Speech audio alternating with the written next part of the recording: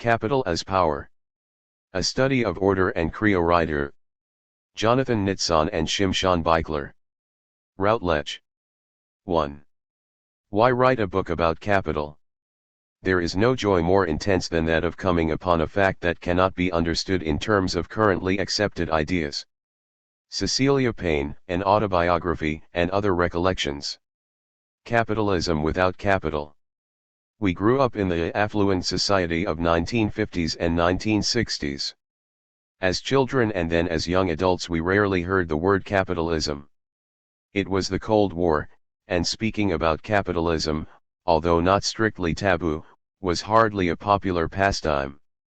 The term smelled of extremist ideology, it connoted communist rhetoric, it conjured up bygone debates and obsolete ideas. As a theoretical concept, capitalism seemed hopelessly unscientific.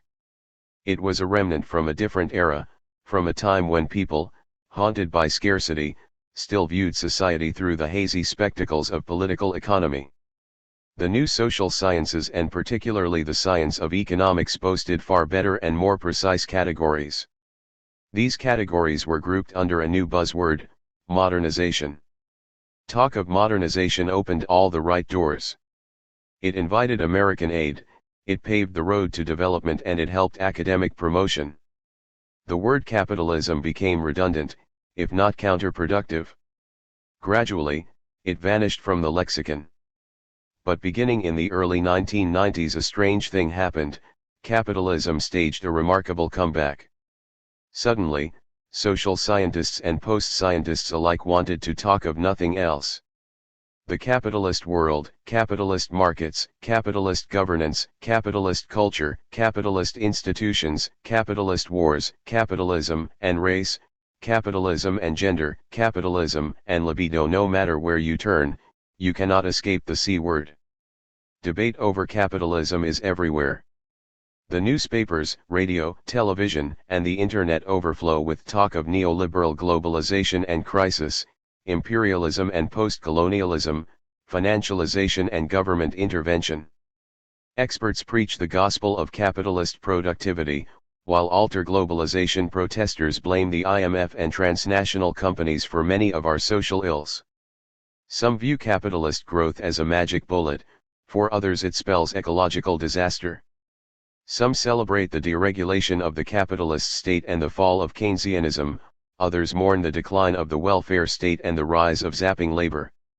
Many interpret the new wars of the 21st century as serving capitalist interests and the rise of Islamic fundamentalism as a backlash against Western liberalism.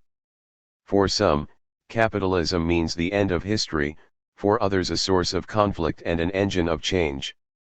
No aspect of capitalism seems to escape debate. Or perhaps we should say almost no aspect. Almost, because something really important is missing. In all the commotion, we seem to have lost sight of the concept that matters most, capital itself.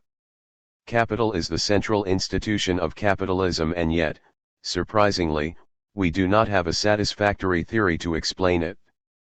In fact, we do not know precisely what capital is.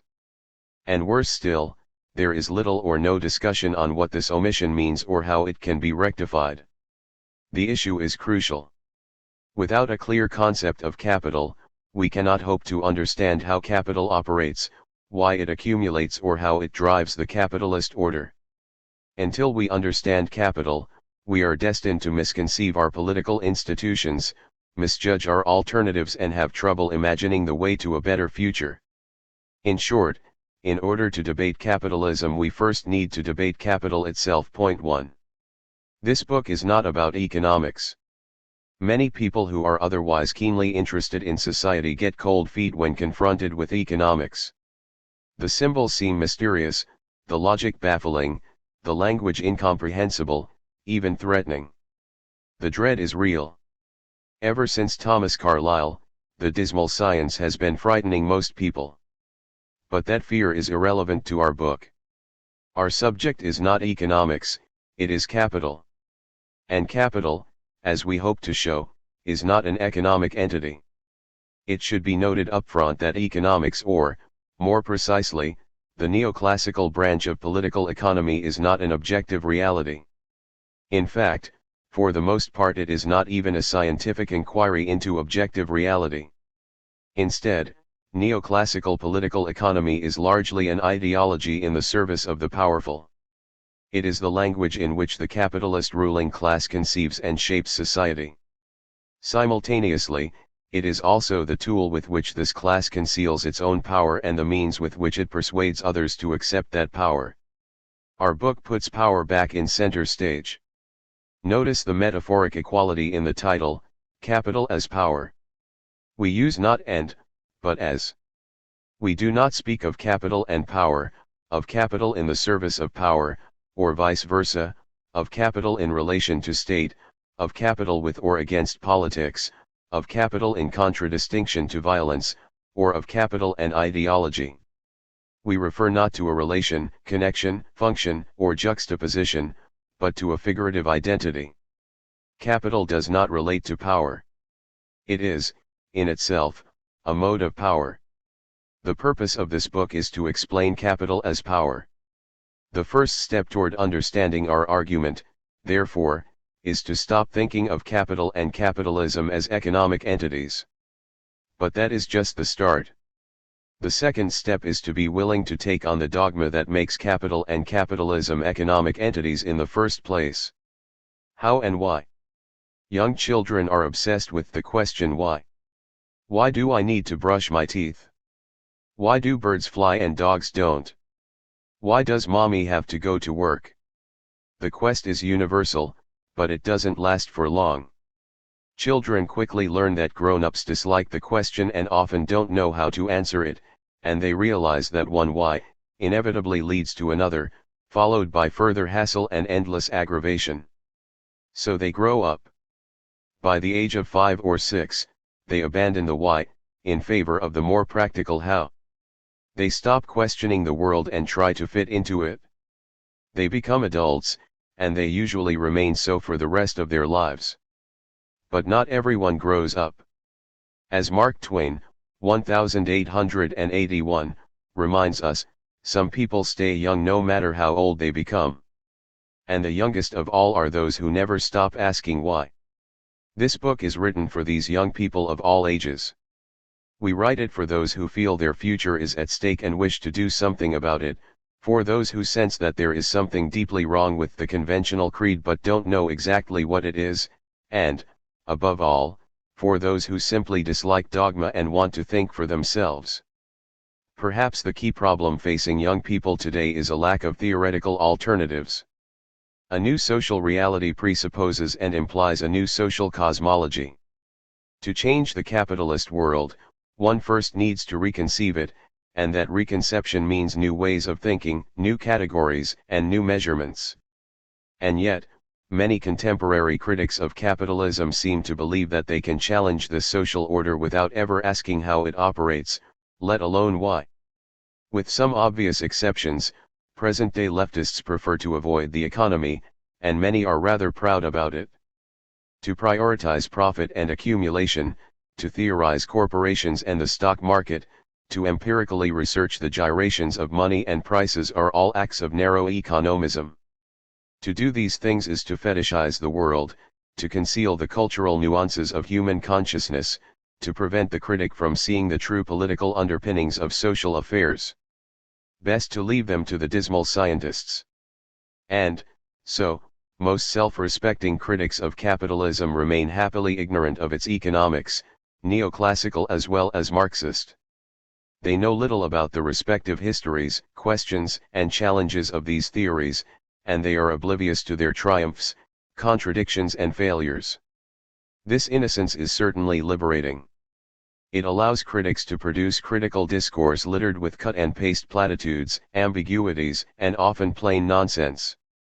Seldom do their critiques tell us something important about the forces of contemporary capitalism, let alone about how these forces should be researched, understood, and challenged. Most importantly, though, this stale context conditions students to stop asking why. The big questions about capital are pushed under the rug, and as the young generation gets older and becomes established, the questions are forgotten altogether. Occasionally, an untamed spirit, having discovered an old debate in an outdated book, raises a naive why. But these spontaneous fires are quickly isolated and extinguished. Ridiculed by know-all professors and hushed by acolyte students, the outlier is forced to relinquish or perish. There is no alternative, and the safest thing for an academic is to never wonder why. Point 2. Our book defies this dogma. We provide a new conceptual framework for capital along with the context that this framework negates and the means by which it is articulated. There is no empirical method without speculative concepts and systems, writes Einstein in the foreword to Galileo's dialogue concerning the chief two world systems, Galilei 1632. But, also, there is no speculative thinking whose concepts do not reveal, on closer investigation, the empirical methods from which they stem, p. 17. The two processes are dialectically intertwined. And, so, together with our theoretical schemes, we introduce new research methods, new categories, new ways of thinking about, relating and presenting data, new estimates and measurements, and, finally, the beginnings of a new, disaggregate accounting that reveals the conflictual dynamics of society. We show that there can be many alternatives, provided we never stop asking why. Point 3. Clearly, we would be happy to convince our readers with our specific arguments, but that goal is secondary. The more important goal is to encourage readers to develop their own research. As the book will amply show, social facts are indispensable but never self-evident, and since the emperor is so often naked, we shouldn't be afraid to ask why. There is a lot to suspect in the world of the obvious, so try to distrust the experts and authorities, be they mainstream or critical. In the final analysis, the only way to develop your own opinion instead of adopting the opinions of others is to always ask why and constantly research your own answers. What's wrong with capital theory?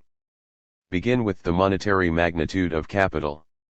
This magnitude is readily observable. We know how much it costs to buy existing capital on the stock and bond markets, just as we know how much it costs to set up a new company, or to put in place new plant and equipment. But what determines these monetary magnitudes? What are the forces that lie beneath the earthly appearance of capital? Why is Microsoft worth $300 billion and not half that much? Why does Toyota pay $2 billion rather than $4 billion for a new car factory? Why do these magnitudes tend to grow over time? What sets their pace of growth? Economists both liberal and radical claim to have answered these questions. Capital, most would say, is an economic category anchored in material reality. In the final analysis, the monetary value of capital derives from and reflects the underlying processes of consumption and production.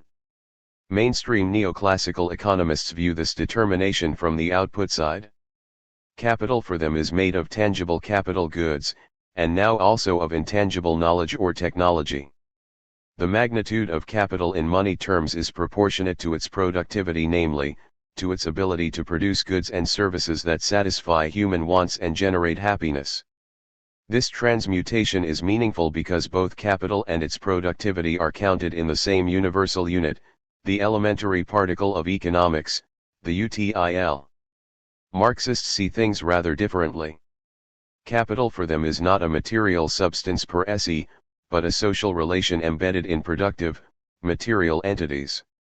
In order to understand capital, they argue, we have to look behind the hedonic veneer of liberal ideology and examine the industrial essence of the system. From this viewpoint, the key issue is not the utility that the capital produces, but the social process by which capital itself gets produced.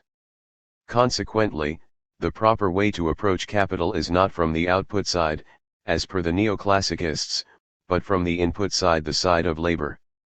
Marxists, too, count capital in universal units, the units of abstract labor. This is the elementary particle of Marx's cosmology. Quantitatively, the dollar value of capital in the Marxist scheme is proportionate to its cost of production, and, specifically, to the amount of abstract labor socially necessary to produce that capital. Point 4. Unfortunately, both explanations fail. In the end, neither the neoclassicists nor the Marxists are able to answer the question of what determines the magnitude of capital and its rate of accumulation. Many reasons conspire to produce this failure, but the most important one concerns the basic units of analysis. As we shall see, utils and abstract labor are deeply problematic categories. They cannot be observed directly with our senses, and they cannot be examined indirectly through intermediation. Their quantity cannot be calculated, even theoretically. In fact, they are not even logically consistent entities. These shortcomings are very serious, and the last one potentially detrimental. It is of course true positivism notwithstanding that a scientific theory does not require all of its elementary particles to be observable, whether directly or indirectly. To mention the obvious, atoms were deemed unobservable till the early 20th century, many subatomic particles are still elusive, and entities such as strings will perhaps stay so forever, or at least for a while longer. Yet the invisibility of these elementary particles has hardly diminished the scientific footing of modern physics. 5 Indeed, one may argue that, since Galileo, the strength of science lies precisely in its ability to explain observed magnitudes by unobserved ones. 6. The situation is quite different with neoclassical utils and Marxist abstract labor. These units are unlike atoms, electrons, or strings. The latter may be unobservable to us, but that shortcoming at least in principle could be attributed to our own limitations. Theoretically, atoms, electrons and strings are logically consistent entities with a definite set of quantities, whether deterministic or probabilistic. By contrast, utils and abstract labor are invisible not because of our own shortcomings, but because they do not and cannot possess a definite magnitude in the first place. They have pseudo-quanta. Even if we could somehow see them, there would be nothing to measure. And quanta that cannot be measured, no matter how important they might be otherwise, cannot form the basis for quantitative analysis. The consequence is that neoclassical economics and Marxist political economy lack a basic unit. And without a basic unit, we remain right where we started. We know the price of capital in dollars and cents, but not how many utils or hours of abstract labor this value supposedly represents. We know that capital accumulates, but not why it accumulates or what this accumulation means. Toward a new theory of capital. The secret to understanding accumulation, this book argues, lies not in the narrow confines of production and consumption, but in the broader processes and institutions of power. Capital, we claim, is neither a material object nor a social relationship embedded in material entities. It is not augmented by power. It is, in itself, a symbolic representation of power. The starting point is finance. As we shall see, Marx classified finance as fictitious capital in contrast to the actual capital embedded in the means of production. This classification puts the world on its head. In fact, in the real world the quantum of capital exists as finance, and only as finance. This is the core of the capitalist regime. The modern corporate owner does not view capital as comprising tangible and intangible artifacts such as machines, structures, raw materials, knowledge, and goodwill. Instead, he or she is habituated to think of capital as equivalent to the corporation's equity and debt. The universal creed of capitalism defines the magnitude of this equity and debt as capitalization. It is equal to the corporation's expected future profit and interest payments, adjusted for risk and discounted to their present value. Faith in the principle of capitalization now has more followers than all of the world's religions combined. It is accepted everywhere from New York and London to Beijing and Tehran. In fact, the belief has spread so widely that it is now used regularly to discount not only capitalist income, but also the income of wage earners, governments, and, indeed, society at large. But as often happens with religion, the greater the belief the fewer the questions. And, indeed, those who obey capitalization are so conditioned that they rarely if ever inquire into its origin and implications. So maybe it isn't too much to stop and ask, what exactly is the meaning of capitalization? Where does it come from and why has it become so dominant? What are the forces that propel it, and how do they shape the broader process of capitalist development? As this book will show, the elements of corporate capitalization, namely the firm's expected earnings and their associated risk perceptions, represent neither the productivity of the owned artifacts nor the abstract labor socially necessary to produce them, but the power of a corporation's owners. Point 7 In the capitalist order, it is power that makes the owned artifacts valuable to begin with. Moreover, the power to generate earnings and limit risk goes far beyond the narrow spheres of production and markets to include the entire state structure of corporations and governments. This perspective is unlike that of conventional political economy. Liberal ideology likes to present capital and state as hostile, while Marxists think of them as complementary.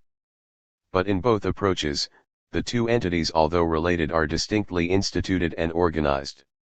Our own view is very different. As we see it, the legal, organizational entity of the corporation and the network of institutions and organs that make up government are part and parcel of the same encompassing mode of power. We call this mode of power the state of capital, and it is the ongoing transformation of this state of capital that constitutes the accumulation of capital. The conventional creed incessantly fractures this encompassing process into a kaleidoscope of multiple interpretations.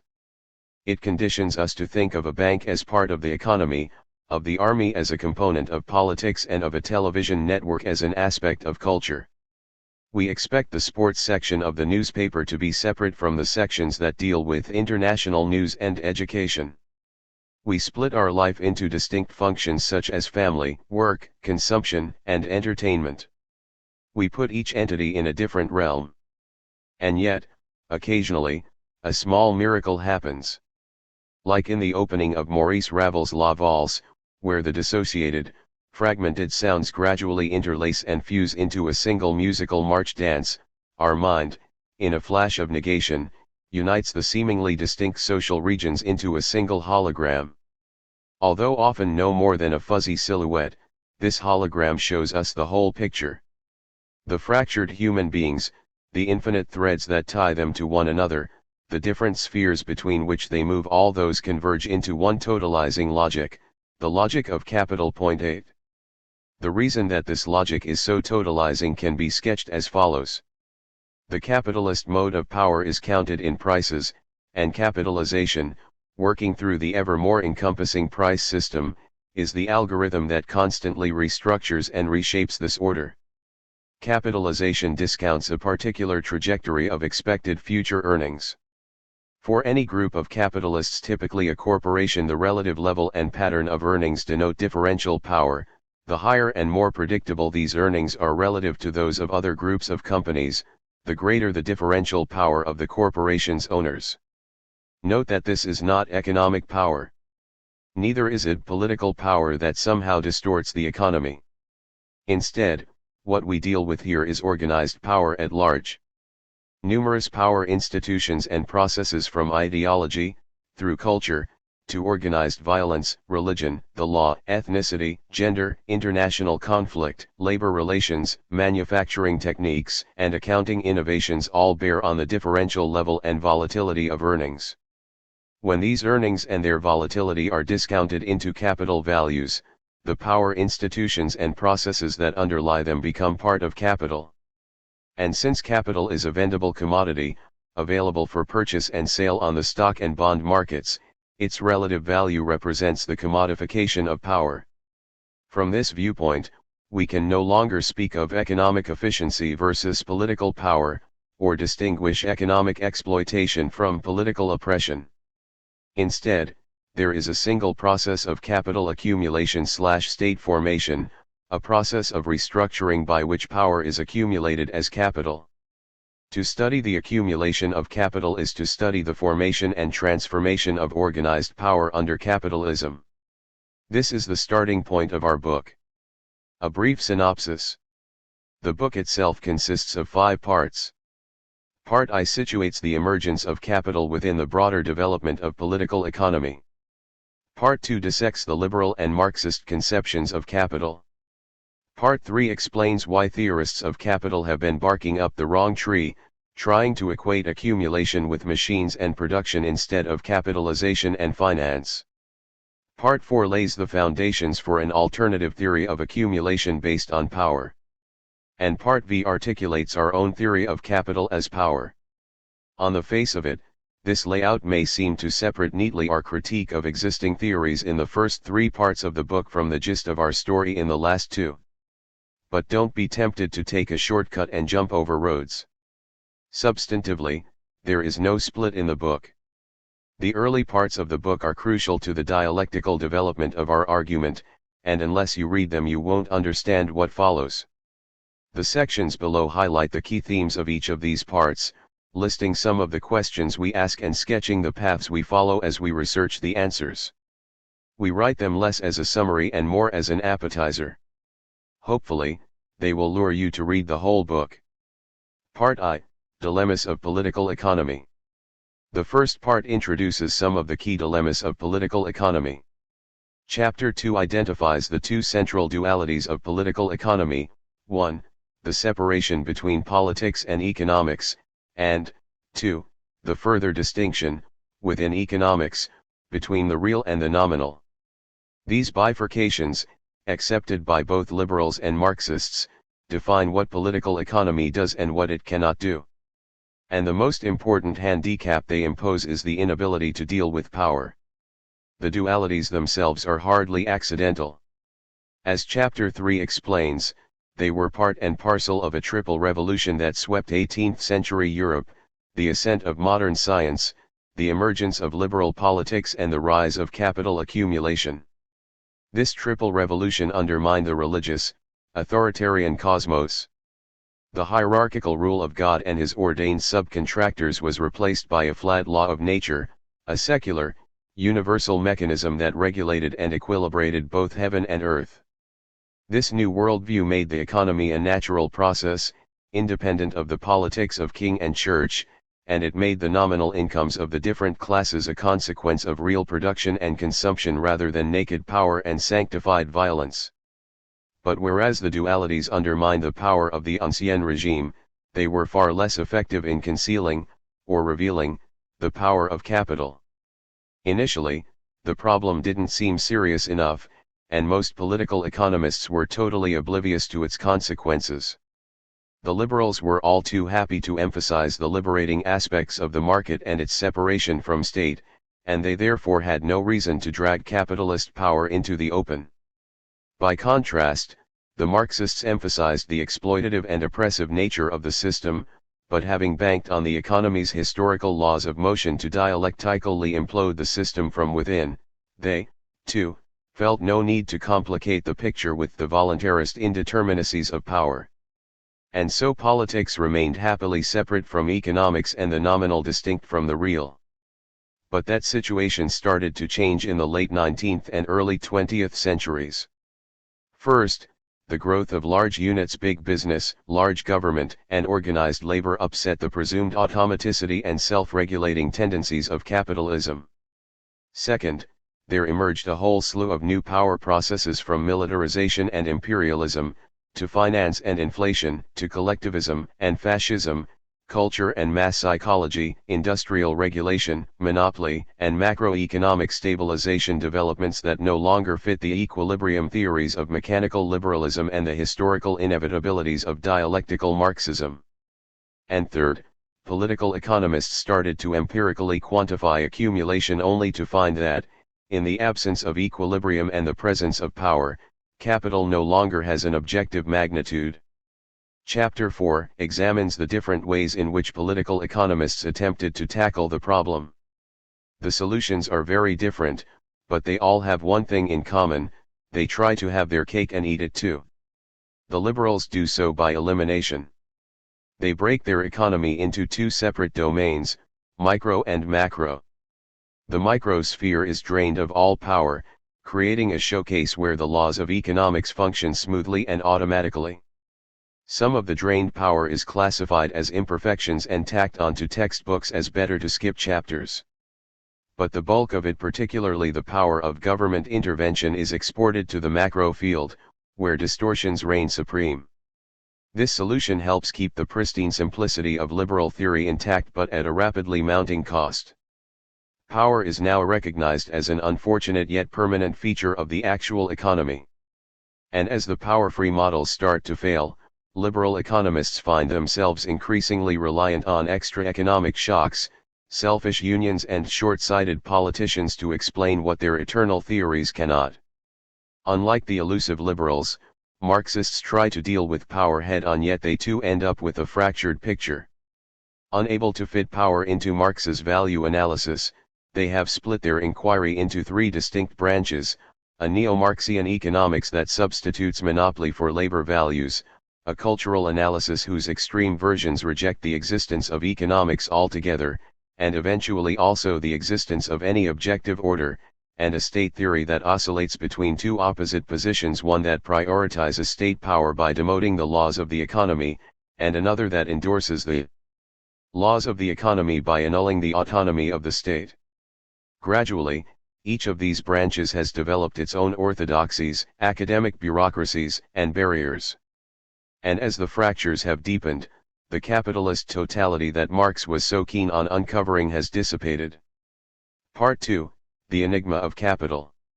These unsolved dilemmas left accumulation in a no-man's land. The dismal scientists insisted that capital is an economic entity and quickly appropriated the exclusive right to theorize, justify, and criticize it. But as often happens with uncontested monopolies, the service hasn't been something to write home about. It has now been more than 2 centuries since economists started to work on capital, and they have yet to figure it out. Chapter 5 examines the liberal debacle. The key purpose of neoclassical economics is to justify the profit of capital, and it does so by making the income of capitalists equal to the productivity of their capital. This justification, though, faces 2 insurmountable obstacles. First, according to its own prerequisites, the theory can work only under the strict conditions of a perfectly competitive economy untainted by politics and power. Ironically, though, this explanation emerged at the end of the 19th century, precisely when oligopoly replaced competition, and it gained prominence after the Second World War, exactly when governments started to intervene in earnest. Second, and more importantly, even if pure competition did prevail and there was no government in sight, the theory would still fall flat on its face. In order to explain profit by the productivity of capital, we first need to know the quantity of that capital. Yet it so happens that in order to know the quantity of capital, we first have to know the amount of profit. And since there is no way to tell the chicken from the egg, the neoclassicists continue to run in circles. Unlike liberals, Marxists do not try to justify profit. On the contrary, their entire effort aims at showing that capitalists can accumulate only by exploiting workers. And yet, since their notion of capital, just like the neoclassical one, is anchored in the economy, they end up falling into the same materialistic traps. These traps are crucial, so crucial, in fact, that they undermine Marx's entire theory of accumulation. And since most people who are otherwise sympathetic to Marx's critique of capitalism are unaware of these difficulties, we devote 2 full chapters 6 and 7 to their examination. The commodified structure of capitalism, Marx argues, is anchored in the labor process. The accumulation of capital is denominated in prices, prices reflect labor values, and labor values are determined by the productive labor time necessary to make the commodities. This sequence is intuitively appealing and politically motivating, but it runs into logical and empirical impossibilities at every step of the way. First, it is impossible to differentiate productive from unproductive labor. Second, even if we knew what productive labor was, there would still be no way of knowing how much productive labor goes into a given commodity, and therefore no way of knowing the labor value of that commodity and the amount of surplus value it embodies. And finally, even if labor values were known, there would be no consistent way to convert them into prices and surplus value into profit. So, in the end, Marxism cannot explain the prices of commodities, not in detail and not even approximately. And without a theory of prices, there can be no theory of profit and accumulation and therefore no theory of capitalism. And that isn't the end of the story. Chapter 8 shows that political economists are having trouble explaining not only how and why capital accumulates, but also what accumulates. As noted earlier in the introduction, neoclassicists pretend to count capital in utils and Marxists in hours of abstract labor. Unfortunately, though, there can be no economy distinct from politics and other aspects of society, and even if the economy were an independent sphere, its production and consumption could not be objectively given. These two impossibilities turn the search for universal material, economic units into an exercise in futility. Part 3, Capitalization. That capital theorists remain so hooked on production and consumption is all the more perplexing given that capitalists themselves are not. Whereas political economists are focused on capital goods, capitalists think of capitalization. The theorists, both mainstream and critical, are nonchalant about this difference. Capitalization, they say, is merely a nominal reflection, sometimes accurate, other times distorted, of the real economy. Capitalists certainly care about their money assets, but the only way to understand the accumulation of such assets is by theorizing their material underpinnings. Well, it turns out that this isn't really the case. Chapter 9 begins our exploration of capitalization, tracing its evolution from its modest beginning in the 14th century to its world dominance in the 21st. It shows that capitalization not only predates industrialization by a few hundred years, but also that it is far more encompassing than is typically assumed. So encompassing, in fact, that in our own day and age it has penetrated every corner of society and absorbed many of its power processes. Production, narrowly defined, has become merely one of the many faces of capitalization. But if production is only one aspect of capitalization, how can it serve to explain it? The answer is that it doesn't. Chapter 10 contrasts the nominal process of capitalization with the so-called real augmentation of capital goods. It demonstrates that the money value of capital goods is a very small fraction of the overall value of capitalization, and that their ratio varies widely over time. But most disturbingly, it shows that the rates of growth of the two magnitudes move in opposite directions. When the growth of the capital stock accelerates, the growth of capitalization decelerates, and vice versa. Faced with these facts of life, particularly the last one, the theorists must make a choice: stick with the so-called real economy and treat capitalization as a distorted mirror if not a mere fiction, or stay focused on what drives the capitalists and try to develop a social theory of capitalization that transcends the fetish of material production and capital goods. Most political economists have taken the first route. We choose the second. Chapter 11 unzips the capitalization process. We identify the different elementary particles that make up the capitalization formula, examine their actual and ideological histories, dissect their properties and study their interrelations. This analysis provides a broad framework on which we can build an alternative theory of capital as power. Lineages.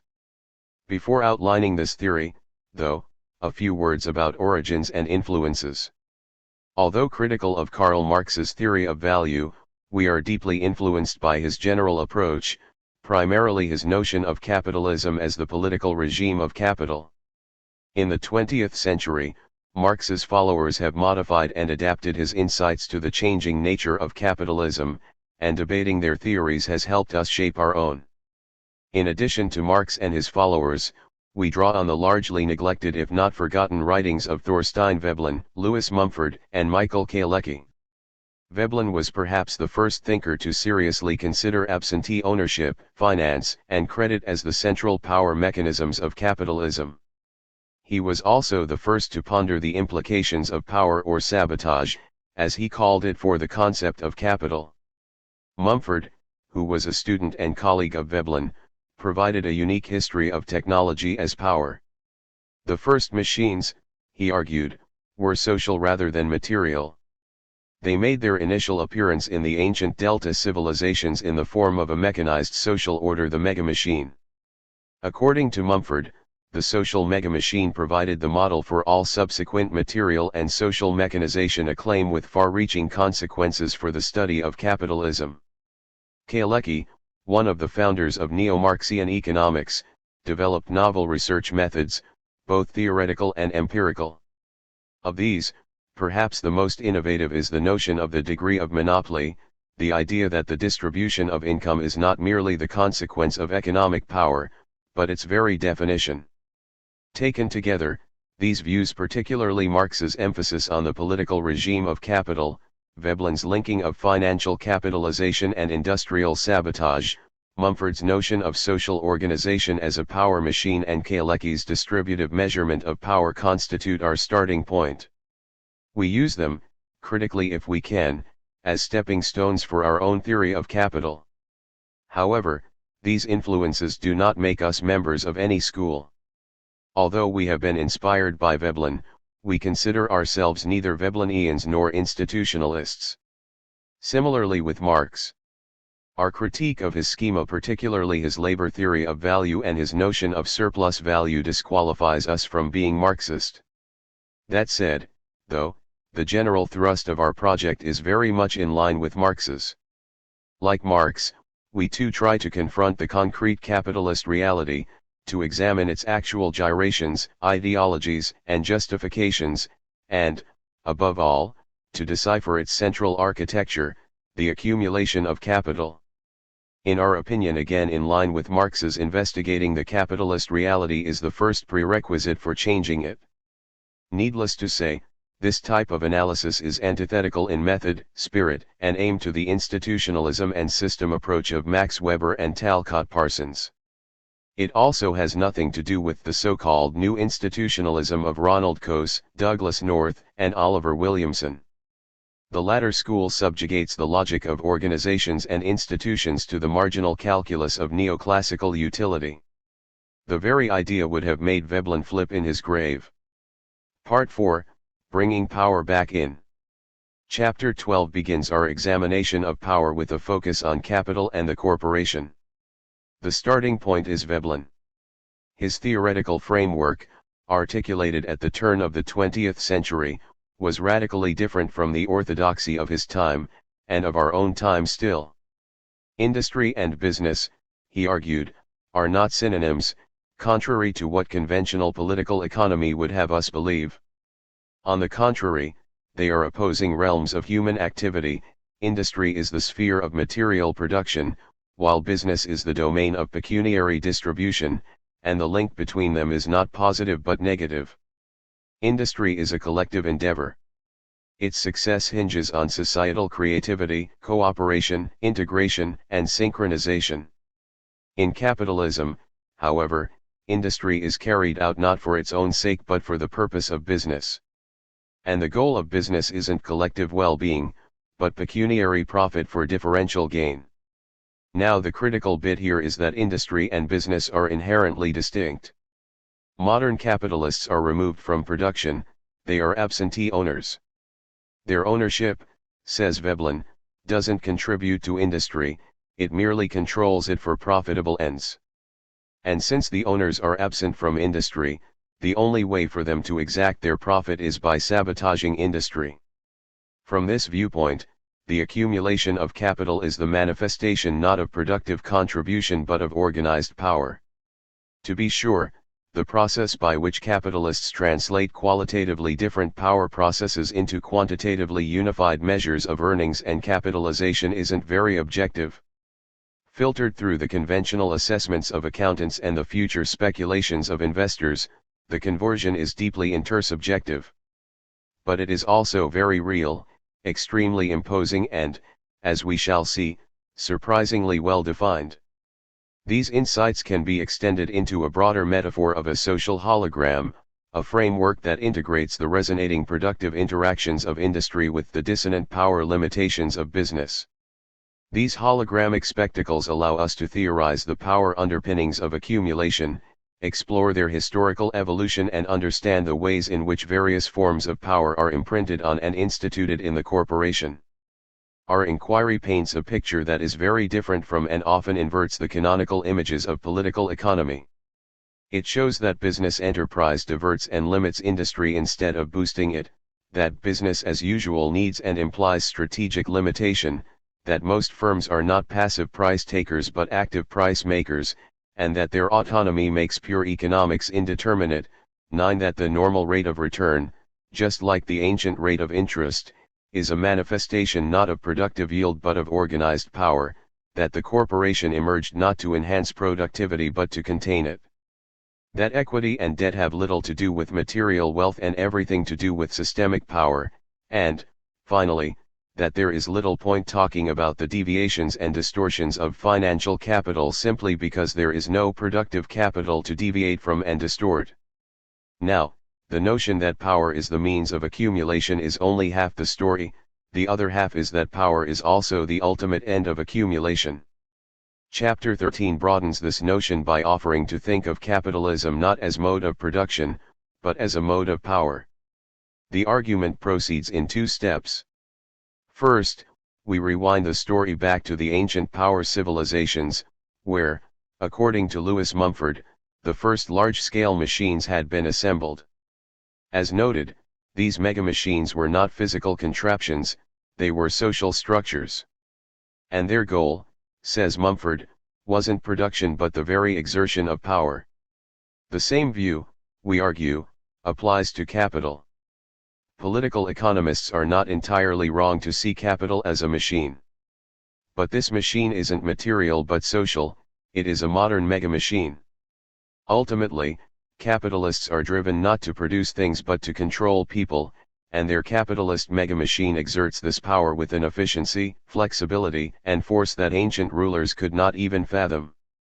The capitalist megamachine defines the capitalist mode of power, and a mode of power, we argue, constitutes the state of society. The second part of chapter 13 historicizes this proposition. It begins with the feudal mode of power from which capitalism emerged. It traces the process by which the feudal mode of power gave way to a capitalist mode of power, and it examines how the logic of capital has gradually penetrated, altered, and eventually become the state of capital. This state is not an actor that stands against or with capital. Nor is it an eternal Newtonian space that simply contains different actors at different times. As we see it, the state of capital is a historically constituted Leibnizian space, an ever-changing structure of power defined and shaped by the concrete entities and relationships that comprise it. Part B, Accumulation of Power. Social power is commonly sanctified by the heteronymous dictates of God or nature. These pronouncements of power, coming from outside society, seem inevitable, and the tangible symbols in which they are expressed, temple, palace, army, slaves, and material wealth, make them look absolute. But social power is autonomous, not heteronymous. It comes from within society, not from without. And for that reason, behind the absolute symbols of power there is always a deeper, relative reality. Point 10. In the final analysis, power is confidence in obedience.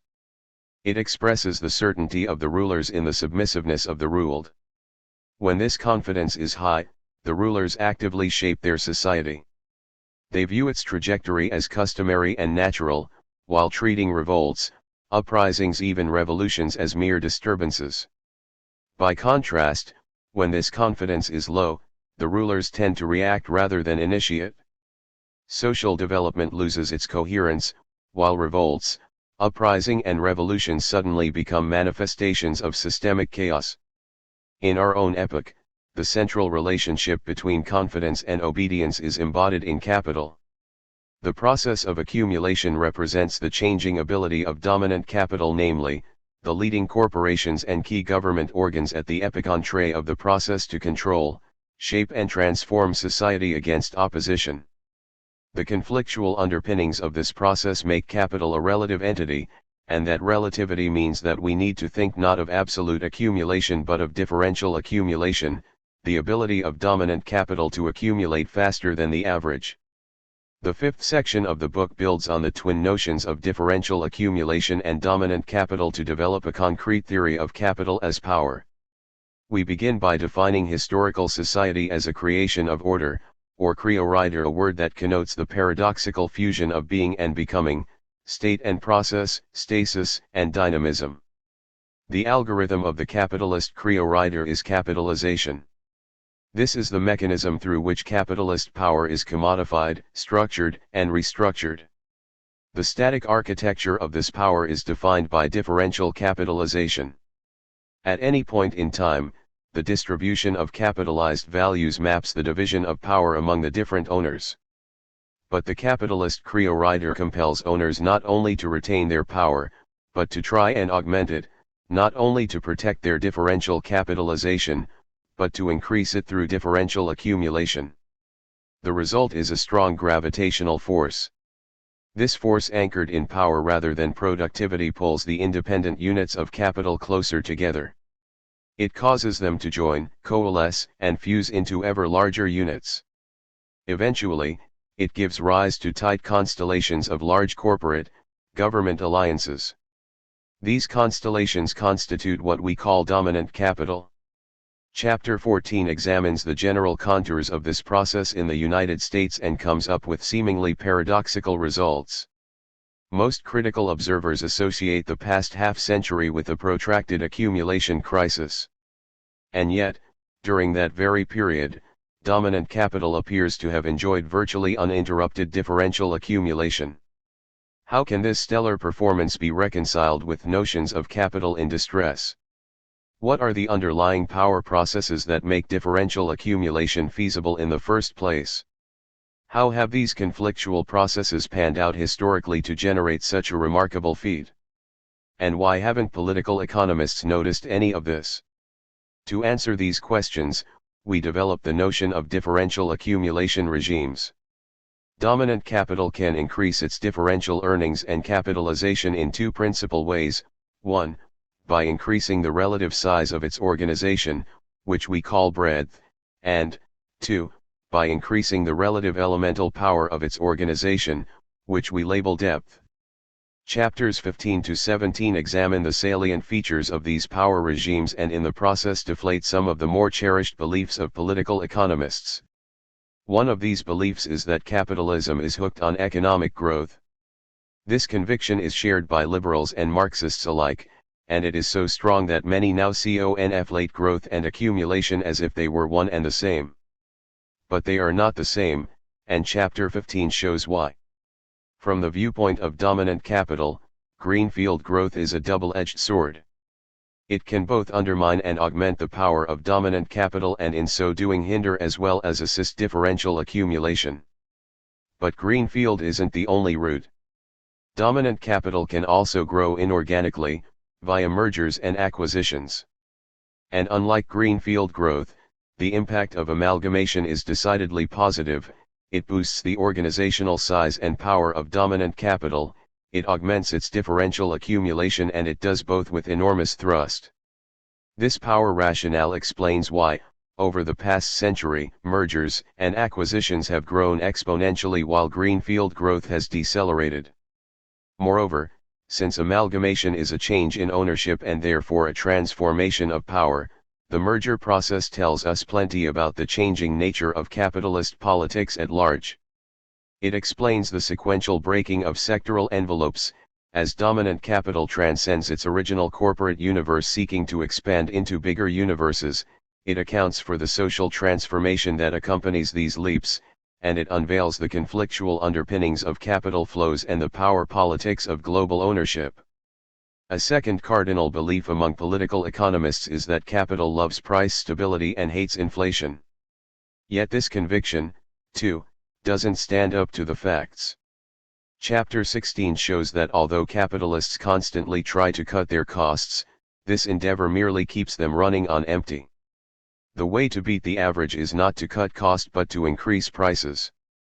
Those who inflate their prices faster than the average end up redistributing income in their favor and in so doing augment the elemental power of their organization and boost their differential accumulation. The inflationary path to differential accumulation is highly conflictual and therefore anything but smooth. And, sure enough, contrary to the theories and instincts of most economists, inflation tends to appear as stagflation. It comes not with growth and stability, but with stagnation and crisis. This fact makes the depth route uncertain and seemingly far more risky than breadth. Yet return is often commensurate with the risk, and when dominant capital finds itself gravitating toward conflictual inflation, the common result is accumulation through crisis. And so emerges a very different reality of accumulation. Whereas liberals and Marxists emphasize the capitalist quest for growth and price stability, dominant capital seems to thrive on amalgamation and stagflation. Chapter 17 ties the final knots by bringing together these two key regimes of differential accumulation. It relates the long histories of breadth by amalgamation and depth through stagflation. It examines how these regimes shaped the 20th century of capital as power, and it closes by speculating on what their relationship may imply for the future. The capitalist Creorider and humane society. We are now ready to start our exploration, but before doing so we should perhaps say a few words on the limits of our journey. The study of capital as power does not, and cannot, provide a general theory of society. Capitalization is the language of dominant capital. It embodies the beliefs, desires, and fears of the ruling capitalist class. It tells us how this group views the world, how it imposes its will on society, how it tries to mechanize human beings. It is the architecture of capitalist power.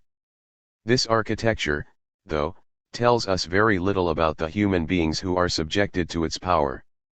Of course, we observe their behavior, their reaction to capitalist threats, their choice of capitalist temptations. Yet we know close to nothing about their consciousness, awareness, thoughts, intentions, imagination, and aspirations. To paraphrase Cornelius Castoriadis, humanity is like a magma to us, a smooth surface that moves and shifts. 11 Most of the time its movements are fairly predictable. But under the surface lurk autonomous qualities and energies. The language of capitalist power can neither describe nor comprehend these qualities and energies. It knows nothing about their magnitude and potential. It can never anticipate when and how they will erupt. Consider that none of the pundits, communist or anti-communist, foresaw the collapse of the Soviet bloc, although, in retrospect, the victory of liberalism was of course inevitable. Similarly with the May 1968 revolution in France. This was arguably the most important revolution of the 20th century. And yet, even a few days before its explosion, no sociologist, conservative or radical had a clue as to what was coming, Anonymous 1968, or 2003. The story repeats itself with the first Palestinian Intifada that started in 1987. The uprising took everyone by surprise, including the critical Orientalists and the Orthodox PLO establishment. The list goes on. These revolutionary instances cannot be theorized easily, and for a good reason. They are rooted in the original spark of free human creativity. MN cannot be treated as units in operations of political arithmetic, observes Arthur Koestler, because they behave like the symbols of zero and the infinite, which dislocate all mathematical operations. 1949, 76. Their originality and creativity cannot be modeled or reduced to historical laws of motion. They cannot be predicted systematically. They do not follow a clear pattern. They are unique. Karl Marx, the first to investigate the dynamic architecture of capitalism, tried to fuse the two movements of power and resistance to power into a single language. For him, the power of capitalists to accumulate and the political struggle of workers against that power could both be derived from and analyzed by one basic logic, the labor theory of value. In our view, this fusion is impossible to achieve. It is impossible to impose the logic of labor, and of human activity in general, on capitalists.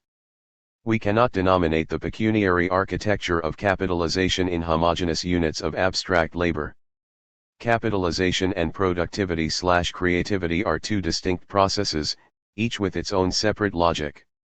The destructive clash of these two processes is the engine of the capitalist dialectic, but the dialectic itself cannot be understood with one common language. Instead, we prefer to imagine two general entities. The first entity is the capitalist Creorider, whose pattern is imposed on society. The gyrations and development of this creo-rider can be subjected to a systematic, quantitative theory of power. The second entity is a stealthy humane society. This society exists mostly as an unknown potential. Usually, it is dormant and therefore invisible. Occasionally, though, it erupts, often without warning, to challenge and sometimes threaten the institutions of capitalist power. These eruptions and their consequences do not follow a preset pattern. They cannot be systematically theorized. For this reason, we do not pretend to offer a general theory of capitalist society. We limit ourselves to the study of the capitalist creo-rider only, the dynamic order of those who rule. To rule means to see the world from a singular viewpoint, to be locked into a unitary logic, to be subservient to your own architecture of power. Dominant capital cannot deviate from the boundaries of this architecture, even if it wants to. Its individual members are forced to accept the very logic they impose on the rest of humanity. And the more effective they are in imposing that logic, the more predictable they themselves become. This is why their world can be theorized and to some extent predicted. Over the past century, the power logic of capitalism has been incarnated in the process of differential capitalization, that is to say, in the belief that there is a normal rate of return and that capitalists are obliged to beat it. This is the gist of the new capitalist cosmology. Instead of the Holy Scriptures, we now have the universal language of business accounting and corporate finance.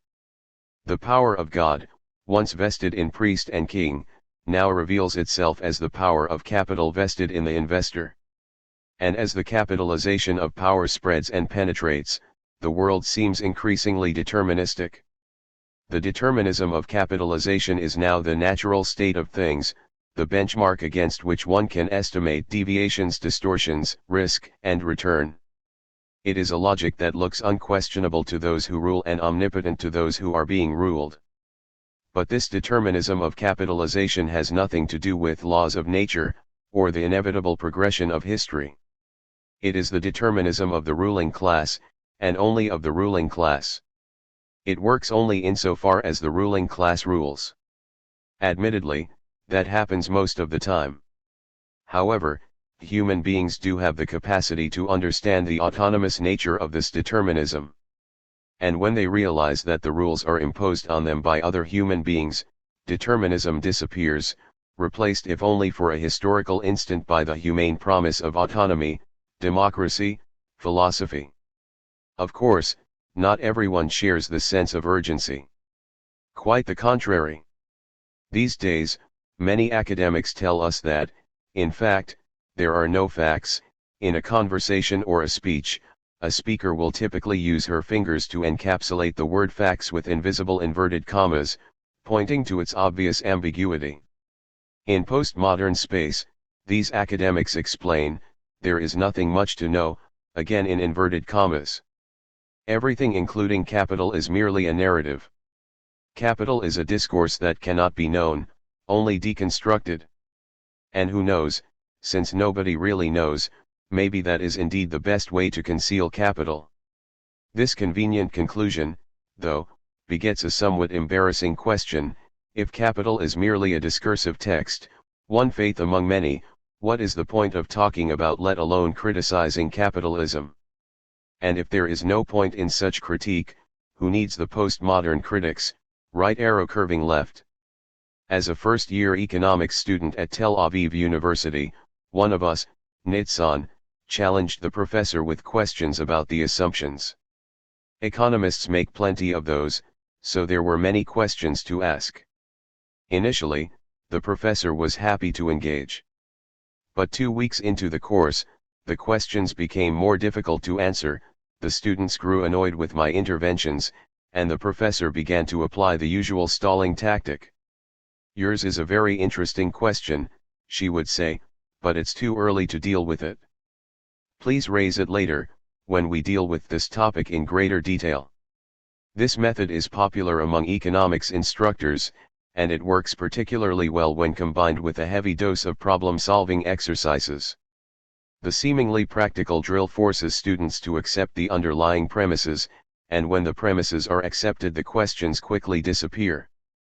But I persisted, so the professor had no choice but to shut me off altogether.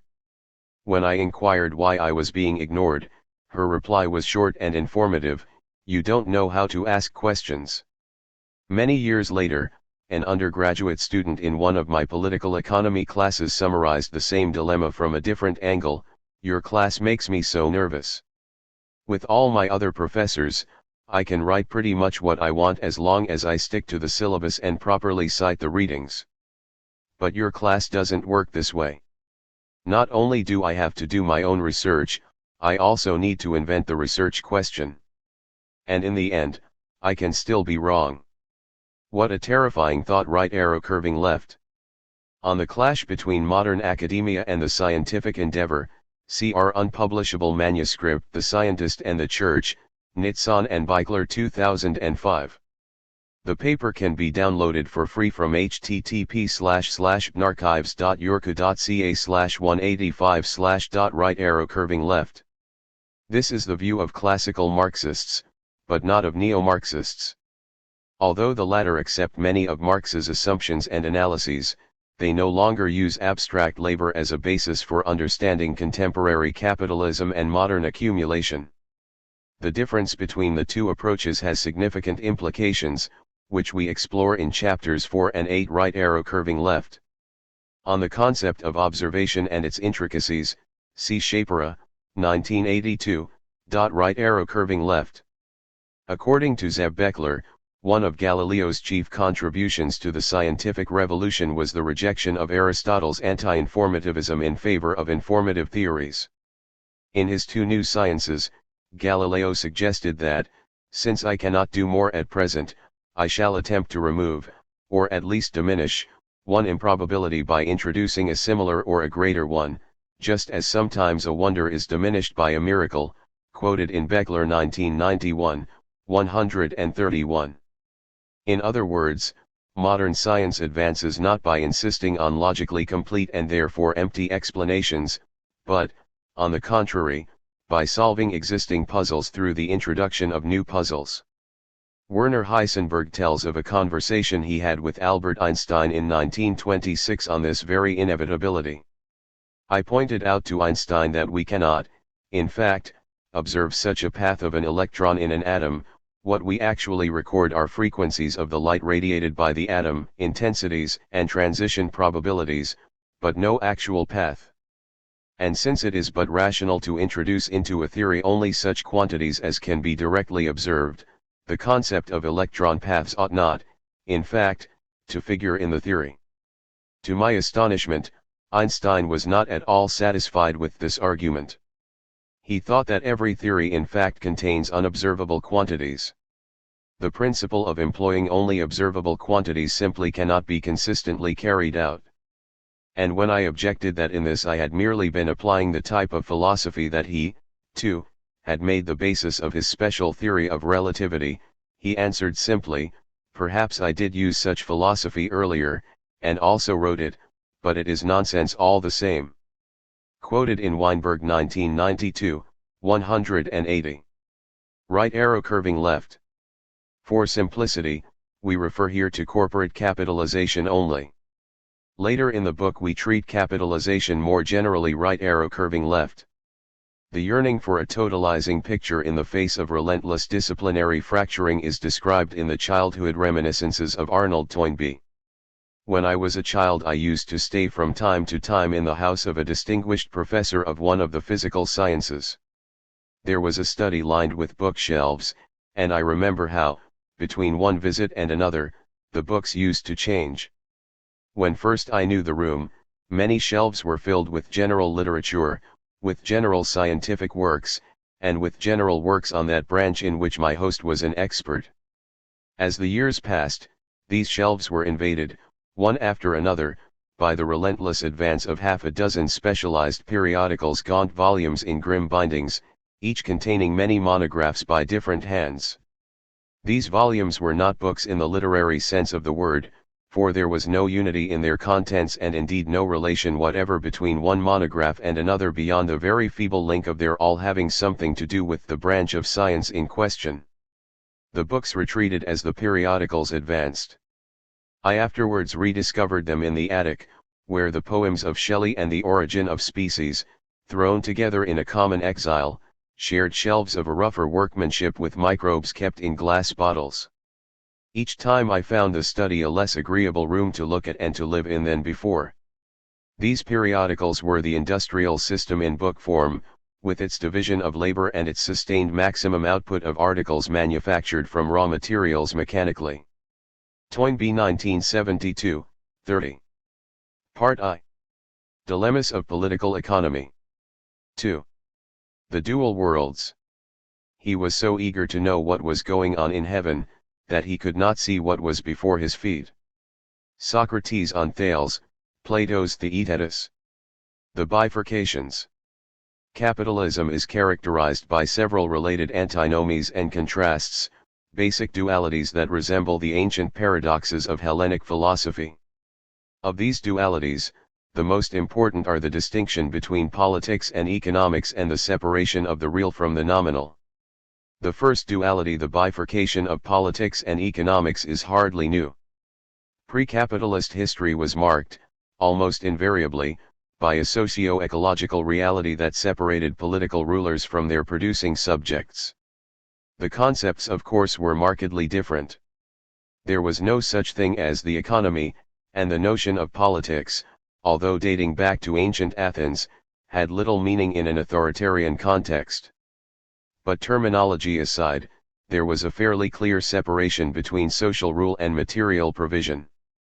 The common pattern of power consisted of state or quasi-state entities using organized military force to control dispersed agricultural cultivators.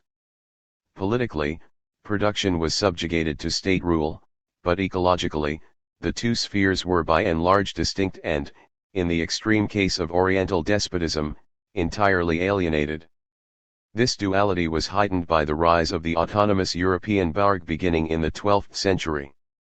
The Bürg, although initially embedded in and dependent on feudalism, offered a new alternative.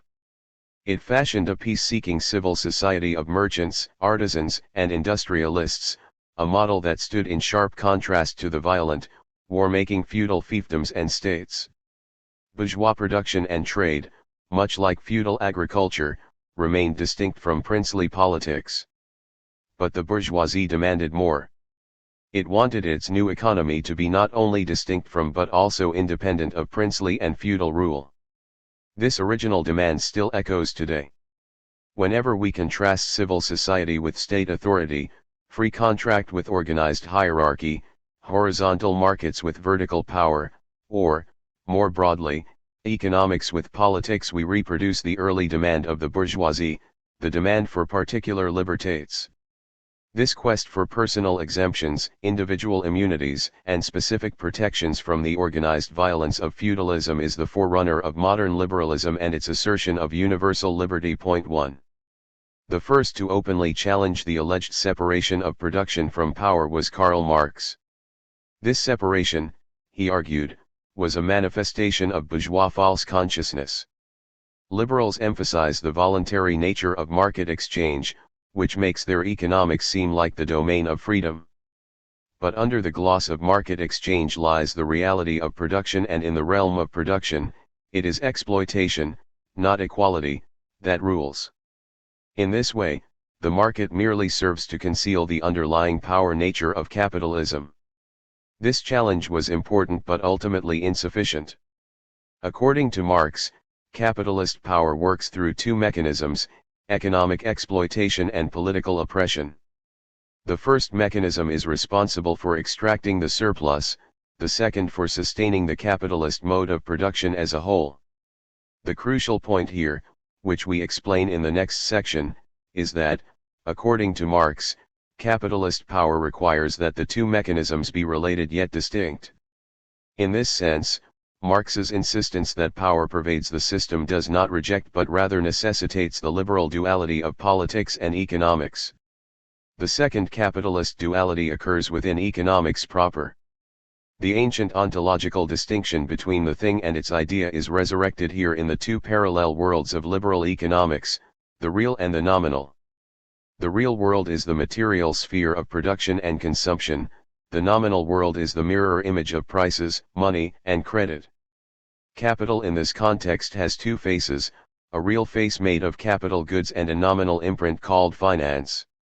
The material means of production are recorded on the left-hand side of the balance sheet, the nominal symbols of debt and equity are entered on the right-hand side. The thing on the left faces its idea on the right. Marxian economics, although very different from its liberal counterpart, adopts a similar conceptual division. Here, too, we find the contrast between the real and the nominal, a distinction between the material base of value, where labor, production, and exploitation occur, and a monetary superstructure of prices and credit through which politics, ideology, the law, and sheer force penetrate and reshape the accumulation process. Let's examine these two dualities of capitalism a bit more closely, beginning with politics versus economics. Politics versus economics. The liberal view. For the neoclassicists, politics lies outside the realm of capital. The institutions and organizations of the state, electoral parties, the legal system, the organized use of force and international relations certainly impact capital for better or worse, mostly for the worse. But the impact is inherently external. The common language speaks of exogenous shocks, of political intervention and interference that disturb, distort, and constrain the economic system. These external shocks may hold back the pace of capital accumulation or change its direction, but whatever their impact, and here we come to the critical part, they cannot alter the basic meaning of capital. According to the neoclassicists, capital is the utilitarian manifestation of multiple individual wills, expressed freely through the market and incarnated in an objective productive quantum. As a voluntary, material substance, capital itself is orthogonal and therefore impermeable to power politics, by definition. This view is complemented by the liberal theory of politics. According to neoclassical historiography, the logic of capital accumulation, although inherent in the human psyche, was manifested only after civil society began its revolt against feudal and state tyranny. Gradually, the flat principle of free will, the relentless mechanism of the market and the new creed of growth undermined deference to political hierarchy and the stationary economy of feudalism. In this context, it was only natural for the utilitarian calculus of capital accumulation to become the blueprint for political democracy. In this blueprint, the ideal political system is one that intervenes the least, and the best way to guarantee minimal intervention is to make politics itself operate as a free market. That is the gist of liberalism. The metaphors of political liberalism, like those of neoclassical economics, are clearly Newtonian, a point to which we return in Chapter 3.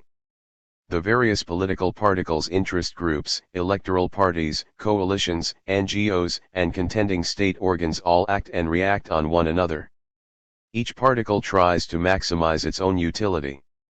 But because the particles are all relatively small, the political bourse remains competitive, the different demands tend to countervail each other, and the result converges to the least harmful political equilibrium point 2.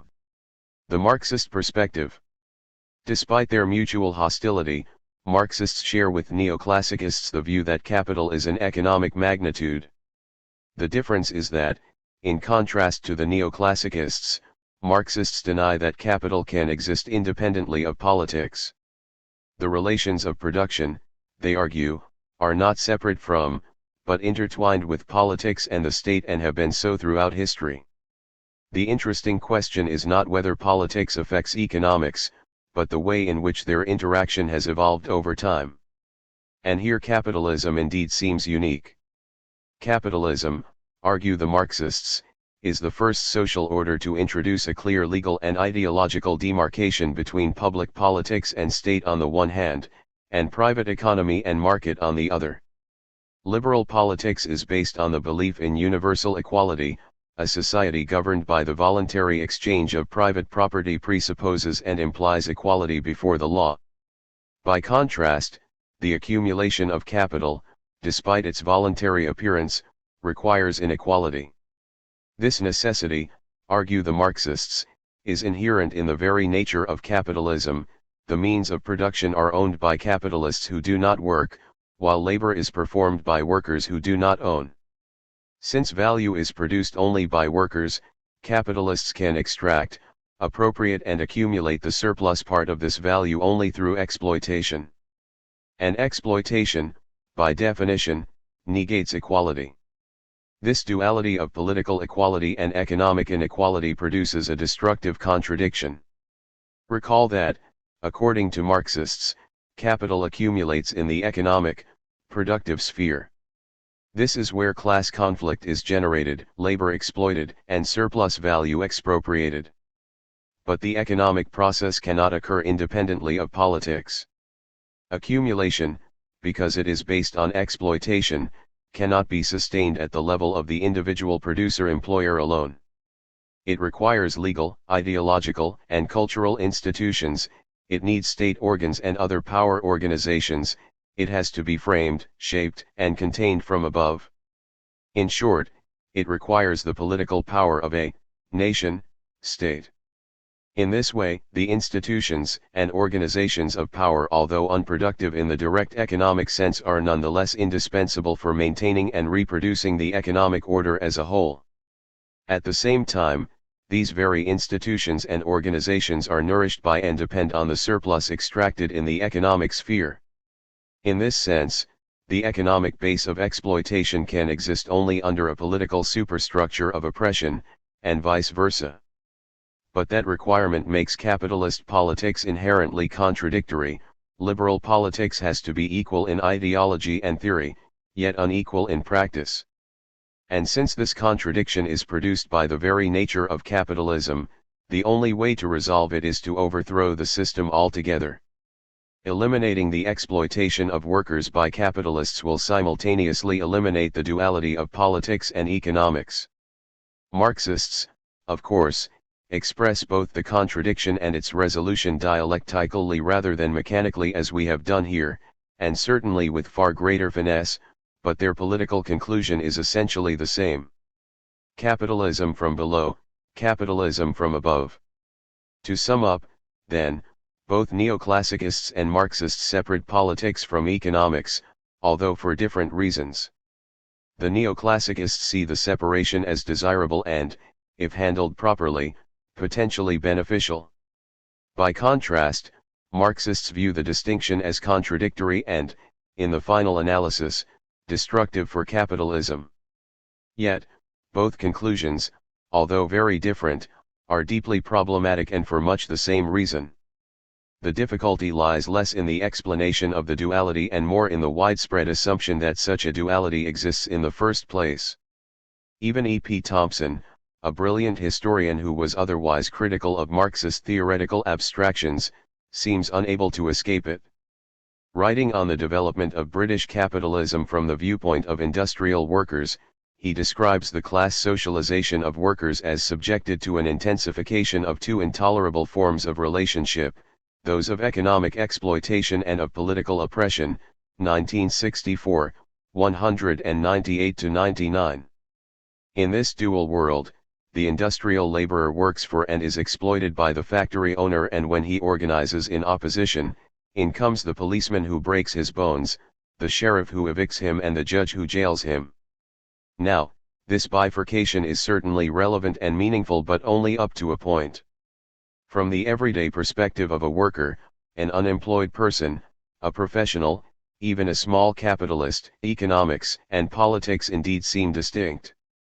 As noted, most people tend to think of entities such as factory, head office, paycheck and shopping differently from the way they think of political party, taxation, police, military spending and foreign policy.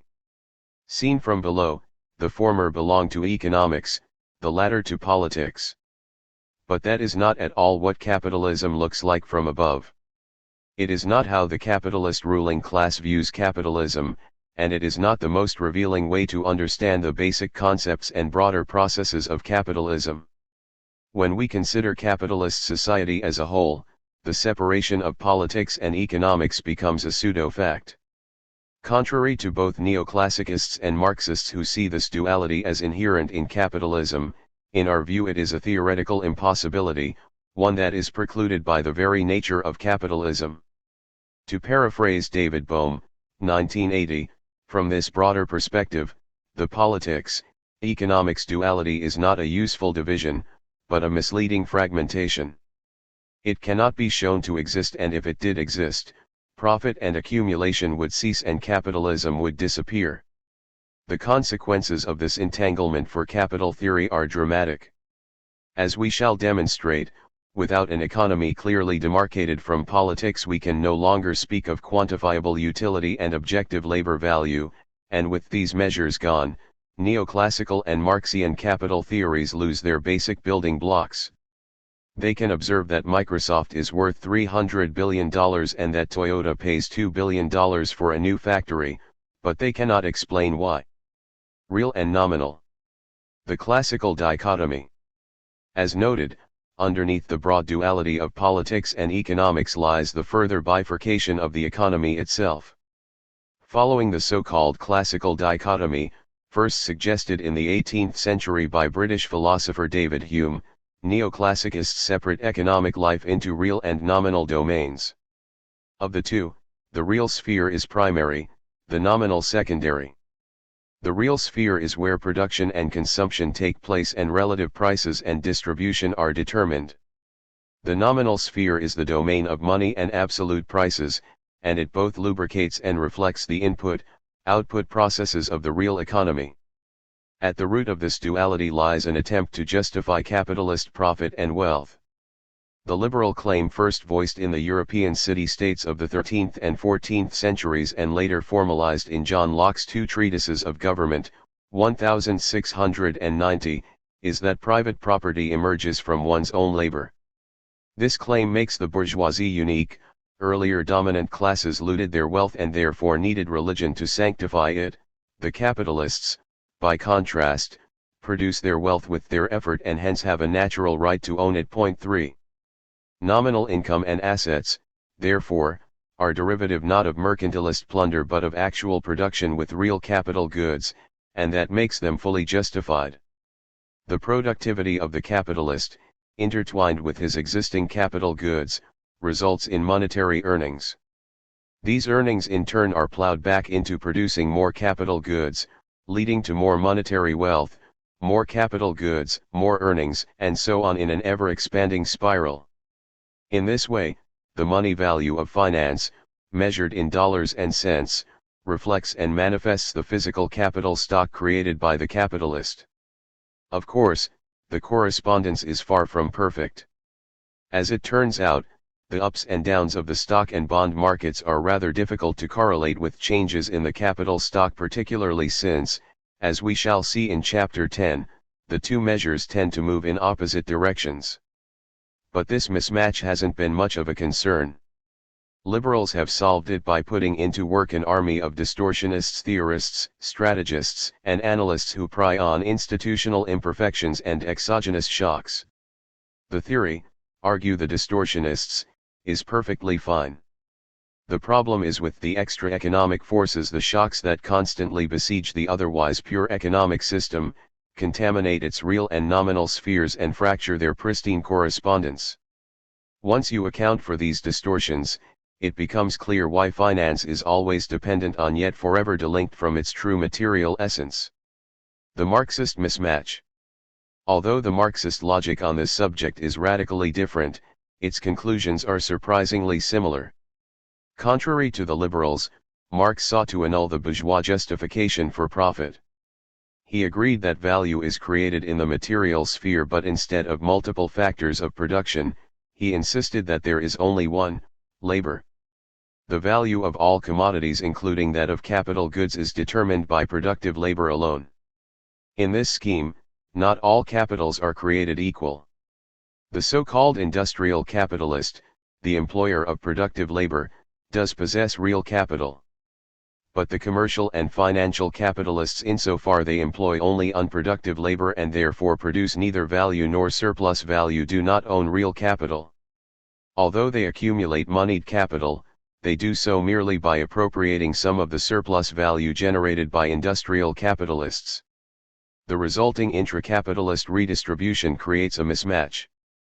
It means that the nominal magnitude of any particular capital is likely to differ from its underlying real magnitude.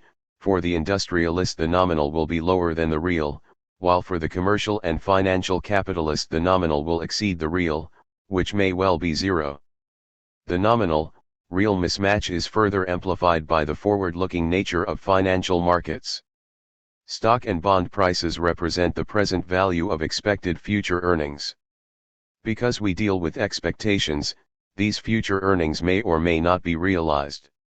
And since the earnings are merely tentative, there is no reason why finance should be equal to or even correlate with capital goods that already exist here and now. For this reason Marx considered financial assets to be fictitious capital in contrast to the real capital anchored in the dead labor of realized surplus value. And, here, too, the Marxists find themselves stuck in a liberal duality. They portray a world in which the parasitic capitalists of commerce and finance suck in surplus from the productive capitalists of industry, where speculative market bubbles inflate and deflate around the fundamentals of production, where the fiction of finance distorts the true picture of real accumulation. The specific categories and theories differ from those of the liberals, but the real, nominal bifurcation that underlies them is the same. Quantitative equivalence. Separating the real from the nominal enables the theorist to play both cards. On the one hand, he can stand by the theory, insisting that in the final analysis nominal finance derives from the reality of capital goods.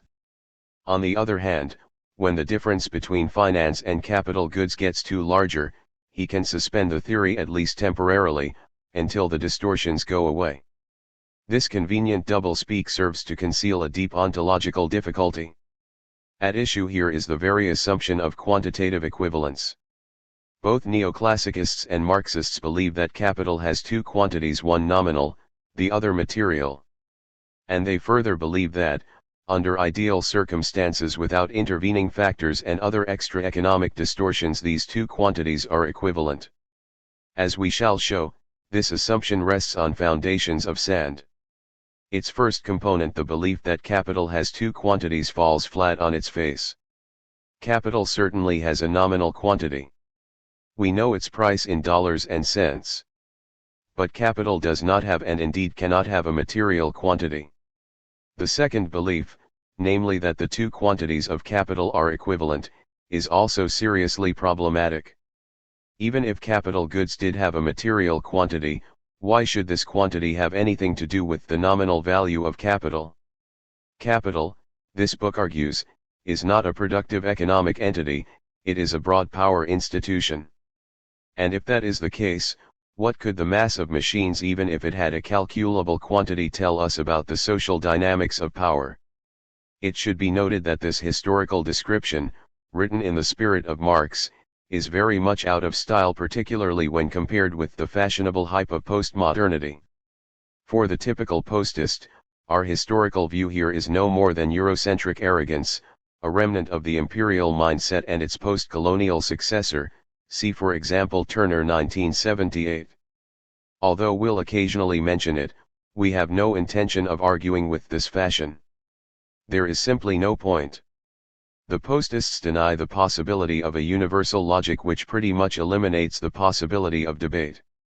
And they are hostile to scientific thinking, which makes impossible, if not meaningless, any attempt to examine, verify, or reject their slogans, narratives and battle cries, including those lifted gratis from past Marxist studies. Right arrow curving left. A typical view of politics as a free market is portrayed by Anthony Downs, 1957. According to Downs, politics is a form of competition among firms, political parties, over the hearts, minds, and pockets of sovereign consumers, voters. Just like in every other market, here, too, each actor seeks to maximize his or her own utility. The voters try to maximize their net political utility, or minimize their net political disutility, by choosing the optimal ratio of public services to taxes. Similarly for the politicians. Their purpose is to maximize their net political assets, more votes, more seats, more spoils. This vision of politics as a free market is now deeply embedded in the everyday practice of liberalism. Political parties in the United States and elsewhere make extensive use of the voter vault, a massive collection of up to 50,000 databases packed with detailed consumer/voter information. According to the Financial Times, this information, filtered through various algorithms, enables politicians to tailor their messages to the preferences of specific groups of voters. The technique, known as micro-targeting on the right and modeling on the left, is a sign of how far modern political campaigning has become a marketing exercise, with techniques that were traditionally used in broadcast advertisements applied to political communications. Nowadays political consultants tout turnout scores, clusters and micro-targeted messages. In the U.S., generic electoral constituencies such as soccer moms and Reagan Democrats are broken down into even more forensic clusters. There are different algorithms to weigh cultural differences between West and East Texas. Strategists target finer demographic slices such as high-income, God-respecting, terrorism-fearing Republicans or white women aged 35 to 45 with college educations, who are Catholic or Protestant and pro-life, with median incomes over $35,000 and live in $150,000 plus homes. Financial Times, October 13, 2006, p. 11. 3. Power. Force is nothing apart from its effect. Herbert Marcuse, Reason and Revolution. The pre-capitalist backdrop. To understand the origin and rationale of the capitalist dualities, it is useful to begin with some observations on the pre-capitalist world. As we have seen, prior to the emergence of liberalism, all state and quasi-state regimes or cultures in today's lingo were marked by a binary structure, an inescapable conflict between mastery and slavery, between rulers and ruled. The material bedrock was agricultural. In economic parlance, there were two factors of production, land and labor. Politically, these factors corresponded to two classes, the nobility and the peasantry. The nobility owned the land and imposed its rule. The peasantry, save for the occasional revolt, passively submitted to the nobility's rule. This early mode of production, to use Marx's language, unfolded through multiple forms of authoritarianism, despotism, and tyranny, from the Carolingian state of Europe and the caliphates of the Middle East to the Mughals of India and the empires of China and Japan. The histories of these dictatorships varied greatly. Some relied on peasant slaves, as in the ancient empires, others were based on farmer tenants, as in the Middle East, and still others were built on serfs tied to princely fiefdoms, as in Europe and Japan. But the underlying principle was always the same: redistribution through confiscation.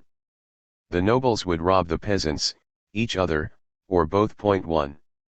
There was no alternative. The agricultural cycle was slow, productivity low and innovation shunned. There wasn't any growth. The only way to get ahead was to deprive someone else. 2. Appropriately, the ruler's worldview was static and circular. It glorified the past and idealized the present. Happiness, riches, and glory, it claimed, depended on miracle and magic. Any change for better or worse was to come from outside society, delivered by extraterrestrial envoys, such as the Persian Jewish Christian Messiah, supercharged emissaries, like the Jewish Muslim Christian Satan/Devil, or resurrected dead, another Persian technology. In order to legitimize their naked violence, the rulers needed a mediating factor, an external force that would justify and conceal their inherent conflict with their subjects.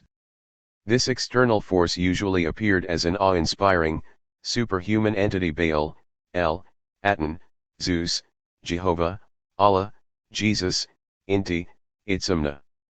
In due course, the rituals associated with these deities would develop into ruthless, centralized religions that sanctified the status quo and punished deviations. Although often wrapped in a language of blessing, compassion, and generosity, these religions served to terrorize and oppress the peasants and slaves.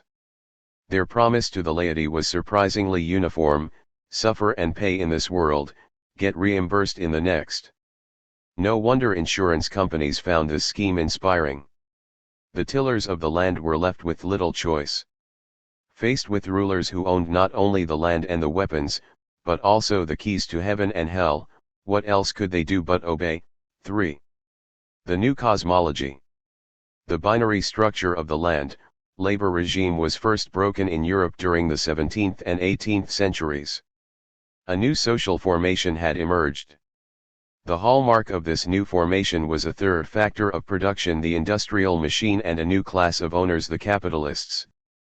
The owners and their factories marked the beginning of a new political order, the regime of capital. The new capitalist order was an outgrowth of a triple revolution: the scientific revolution, the industrial revolution, and the French Revolution. The forebearers of this revolution were Niccolò Machiavelli, Johannes Kepler, Galileo Galilei, René Descartes, Thomas Hobbes, John Locke, David Hume, Gottfried Leibniz, and, most importantly, Isaac Newton. These thinkers offered a totally novel starting point, a mechanical worldview. The cosmos, they argued, is like a machine. In order to understand it, kosmio in ancient Greek means to order and to organize. You need to take it apart, identify its elementary particles, and discover the mechanical forces that hold these particles together and regulate their interaction. For the first time there emerged a secular understanding of force, one that stood in sharp contrast to the earlier, religious manifestations of force. 4. This secular cosmology developed hand in hand with a new vision of society. Human consciousness, says Friedrich Hegel, 1807, 183-88, cannot grasp force in the abstract. Force is not an isolated thing, but a relationship, and as such it can be understood only through its actual, concrete manifestations. The main relationship is negation. We comprehend force through its specific contradictions and forms of resistance. Perhaps the most important of these is the negation of subject and object. Stated simply and without sounding pompous, we can say that human beings understand themselves as subjects by investigating the world around them. And as they discover/create their own social being, they articulate nature based on the power relations of their own society. In this sense, their cosmology is the politicization of nature. The power relations that organize their society also order their universe. 5. Thus, in pre-statist societies, force took the form of naming natural objects and phenomena: moon, thunder, birth, flood. In anarchic cultures, these objects and phenomena got embedded in a plethora of rituals and gods. Hellenic legends speak of relatively egalitarian cities, some with popular, communal rule. Prehistorical hunters and gatherers lived in similarly flat structures. In such societies, the gods tended to be relatively equal, more familial, often matriarchal, and not particularly vengeful. They were neither all-knowing nor terribly rational. They were more like capricious bullies who demanded respect and occasional appeasement. 6. The transition to centralized, statist societies brought a new cosmology of force. Hierarchical political rule introduced a rigid pantheon of god-kings and, eventually, an omnipotent god-emperor. Multiplicity gave rise to singularity, and the rituals became centralized and exclusionary. Nature was increasingly objectified and the gods grew alien. Although their logic was still mysterious, the gods now began to plan and calculate. They threatened, blamed, and retaliated. They demanded complete obedience and punished with unforgiving violence. The emerging scientific approach of the 16th century, along with its new creature later to be named scientist, challenged this religious cosmology. 7. Although many of the new scientists continued to believe in the guiding hand of God, that guidance was considered a singular event. When Laplace presented Napoleon with his magnum opus on celestial mechanics, System of the World, the emperor inquired why it did not mention God. Laplace replied, "Sire, I have no need of that hypothesis. God may have invented the universe, but once the blueprint was finished and the cosmos assembled, he locked the plans and threw away the key." For the new scientists, God was universal force. This force, whether embedded in Machiavelli's Secular Prince, in Hobbes' Leviathan, or in the celestial movements of Galileo and Newton, is concentrated, deterministic and balanced. It never disappears. It is embedded in the mutual attraction and repulsion of all bodies. As universal force, God has no interest in princely politics and status diplomacy. It doesn't care about the church and needs no representatives on earth or elsewhere. It has no quirks and doesn't act on impulse.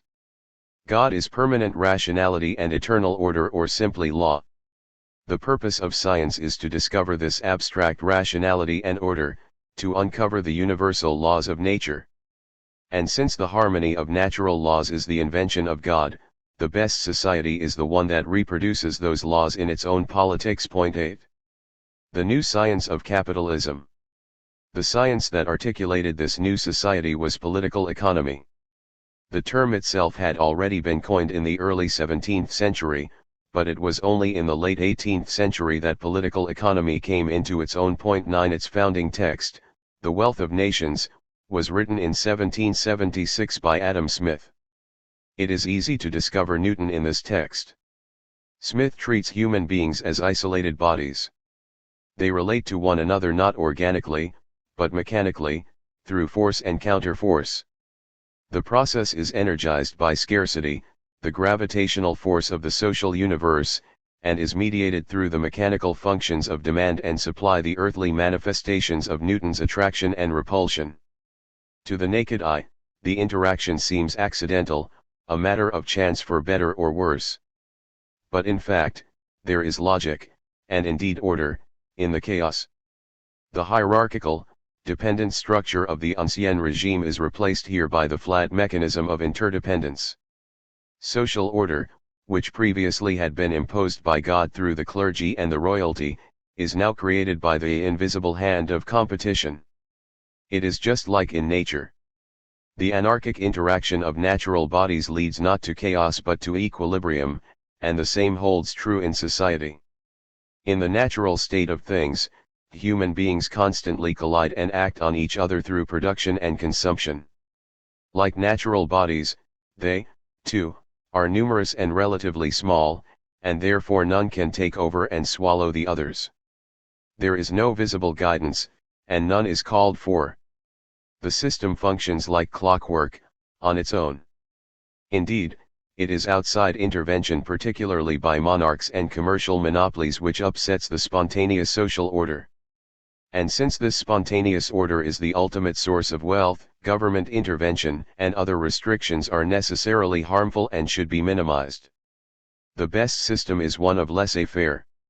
And so Newton's horizontal notion of force and counterforce became the substitute for vertical hierarchy in the heavens as well as on earth. In France, Voltaire and Montesquieu found in his ideas a powerful alternative to the oppressive French monarchy. Benjamin Franklin and other tourists and exiles imported these ideas to the United States under the guise of checks and balances, which later reappeared as countervailing powers. Point 10. During the 19th century, Newton's notion of a function invaded every science, natural and social. More and more phenomena were thought of in terms of a mutual interdependency between two otherwise distinct bodies. In neoclassical political economy, the key function became the relationship between price and quantity. The discipline, which emerged at the end of the 19th century and later consolidated into a new orthodoxy, anchored the relationship of price and quantity in Jeremy Bentham's calculus of pleasure and pain, turning it into the main tool for understanding the fate of human societies. It was a complete cosmological break. Instead of visible, hierarchical power, legitimized by willful gods, there emerged a new ideology based on invisible, horizontal force, anchored in objective science. The promise was huge. Socially, the new order undermined authoritarian rule. From now on, everyone, that is, every bourgeois citizen, could own property and be elected to public office. Materially, the new order helped break the uncompromising limits of nature. Wealth no longer depended on religious sanctity and princely robbery. It no longer hinged on redistribution. Instead, it was generated through a totally novel process, economic growth. For the first time in history, society did not have to cycle in a closed loop. The material envelope, previously defined by fixed resources, stationary technology, and subsistence reproduction, was finally breached. Science and mechanized production created a new possibility, the expansion of the pie itself. Improving one's lot no longer required conflict, war, and violence or, alternatively, compliance with Confucius' third way. On the contrary, growth was most likely to occur in the context of equilibrium, peace, and mutual interest. The principal agent of this revolutionary change was capital. It was in capital that the new sciences, the new techniques and the new political promise were jointly embedded. Capital was both the engine of growth and the vehicle of liberation. But in order for capital to deliver, the political regime had to be entirely transformed. Divine right had to give way to natural right, sanctified ownership to private property, religion to rationalism, paternalism to individualism, obedience to self-interest and utility, hierarchical power to competition, absolutism to constitutionalism. It was a massive transition, and it could be realized at least in theory only through laissez-faire. The new private economy had to be liberated from the shackles of the old politics. That was the mission of political economy. Separating economics from politics. Unlike the mission of the natural sciences, though, the mission of political economy was finite, by definition. If the purpose was to isolate the economy from the intervening hand of political rulers, it follows that once that purpose was achieved, political economy would no longer have reason to exist. Independent of each other, economics and politics could now be studied and analyzed separately, as two distinct spheres of human activity. But that was easier said than done. As it turned out, political economy cannot self-destruct, and for a reason that, paradoxically, lies in its very purpose. The explanation is simple enough. Conceived of independently of politics, the economy is a closed system. It has its own units of labor, time and commodities, it has its own structure of inputs and outputs, and it comes with a theory that fully explains the level of production, consumption, and relative prices. This self-contained description, though, holds only for a stationary economy. But capitalism is anything but stationary. As political economists themselves emphasize, capitalism is a growing system. It generates an ever-increasing surplus in output that is over and above what is necessary to merely reproduce society at a given level of production and consumption. And this ever-growing surplus creates a huge theoretical problem. It cannot be fully explained by the economy alone. How big is the surplus? Who ends up getting it? How does it accumulate?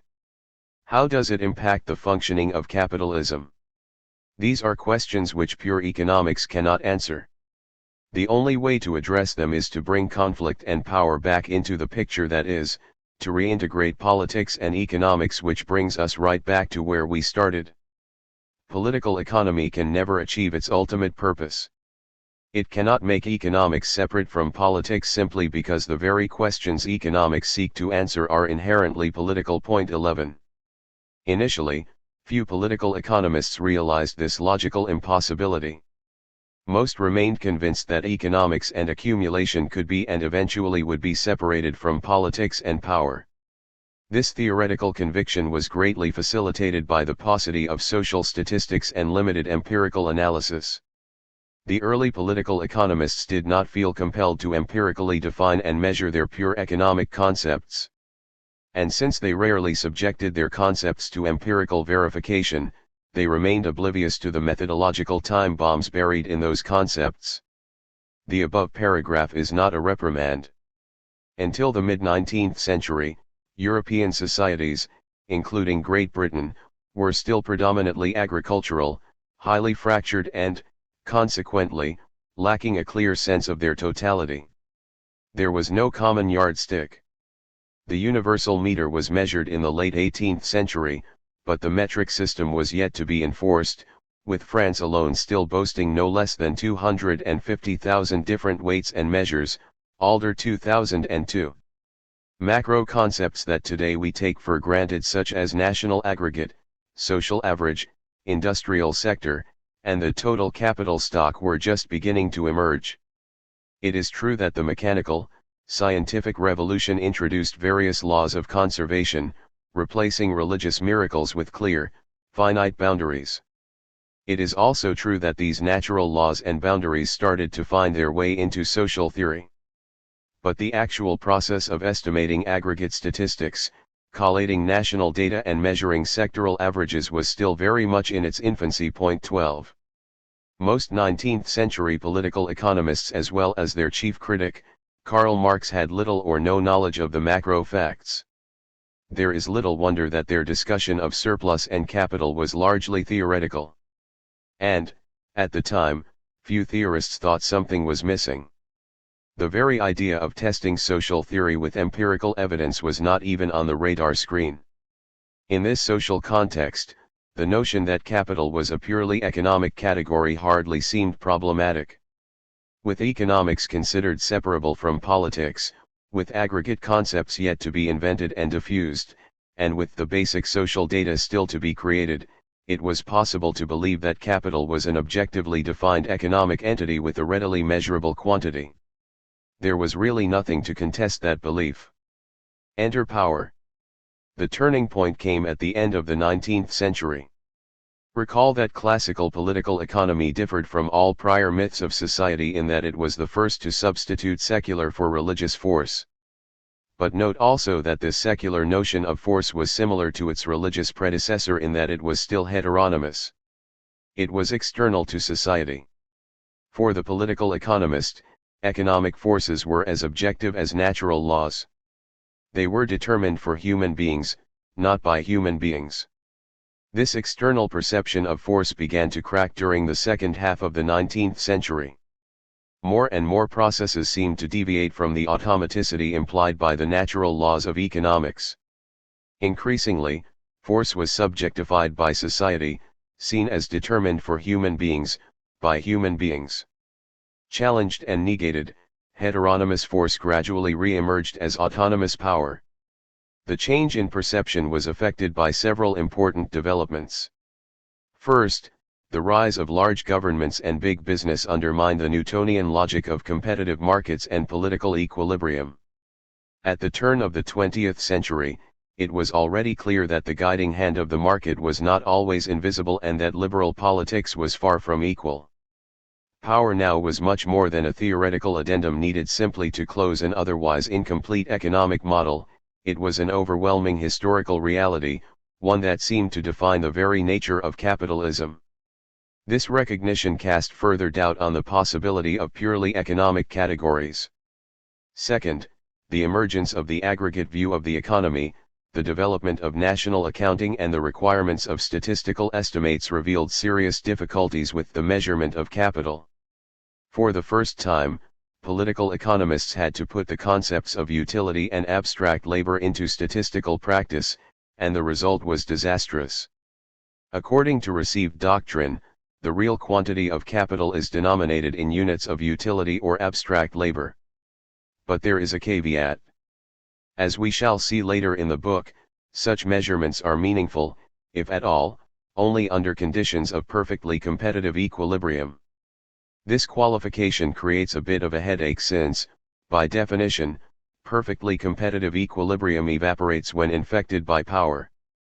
And given that even orthodox economists now agree that power is everywhere, if only as a distortion, it follows that the theoretical units of real capital are meaningless and that their practical measures break down. In fact, it turns out that even when we assume perfectly competitive equilibrium, it is still logically impossible to observe and measure the utility or abstract labor contents of capital. And so, by attempting to measure the so-called real quantity of capital, economists ended up exposing it for what it was, a fiction hanging by the threads of impossible assumptions and contradictory logic. Third, and more broadly, the new reality of the 20th century didn't quite fit the traditional way in which liberals and Marxists separated economics from politics.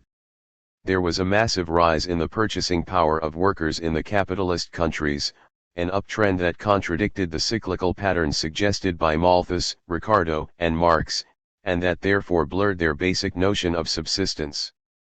Many types of labor became complex and skilled, rather than one-dimensional and simple, as Marx had anticipated, a development that made the notion of abstract labor difficult if not impossible to apply. And in contrast to the expectations of many radicals, profit cycles failed to implode capitalism, while the profit rate, although oscillating, trended sideways rather than down. Culture, media, and consumerism became no less crucial for accumulation than production was. Inflation supplemented cost-cutting as a key mechanism of redistribution, while finance took over the factory floor as the locus of power. Emerging categories of technology, corporate planning, and public management could not easily be classified as either economic or political. It became increasingly clear that free competition and bourgeois ownership were insufficient, even as a starting point, to explain the nature and development of modern capitalism. The very notion of class became contested. As an analytical tool, class originally emerged from a triple fusion of Ricardo's theory of labor value, Comte's industrial management, and Marx's capital accumulation. The emphasis of class analysis on capitalists and workers was unmediated and obvious. It was materially embedded, ideologically accepted, and legally enforced, and until the late 19th century it served both the liberal mainstream and its Marxist critiques. But by the early 20th century, the vision of class analysis had become blurred. Although still linked in some sense to material reality, class was now increasingly intertwined with political organizations and parties, culture, mass psychology, and sociology. It was no longer immediate or obvious. It required subtle articulation. It became a speculative concept. Worse still, class was now competing with new concepts, particularly the masses. The 20th century brought fascism, a new regime that rejected the Enlightenment, cast off rationalism, and shifted the entire ideological emphasis of social theory. Instead of production, fascism accentuated power. In lieu of class, it spoke of state, organization, and oligarchy. Following fascism, social scientists began to emphasize a new set of categories: mass, crowd, bureaucracy, elite, and, eventually, the system categories that appeared more flexible and better suited to the changing times than the rigid and anachronistic class demarcations of political economy. Fourth and finally, the objective, mechanical cosmology of the Newtonian and liberal revolutions started to fracture.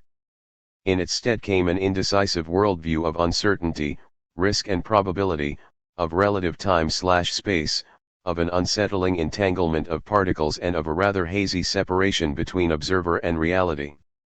These developments have been used to justify further movements away from the scientific, universal principles of political economy. Vitalism, ethnic identity, and racism have all flourished in the name of cultural pluralism. Anti-scientists have challenged the so-called binary essentialism of Eurocentrism. Lord Bacon was dead. Ignorance has become strength. Suddenly, power was everywhere, and it contaminated everything. The anonymous market, measurable capital, and class have all become suspect. The old categories seem to be melting, along with the determinism that held them together. Political economy had entered a new, uncharted territory. 4. Deflections of power. Why don't you make everyone an alpha double plus while you're about it, asks the savage. Because we have no wish to have our throats cut, answers Mustafa Mond, the resident world controller for Western Europe. Aldous Huxley, Brave New World. The new realities of power posed a dilemma for 20th century political economists. There were two options, both unpalatable: ignore reality in order to protect the theoretical duality of politics and economics, or sacrifice the theoretical duality in order to better deal with reality. In general, mainstream theorists have taken the first path, trying to keep power out of their analysis. The result, a shrinking domain of admissible questions complemented by a widening range of ad hoc explanations. Marxists have tended to move in the opposite direction, seeking to incorporate power into their theories. But as they opened up their models, What they gained in practical insight and political expediency they lost in scientific cohesion, consistency, and accuracy. Their explanations, although often illuminating and politically purposeful, served to fracture Marx's theoretical framework and undermine its original unity. And so, in the end, power got deflected. Most theorists ignore it, and even the few who address it keep it safely outside the concept that matters most, capital itself. The reason isn't difficult to see. To put power in capital means the end of determinism and the beginning of autonomy. It undermines the foundations of existing models. It calls for a fundamental rethinking of political economy. To paraphrase Huxley, it is like opening a Pandora's box in a Cyprian colony of alpha double plus theorists. And since nobody likes having their theoretical throat cut, it is much safer to leave the matter locked in the box. The purpose of this chapter is to highlight these deflections of power and assess their consequences for the development of political economy. This emphasis implies two important biases. First, our concern here is not the evolution of modern political economy as such, but how this evolution has been shaped in relation to power. Consequently, we make no attempt to be comprehensive. Since our aim is conceptual, we focus on seminal contributions and important turning points, at the obvious expense of secondary sources and subsequent variations. Second, since liberal analyses tend to avoid power while Marxist theories to endorse it, we naturally pay more attention to the latter than the former. Liberal withdrawal and concessions. Liberal theorists, being increasingly on the defensive, have generally opted for the first choice, protecting the duality by sidestepping reality. Toward the end of the 19th century, their fighting spirit withered and eventually mutated into neoclassical apologetics. By the beginning of the 20th century, they began a mass retreat into the make-believe world of perfectly competitive equilibrium, a heavily subsidized twilight zone in which power could be safely ignored. They zealously excluded from their pure economic framework the capitalist state, wars, large corporations, classes, collective action, ideology, and every other power process, organization and institution that could not easily be reduced to the atomistic logic of utility maximization. They ended up with a very narrow domain populated by fictitious actors, all small, rational and powerless. In this imaginary world, laissez-faire interactions continued to yield an optimal utilitarian equilibrium, as the theory dictated. Point 1. The global crisis of the 1930s forced liberals to make a major concession.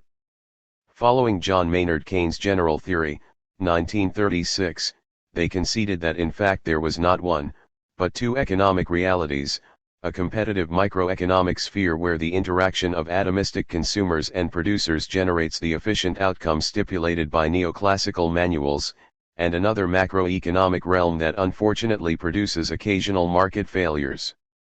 The first reality works exactly as it should and therefore must be kept free of political intervention. But the second reality has a built-in imperfection and sometimes needs the oversight of governments. Power, although merely political, was thus brought into economics through the back door.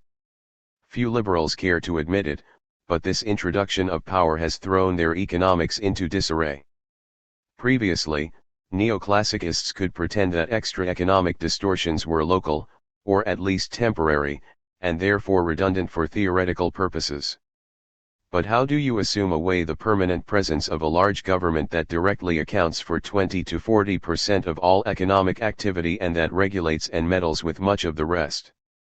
And with the government always in the picture, what remains of the assumptions of perfect competition, efficient allocation, and the primacy of individual choice?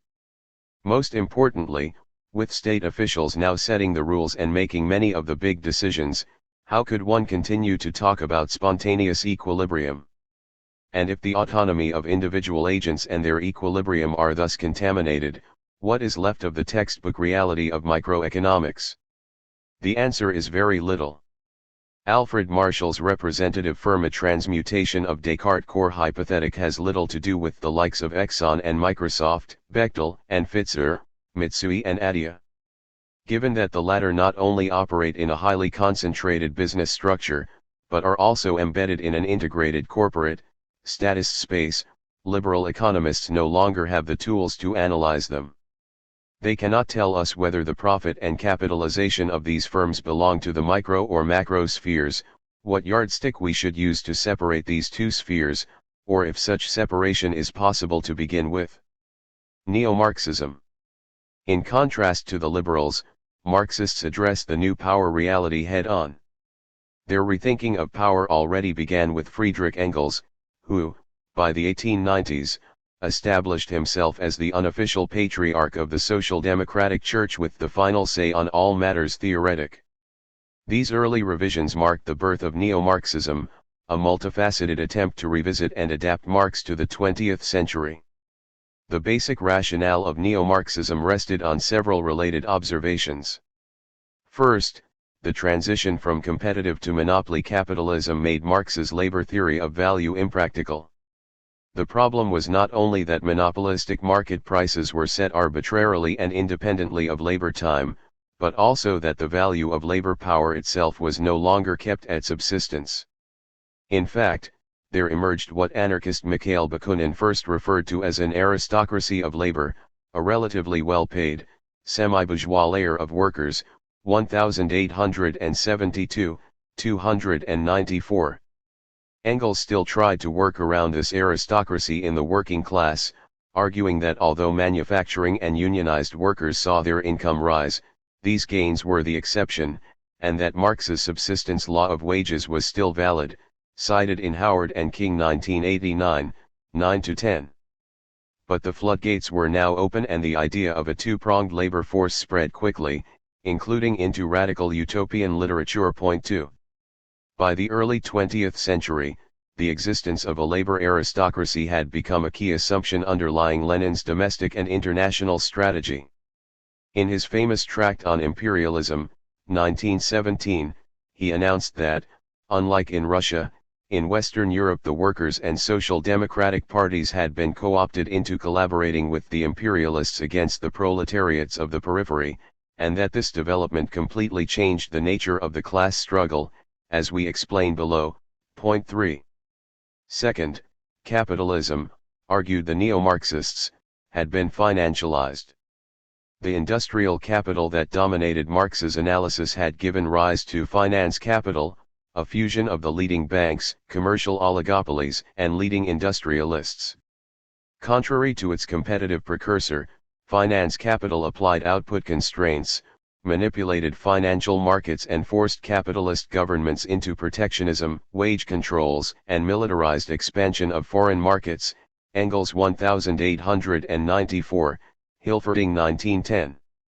Third, the nature of capitalist crisis had changed. Marx focused on cyclical crises, which he attributed to the anarchy of inter-capitalist competition. Monopoly capitalism, by contrast, was seen as suffering from a persistent lack of markets, chronic underconsumption mirrored by chronic overproduction. Engels 1886, Hilferding 1910, Sweezy 1942, chs 12 and 15. Fourth, as a consequence of these developments, capitalists changed their attitude toward the state. In the competitive phase, they preferred a small government financed by minimal taxation and whose sole purpose was to protect their property and prevent workers from revolting. But now finance capital needed a strong state, one that would generate sufficient demand, regulate internal politics and support the export of excess capital. Fifth and last, the combination of monopoly capitalism and a strong state undermined the original liberal idea of peaceful accumulation. During the first part of the 19th century, international conflict appeared to be declining. But in the second half of the 19th century, increased struggle for colonial extension caused bellicosity and violence to soar, and in the 20th century militarization and expansionism already dominated. It seemed as if capitalism inevitably culminates in imperialism. Together, these developments engendered a fundamental rethinking of the nature of conflict in capitalism. According to Marx, the central capitalist process is a class struggle between industrial workers and capitalist owners. Their conflict is waged over the productive process, its conceptual arena is the factory, and its geographical epicentre is the advanced capitalist nations of Western Europe and the United States. The neo-Marxists shifted the focus from class to state. Many now argued that, in the 20th century, the key conflict was no longer between capitalists and workers per se, but between the developed capitalist states of the center and the dependent countries and regions of the periphery, or, in the Stalinist version, between the United States and the Soviet Union. For communists to participate in the anti-capitalist struggle now meant to blindly obey the party line dictated by Moscow. All in all, very little was left of Marx's original science. In the process of coming to terms with power and adjusting their politics to the changing world, neo-Marxists have had to abandon the elegance and comprehensiveness of Marx's model.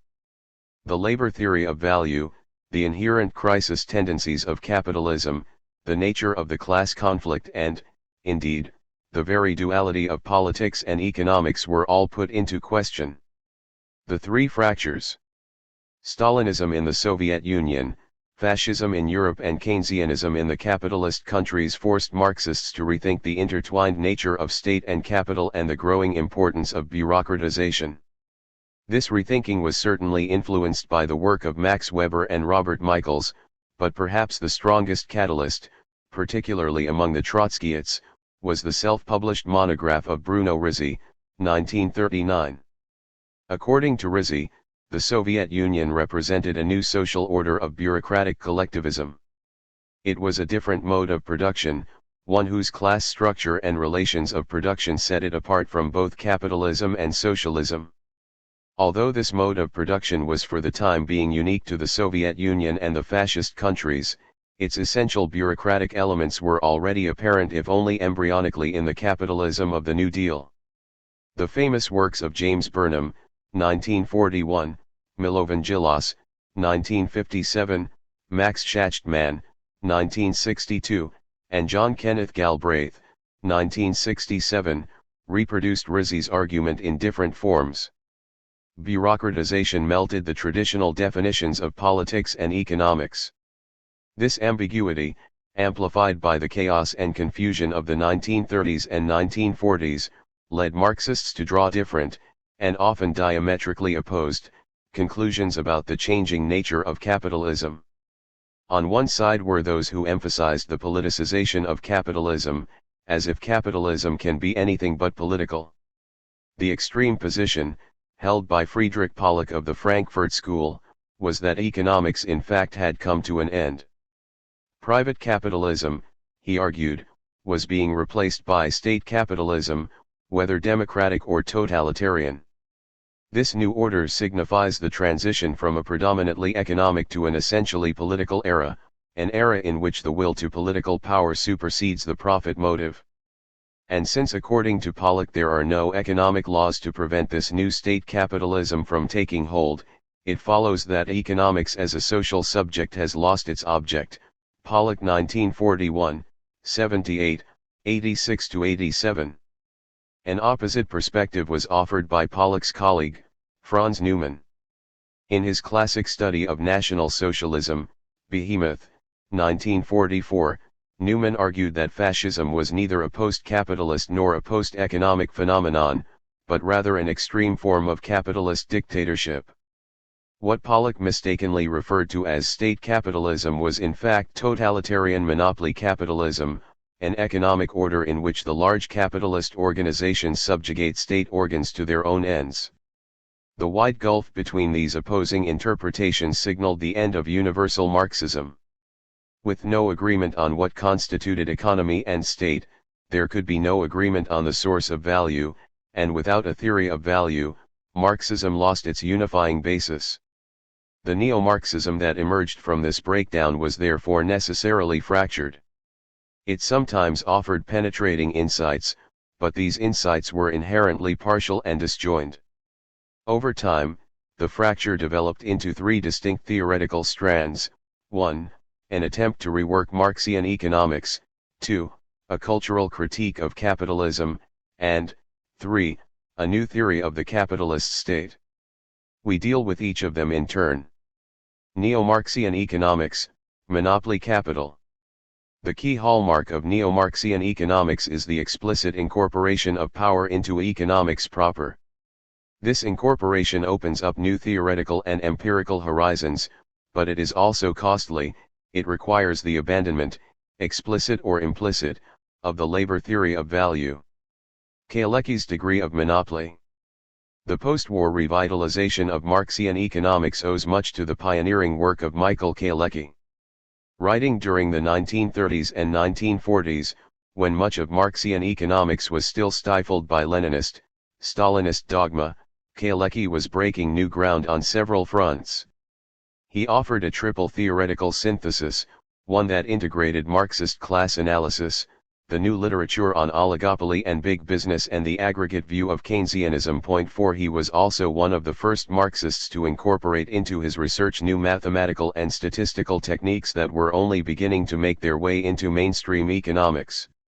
In his articles from 1939 to 1943, collected posthumously in his selected essays on the dynamics of the capitalist economy, 1933 to 1970, 1971, Kalecki identified what he called the degree of monopoly, a quantitative proxy for economic power whose effect is registered on the profit markup.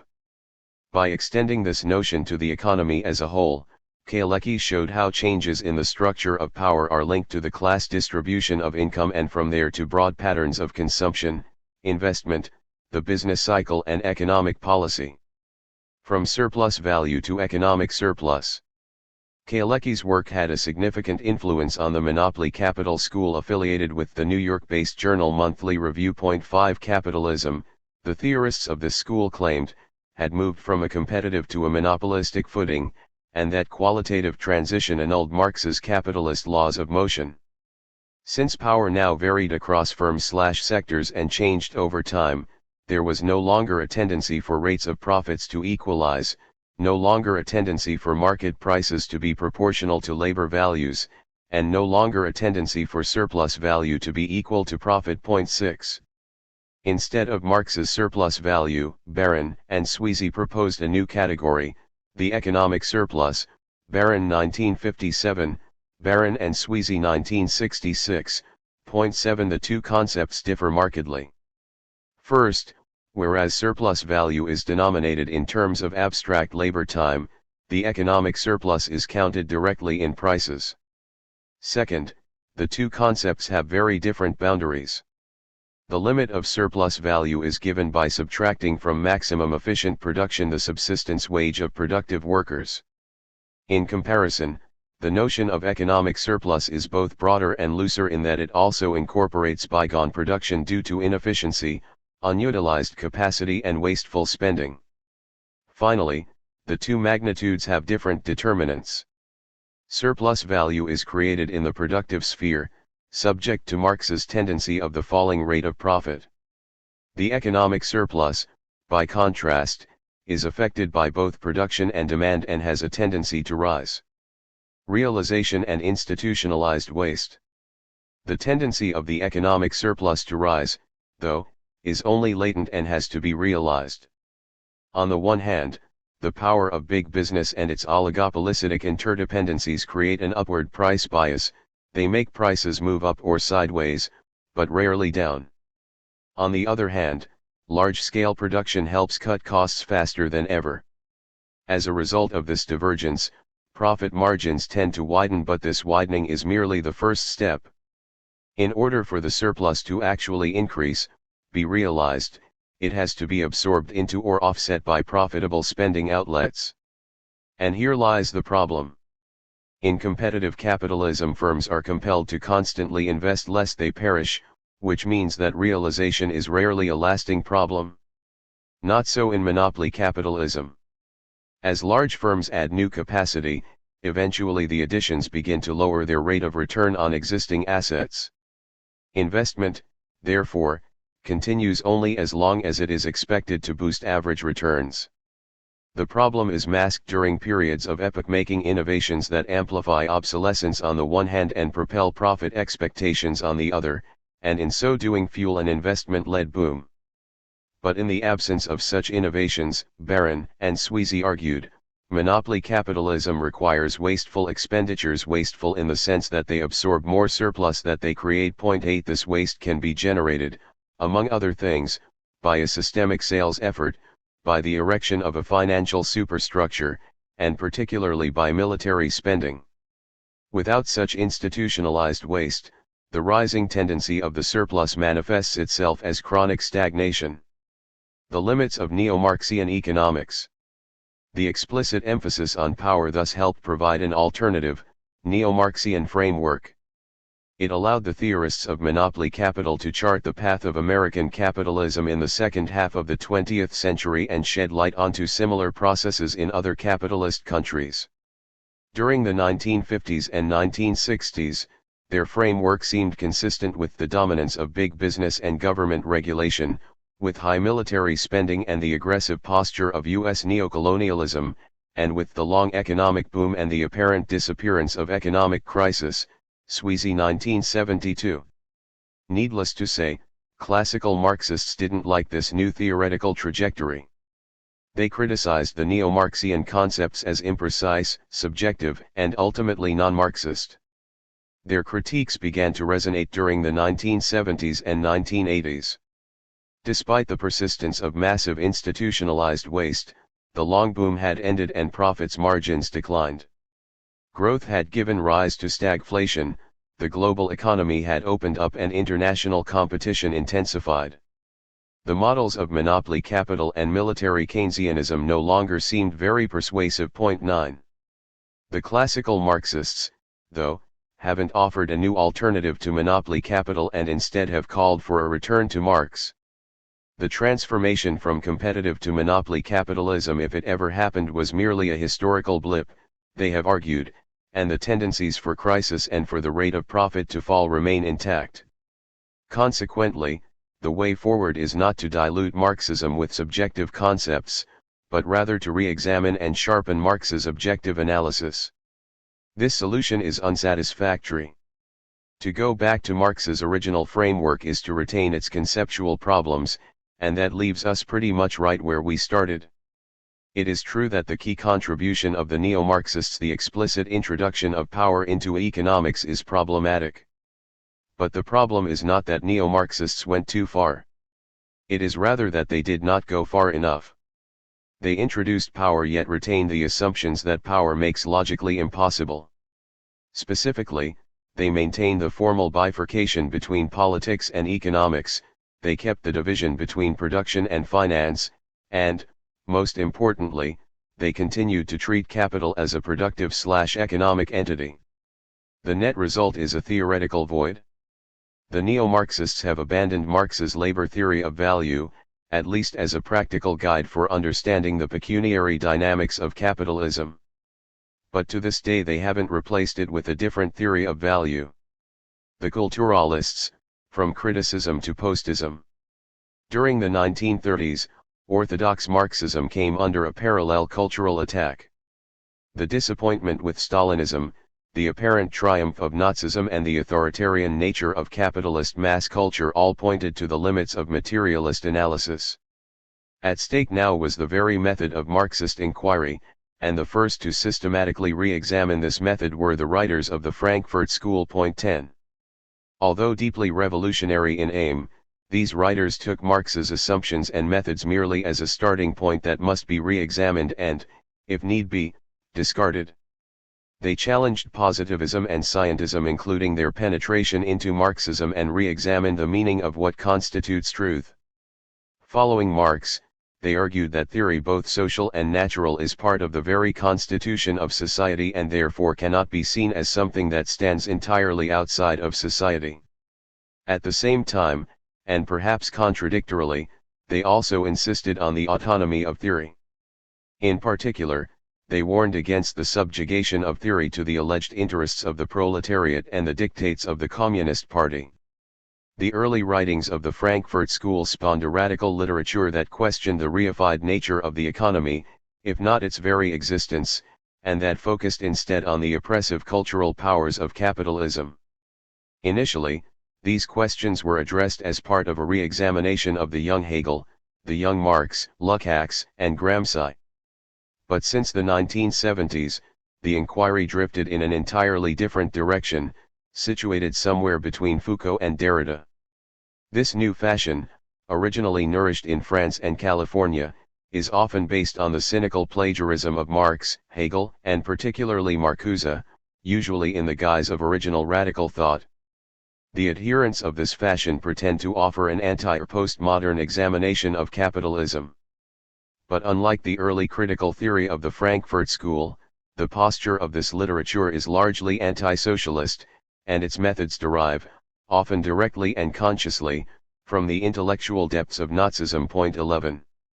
Although groundbreaking in its insight into the cultural dimensions of capitalism, the critical theory of the Frankfurt School had one glaring deficiency: it had given up on the economy.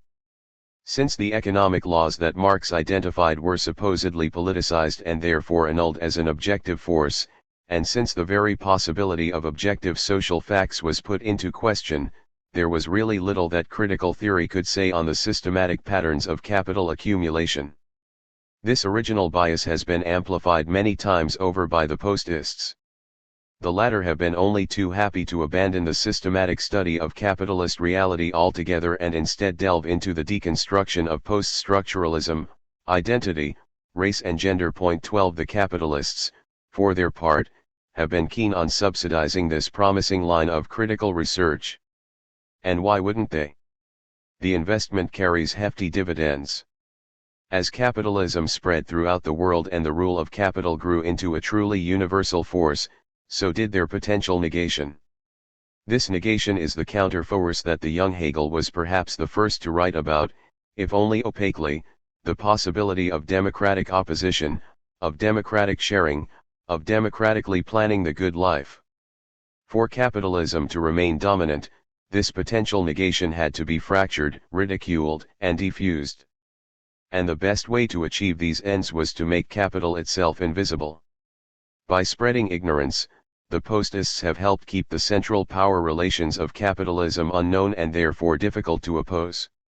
And with the intellectuals neutralized and the laity stupefied, there has been little to prevent the wholesale spread of capitalism. Since the 1970s, the public autonomy of the welfare state, limited as it was to begin with, has been significantly diminished.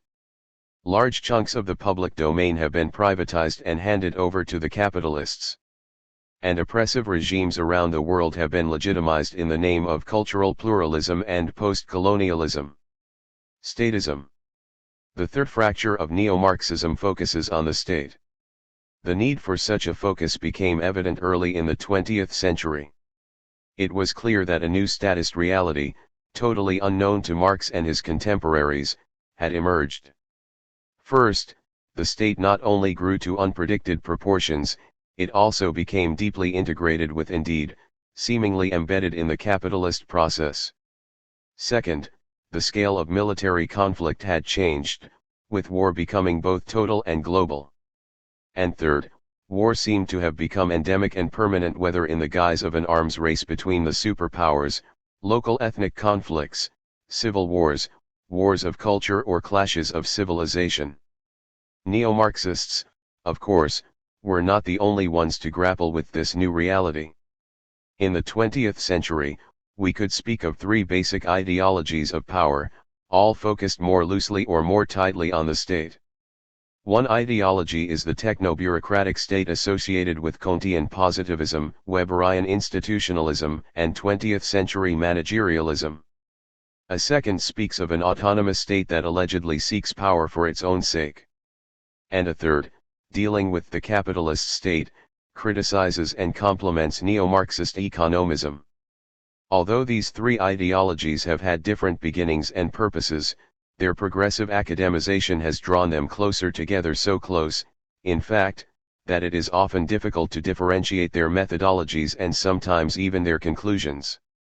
All three views, with the possible exception of some Marxist variants, tend to see the state as the center of social power and the dominant force in human history. Some go even further to consider the state as the unity or totality that contains and shapes its inner economic and social components. And whatever their inclination, all seems to agree that, by the 20th century, the state regardless of its origins had become the key force in domestic and international developments. Given these overlaps, it seems useful to broaden the vista here beyond the Marxist analysis of the capitalist state and to consider, if only cursorily, also the mainstream approaches to the techno-bureaucratic and autonomous state. The techno-bureaucratic state. During the Cold War, the debate was dominated by technological determinism. Key contributors such as Ralph Dahrendorf, 1959, John Kenneth Galbraith, 1967, and Daniel Bell, 1973, although starting from different perspectives and using distinct terminologies, all speak of technological, bureaucratic imperatives. Modern societies, they argue, require massive research and development, complex planning, and social stability, and therefore necessitate giant organizations and intricate bureaucracies. During the 19th century, these requirements were only beginning to take shape and hence were easy to misunderstand. What political economists mistakenly referred to as capitalism was in fact the unorganized precursor of a coming industrial and, eventually, post-industrial order. By the early 20th century, the unplanned market system was beginning to wither, together with the class conflicts and social struggles that socialists erroneously considered inherent. The capitalists and bankers were demoted, replaced by managers and technocrats. The move from anarchic market coordination to industrial and post-industrial society, went the argument, necessarily gives rise to bureaucratic statism, a system ruled by rationality and governed by techno-structures. In the words of Daniel Bell, if the dominant figures of the past 100 years have been the entrepreneur, the businessman, and the industrial executive, the new men are the scientists, the mathematicians, the economists, and the engineers of the new intellectual technology. In the post-industrial society, production and business decisions will be subordinated to, or will derive from, other forces in society. The crucial decisions regarding the growth of the economy and its balance will come from government, but they will be based on the government's sponsorship of research and development, of cost-effectiveness and cost-benefit analysis. The making of decisions, because of the intricately linked nature of their consequences, will have an increasingly technical nature. Bell 1973, 344. From this post-capitalist perspective, power can no longer be seen as possessed by private owners. Even social democrats such as Ralph Dahrendorf and radicals like Charles Wright Mills succumb to Weberianism, seeking to replace an analysis of class division with a broader theory of statist, bureaucratic power. According to Mills, 1956, the class-based approach of Marxism had become insufficient. Specifically, it was unable to explain the apparent ascent of governmental military organizations in the post-war United States. Mills' own solution, partly influenced by the managerialism of James Burnham and the institutionalism of Thorstein Veblen, was to abandon the notion of a capitalist ruling class in favor of three-way power structure. There are three basic scarcities, he argued: a scarcity of power, a scarcity of wealth, and a scarcity of prestige, to which there corresponds a tripartite power elite. Each segment of this elite leverages its power through the effective control of key organizations and institutions. The elite are not simply those who have the most, for they could not have the most were it not for their positions in the great institutions. For such institutions are the necessary bases of power, of wealth, and of prestige, and at the same time, the chief means of exercising power, of acquiring wealth, and of cashing in the higher claims for prestige. By the powerful we mean, of course, those who are able to realize their will, even if others resist it. No one, accordingly, can be truly powerful unless he has access to the command of major institutions, for it is over these institutional means of power that the truly powerful are, in the first instance, powerful. Higher politicians and key officials of government command such institutional power, so do admirals and generals, and so do the major owners and executives of the larger corporations. Mills 1956, 9. This view provided fertile ground for empirical research, primarily by sociologists, such as William Domhoff, who have labored to meticulously document the structure and behavior of the power elite, the operational arm of the higher circles, see for example Domhoff 1967, with 4 subsequent editions, the latest of which was issued in 2005, earlier editions include 1970 and 1979. Point 13. The techno-bureaucratic approach, however, still treats the state, or the overlapping networks of power in man's formulation, mostly as an arena, a framework that organizes and governs society.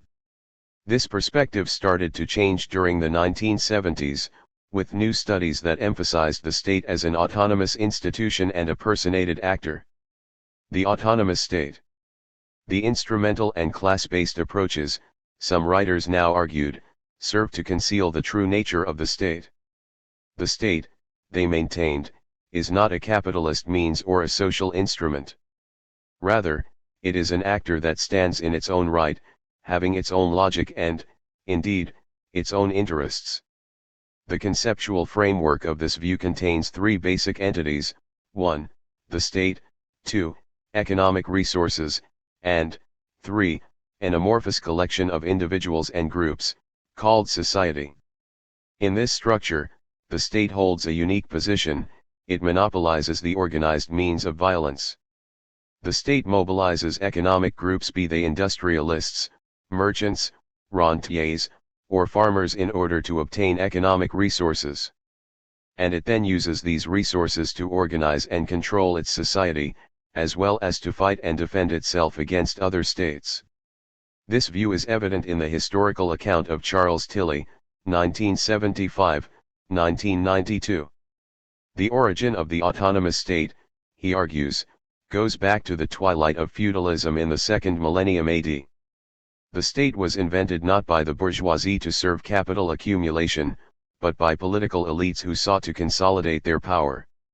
The key purpose of the state from its princely feudal beginnings, through its absolutist and monarchic phase, to its present national form has been twofold: to organize and finance increasingly expensive wars and to discipline taxpayers. Capitalism from this viewpoint is merely the economic means that supplies the military and strengthens the state apparatus.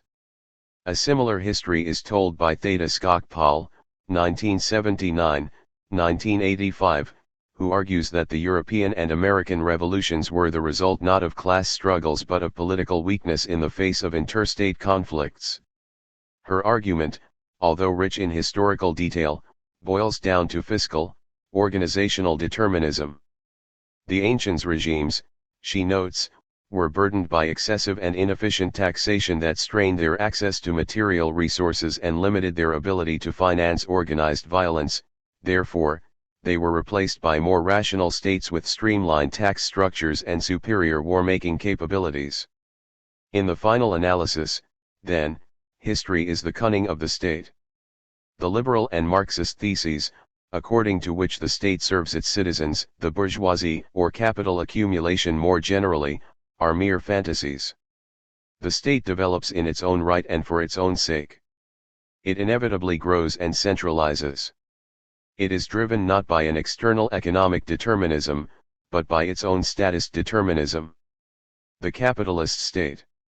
Marxists began to re-evaluate the role of the state in capitalism around the same time as the autonomists. Point 14. The post-war era brought new developments, from the ascent of social democratic parties in Europe, through the student movements, to the rise and demise of Keynesianism, and these developments called for new explanations. It was no longer possible to treat the state as a simple extension of the capitalist interest. The state had clear limitations, it had a concrete history, and it was being heavily dissected by competing bourgeois theorists. It was time for Marxists to re-examine their own views. The state imperative. Beyond their many disagreements, all Marxists seem to accept that capitalism requires a state for 4 main reasons. First, the state helps prevent the inherently conflictual nature of capitalist production from becoming overtly politicized. The capitalist class, argues Gerald Cohen, 1978, has power over every worker, but the right over none. It has the systemic ability to act in its own interest, but it lacks the normative, moral, and legal sanction that makes such action acceptable. This sanction is provided by the state. Second, the state can help counteract the anarchic, crisis-prone nature of capitalism. Whether the tendency for crisis comes from production or realization, history suggests that the state is able, within limits, to mitigate it. Miller 1987. Third, the state serves to absorb, temporarily or permanently, the bloating social cost of accumulation.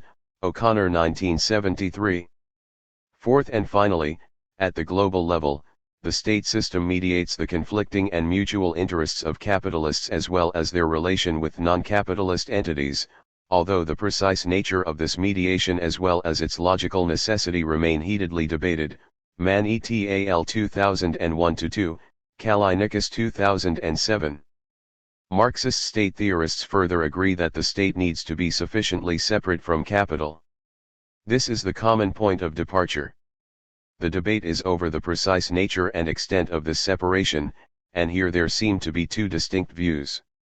The first, flat approach is to treat capital and state as belonging to two interdependent yet distinct spheres, economics and politics, and to consider each sphere as having a separate and equally significant logic.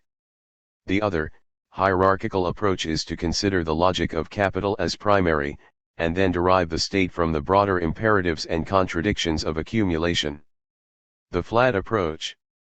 The flat approach underlies the famous debate between Ralph Miliband and Nikos Poulantzas over the autonomy of the state. 15. The two begin from seemingly different assumptions. Miliband considers the state as an instrument of the capitalist class, whereas Poulantzas sees it as rooted in the objective structure of capitalism. Yet both cast their argument in purely political terms.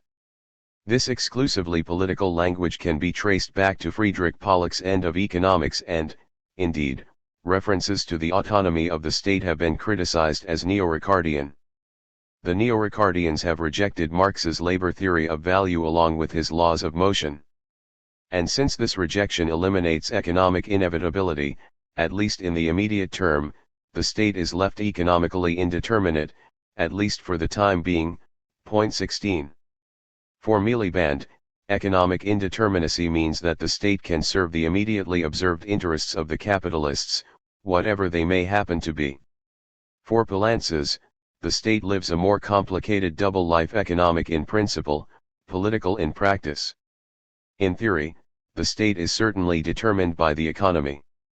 This determination, though, happens only in the Althusserian last instance, an asymptotic concept that Poulantzas leaves conveniently opaque and safely out of sight. In the interim, the key is politics, which means that in its day-to-day operations the state enjoys a relative autonomy to act as it sees fit. The result is acute schizophrenia. Given that any state action affects both the immediate and last instances, and every instance in between, the state must constantly juggle its own short-term autonomy against the long-term structural interests of the economy. But, then, Poulantzas, whom taxonomists for some reason like to classify as a structuralist, is completely silent on the economics of the last instance. And since this silence leaves the structural imperatives of capitalism undefined, it is rather unclear what exactly it is that the state tries to achieve. For his part, Poulantzas informs us, with emphasis in the original, that the state is precisely the factor of cohesion of a social formation and the factor of reproduction of the conditions of production of a system that itself determines the domination of one class over the others. 1969, 73, and it is obviously to our own demerit if we don't quite understand what this sentence is supposed to mean. The hierarchical approach. The alternative, vertical approach is different in that it considers capital and state as conceptually unequal. The engine of capitalist history is the economic accumulation of capital. The capitalist state is merely part of that process. Writers who follow this approach are often labeled fundamentalists. They emphasize the deep logic and inherent contradictions of capitalist production as articulated by classical Marxism, this in opposition to the neo-Ricardians who, they argue, deal with the secondary, surface phenomena of circulation, market structure, and monopoly capital. 17. The contradictory logic of accumulation gives the state its concrete history. Thus, according to Perry Anderson, 1974, the capitalist state was never functionally autonomous. In Europe, he argues, state formation was deeply intertwined with the underlying transformation of the mode of production. The feudal and absolutist states prepared the conditions for capitalist accumulation and, eventually, also for the political rule of the bourgeoisie. Seen from a functionalist viewpoint, the state doesn't have and never had an independent role. It merely shapes the requirements of the ruling class, a class that is, in itself, is a creature of the contemporary mode of production. At a later stage, economic restructuring, driven either by the centralization of capital or the intensification of competition, further transforms the capitalist state. Gabriel Kalko, 1963, for example, maintains that the growth and strengthening of the American state were largely a consequence of a political alliance of big business. The large industrial owners, he says, did not enjoy greater monopoly power. On the contrary, they suffered from mounting competition. They solved the problem with government regulation, for which they needed a big state, hence the emergence of political capitalism. Whatever the reason, the ascent of the state is unavoidable. In the hyped language of Ernest Mondale, capitalist private property, the private appropriation of surplus value and private accumulation increasingly become an obstacle to the further development of the forces of production. State, and supranational, centralization of part of the social surplus product has once again, as in numerous pre-capitalist societies, increasingly become a material precondition for the further development of the forces of production.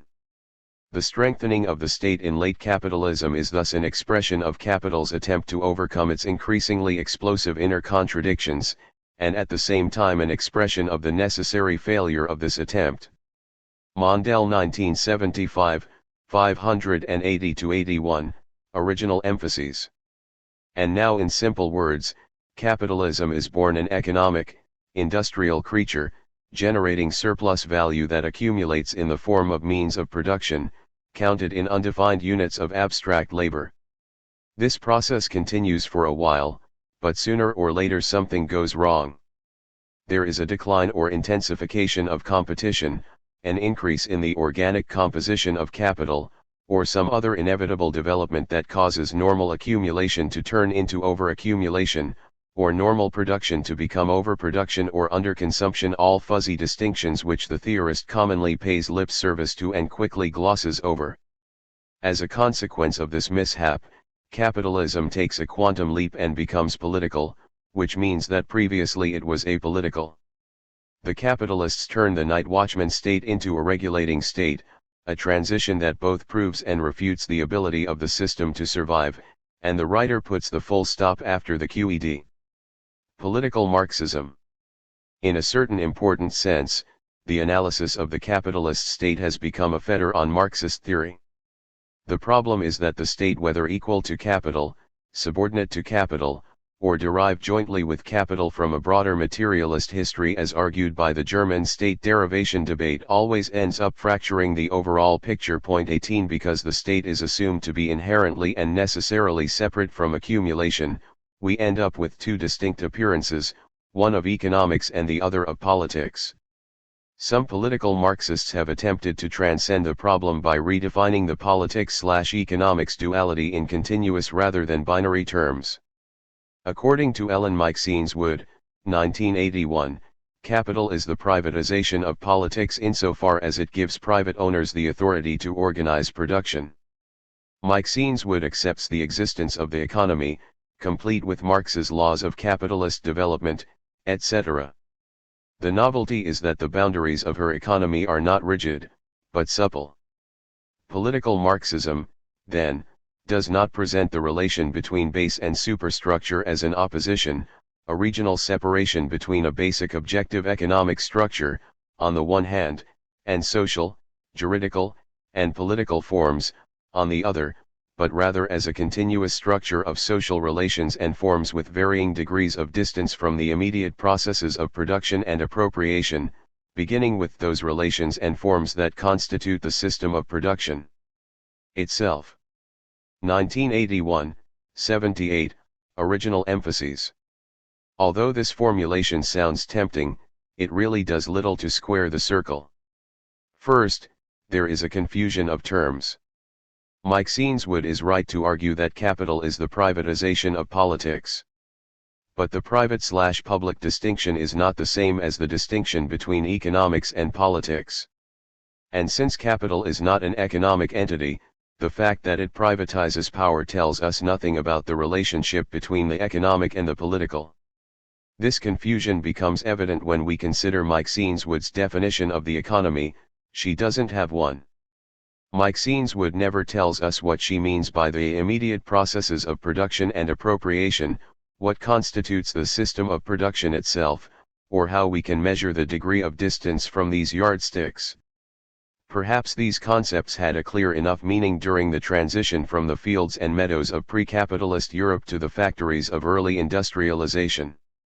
But as we shall see later in the book, this clarity has been lost since then, leaving us with a set of empty formulations. What exactly are the immediate processes of production and appropriation of a modern pharmaceutical drug, of a jet fighter, of an automobile, of a complex software system, of an insurance system, or of health care? Where do these complex processes start and where do they end? Can the immediate processes of production and consumption be delineated, even roughly, from those that are less immediate? If this delineation is impossible to make, what constitutes the system of production itself? And if the system of production remains unspecified, what does it mean to say that the economy and politics are distinct, whether the distinction is rigid or supple? The capitalist totality.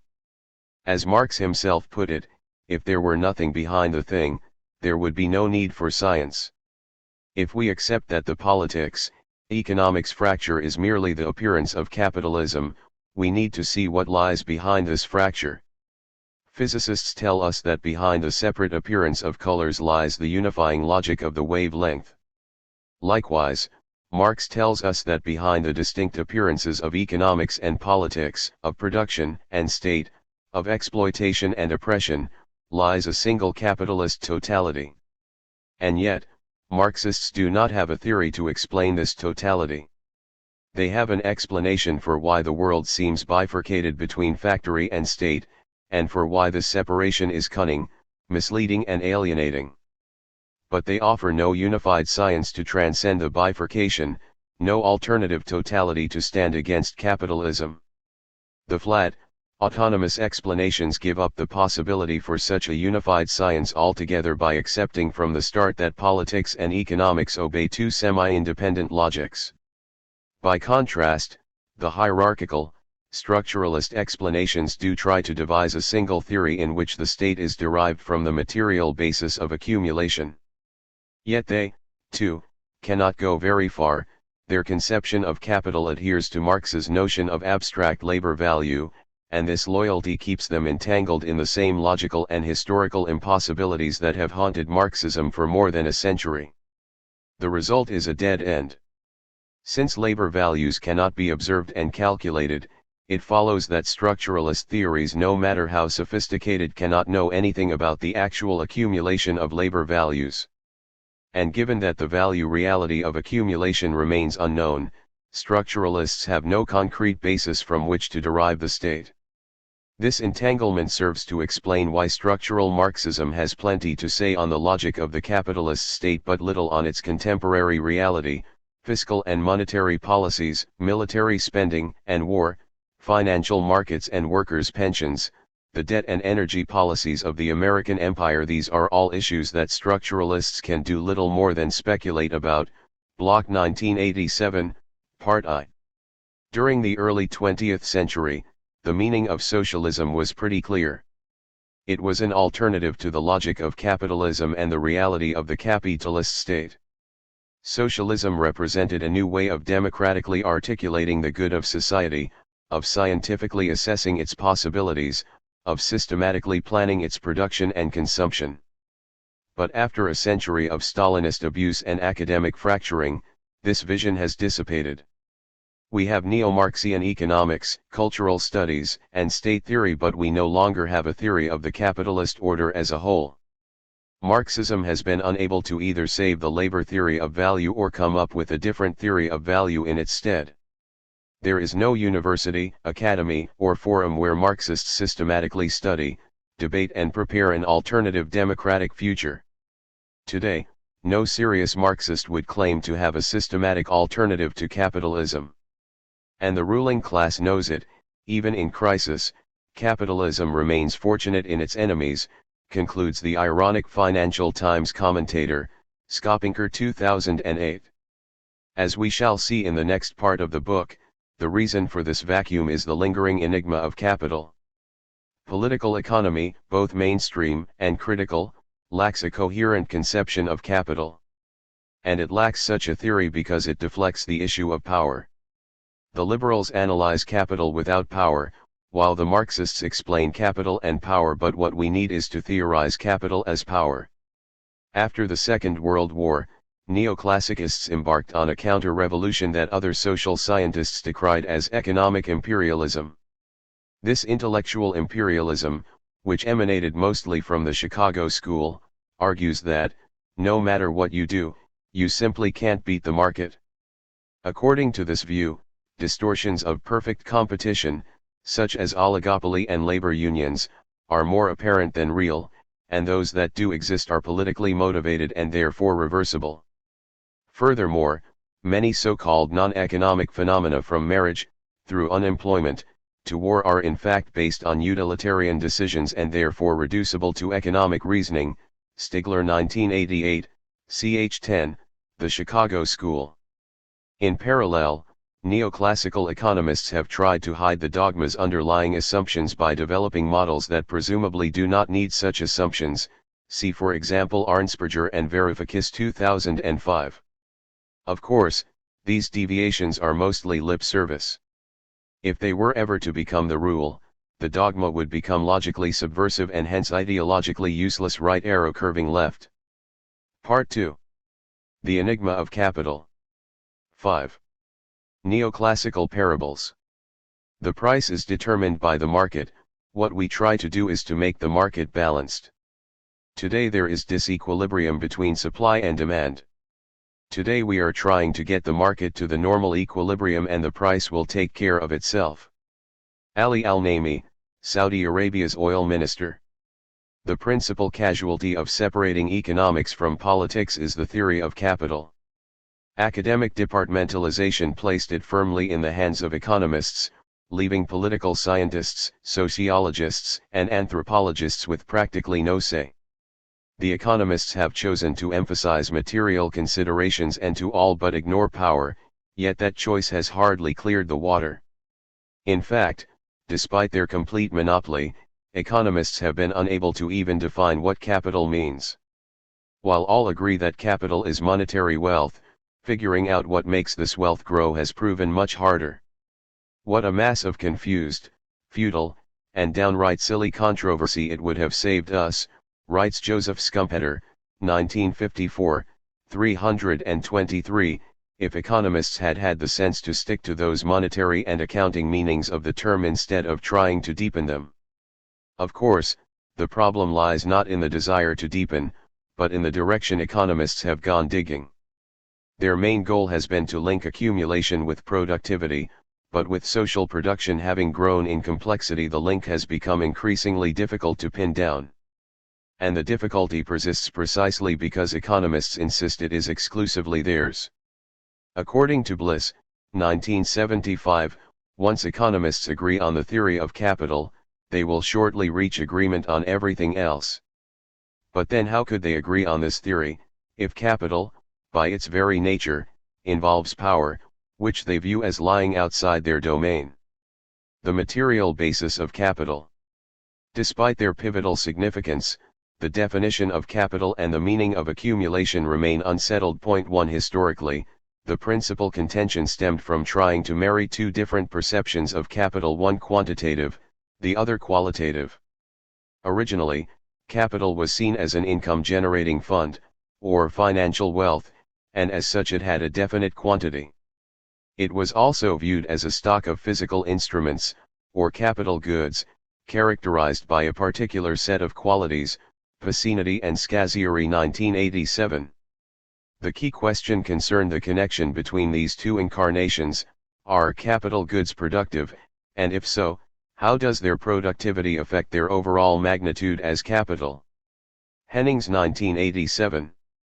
Mainstream economics has been trying to show that capital goods indeed are productive and that this positive attribute is what makes capital as a fund valuable.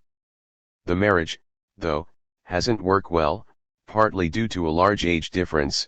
The concept of capital predates that of capital goods by a few thousand years, suggesting that their overlap is not that self-evident. The older partner, capital, comes from the Latin caput, a word whose origin goes back to the Fertile Crescent in the Middle East. In both Rome and Mesopotamia, capital had a similar, unambiguous economic meaning. It was a monetary magnitude. There was no relation to produced means of production. Indeed, caput meant head, which fits well with another Babylonian invention, the human workday, Schumpeter 1954, 322-23, Bichler 1972, 58, 63. The younger partner, capital goods, was born millennia later, roughly together with capitalism. The growing significance of mechanized instruments captured the attention of pre-classical writers, but initially these were referred to mostly as stocks, Barbin 1690, Hume 1752. The first to give capital a productive role were the French physiocrats, and it was only with François Quesnay and Jacques Turgot during the latter half of the 18th century that the association between capitals, as monetary advances, and mechanized production started to take shape. Hennings 1987. Since then, the material, productive bias has grown ever more dominant. Thus, Adam Smith speaks of stocks accumulated into capital which is necessary for carrying on this great improvement in the productive powers of labor, 1776, 260-61, similarly with David Ricardo, who equates capital with that part of the wealth of a country which is employed in production, and consists of food, clothing, tool, raw materials, machinery, and sea necessary to give effect to labor, 1821, 85. Karl Marx talks about constant capital represented by the means of production, by the raw material, auxiliary material, and instruments of labor, 1909, Volume 1, 232. John Bates Clark asserts that capital consists of instruments of production, which are always concrete and material and whose appearance as value is an abstract quantum of productive wealth, 1899, 116, 119. Irving Fisher takes capital as equivalent to the prevailing stock of wealth, 1906, 52. Frank Knight sees capital as consisting of non-human productive agencies, 1921, 328. While Arthur Pigou conceives of capital as a heterogeneous material entity capable of maintaining its quantity while altering its form, 1935, 239. Summing it all up, Joseph Schumpeter naturally concludes that, in its essence, capital consisted of goods, and specifically of produced means of production, 1954, 632-33. No matter how you twist and turn it, fundamentally capital is a material entity. Yet, the classical political economists did not have a complete theory of capital. Recall that these new scientists of society started to write when industrialization was still in its infancy, smokestack factories were few and far between, and the population was still largely rural. They therefore tended to treat the amalgamate of capital goods as a fund or advance whose role, in their words, is merely to assist the original factors of production, labor and land. Although the general view was that capital goods were valuable due to their productivity, no attempt was made to quantify their amount. The link between capital goods and capital therefore was left unspecified. In hindsight, the principal obstacle in establishing this link was that the classicists still viewed capital goods as a secondary input, and in that sense as qualitatively different from the original primary inputs. This belief, though, proved no more than a temporary roadblock. The production function. Taking the classical lead but without its associated inhibitions, the neoclassicists followed the Earl of Lauderdale, Maitland 1804, in making capital goods a fully independent factor of production, on par with labor and land.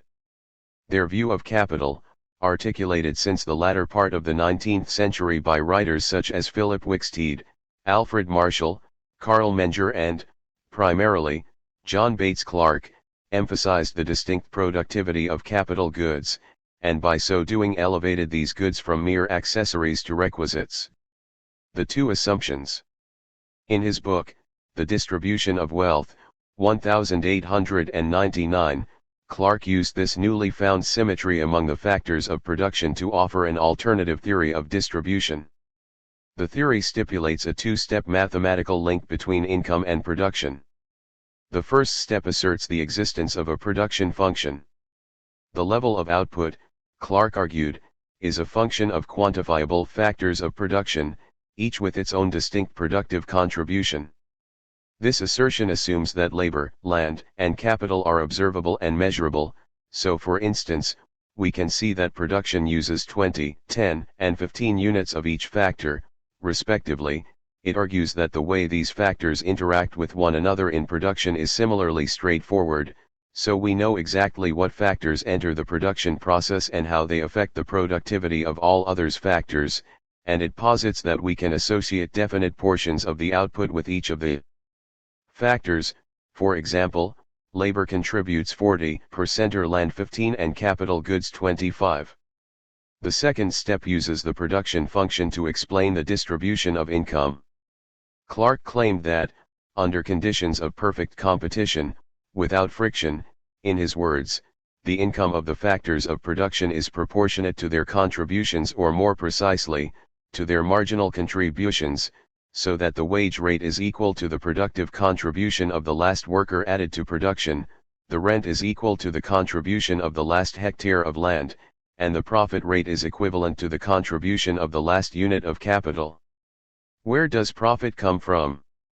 Formulated at a critical historical junction, the new theory combined a powerful justification with a seemingly solid explanation. And there was certainly need for such theory. The emergence of U.S. big business during the latter part of the 19th century accelerated the centralization of capital, raised profit margins and heightened income inequality much along the lines anticipated by Karl Marx, and these developments made earlier profit theories look hopelessly irrelevant. Chief among these theories were the notions of abstinence as argued by Nassau Sr., 1872, and of waiting as stipulated by Alfred Marshall, 1920. According to these explanations, capitalists who invest their money are abstaining from current consumption and therefore have to be remunerated for the time they wait until their investment matures. By the end of the 19th century, though, the huge incomes of corporate magnates, such as Rockefeller, Morgan, and Carnegie, enabled them to consume conspicuously regardless of how much they plowed back as investment, and even when these magnates chose to be frugal, usually they did so in order to augment their power, not their future consumption. Other theorists, such as Herbert Spencer, 1904, William Sumner, 1920, 1963, and later Ayn Rand, 1966, took a more biological path, claiming that profit was simply due to superior human traits. This version of financial Darwinism was happily underwritten by large U.S. capitalists eager to make their blood turn blue. But the basic theoretical and moral problem remained. Even if this science of remuneration were all true, and even if capitalists indeed were superhumans whose waiting in abstinence had to be compensated, the magnitude of their remuneration remained unexplained. Why should the pay on their investment be 20% or rather than 5 or 50? What caused the return to fluctuate over time? And why did some capitalists win the jackpot while others, despite their merit and patience, ended up losing money? Clearly, there was a pressing need for a more robust ideology, and this is where Clark's theory of marginal productivity came into the picture.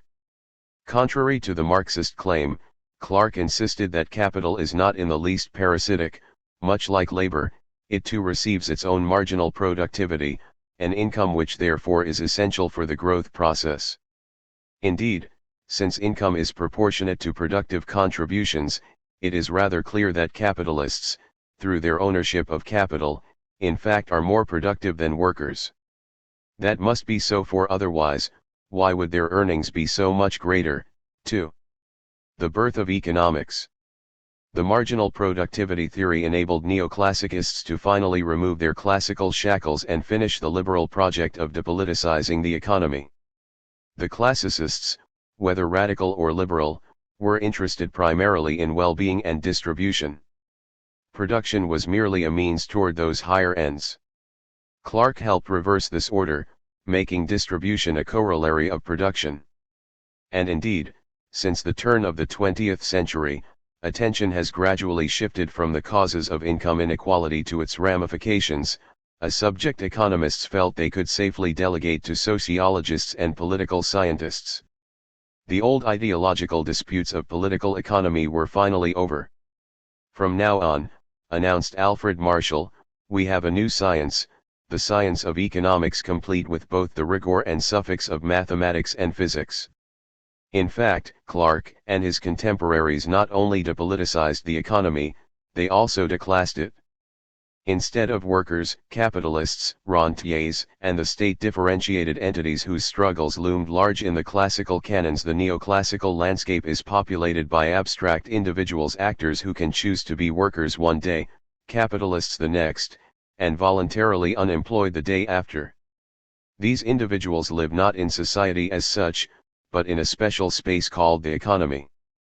Their sole preoccupation is to rationally maximize pleasure from consumption and minimize the pain of work.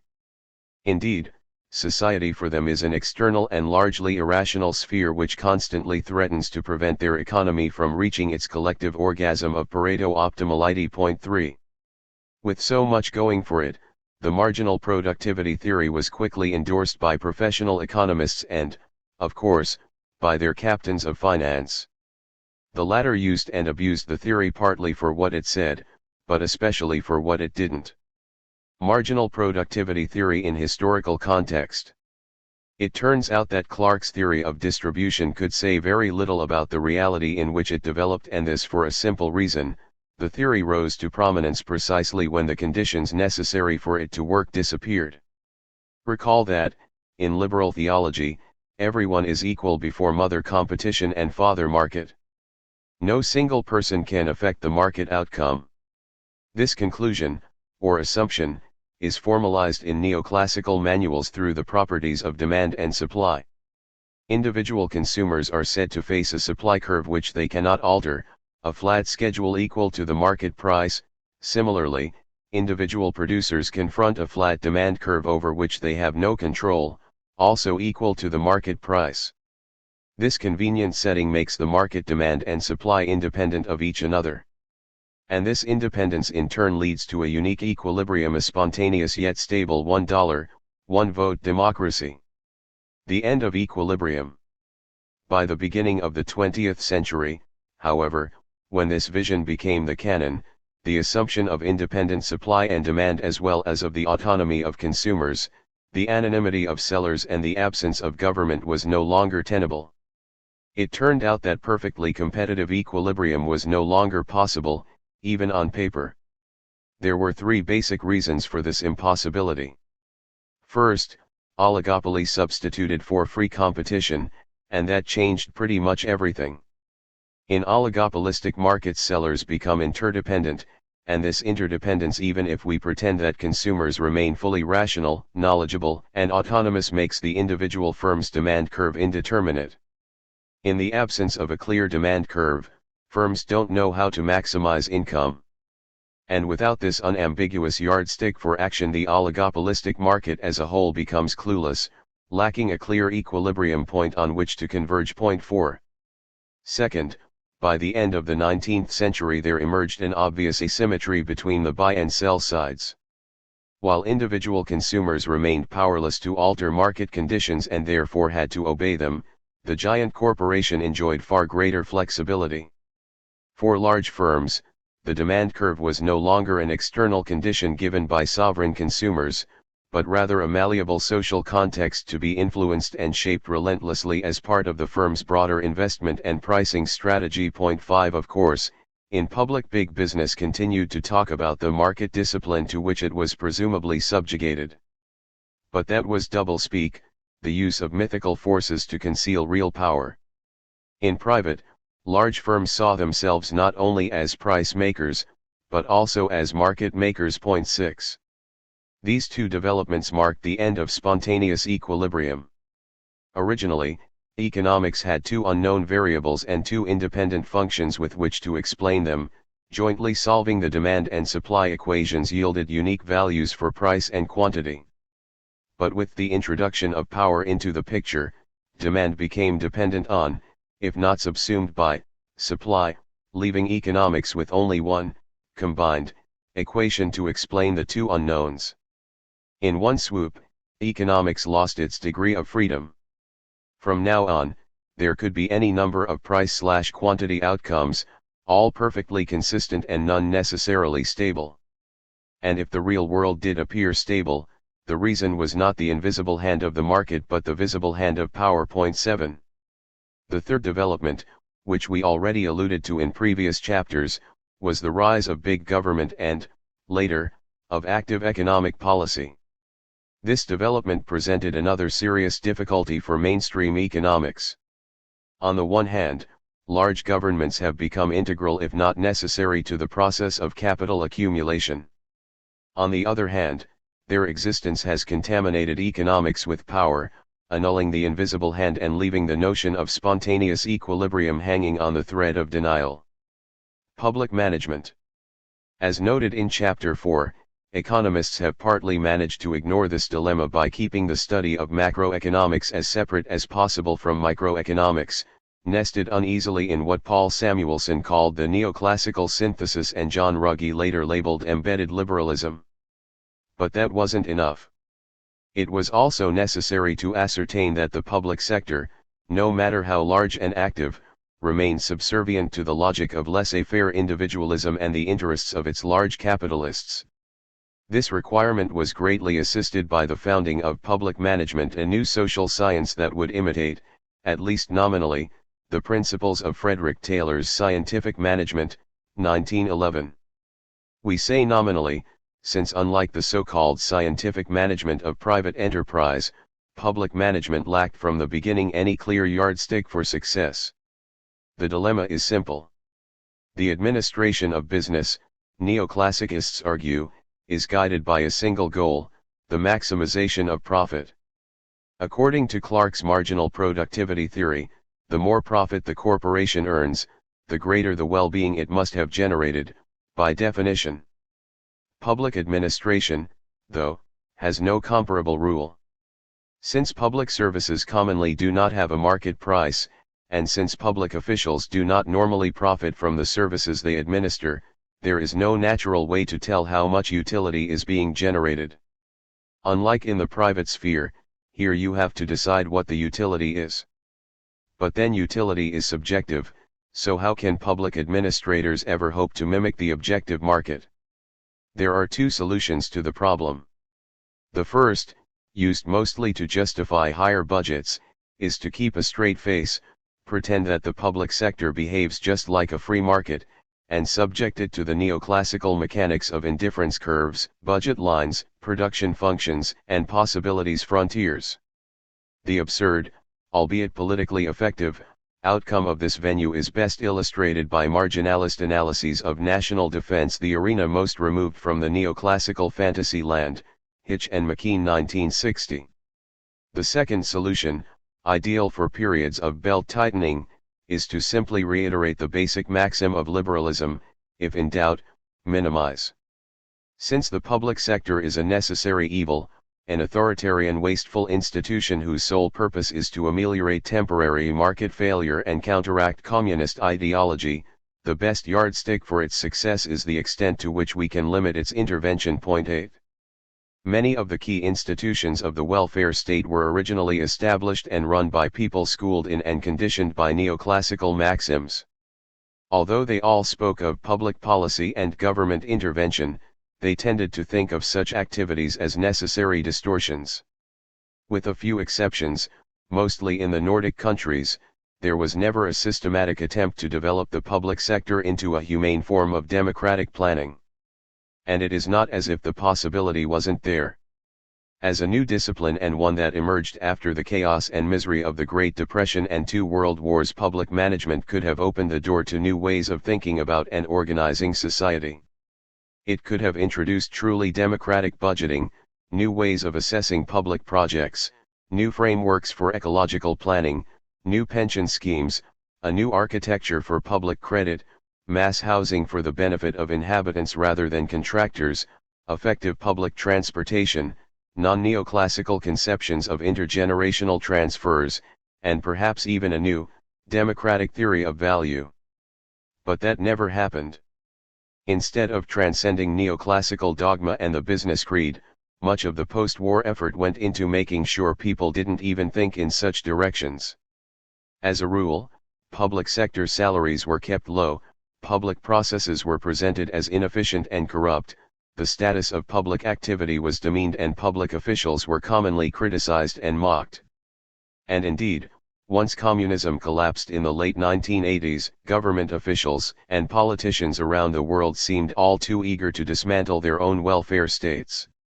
The neoclassical Trojan horse has achieved its purpose. The commanding heights again are controlled by the free marketeers. It is as if the Great Depression had never happened. The best investment I ever made.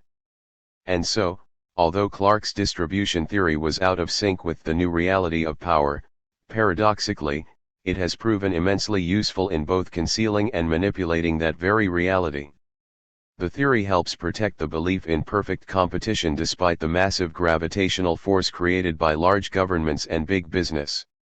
It helps hide the fact that oligopolistic interdependence nullifies the notion of spontaneous equilibrium while simultaneously enabling oligopolies to mold their consumers and impose their own outcomes. And it helps use the public sector for capitalist ends while preventing that sector from ever generating a democratic alternative to capitalism. Given these tall achievements, it is only fitting that the most generous sponsors of this ideology were no other than the Rockefellers, a family whose members invented every possible trick in limiting competition and output, in using religious indoctrination for profitable ends, in rigging stock prices and bashing unions, in enforcing free trade while helping friendly dictators, in confiscating oil-rich territories and in uprooting and destroying indigenous Indian populations. Colby and Dennett, 1995. The Klan's founder, John D. Rockefeller, donated $45 million to establish the Baptist University of Chicago, where Clark's production function would later become gospel. Eventually, Chicago became the bastion of neoclassical economics, and the neoclassical economists in turn helped make Rockefeller and his like invisible. According to Rockefeller's own assessment, it was the best investment I ever made. Collier and Horowitz, 1976, 50.9. Some very unsettling questions. The difficulty with Clark's logic, though, goes much deeper than indicated in the previous section. In fact, even if we ignore the external reality of power and assume away governments, oligopolies, and all other contaminating factors, the theory still doesn't stand. The quantity of capital. The central problem, identified already by Wicksell at the turn of the century, is the very quantity of capital. Wicksell, 1935, Volume 1, 149, originally published in 1901-6. According to received convention, a given capital usually is associated with different types of capital goods. This heterogeneity means that capital goods cannot be aggregated in terms of their own natural units. Point 10. The only way to add a machine producing aircraft parts to one making shoes to another making biscuits is by summing their values measured in money. The money value of any capital good, that is, the amount investors are willing to pay for it, is the present value of its expected future profit, computed by discounting this profit by the prevailing rate of interest, so value equals expected profit / rate of interest. Point 11. Now, as long as our purpose is merely to measure the money value of capital, this method is hardly problematic and is indeed used regularly by investors around the world. The difficulty begins when we interpret such value as equivalent to the physical quantity of capital. Circularity. To see the problem, suppose that the rate of interest is 5% and that a given machine is expected to yield $1 million in profit year after year in perpetuity. Based on the principle of present value, the machine should have a physical quantity equivalent to $20 million, equals $1 million / 0.05. But then what if expected profit were to go up to $1.2 million? The present value should rise to $24 million, equals $1.2 million / 0.05, yet that would imply that the very same machine can have more than one quantity. And since a given machine can generate many levels of profit, there is no escape from the conclusion that capital in fact is a multiple entity with an infinite number of quantities. As it turns out, Clark's productivity theory of distribution is based on a circular notion of capital. The theory seeks to explain the magnitude of profit by the marginal productivity of a given quantity of capital, but that quantity itself is a function of profit, which is what the theory is supposed to explain in the first place. Clark assumed what he wanted to prove. No wonder he couldn't go wrong. These are logical critiques. Another perhaps more substantive social challenge to the notion of physical capital came around the same time from Thorstein Veblen, to whom we turn in Chapter 12. Yet, for almost half a century Clark's theory remained resilient, and it was only during the 1950s that the early criticism against it began to echo. Reswitching. The first shots were fired by Joan Robinson, 1953-54, and David Champernowne, 1953-54, followed by the publication of Pierrot Sraffa's seminal work, Production of Commodities by Means of Commodities, 1960. Sraffa's book, which was 40 years in the making, had only 99 pages, but these were pages that shook the world, or at least they should have. In contrast to earlier skeptics who rejected the quantity of capital as a circular concept, Sraffa began by assuming that such a quantity actually existed and then proceeded to show that this assumption was self-contradictory.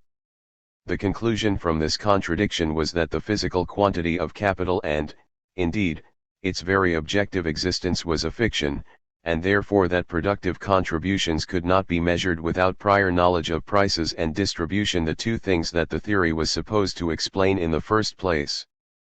Sraffa's attack centered on the alleged connection between the quantity of capital and the rate of interest. As noted, because capital goods are heterogeneous, neoclassicists have never been able to directly aggregate them into capital. But this aggregate, they've argued, nonetheless can be quantified, if only indirectly, by looking at the rate of interest. The logic runs as follows: the higher the rate of interest, everything else being the same, the more expensive capital becomes relative to labor, and hence the less of it that will be employed relative to labor. According to this view, the capital intensity of any productive process, defined as the ratio between the indirectly observable quantity of capital and the directly observable quantity of labor, should be negatively related to the rate of interest.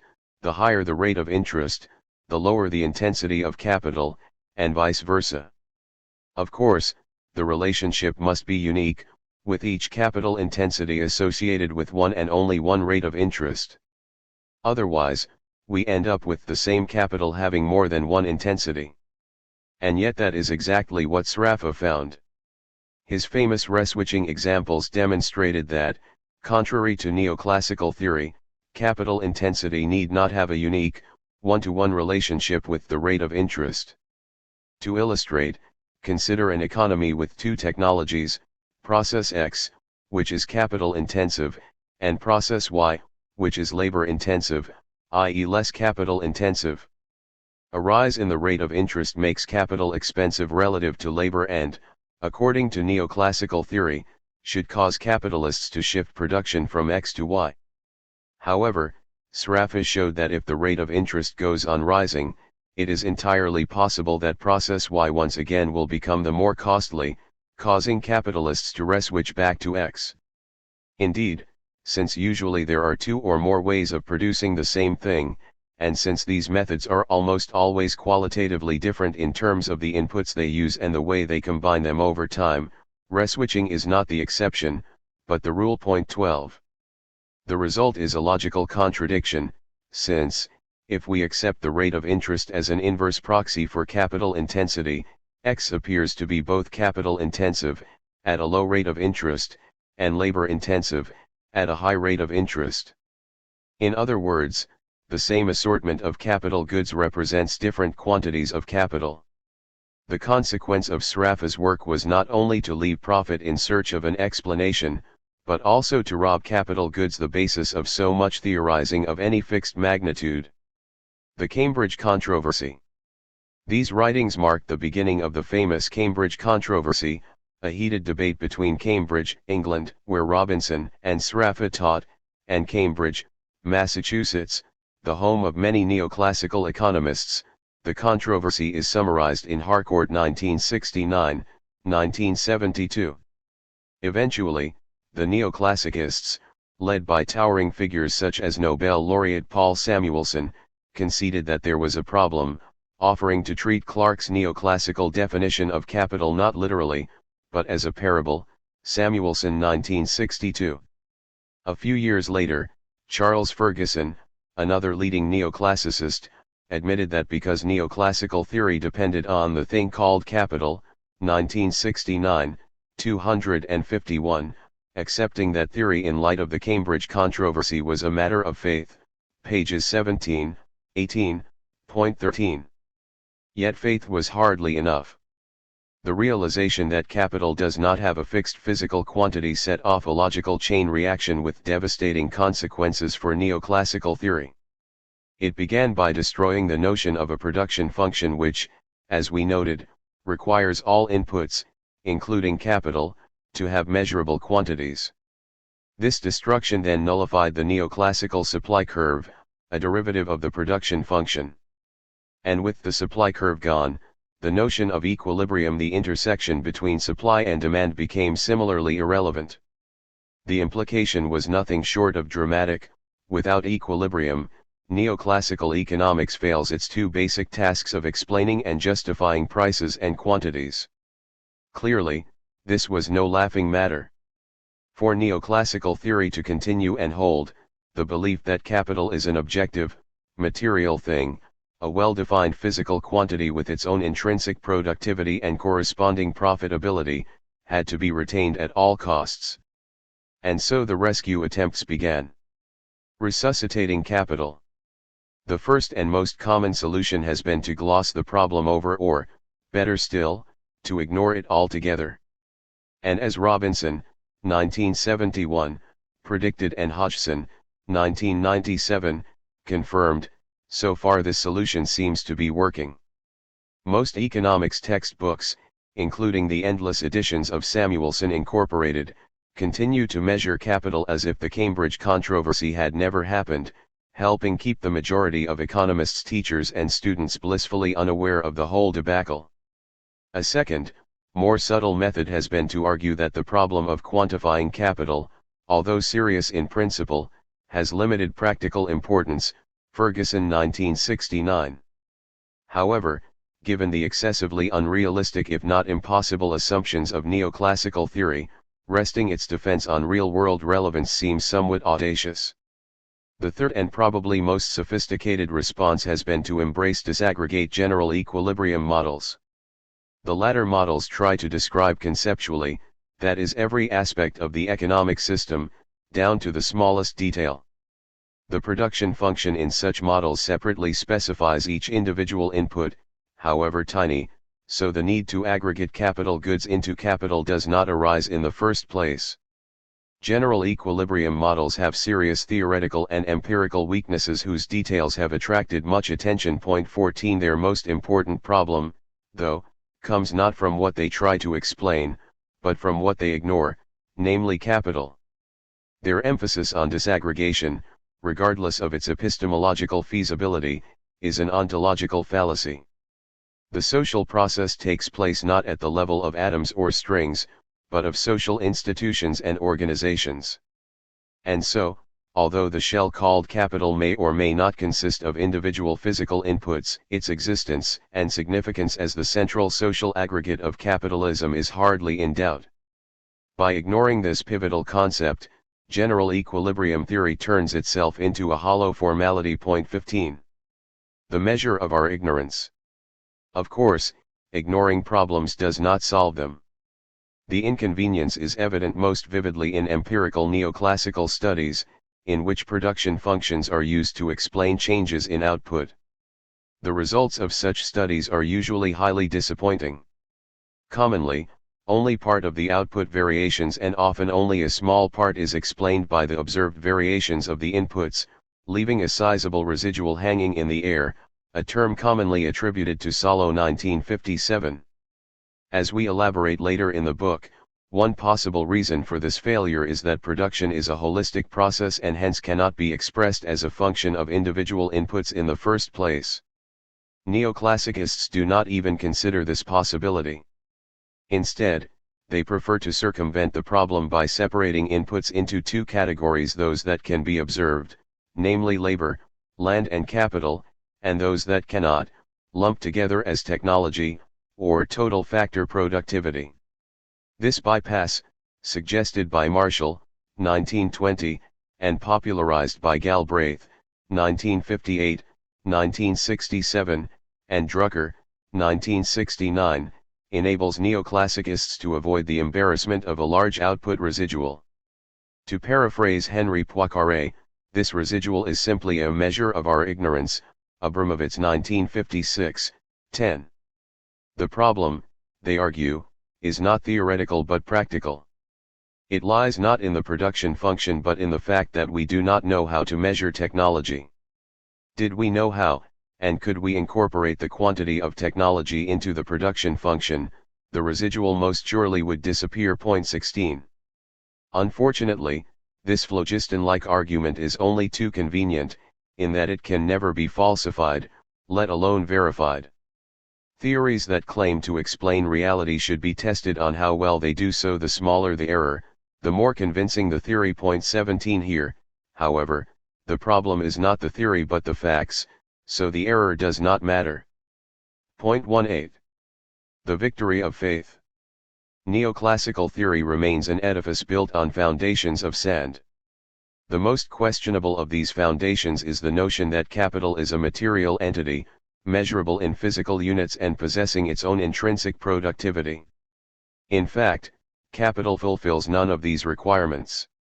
The result is that the theory is unable to convincingly explain not only the structure of prices and production, but also the distribution of income which supposedly results from such structure. In The Structure of Scientific Revolutions, Thomas Kuhn, 1970, claimed that the accumulation of anomalies in science tends to engender a paradigmatic breakdown, opening the door to new theories and, eventually, to a new paradigm. Nothing of the sort has ever happened to neoclassical political economy. Although suffering from deep logical contradictions and serious empirical anomalies, neoclassical theory hasn't broken down. On the contrary, it has only grown stronger. Its overall structure has remained more or less intact for more than a century, a feat unparalleled by any other science, and it has managed, with the help of massive business and government subsidies, to strangle pretty much all of its theoretical competitors. But then, this victory shouldn't surprise us, simply because neoclassical political economy is not a science, but a church. And like every church with forged scriptures, the neoclassical priests go on with their daily business, spreading the faith by building elegant-seeming arguments in terms which they cannot define and searching for answers to unescapable questions. Robinson 1970, 317. For the deep sense of unease regarding the definition of capital, see Schumpeter, 1954, 322-27, and Brodel, 1977, 1985, Volume 2, 232-49, right arrow curving left. The productive origin of profit is now an all-prevalent logic. A typical example is provided by the recent debate over the resurgence of leverage buyouts. Supporters of the trend argue that private firms are more productive than those listed on the stock market, while its critics maintain that delisting is driven by manipulators and asset strippers. So who is right? Asks Martin Wolf, chief economist of the Financial Times. An obvious answer is that private equity is a growing activity in which willing sellers meet willing buyers. If it prospers, it must be profitable. If it is profitable, it should also be adding value. Wolf 2007. This rule can be frustrated by market imperfections, but its underlying logic is taken as self-evident. Right arrow curving left. Pareto optimum, a neoclassical mantra named after the Italian thinker Vilfredo Pareto, refers to a situation in which no individual can be made better off without another individual becoming worse off. This situation is said to exist when the overall pie cannot be made any bigger, that is, when the economy works at full employment and in maximum efficiency. Of course, since no one has thus far been able to identify such an optimum, the mantra is of little practical significance. But its ideological importance is considerable. If maximum output is already optimal, why worry about its distribution? Right arrow curving left. To illustrate this conclusion with a hypothetical example, consider a price change by Nokia. This price change will elicit responses from Nokia's oligopolistic rivals, such as Motorola, Samsung, and Panasonic, and these responses will in turn change the demand curve for Nokia's own product. Since the direction and magnitude of these responses are open-ended, the eventual position of Nokia's demand curve becomes unclear. And given that Nokia cannot foretell this eventual position, it cannot know the profit-maximizing price and therefore cannot know how to act. Game theorists have managed to solve this problem a million times over, but only by imposing predetermined theoretical rules that real oligopolists such as Nokia and its rivals are perfectly free to ignore. Right arrow curving left. The concept of consumer sovereignty also depreciated due to the immense increase in the complexity of production and consumption. We can perhaps fathom an independent farmer in the United States of the mid-19th century assessing the marginal benefit of growing corn and cabbage instead of beets and tobacco, or of a slave hunter contemplating the marginal rate of substitution between the income from seizing an additional escapee and a week of idle leisure. But these types of computations are rather difficult to make in a world loaded with millions of different commodities and endless choices. It is no wonder that instead of the individualist ethos of the 19th century we now refer to consumers as masses and to investors, even the most sophisticated, as herds. Right arrow curving left. These concepts were already part of common business parlance at the turn of the 20th century. For early analyses of firms as price makers, see the works of Brown, 1924, on General Motors, of Means, 1935a, on administrative prices, and of Hall and Hitch, 1939, on business behavior. On the broader politics of market making, see Kaplan et al. 1958. The 19th century precursors of anti-market corporatism, including the young J.B. Clark, are examined in Perlman, 2006. The power aspects of pricing will be examined in Chapter 12. Right arrow curving left. For those who care to read further, we should add that demand and supply are unlikely to be independent of each other even in the absence of power.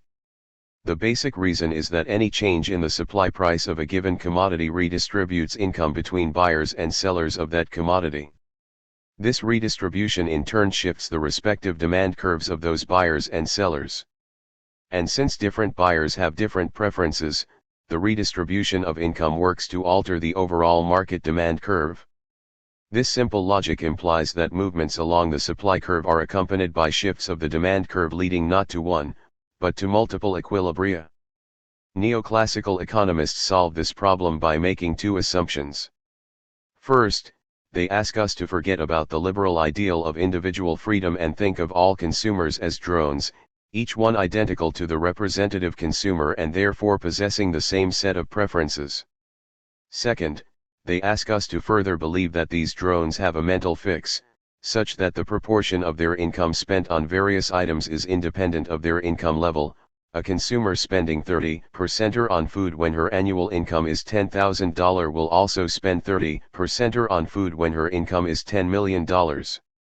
These two assumptions, known as the Sonnenschein, Mantel, Debreu conditions, indeed imply that redistribution of consumer income leaves the market demand curve unchanged. But since these assumptions are patently impossible, they also imply that neoclassical consumer theory has practically nothing to say about any real-world situation. Right arrow curving left. The inferior status of the public sector is evident in the theory and practice of the national accounts. In these accounts, government expenditures on goods and services are, reluctantly, treated on par with private spending. Both are considered additions to GDP. But the treatment of interest payments paid usually to capitalist owners of the public debt is different. Interest on private debt, to finance the production of cosmetics, cigarettes, and fast food, say, is counted as payment for a productive service and is therefore made part of the national income.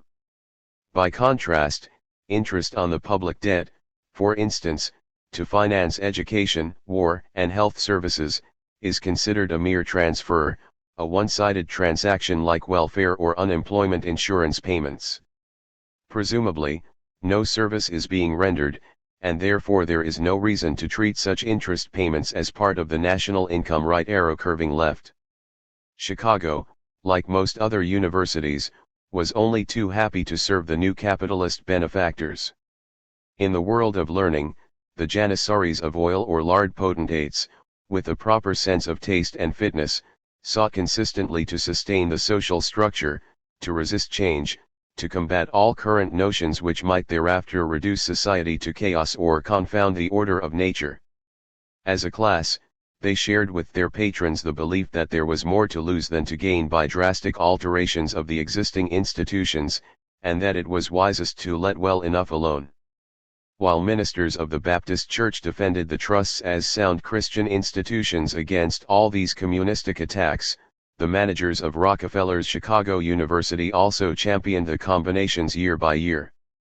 One teacher of literature ostensibly declared Mr. Rockefeller and Mr. Pullman superior in creative genius to Shakespeare, Homer, and Dante.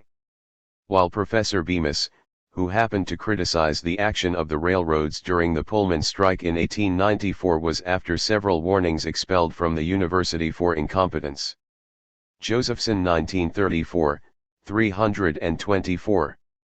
Syracuse University, endowed by Mr. John Archbold of the Standard Oil Combine, similarly dismissed John Commons, a young economics instructor who revealed too strong an interest in the rising labor movement, p. 325.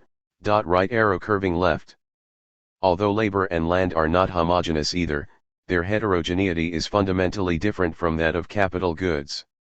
The so-called quality of labor can be molded through education, whereas land can be improved through cultivation. Capital goods, in contrast, are rarely that supple, and once made they can seldom be converted for new tasks. This difference, though, doesn't get labor off the hook.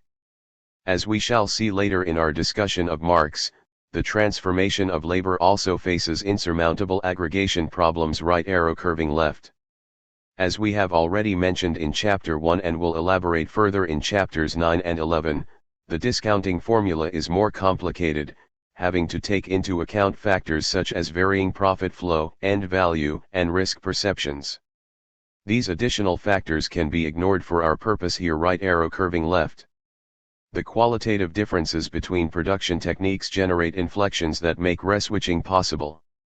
For a clear exposition of how reswitching works and why it would tend to infect neoclassical production models, save for those protected by special assumptions, see Hunt, 1992, 536-48.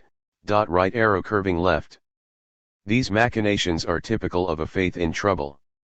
In The Birth of Europe, Robert Lopez describes similar challenges to the Christian dogma during the twilight of feudalism along with the Church's response. In general, faith is still sufficiently adaptable in the 13th century for the great majority of Catholic thinkers to feel no more bound by its dogmas than the confirmed liberal or Marxist today feels fettered by the basic principles of liberalism or Marxism. Conflict between faith and reason cannot always be avoided, but in most cases it is successfully solved by an allegorical interpretation of the sacred writings. Saint Augustine suggested that if we happen across a passage in Holy Scripture which lends itself to various interpretations, we must not bind ourselves so firmly to any of them that if one day the truth is more thoroughly investigated, our interpretation may collapse, and we with it. The early medieval writers, as we have seen, seized upon allegory with the typical enthusiasm of ages poorly equipped with exact information and clear ideas. Lopez 1967, 361-62, emphases added. 6. The Marxist entanglement I. Values and prices. The whole substance of the bread is changed into the whole substance of Christ's body, and the whole substance of the wine into the whole substance of Christ's blood. Hence, it can be called transubstantiation. Thomas Aquinas, Summa Theologica. As radical thinkers, we find it far more difficult to criticize Marx than the neoclassicists. So much of our thinking about capitalism originates from his writings.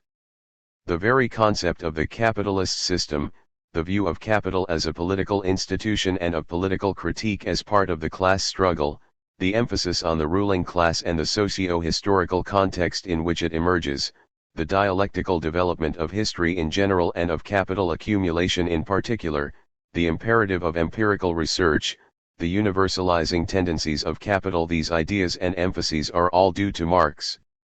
It is hard to approach contemporary social phenomena from globalization, to economic crisis, to militarization, imperialism, ecology, price movements, the modern corporation, cultural development, elite dynamics, and technical change, to name a few, without feeling indebted to Marx and the controversies he opened up. His insights, along with the debates among his followers and critics, are deeply embedded in our current thinking. But then it is precisely this crucial importance of Marx along with his emphasis on dialectical thinking that forces us to re-examine his underlying framework. Capitalism, he argued, is a system of commodities, driven by the accumulation of capital and denominated in prices. To decipher the secrets of this process is to look behind the front window of prices, and to do so we need a theory of value. This is the starting point, the algorithm that Marx uses to develop much of his subsequent concepts and analysis. Marx chose to develop a value theory based on labor, and it is here that his analysis went wrong. Our purpose in this and the next chapter is to examine why.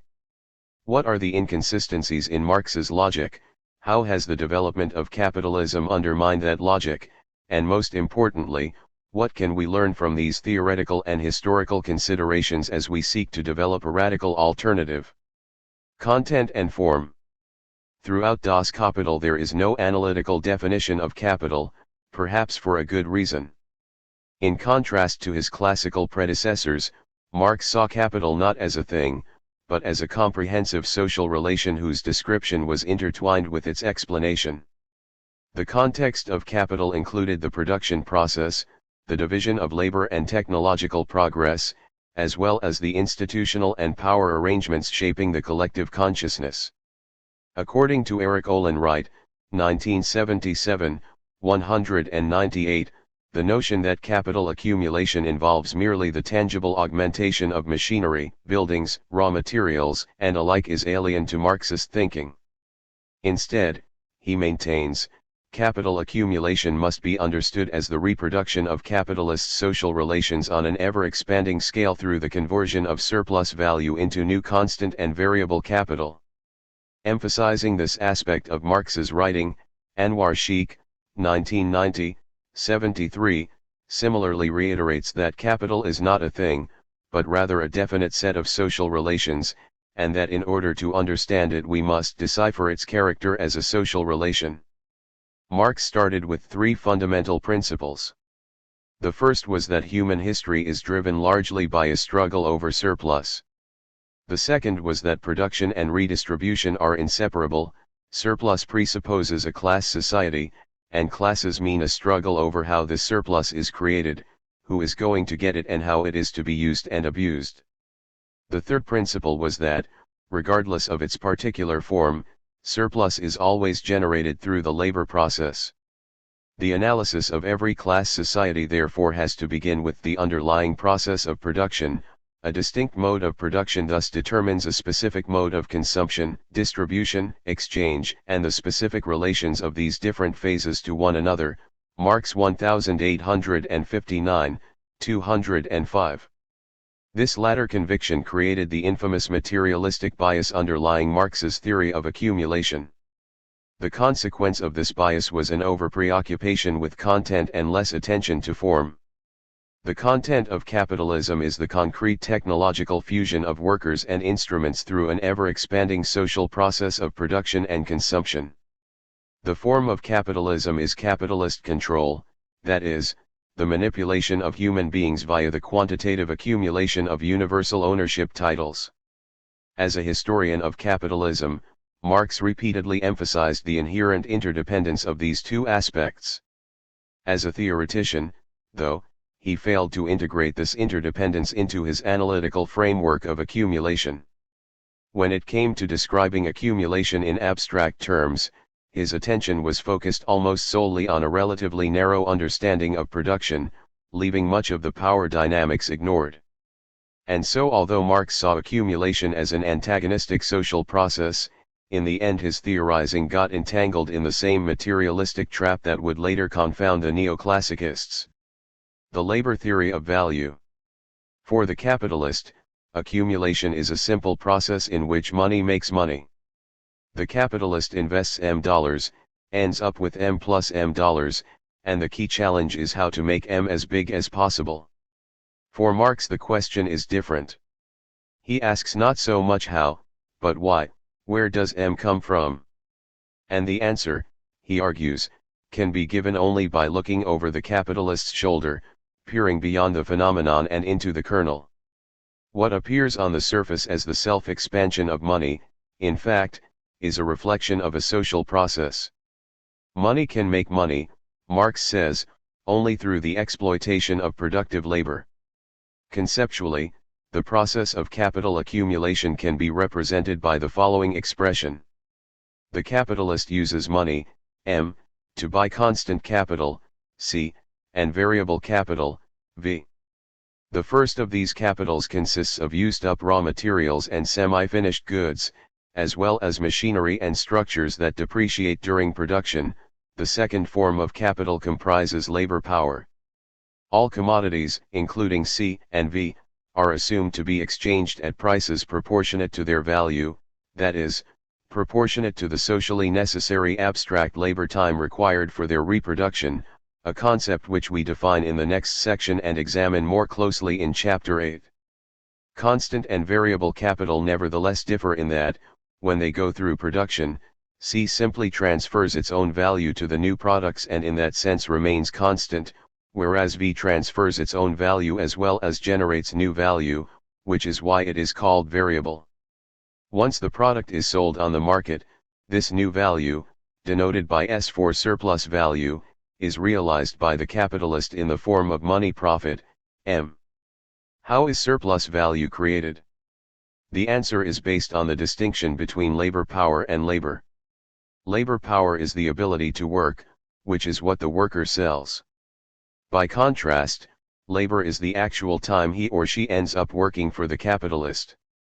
Since labor power is treated as a commodity, its price, like that of every commodity, is proportionate to the socially necessary cost of its own reproduction.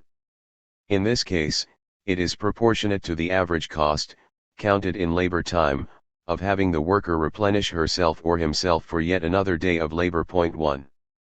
But this price of labor power, when measured in labor time, is, as a rule, smaller than the actual labor time the worker works for the capitalist. And here lies the crux of the matter.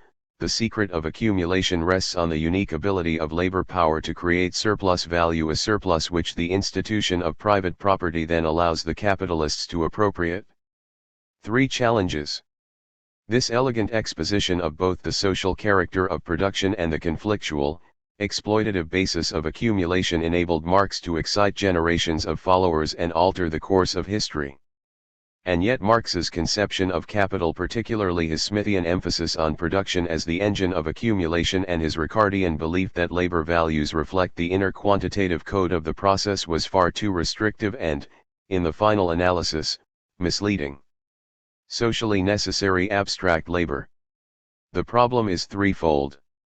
The first difficulty concerns the underlying unit of measurement, socially necessary abstract labor time. Point 2. Marx was appalled yet fascinated by the mechanized order of capitalism, a social system that objectifies its human subjects and fetishizes their social interactions.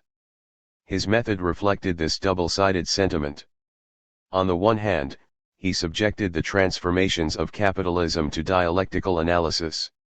On the other hand, he viewed capitalist processes as obeying historical laws of motion and therefore as amenable to scientific inquiry.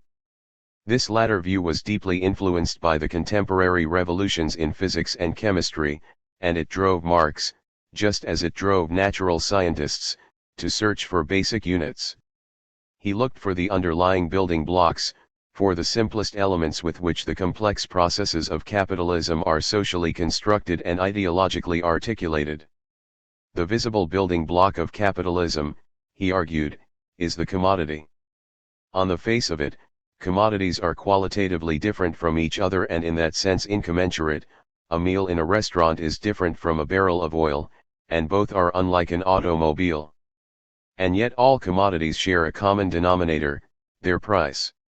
A meal may cost $50, a barrel of oil $100 and an automobile $20,000. Although incommensurate qualitatively, they nonetheless display a strict quantitative relationship, expressed by their price ratio of 1:2:400. How is it possible for qualitatively different commodities to have quantitatively comparable prices? Marx isn't puzzled. Commodities, he admits, indeed differ in their use value.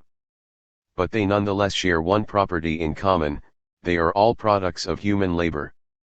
And it is this human labor understood as an undifferentiated universal quantum that gives commodities their value and makes them commensurate. Marx defined this universal quantum as socially necessary abstract labor. This is the elementary particle of his system, the hidden entity that both underlies and embodies the entire architecture of the capitalist order. Point 3. The significance of socially necessary abstract labor can hardly be overstated. Capitalism is a system organized through prices, and, according to Marx, socially necessary abstract labor time mediated through the labor theory of value provides the ultimate code of prices. It is the basic unit that gives commodities quantity and capital magnitude and, therefore, the common denominator with which all the important ratios of capitalism are expressed. It is crucial for understanding the profit rate of capitalists, the subsistence wage of workers, the distribution of income and the balance of class power. It is essential for explaining the historical development of capitalism, its short-term crises and long-term tendencies. It underlies the system's eventual demise. Without this universal unit, it is doubtful that Marx's grand theory can remain standing. Although Marx's insights go beyond his labor theory of value, the hallmark of his system lies in its completeness, the claim that there is a single, universal logic that underlies the entire order of capitalism. And this latter claim depends crucially on abstract labor. It turns out, though, that this elementary particle, the unit on which everything else stands, is deeply problematic. The key difficulty is that this particle, like God or the ether, is forever beyond our reach. We can observe actual labor, but that still tells us nothing about socially necessary abstract labor. The latter term differs from the former on two counts. First, socially necessary labor time refers not to the specific time a given capitalist enterprise takes to produce the commodity, but to the average time society requires to produce this type of commodity. This is the socially necessary aspect of the term. Second, socially necessary labor time is counted not in heterogeneous units of concrete labor, but in homogeneous units that can be added up. This is the abstract dimension of the concept. The problem is that both conversions from actual to socially necessary and from concrete to abstract are difficult if not impossible to perform. As noted, this is a make or break predicament for, if we cannot perform these conversions, we don't have a basic unit to work with and therefore no theory at all. Production.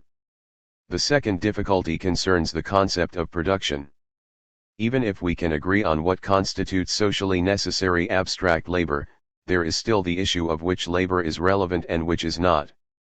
Although all values derive from the productive labor of workers, not all labor is productive. According to Marx, there are two types of workers: productive workers who create value and unproductive workers who do not. In order to render the labor theory of value meaningful, we need to count only the former and ignore the latter. Now, this selection assumes that we can distinguish between these two types of workers in the first place, and it is here that the theory runs into a second roadblock.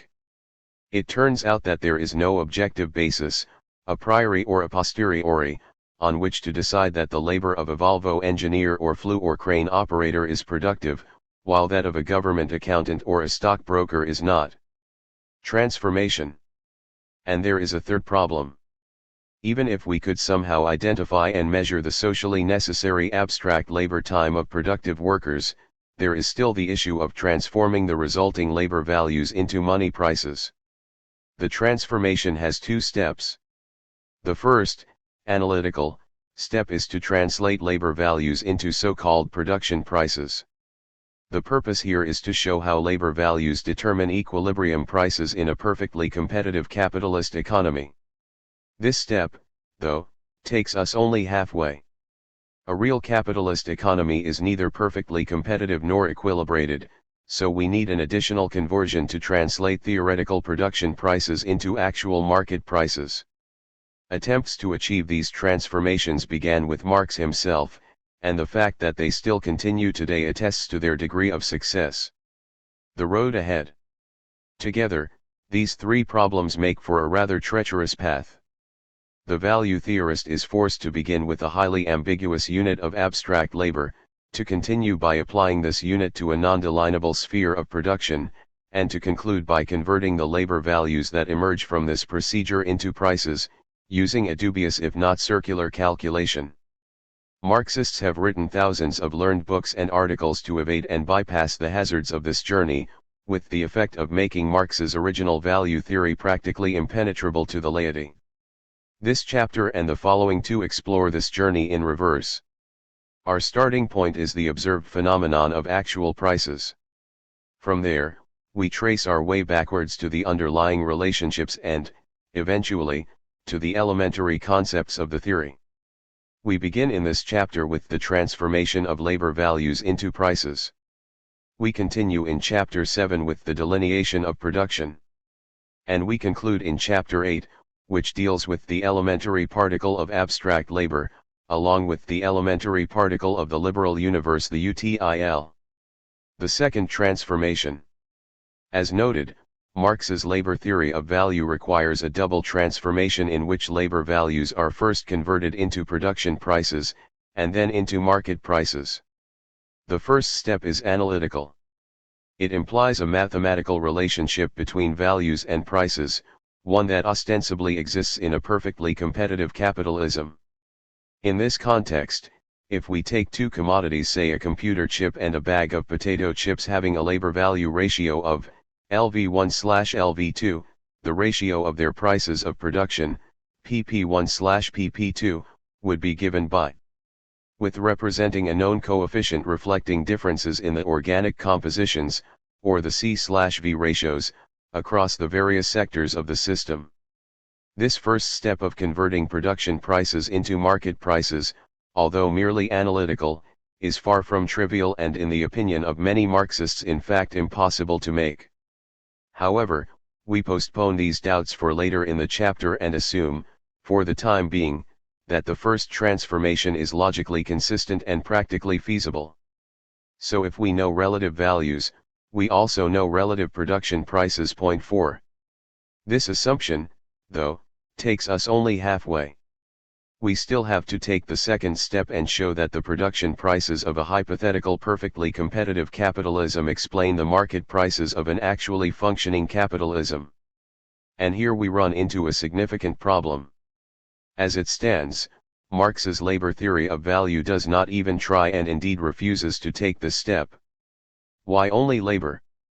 This latter point was made early on by one of Marx's fiercest critics, the Austrian economist Eugen von Bohm-Bawerk, 1884-1896. Marx wasn't incorrect to search for the common property of commodities, Bohm-Bawerk conceded. But his insistence that this common property consists only of labor to the exclusion of all other properties was logically indefensible. Commodities, argued Bohm-Bawerk, can also vary in other respects.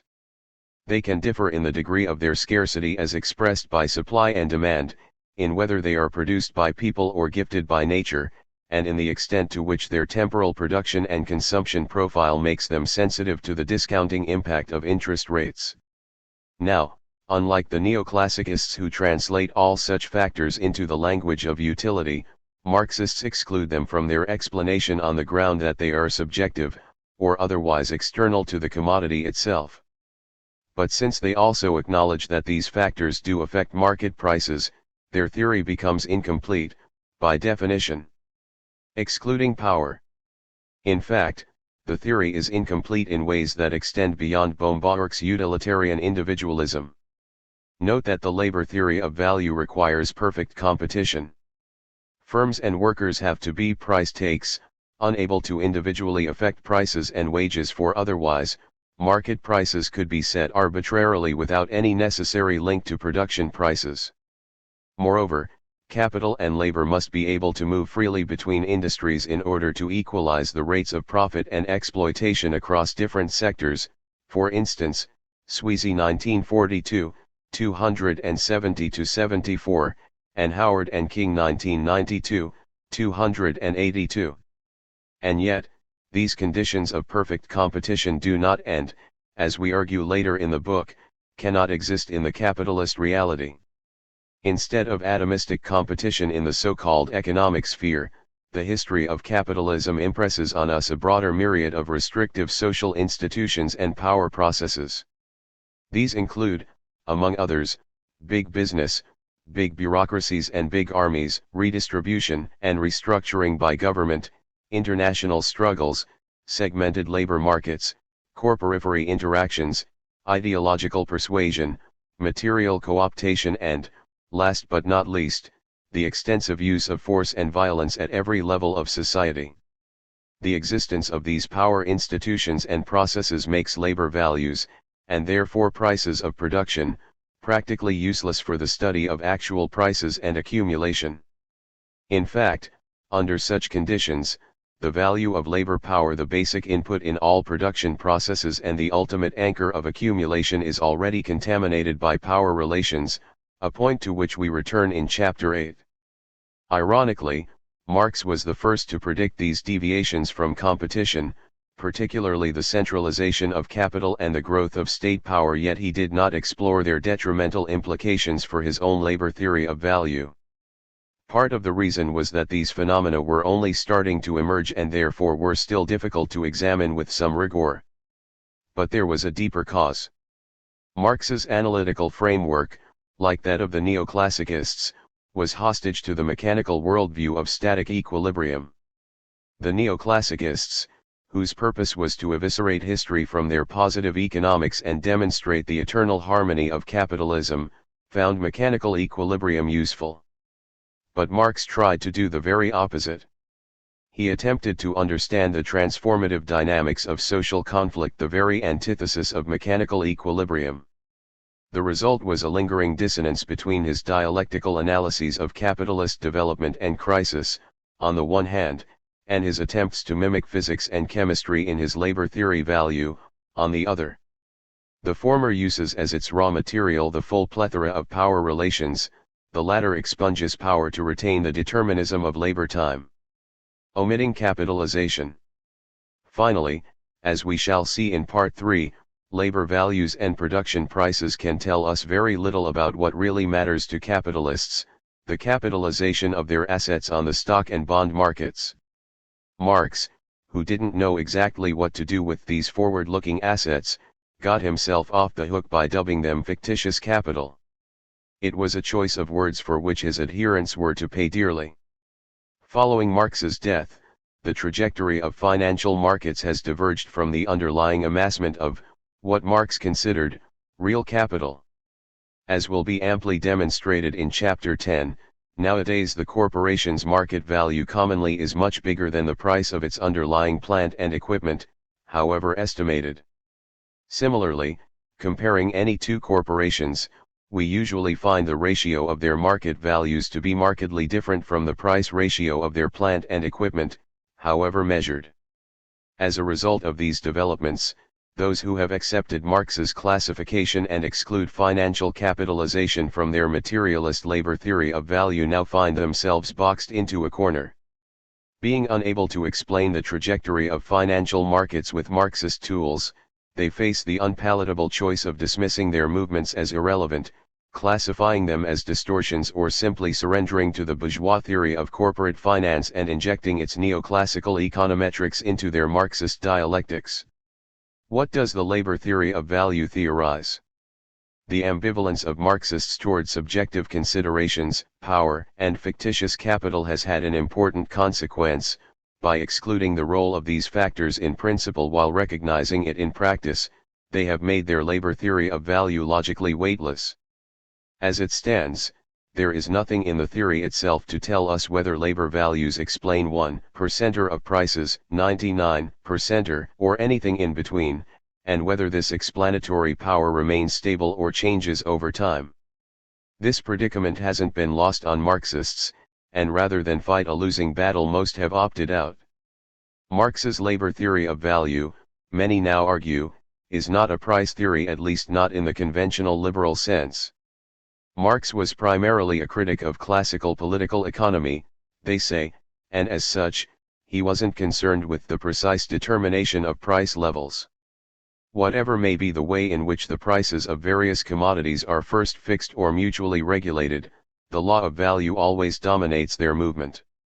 If the labor time required for the production of these commodities is reduced, prices fall; if it is increased, prices rise, other circumstances remaining the same. Marx 1909, Volume 3, 208, emphases added. Note the emphases: value does not determine but merely dominates market prices, and it affects not their level but their movement. More broadly, according to this view, Marx was not really interested in the price of chewing gum or the day-to-day fluctuations of a particular sector. These were epiphenomenal. Magnitude of value expresses a relation of social production, it expresses the connection that necessarily exists between a certain article and the portion of the total labor time of society required to produce it.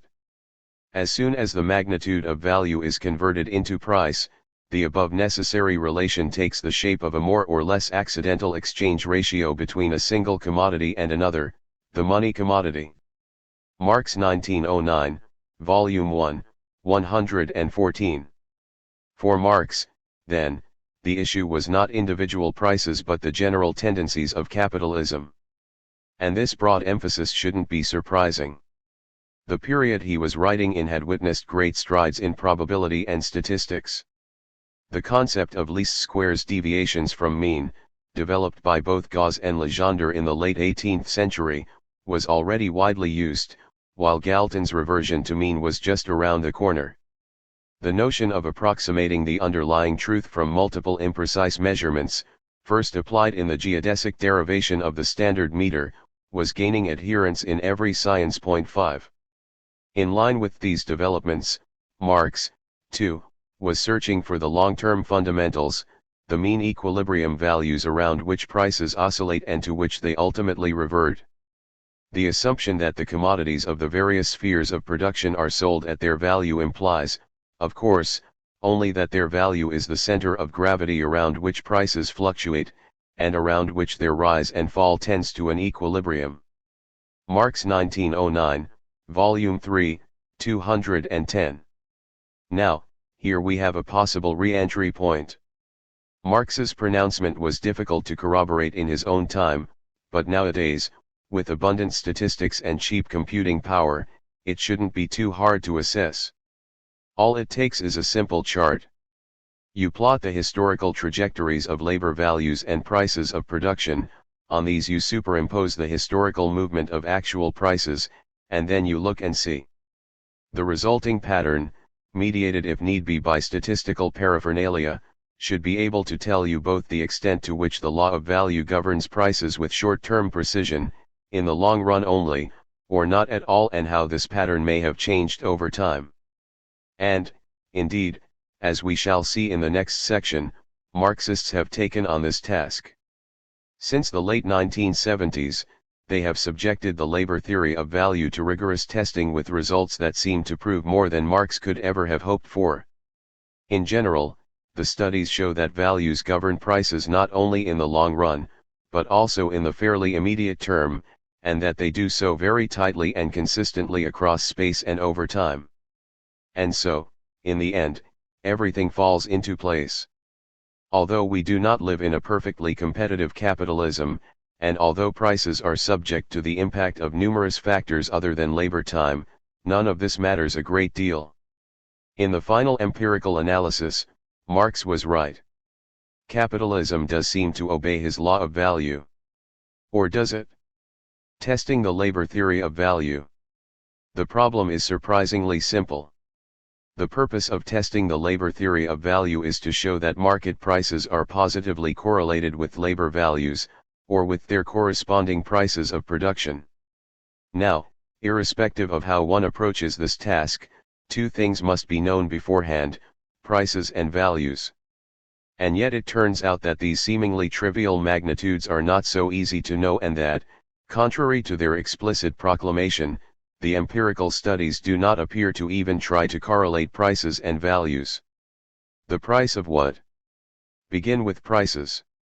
Most people think of these as attributes of individual commodities: the price of a Toyota Corolla, the price of a bushel of wheat, the price of a United Airlines flight from New York to Tokyo. Price could also be an attribute of a group of commodities. The GDP deflator of the beverage industry, for instance, denotes the weighted average price of all newly produced commodities in that industry, while similar deflators express the weighted average price for entire sectors such as consumer and investment goods, or even the economy as a whole. Marxist studies of price-value correlations, however, deal with neither of these concepts. Instead of looking at the price of a single commodity or the average price of a group of commodities, they focus on the price of total output, that is, on the unit price of the commodity multiplied by its quantity. Typically, the researcher divides an economy into a few dozen sectors as delineated by the National Statistical Service, estimates the price and value of total output in each of these sectors, and then correlates these two magnitudes across sectors for 1 or more years. This shift in focus has significant statistical implications. Correlations measured in this way reflect the covariations not only of unit prices and values, but also of their associated quantities. Now, note that the unit value and unit price of each sector are multiplied by the same output.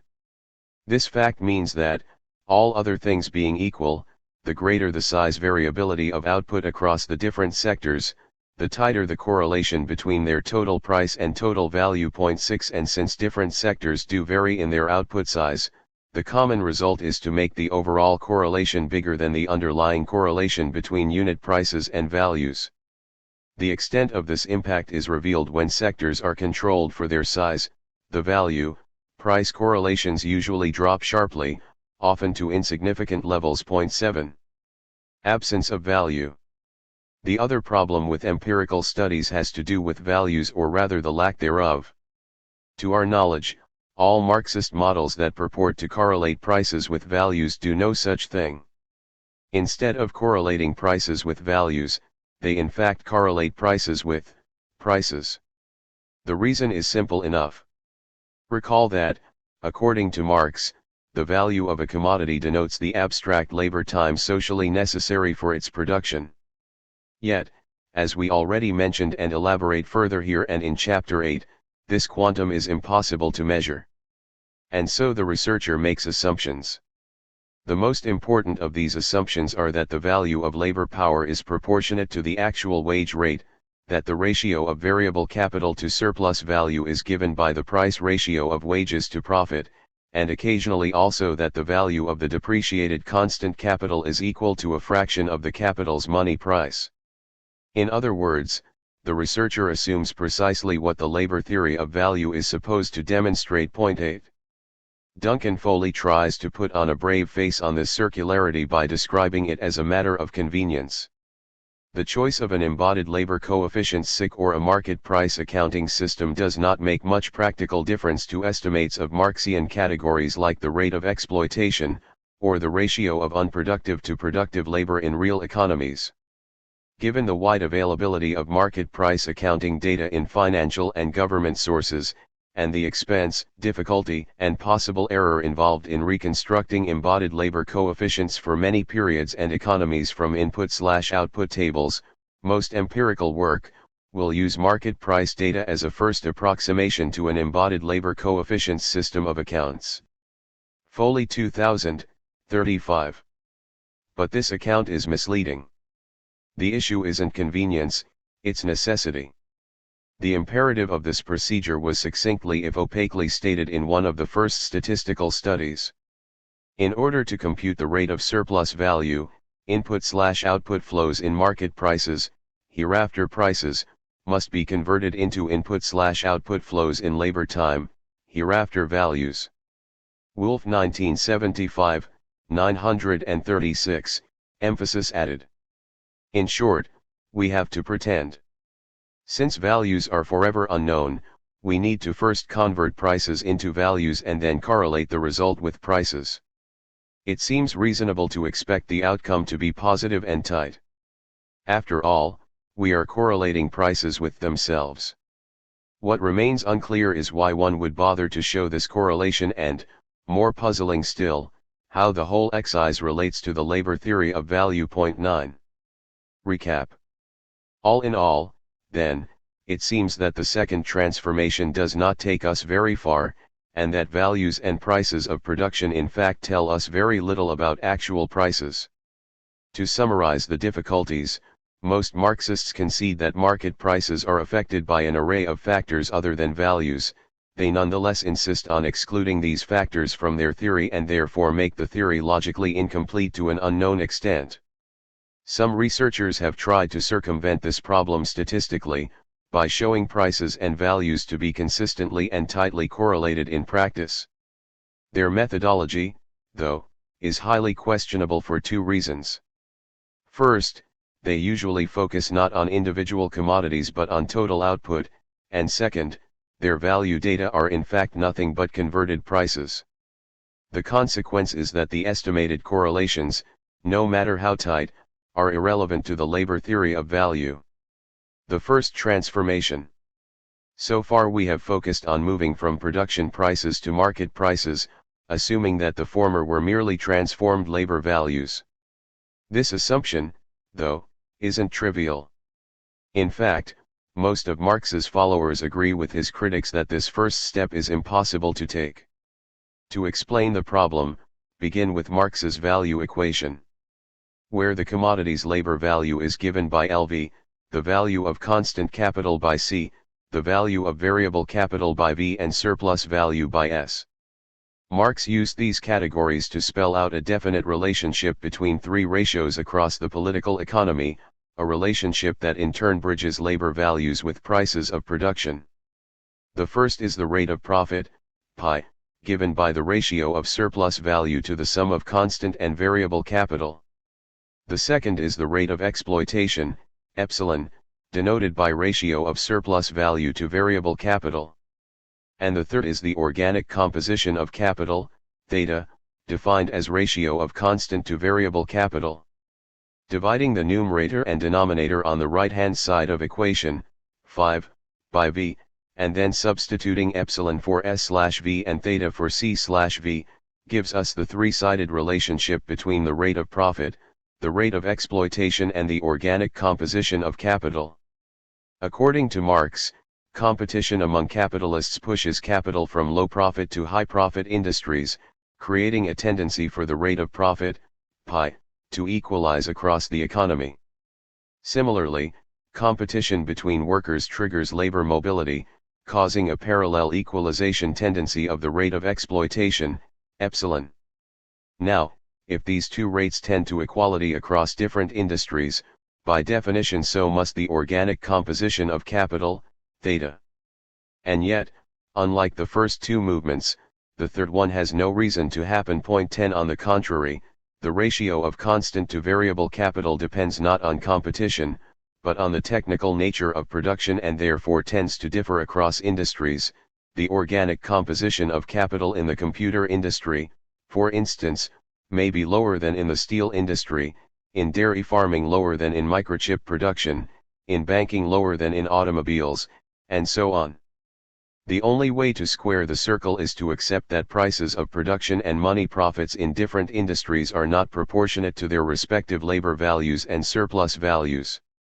Specifically, industries with a higher than average organic composition of capital will have prices and profits that are higher than their respective labor values and surplus values, while in industries with a lower than average organic composition of capital the opposite will be the case.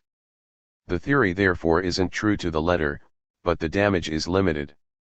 Recall that Marx emphasizes the overall processes of capitalist development, and in that regard, argue his followers, his theory remains intact and, indeed, indispensable. The reason is that, although prices and profits differ from their respective labor values and surplus values in individual industries, their aggregates remain the same. These aggregate equalities are crucial.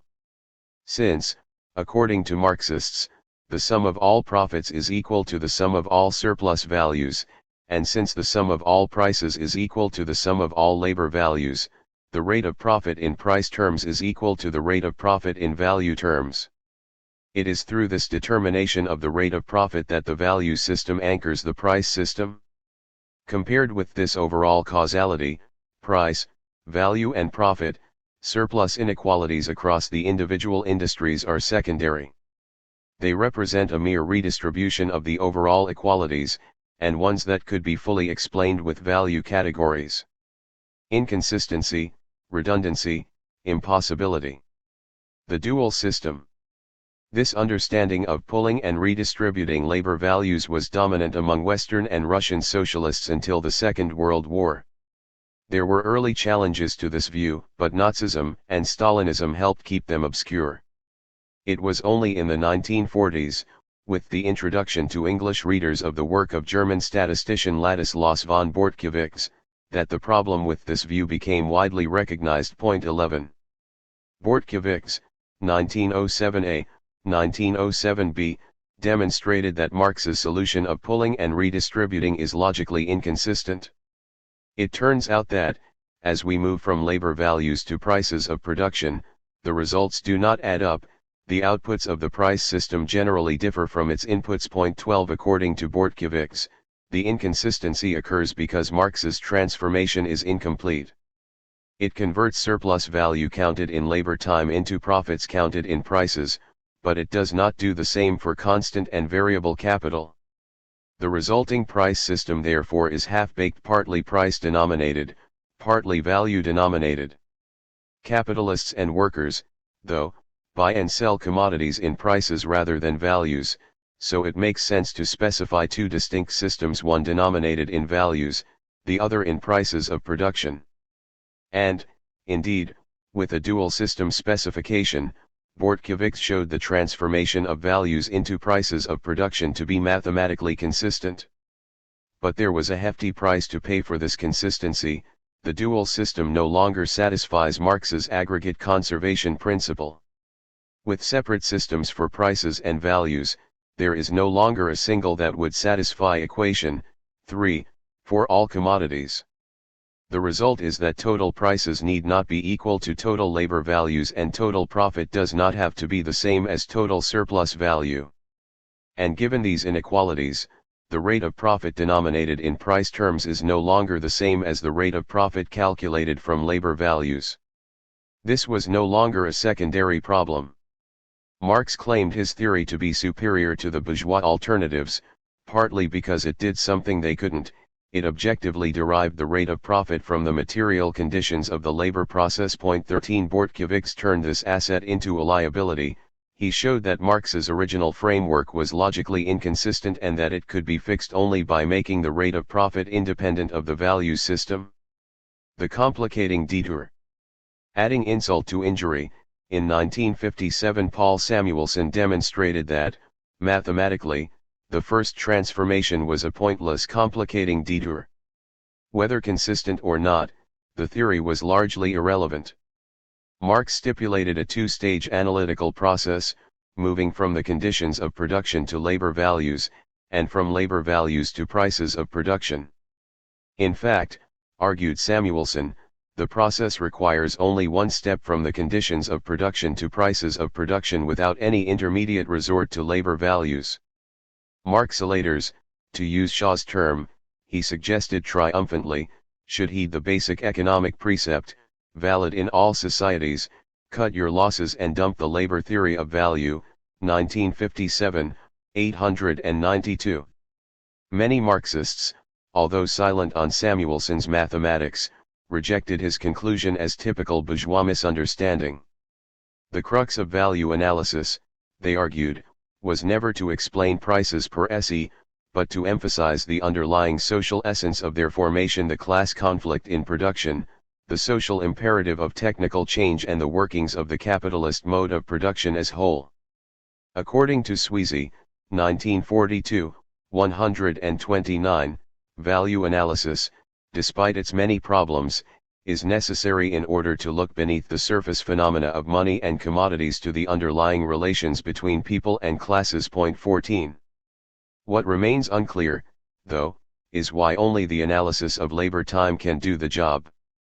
Why should we assume that the logic of class conflict, technical change, and the interaction between production, circulation and distribution must all be anchored in the quantitative combination of labor inputs, particularly when this combination is entangled in logical contradictions and sheer impossibilities? Surely, there could be other explanations, or are labor values necessary here, by definition? Joint production. The picture was clouded further in the 1970s.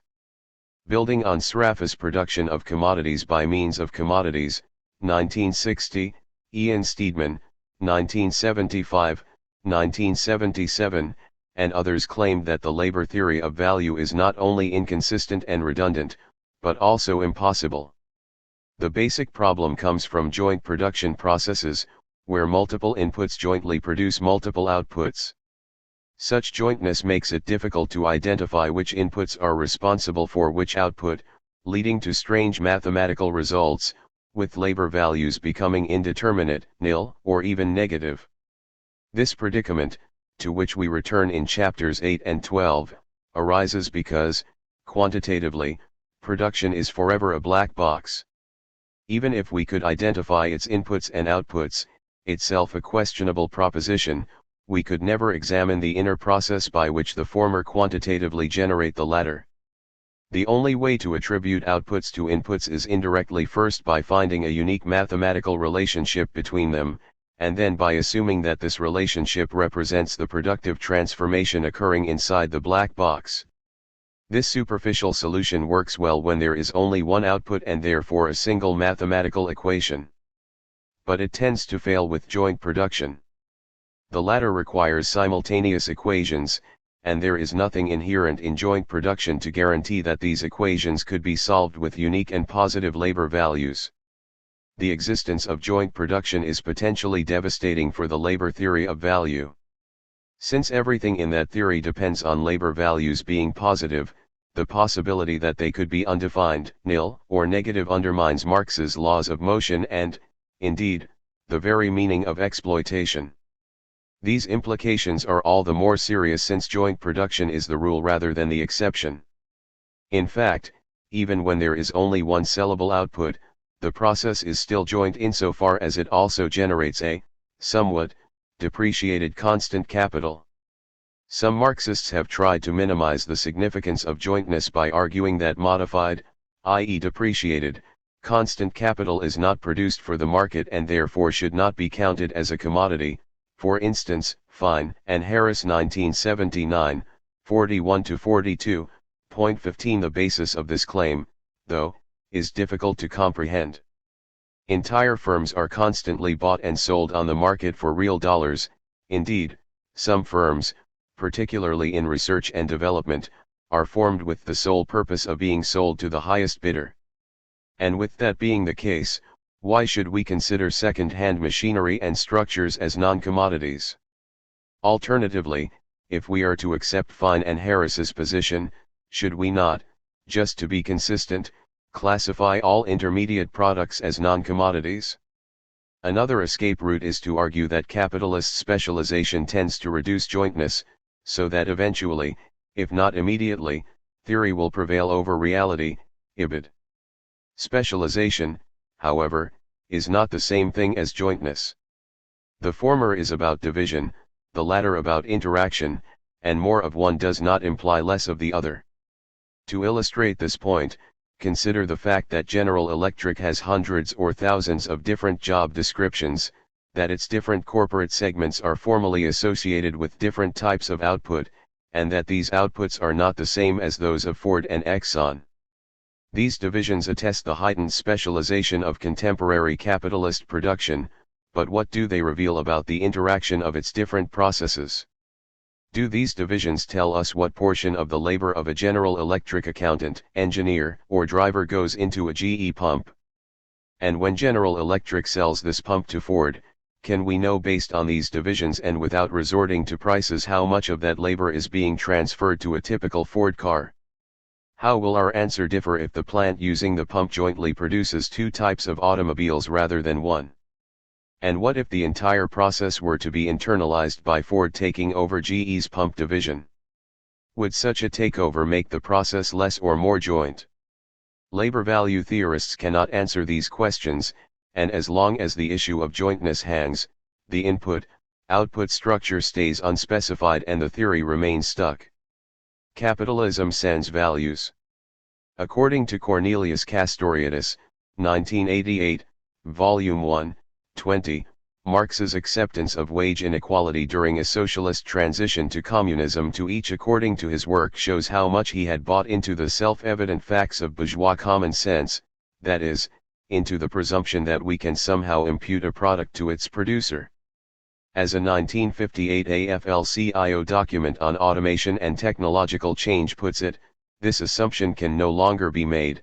Even in a socialist world, automation in its largest sense means, in effect, the end of measurement of work. With automation, you can't measure output of a single man, and there is no longer any reason at all to pay a man by the piece or pay him by the hour, cited in Tsuru 1993, 7, original emphasis, point 16. Paradoxically, Marx was remarkably prophetic in anticipating the demise of his own labor theory of value, and for this very reason. His insight is worth quoting at some length. As large-scale industry advances, the creation of real wealth depends less on the labor time and quantity of labor expended than on the power of the instrumentalities set in motion during the labor time. Human labor then no longer appears enclosed in the process of production. Man rather relates himself to the process of production as supervisor and regulator. He stands outside of the process of production instead of being the principal agent in the process of production. In this transformation, the great pillar of production and wealth is no longer the immediate labor performed by man himself, nor his labor time, but the appropriation of his own universal productivity, i.e. his knowledge and his mastery of nature through his societal existence. In one word, the development of the societal individual. As soon as human labor, in its immediate form, has ceased to be the great source of wealth, labor time will cease, and must of necessity cease to be the measure of wealth, and the exchange value must of necessity cease to be the measure of use value. The mode of production which rests on the exchange value thus collapses. Grundrister Kritik der Politische Ökonomie, 592 f. translated from the German by Marcuse 1964, 35-36, emphases added, 17. And, from there, with the abolition of the basis of private property, with the communistic regulation of production, the power of the relation of supply and demand is dissolved into nothing, and men get exchange, production, the mode of their mutual relation, under their own control again. Marx and Engels 1970, 55.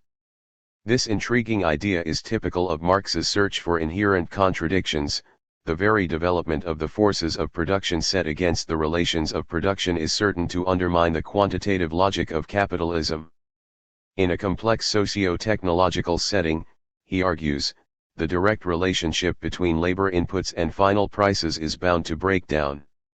When that happens, price setting becomes increasingly arbitrary, capitalists lose their moral conviction and business compass, and with their sense of hegemony thus undermined, their system becomes vulnerable and eventually unsustainable. Marx of course was proven wrong in believing that the demise of his own theory would bring capitalism down. Perhaps, contrary to his conviction, labor values are not a prerequisite for a functioning capitalism in the first place. However, his insight into the societal nature of production and into the insurmountable problems it creates for the theory of political economy was prescient. The transformation so far.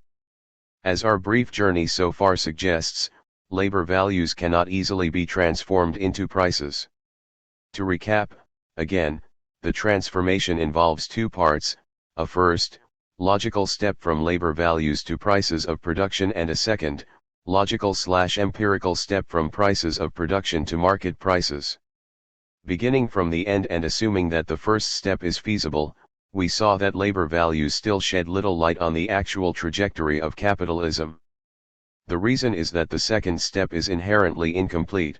Marxist value theorists readily agree that there is more to market prices than prices of production, yet deliberately refuse to theorize anything other than those prices. And since the theory itself gives no indication of how important these additional factors may be, its significance cannot be assessed. Some Marxists have tried to settle the issue with statistical analysis. Their results seem very robust, but only because the dice in their tests are loaded and the tests themselves are circular. These studies tend to measure the value-price correlation not of individual commodities, but of total sectoral outputs. Worse still, given that labor values cannot be observed, the researchers commonly derive them from market prices. The result is to have us go in a circle. We are shown that market prices, presented as values, are tightly correlated with market prices, but it isn't clear how this revelation vindicates the labor theory of value. The problem, however, begins much earlier, with the logical conversion from labor values to prices of production. First, this conversion is logically inconsistent and can be made consistent only at the cost of casting out many of Marx's key conclusions. Second, even if perfectly consistent, the conversion is mathematically redundant in that it adds little to what we know to start with. And finally, once we enter the realm of joint production, it becomes difficult if not impossible to even specify the labor values to be converted. New solutions, new interpretations. Value theorists have responded to these challenges with a voluminous literature of new solutions. Most have accepted that Marx's own transformation was problematic and that the subsequent critiques needed to be addressed. But they've also insisted that the difficulties can be overcome by modifying one or more of Marx's assumptions. Changing the assumptions. Michio Morishima, for example, examined the so-called fundamental Marxian theorem, according to which a positive rate of profit both implies and is implied by a positive rate of exploitation. He argued that the theorem is valid but only if we evaluate commodities differently than Marx. Whereas for Marx value is based on average labor time, Morishima claimed that the theorem would hold only if value is counted in minimum labor time, Morishima 1973, Morishima and Kateferis 1978. Another approach was offered by David Laibman, 1973-74. Laibman correctly observed that the class struggle rages not over the rate of profit, but over the distribution of income, and he therefore concluded that it is the rate of exploitation rather than the rate of profit that tends to equalize across industries. A very different and highly original solution was developed and empirically examined by Emanuel Farjoun and Moshe Machover, 1983. Conventional Marxist models, they argued, specify their variables as discrete, equilibrium magnitudes. But the competitive capitalist reality is inherently stochastic. Competition, they noted, tends to disperse rates of profit as well as equalize them. Of these two processes, the former is stronger, both within and across industries, and rates of profit, as a result, do not converge to equality but rather spread across a range. This tendency means that we should not expect the correspondence between market prices and labor values to be deterministic but probabilistic. And with determinism gone, the logical consistency of the system obviously is no longer an issue. Complexity. Over time, the proliferation of different solutions, the restrictive nature of their assumptions and the heightened disagreements among their advocates have served to complicate and fracture Marx's original framework. Most value theorists, though, have remained unmoved by this increasing complexity. According to Marx, the deviation of prices from values is inherent in the price form itself. This is no defect, he insists, but, on the contrary, admirably adapts the price form to a mode of production whose inherent laws impose themselves only as the mean of apparently lawless irregularity that compensate one another. Marx 1909, Volume 1, 115. From this viewpoint, the transformation problem undermines neither the value principle nor the insight it offers into capitalist relations. On the contrary, argues Leibman, 2000, 314, the complicated process of converting values into the prices is a further development of a core insight: capitalist market relations mystify and obscure and thereby enable the class exploitation at the heart of the system. Original emphasis. Indeed, in this sense, says Leibman, the rejection of Marx's pulling and redistributing process merely serves to show that exploitation, far from taking place in mutually isolated sectors, is systemic and inseparable from the entire web of interconnections in the structure of production and exchange, IBID. The problem with this approach is twofold. First, it is hard to evaluate a theory whose purpose is both to explain and obscure reality, since a weaker explication implies greater mystification and vice versa. Market prices may indeed seem chaotic and bourgeois theory certainly serves to mystify them. But it is doubtful that Marx wanted his own value theory to serve the same end. Second, all things being equal, tells us Occam's razor, the best solution is the simplest. Complicated explanations tend to be intellectually unattractive and politically ineffective, a suicidal combination for a theory whose ultimate purpose is praxis. Changing the definitions. And so there has emerged since the 1980s a different approach altogether, one that offers not new solutions, but new interpretations. Point 18. According to the new interpretationists, the theory that Marxists have labored to fix for over a century is indeed logically inconsistent and plagued by insoluble problems, but that theory isn't Marx's. Interpreted correctly, they argue, Marx's texts yield a very different labor theory of value, one that is both internally consistent and fully congruent with all of his theoretical results. Point 19. The new interpretation literature has different variants, all sharing one thing in common: they redefine the meaning of labor value. In what follows, we focus on the version that departs most radically from received Marxism, the temporal single system interpretation, or TSSI. Point 20. According to the TSSI, Marx's true value theory differs from the conventional interpretation on two main counts, which we consider in turn. Recounting costs. First, the system is not simultaneous but temporal. To illustrate the difference, consider the production of a personal computer by Dell. The company purchases inputs, such as motherboards from Intel, hard drives from Toshiba, sound cards from Creative Labs, etc. It assembles these components with its own workers, and then, 3 weeks later, when the process is complete, it sells the computer to the final consumer. According to the standard, simultaneous approach, the value of these inputs should be recorded at current rates. They should be measured based on what they would have taken to produce now, at the end of the process, regardless of what they actually took to produce earlier in the process. This assumption guarantees that commodities that act both as inputs and outputs have a single value. The TSSI disagrees. This logic makes no business sense, and certainly it isn't Marx's. The dollar costs are recorded when Dell purchases its inputs, not when it sells its output. To be consistent, argue TSSI advocates, the same temporal sequence must also hold for labor values.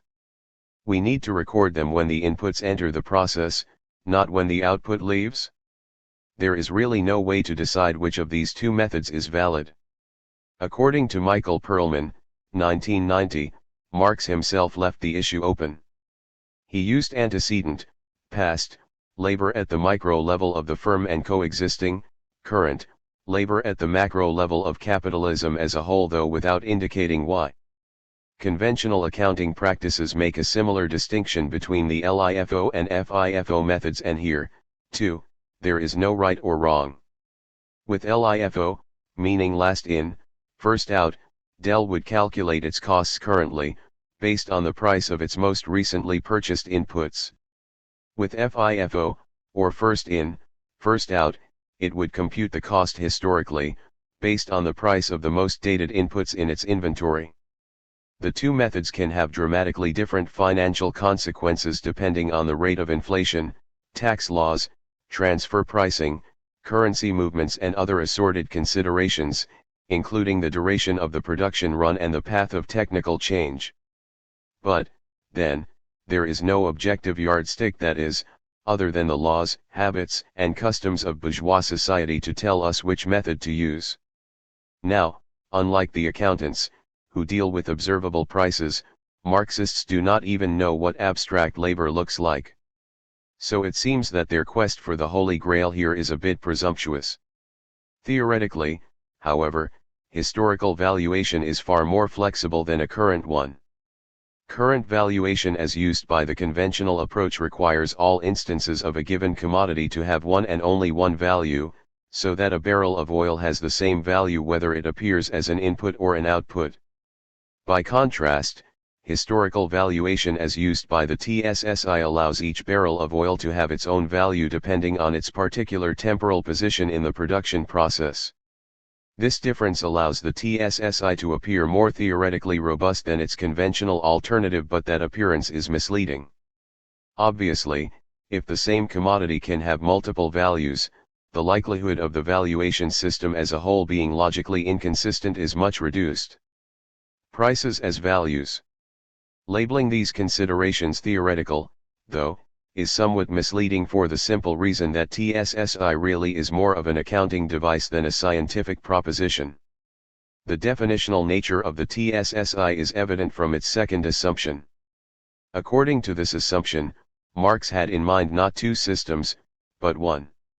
Recall that, in the standard dual system view as formalized by Bortkiewicz, labor values and prices of production are determined separately, each in their own distinct system, and that the question is whether or not the former can be mathematically transformed into the latter.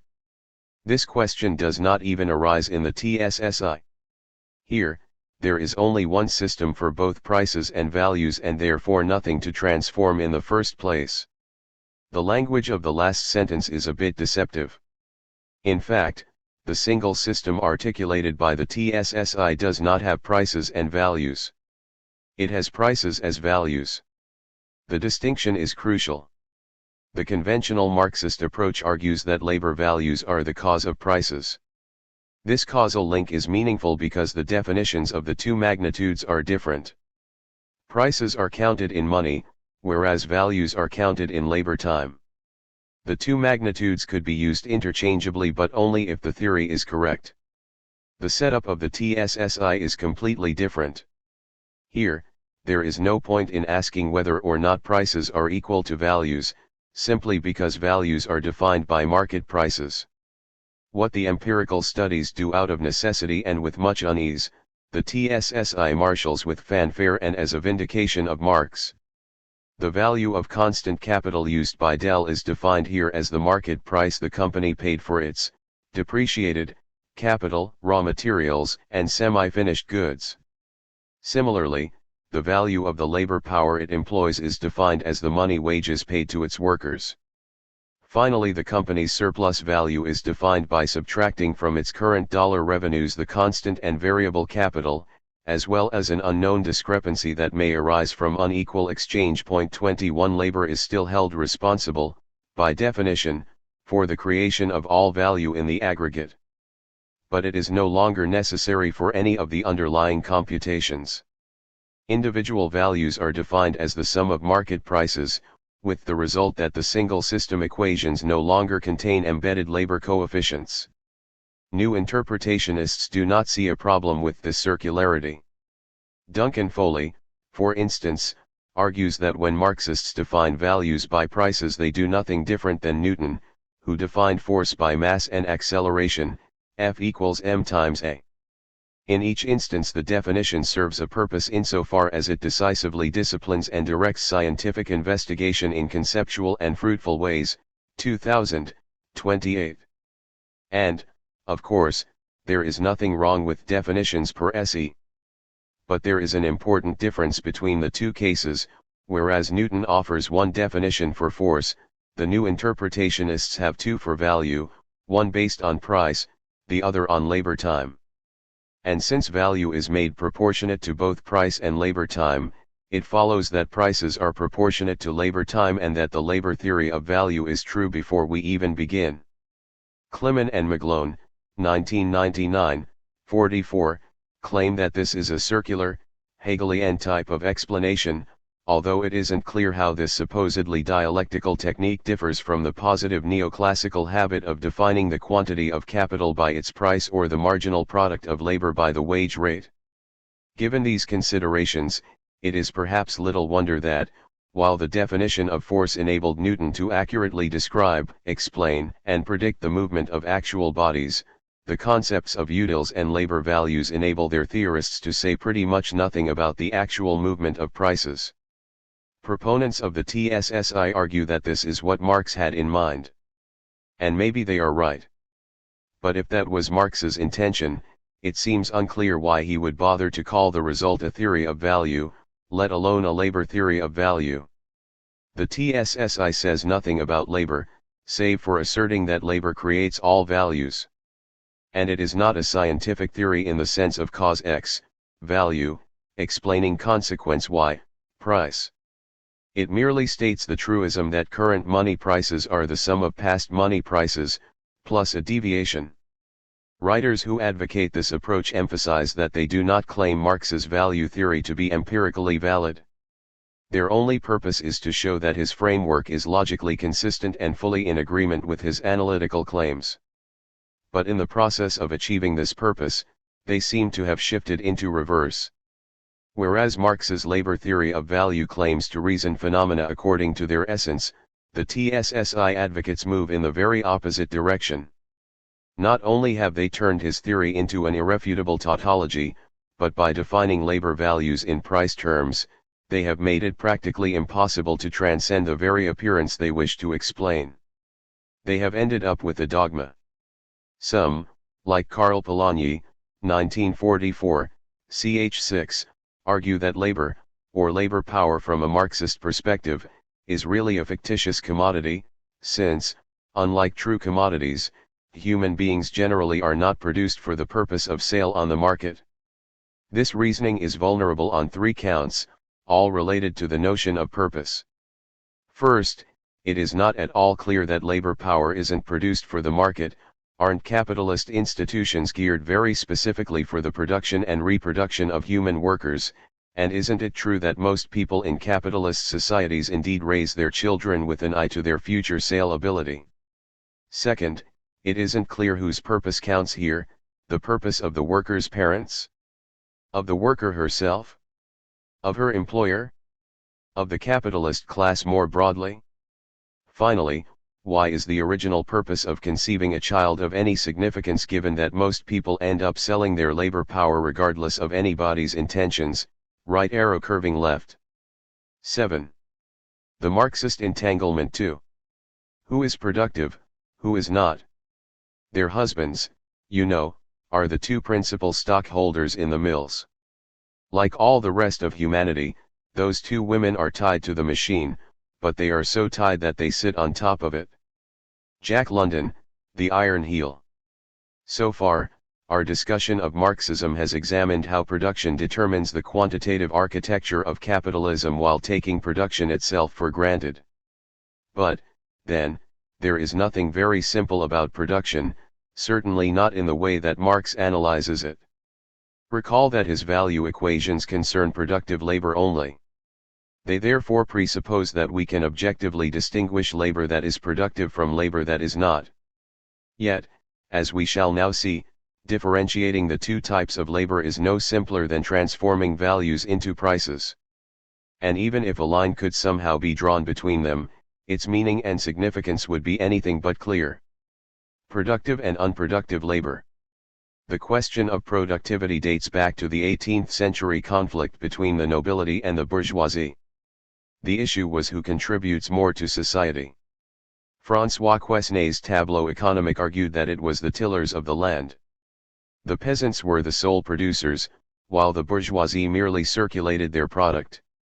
The opposite position was marshaled by Adam Smith, who prioritized the industrial entrepreneur as the engine of economic growth and the wealth of nations. Marx leveraged the debate for his own purpose, arguing that only the industrial working class produced value. In all three cases, the reasoning was based on Descartes' notion that cause cannot act at a distance. Leaves move when touched by wind, and the same must be true for productivity. Quesnay's peasants were closest to the land, Smith's capitalists pulled the levers of technical change, and Marx's industrial workers were tied to the machines. The problem in Marx is that not all workers are industrial, which means that the labor process itself needs to be bifurcated. Marxists classify production according to the type of wage labor employed. Many types of labor produce use value and many generate exchange value, but for Marx only labor that produces use value, exchange value, and surplus value is productive in the capitalist sense. That laborer alone is productive, who produces surplus value for the capitalist, and thus works for the self-expansion of capital, he writes, Marx 1909, Volume 1, 158. Only labor that is directly consumed in the course of production for the valorization of capital can generate surplus value and produce capital, Marx 1864, 1038. Other types of labor, such as those employed in domestic services, servants for example, in circulation, to convert one form of value to another, and in state organs, as public officials and service providers, are all unproductive from the standpoint of accumulation. Although they may be important for the reproduction of capitalism as a whole, as well as for the realization of surplus value, they themselves do not create surplus value. In fact, their wages are paid from and therefore eat into that very surplus value. Clearly, distinguishing between the two types of labor is crucial. Since productive labor boosts accumulation whereas unproductive labor hinders it, knowing which is which must be a first step in any investigation of capitalism. And yet this first step is not easy to take. Point 1. For a start, neo-Ricardian Marxists deny the very productive-unproductive distinction. Orthodox Marxists love to dismiss this denial as heresy, on the ground that neo-Ricardians reject value analysis altogether and therefore are not true Marxists. But even if we ignore the dissenters and assume for the moment that indeed there are two types of labor, we are still faced with the question of how to tell them apart. According to Fine and Harris, 1979, 56, the answer is simple. Paraphrasing Marx, they state that if labor directly produces surplus value it is productive, if not, it is unproductive. This criterion looks straightforward, but in fact it puts the cart before the horse. If our final purpose in separating productive from unproductive labor is to identify surplus value, how can we begin by assuming we already know what surplus value is? Recall that surplus value, like utility and factor productivity, is a theoretical construct, not a directly observable quantum. So how can we know when it is being produced and when it is not?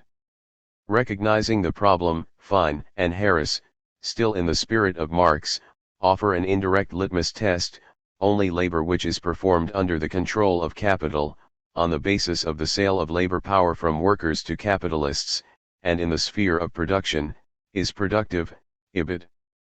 In other words, to identify productive labor we must backstep and decide, 1. What constitutes production, and, 2. Which aspects of production come under the direct control of capital. Unfortunately, answering these two questions is not much easier than observing values. Production versus circulation. Financial intermediation, advertising, and insurance. The standard Marxist view is that production mediates the relationship of society to nature in contrast to circulation and to the reproduction of the social order, which affect the historically specific relations among human beings. Savran and Tonak 1999, 122. Based on this nature, society distinction, the employees of companies such as Deutsche Bank, Diversified Finance, Interrepublic Group, Advertising, Ing, Insurance, Fannie Mae, Mortgages, and Cigna, Real Estate, are for the most part unproductive. Their labor, insofar as it is devoted to circulation, does not mediate the relationship between society and nature and therefore cannot, by definition, create surplus value. But is it really that simple? Begin with the sphere of financial intermediation. Over the past century, credit has become the most important mechanism for directing social reproduction, or allocating resources in neoclassical parlance. Despite this fact, Marxists do not consider financial intermediation as mediating society's relationship to nature, and therefore do not see it as productive. To be consistent, though, they should apply the very same criteria to R&D, cost accounting, industrial relations, and strategic planning. After all, these activities, just like financial intermediation, help allocate resources in productive corporations such as Toyota, ExxonMobil, and Microsoft, and if credit is deemed unproductive, these corporate activities should be unproductive as well. It is true, of course, that credit is intimately related to the redistribution of ownership and therefore to power, but could this aspect of credit be at all separated, even conceptually, from its other features that help guide reproduction? Or take advertising. Undoubtedly, this activity is designed to promote sales. But what about the incessant remodeling of automobiles, clothing, detergents, cosmetics, architecture, news media, and whatnot, remodeling that according to some estimates accounts for over 25% of the cost of production, too, given that the main purpose here, much like in advertising, is to enhance circulation, shouldn't we consider the labor put into such remodeling to be unproductive as well? Paradoxically, even a positive answer would not solve the problem here. After all, any new product characteristic can persuade people to buy, so how do we distinguish between the advertising-like aspect of remodeling that merely circulates existing values and its productive aspect that by definition creates new values? Finally, consider insurance, which Marxists commonly but erroneously classify as purely redistributional and therefore unproductive.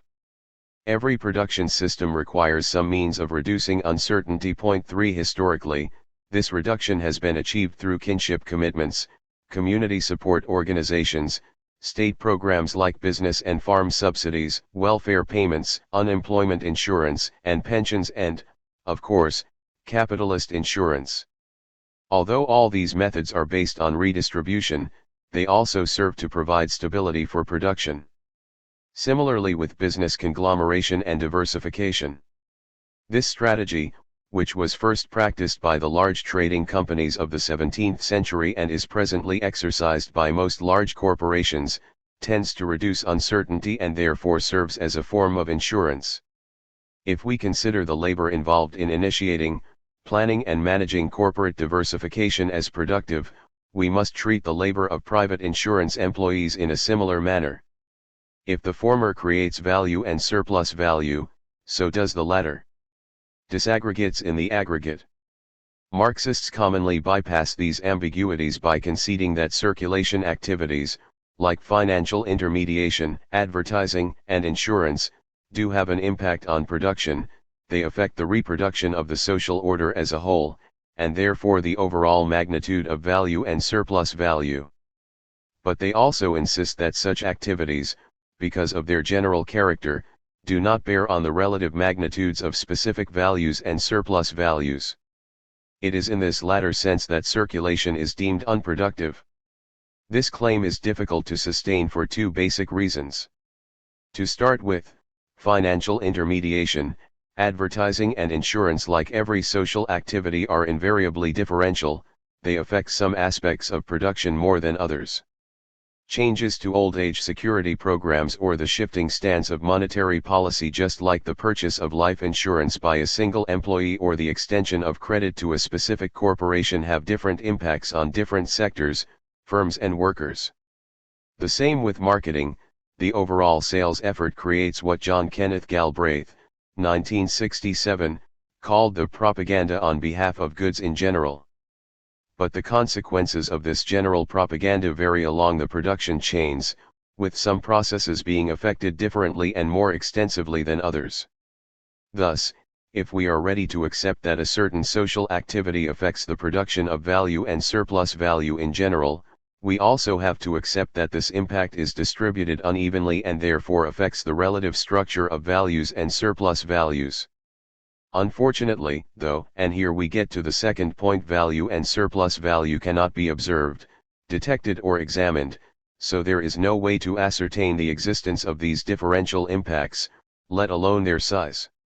We cannot know if monetary tightening by the central bank alters the relative value and surplus value of microchips vs crude oil, and, if so, by how much. We don't know whether the effect of tax breaks to advertisers raises, reduces, or leaves unchanged the value and surplus value of brand names relative to brandless commodities. We have no clue as to the impact of insurance legislation on the value and surplus value in the production of mobile homes relative to the production of university graduates. But, then, if we are unable to say whether these so-called circulation activities are productive or not, let alone to what extent, how can we ever separate them from production proper? Objective exchange values. Eating the cake and having it too. In the final analysis, the difficulty of identifying the so-called sphere of production is rooted in a basic theoretical schizophrenia, the attempt to deduce objective exchange values from subjective use values while denying this very deduction in the first place. Point 4. Marx believed that the boundaries of production were objectively delineated. They were given, he said, by the definite social form, the social relations of production, within which the labor is realized. Marx 1863, Part I, 152, emphasis added. In practice, though, the categories that Marxists consider definitive and objective almost always rest on subjective criteria. A recent taxonomy of productive and unproductive labor by Savran and Tonak, 1999, illustrates this uneasy derivation. Following Marx, they emphasize the need to distinguish clearly between two types of circulation: the circulation of use value typical to all advanced socio-economic structures, and the specifically capitalist circulation of exchange value embedded in commodities, money, and capital, p. 142. However, when they come to distinguish the circulation of exchange value from its creation, their criteria are based entirely on use value. A society can only increase its wealth through the purposeful transformation of nature, and only that amount that has thus been produced can be distributed among the individual members or social classes of society. No amount of exchanging parts of the social product already produced can increase this product itself. This means that any activity which is not directly necessary for humanity's intercourse with nature in order to transform aspects of it in accordance with human needs cannot be regarded as productive labor in general, nor therefore, as productive labor under capitalism. 143-44. To see the difficulty, note that, according to this statement, any understanding of objective exchange value requires prior agreement on no less than 5 different questions. 1. the definition of the product itself, 2. The amount of wealth this product represents, 3. Whether or not the production of this wealth involves a purposeful transformation of nature, 4. Whether or not the transformation is directly necessary for humanity's intercourse with nature, and 5. The human needs the product is made to fulfill. Now, since the answers to these questions are all subjective to a lesser or greater extent, and given that they are nonetheless necessary for separating the production from the circulation of exchange value, it follows that exchange values cannot be derived objectively from production. Capitalist answers, pre-capitalist questions. The difficulty here is one of historical mismatch. Simply put, we are trying to give capitalist answers to pre-capitalist questions. In the feudal agricultural order, the separation between productive and unproductive activity seemed fairly clear-cut. On the one hand, there were the peasants who tilled the land, along with the artisans who crafted with their tools and serviced with their skills. One could reasonably argue that their direct and purposeful intercourse with nature produced wealth in accordance with human needs. It seemed rather evident certainly to their coevals that they were productive. On the other hand, there were the nobility and the clergy who merely appropriated, along with the merchants, money lenders, usurers, and taxmen who mostly exchanged and redistributed the already produced social product. Since neither group participated in production as such, it wasn't too hard to conclude that they were unproductive. Even the church found it difficult to deny what everyone could see. 5. There was relatively little ambiguity. The division between those who labored and those who didn't was fairly trenchant. Needs and subsistence were practically synonymous and wealth a self-evident residual. Product diversity was minuscule and the items on offer fairly well defined. Joint production was limited and technical knowledge diffused. In this pre-capitalist context, use value seemed pretty straightforward indeed, almost objective. It was an obvious yardstick for separating the productive from the unproductive. But these clear ecological, occupational, and legal distinctions began to melt with the arrival of capitalism. Nowadays, use value is no longer evident, let alone agreed upon. It cannot be an objective yardstick, or even a rough rule of thumb, for delineating what Marxists call the sphere of capitalist production. The remainder of this section illustrates the impasse. The product itself and the amount of wealth. Take our first question regarding the notion of the product itself. Even in the simplest cases, products are no longer well defined. When a New York resident buys a loved one flowers flown in from Mexico, does she purchase just flowers or specifically Mexican flowers? This distinction is crucial since the latter entails the additional costs of air transport, insurance, and hedging against currency changes, expenses without which Mexican flowers would be unavailable in New York. If the product itself is merely flowers, these additional costs are socially unnecessary and therefore count as unproductive circulation expenses. But if the product is Mexican flowers, these expenses are necessary costs of production. Now, which of these two definitions is correct? Do we have an objective basis to decide? And if we do not, what then constitutes the product itself? Next, turn to the second question, regarding the amount of wealth products supposedly represent. What is the quantity of wealth contained in a modern antidepressant drug, in a barrel of oil, or in software used in the production of nuclear missiles? Do these amounts exist as objective quanta? And if they have no objective quanta, how can we know what amount of wealth is available for distribution? The transformation of nature. The third question concerns Savran and Tonak's claim that a society can increase its wealth only through the purposeful transformation of nature. This delineation, meant to exclude purely social activities that merely circulate an already transformed nature, is far trickier than it seems. To point out the difficulty, consider the service sector. Commodities ranging from healthcare and telecommunication, to tourism and entertainment, to engineering and personal services, now account for roughly 2/3 of social reproduction in money terms. The production of these service commodities normally requires a certain transformation of nature, but it also has another component that is purely social. And so, As Marxist researchers, we are now faced with a dilemma. When calculating the contribution of the service sector to social wealth, should we exclude the purely social component, and if so, how big should the deduction be? Is there an objective way to calculate this deduction, and if so, what is it? And if we end up excluding the purely social component from the production of services, shouldn't we do the reverse for the sphere of circulation? The latter includes, in addition to its purely social components, a certain purposeful transformation of nature. If we are to be consistent, don't we need to classify these latter components as productive? 6. Human needs. The fourth and fifth questions concern the related notions that productive labor is one that is directly necessary for the transformation of nature in accordance with human needs. Activity that does not fulfill these two related conditions is supposedly unproductive. One issue, then, is how to decide what constitutes human needs.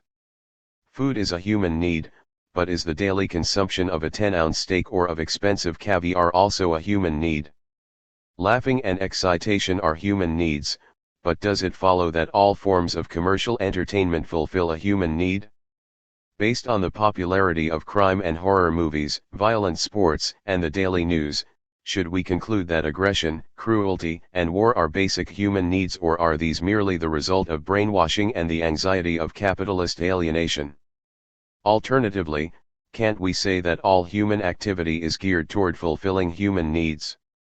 And if we accept this latter proposition, wouldn't that make all labor productive? How do we choose between these alternatives?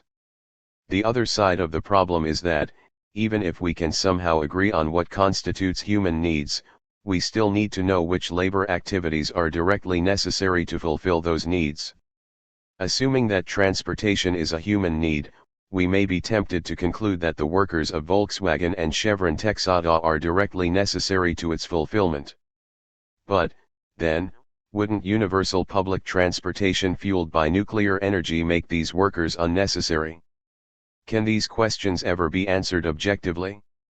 Non-capitalist production. The slope becomes even more slippery when we move to identify the so-called non-capitalist spheres of production, particularly the state. During Marx's time, the problem was easy to disregard. Until the late 19th century, state spending was minuscule by contemporary standards, as was the ratio of government to private employment. But the capitalist state has since expanded to account for a very significant portion of overall economic activity, so the issue could no longer be ignored.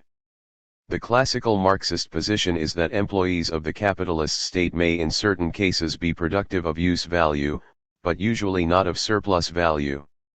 State activity is customarily divided into three categories: one that deals with the reproduction of the social order as a whole through the judiciary, police, army, taxation, etc., and is deemed unproductive of use value, exchange value and surplus value; a second, more ambiguous, category that provides useful social services like education and health care yet remains unproductive of surplus value to the extent that it is not controlled by capitalists; and a third that comprises government-owned enterprises whose capitalist-like nature makes them productive of surplus value. 7. Reproducing the social order. Consider the first category, the one responsible for reproducing the social order itself. Since this sphere produces no use value as such, it cannot, by definition, produce exchange value or surplus value, and it therefore must be deemed unproductive, a conclusion that is not very different from the liberal view, in which a parasitic public sector freely rides the productive private sector. The difficulty with this assertion resembles our earlier discussion of circulation. For a start, it is hard to accept that this type of state employment produces no use value. It is certainly true that government taxation, expenditures, and subsidies, the legal code and the organized use of violence are all matters of power. But don't these power activities also affect the organization of production and therefore the creation of use value? Indeed, is there a single historical example of a hierarchical social order without taxation and subsidies, without a legal or other code of conduct, and without the institutional use of force? What evidence do we have from Neolithic cities, through ancient empires, to feudalism, capitalism, and communism, that the production of so-called use value is at all possible without these broader institutions of power. And if we accept, as we should, that these institutions do have a use value, then isn't it possible that they also affect exchange values and surplus values? Although Marxists may deny it, according to their logic the answer must be positive. The impact of these power institutions and processes, just like the impact of financial intermediation and commerce, is inherently differential. State spending and taxes affect not only the overall process of production, but also its minute details. Indeed, this is often their very purpose. And if that is the case, we should expect them also to bear on the value and surplus value associated with individual commodities. To illustrate, take the example of electricity. Taxing coal-fueled utilities while subsidizing windmills is bound to alter their respective cost and profit structures. This change would likely lead to diverging growth patterns in the generation of electricity, and as these different patterns reverberated throughout the chain of production, the result according to Marx's framework would be to alter the entire pattern of relative values and surplus values. In this sense, the labor involved in planning and administering the taxes and subsidies becomes part of the capitalist production process and therefore potentially a bearer of value and surplus value. We say potentially since, in order to create value and surplus value, labor needs to be not only productive, but also subjugated to capitalist authority, an issue with which we deal below. Similar considerations apply to the law, propaganda, organized violence, and other state policies. Regardless of how universal they seem, they all affect the allocation and pattern of societal activities. They alter the progress of science and knowledge, they bear on the choice of techniques, they modify the organization of production, however defined. From a Marxist perspective, therefore, they must be seen as affecting the creation of surplus value not only in the aggregate, but also in detail. If we are to keep with Marx's own logic, we need to label employees who administer these institutions productive. Social services. The second state category, made up of social services, is also deemed unproductive. Here, though, the services are considered useful, which means that if the state were to produce them for profit, for instance, through the third category of government-owned enterprises, the labor involved would become capitalistic and therefore productive of surplus value. Savran and Tonak, 1999, 139-40. Let's examine this proposition with a hypothetical example. Suppose the government decided to go private and instead of financing water services out of taxes on surplus value, sold them for a fee with an eye to making a profit. In order to actually earn this profit, the government would need to either cut the wages paid to water service employees or otherwise mark up the price of water above its wage cost, which for simplicity we assume to be the only cost. According to the classical Marxist scheme, the first option is impossible since water service employees, like all workers, are already paid their own value, so any reduction here will push their wages below subsistence. The only avenue therefore is to make the fee, price, higher than the wages. 8. And here arises the puzzle. The shift from free to fee-based water services alters neither the use value of these services nor the labor producing them, which in turn means that, on its own, the redesignation of these services can create no surplus value. So where does the government profit come from? One possible source is lower real wages elsewhere in the economy, as workers bear the brunt of the new fees, since consumer prices rise but wages do not. The problem is that such a decline would push these wages below subsistence, again violating the Marxist assumption that workers are always paid their value. The only route is for capitalists to allow overall wages to rise by the difference between the new fees and old taxes, and accept the consequent decline, of an equal amount, in their own profit. Yet this possibility does not solve the puzzle either. Although the government now acts as a productive, profit-making capitalist for all intents and purposes, its workers are not productive of surplus value. Instead, they merely help their employer, in this case, the government scoop up part of the surplus value produced by capitalists elsewhere in the economy. What is non-capitalist? Finally, we should consider, if only briefly, the meaning of non-capitalist production. Recall that, according to Marx, labor can be productive only if it is controlled by capitalists. It must be directly consumed in the course of production for the valorization of capital, that is, tied to capital through the wage contract, Marx 1864, 1038. The problem is that, even if we accept that capitalist control is a prerequisite for the creation of value, it is not clear why the only gauge for such control is the wage contract. To clarify the difficulty, consider Lockheed Martin, one of the world's largest military contractors. The owners of Lockheed Martin certainly control the work performed by their employees. But don't they also have some impact on the work performed at the U.S. Defense Department, with obvious bearings on their own business? The latter impact may be indirect, but is it smaller than the former? Similarly with the U.S. government. The government controls the employees of its own Defense Department, but doesn't it also control to some extent, through its laws and procurement policies, the employees of Lockheed Martin? The answers to these questions are crucial for the computation of labor values.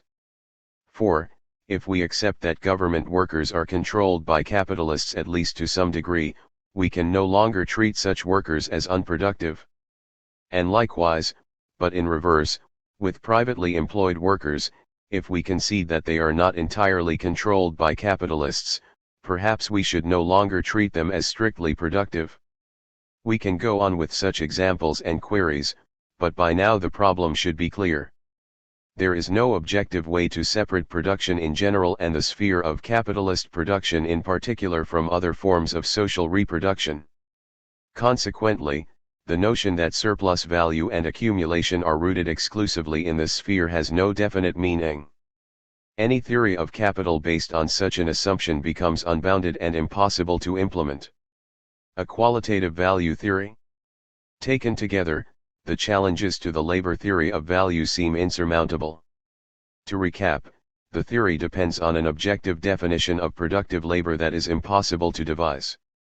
It faces a trying dilemma of having to choose between logical consistency and meaningful explanation.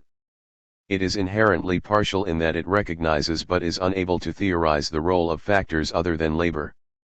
And it is analytically and empirically impenetrable since labor values cannot be conceived and observed in the first place.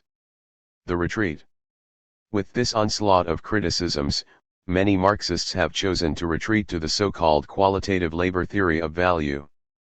While the idea of value as an accounting tool or as an empirically observable magnitude plainly had to be abandoned, conceded David Harvey, 1982, 36, it could still be treated as a real phenomena with concrete effects. It could be constructed as the essence that lay behind the appearance, the social reality behind the fetishism of everyday life. This retreat isn't new.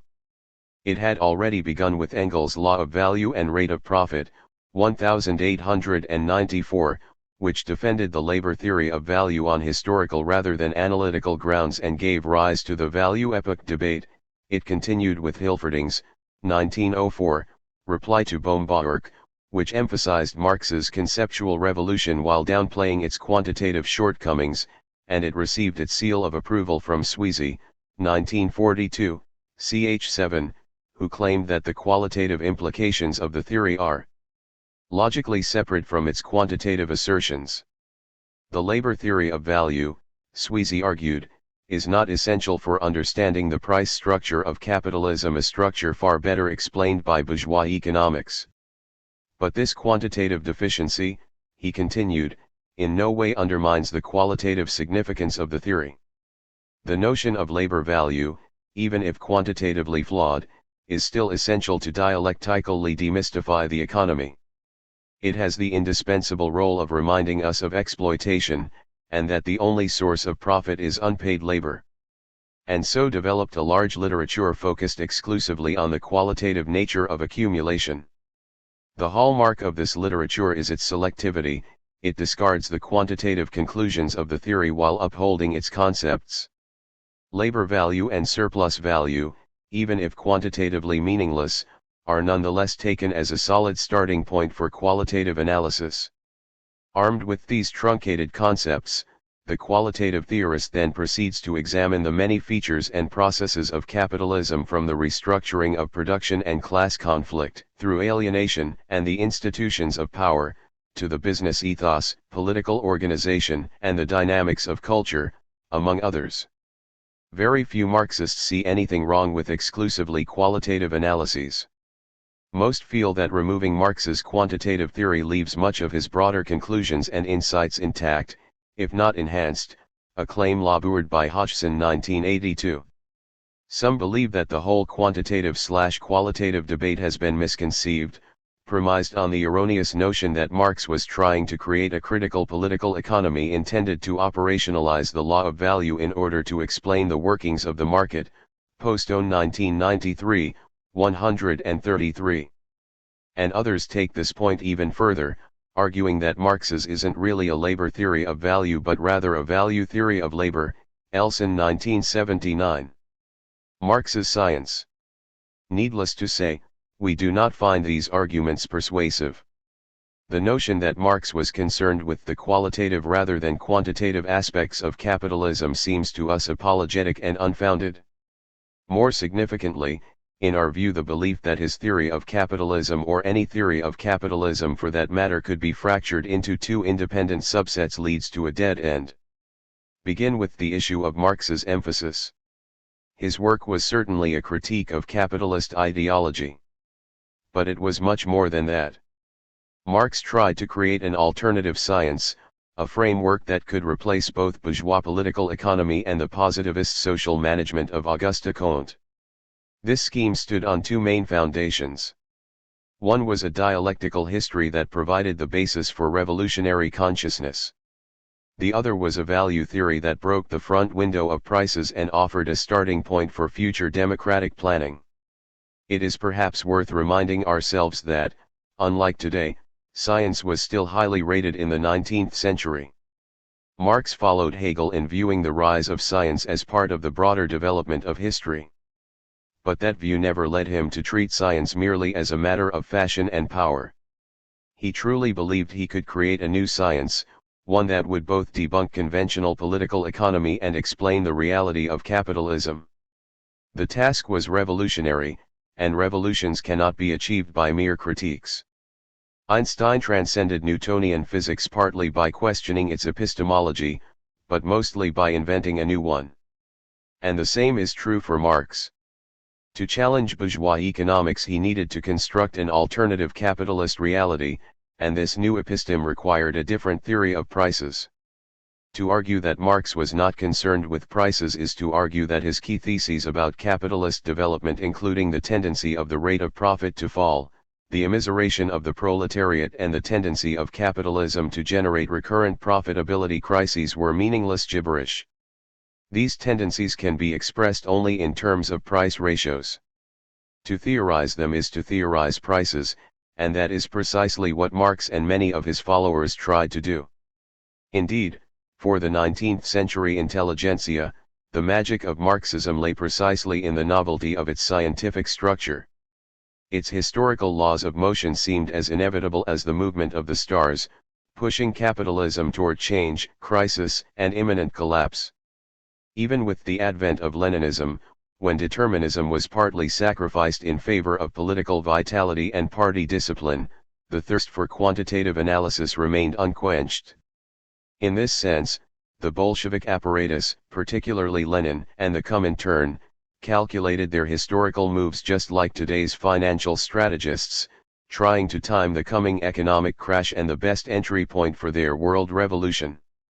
For this purpose, Lenin employed experts such as Nikolai Kondratiev, whose long-term technical analyses, denominated in prices, by the way, were supposed to identify the opportune moment, 1926, 1928.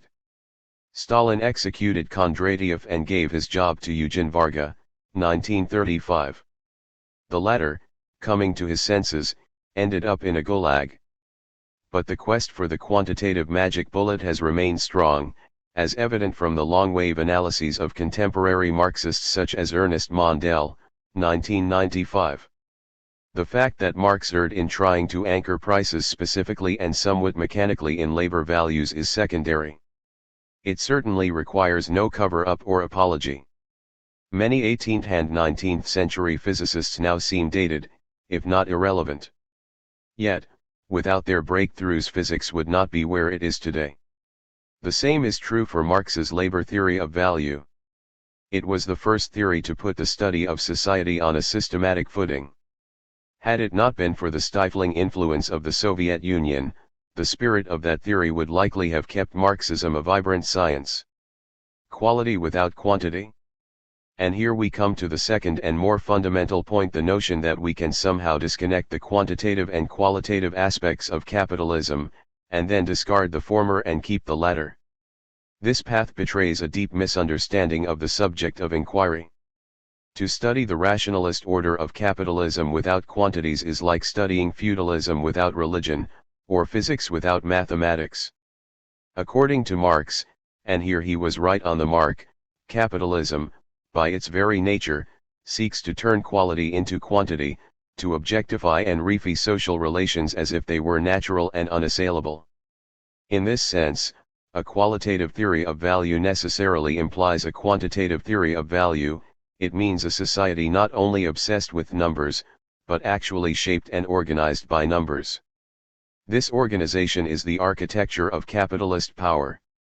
To understand capitalism, therefore, is to decipher the link between quality and quantity, to reduce the multifaceted nature of social power to the universal appearance of capital accumulation.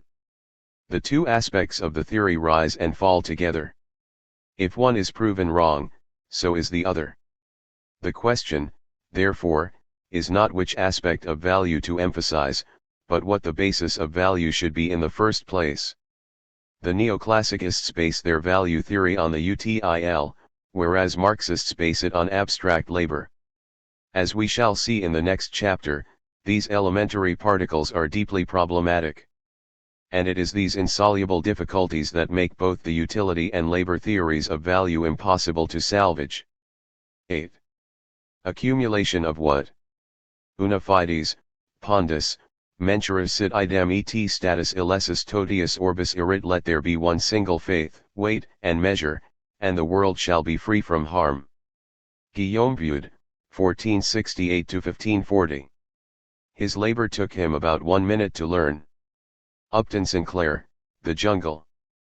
Physicists commonly speak of 5 fundamental quantities: distance, time, mass, electrical charge, and heat. These quantities are fundamental in the sense that every other physical quantity can be derived from them. Velocity is distance divided by time, acceleration is the time derivative of velocity, force is mass multiplied by acceleration, etc. The elementary particles of the physical world, be they electrons, quarks, tau, positrons, or strings, as well as the relationships between them and the larger structures to which they give rise, are all characterized by these fundamental quantities. Point 1. Political economy pretends to mimic this structure. Here, too, we have elementary particles, the neoclassical UTIL and the Marxist abstract labor. Presumably, these are the basic particles that all higher entities of production, consumption, and wealth are made of and can be reduced to. But there is a difference. As we shall see in this chapter, unlike the elementary particles of physics, utils and abstract labor are not counted in terms of fundamental quantities. On the contrary, their quantitative dimensions are derived from production, consumption, and wealth, that is, they are deduced from the very phenomena they are supposed to explain. And as if to make a bad situation worse, even this reverse derivation is problematic, not to say impossible, since the assumptions it is based on are patently false. These considerations serve to further deepen the enigma of capital. We have already seen that political economists find it difficult to theorize why capital accumulates. The measurement riddle shows that they don't even know what gets accumulated. What gets accumulated? To a layperson, the question may seem simple to answer: money.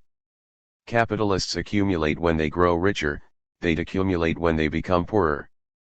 And that is certainly true, but not entirely. To see what is missing, suppose that the actual holdings of a capitalist haven't changed but that their prices have all risen by 10%, thus making him 10% richer. Now assume further that the overall price level measured by the GDP price deflator has also grown at the same rate of 10% or so that the amount of commodities the capitalist can buy with his assets remains the same. The capitalist has certainly accumulated in nominal terms, but this increase was merely a price phenomenon. Since the process has affected neither the productive capacity of his assets nor their purchasing power, from a material perspective he has ended right where he started. For this reason, political economists, conservative and critical alike, insist that when measuring accumulation we ignore the price of capital and concentrate only on its material, or real, quantity. There is, of course, nothing very unusual about this insistence. After all, political economy is concerned primarily with material processes, so it seems only sensible that the same emphasis should apply to capital. The only problem is that in order to focus on real quantities, we first have to separate them from prices, and surprising as it may sound, in general the two cannot be separated. Separating quantity from price. To understand the difficulty, let's put aside the theory for a moment and look at what the statisticians do. Their procedure is straightforward. They assume that the dollar market value of any basket of commodities, MV, is equal to its real quantity, Q, times its unit price, P, and then they rearrange the equation. Symbolically, they start from, which is equivalent to. These formulae are taken to be completely general. They apply to any basket of commodities at any point in time, from the contents of a supermarket cart pushed by a London shopper in 2008, to the annual output of the Chinese economy in 2000, to the global stock of capital goods in 1820. Given data on the market value and price of any set of commodities, calculating its real quantity and growth rate is a simple matter of plugging in the numbers and computing the results. To illustrate, suppose the U.S. Bureau of Economic Analysis wishes to calculate the real rate of accumulation in the automobile industry from 1990 to 2000. The statisticians know that, over the decade, the market value, at replacement cost, of the industry's capital stock, MV, grew by 93%, and that 17% of that increase was due to a rise in unit price, P. Based on these data, the statisticians can easily tell us that the real rate of accumulation measured by the rate of growth of Q was 65%, or 1.93/1.1710.65.2. A clean, simple computation, no doubt, only that it never works. The failure is as general as the formulas. The calculation fails with capital goods, just as it fails with GDP, private consumption, gross investment, or any other collection of heterogeneous commodities. And the reason is embarrassingly simple. Equation 2, above tells us that in order to compute the quantity we first need to know the price. What it doesn't say is that in order to know the price we first need to know the quantity. To see the circularity, consider the following facts. An automotive factory is made of many different tools, machines, and structures. Over time, the nature of these items tends to change. They may take less time and effort to produce, they may become more or less productive due to technical improvement and wear and tear, their composition may change with new machines replacing older ones, they may be used to produce different and even entirely new output, etc. The result of these many changes is that today's automobile factories are not the same as yesterday's, or as last year's. The price index of automobile factories, however, is supposed to track, over time, the price of the very same factories. The obvious question, then, is, how can such an index be computed when the underlying factories, the things whose price the index is supposed to measure, keep changing from one year to the next? Clearly, in order to measure the price of capital or of any other collection of different commodities, we must first denominate its underlying substance in some homogeneous units.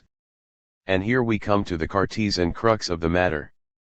Like Heraclitus, we face the permanent flux of an ever-changing capital stock.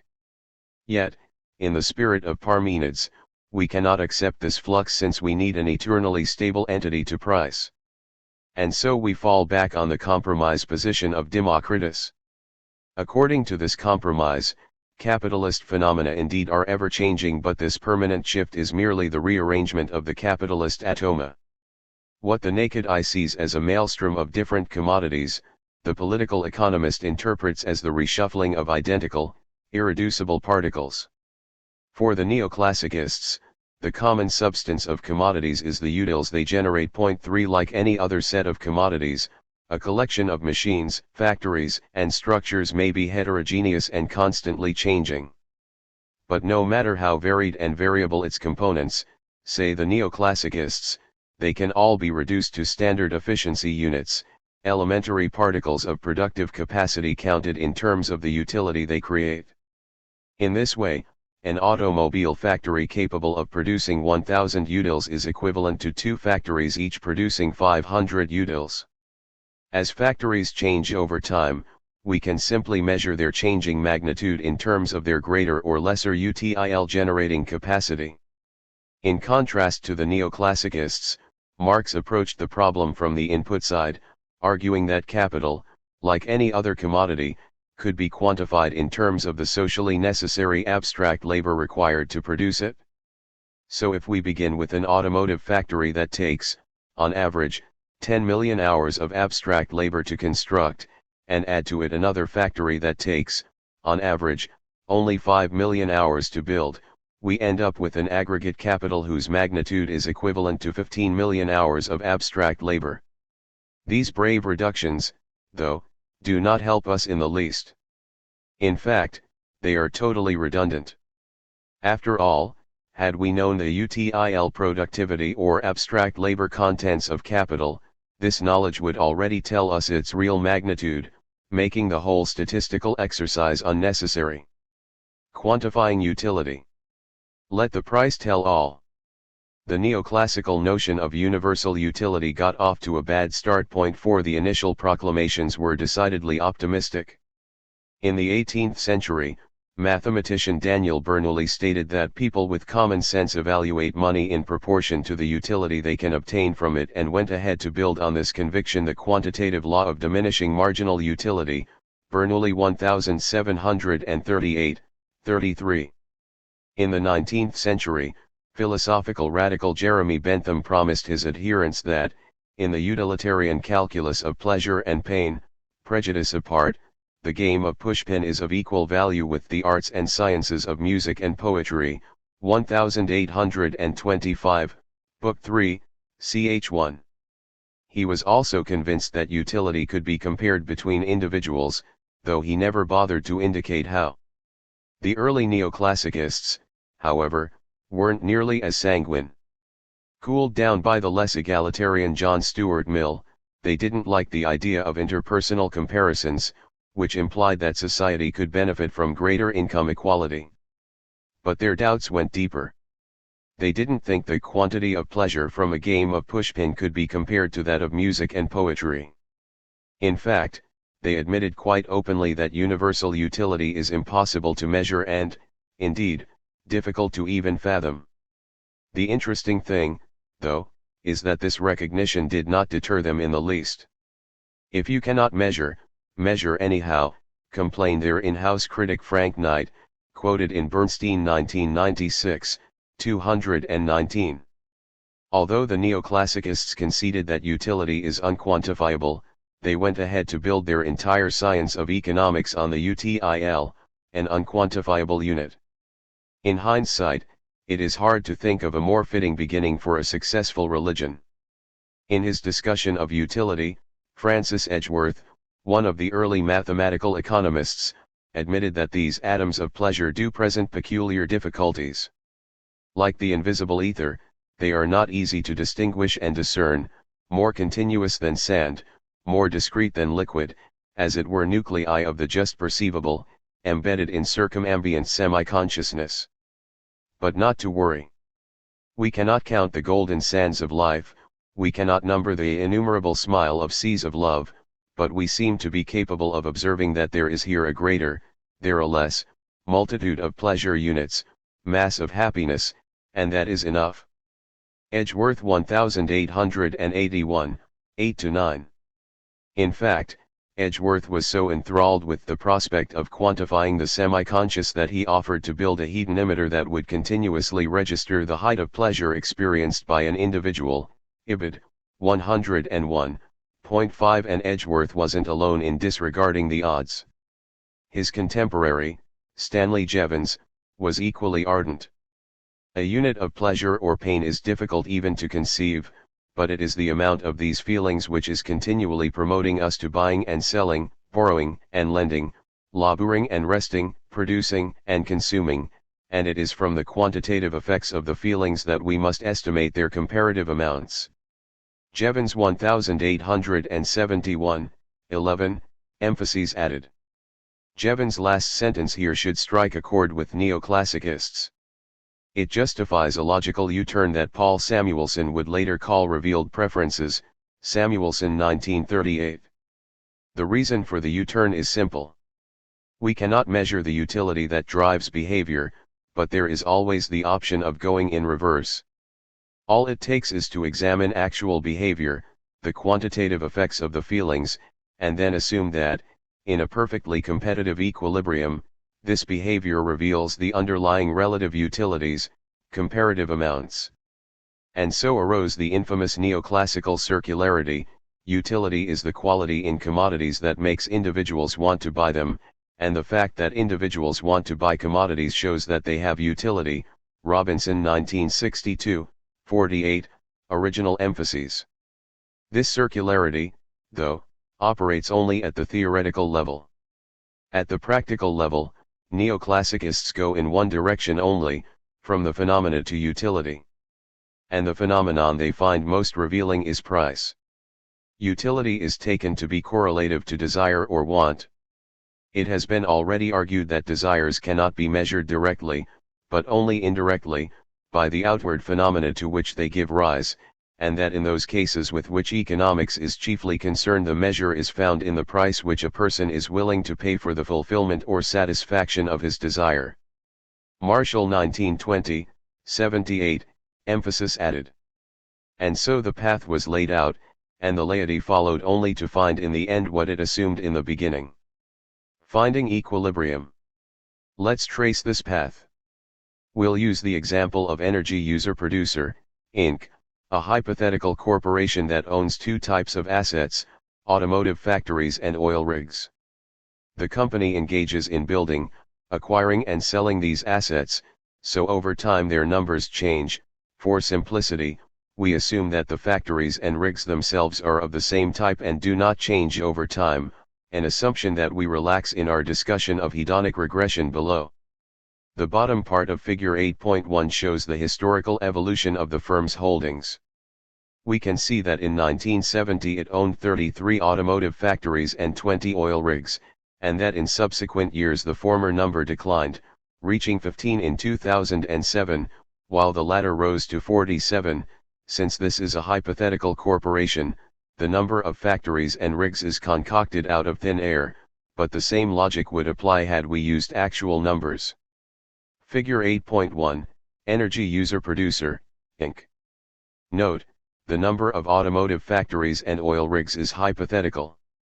The quantity of capital with a 1970 equilibrium assumes that the UTIL generating capacities of an automotive factory and an oil rig have a ratio of 2:1, while the quantity of capital with a 1974 equilibrium assumes that the ratio is 1:1. It is easy to calculate the company's dollar market value for any year T. We simply take the number and price of the automotive factories it owns in that year, denoted by N1 and P1, respectively, together with the number and price of its oil rigs, N2 and P2, and plug them into the following expression. For instance, if in 1970 an automotive factory cost $40 million and an oil rig $20 million, the company's 33 factories and 20 oil rigs would be worth $1.72 billion.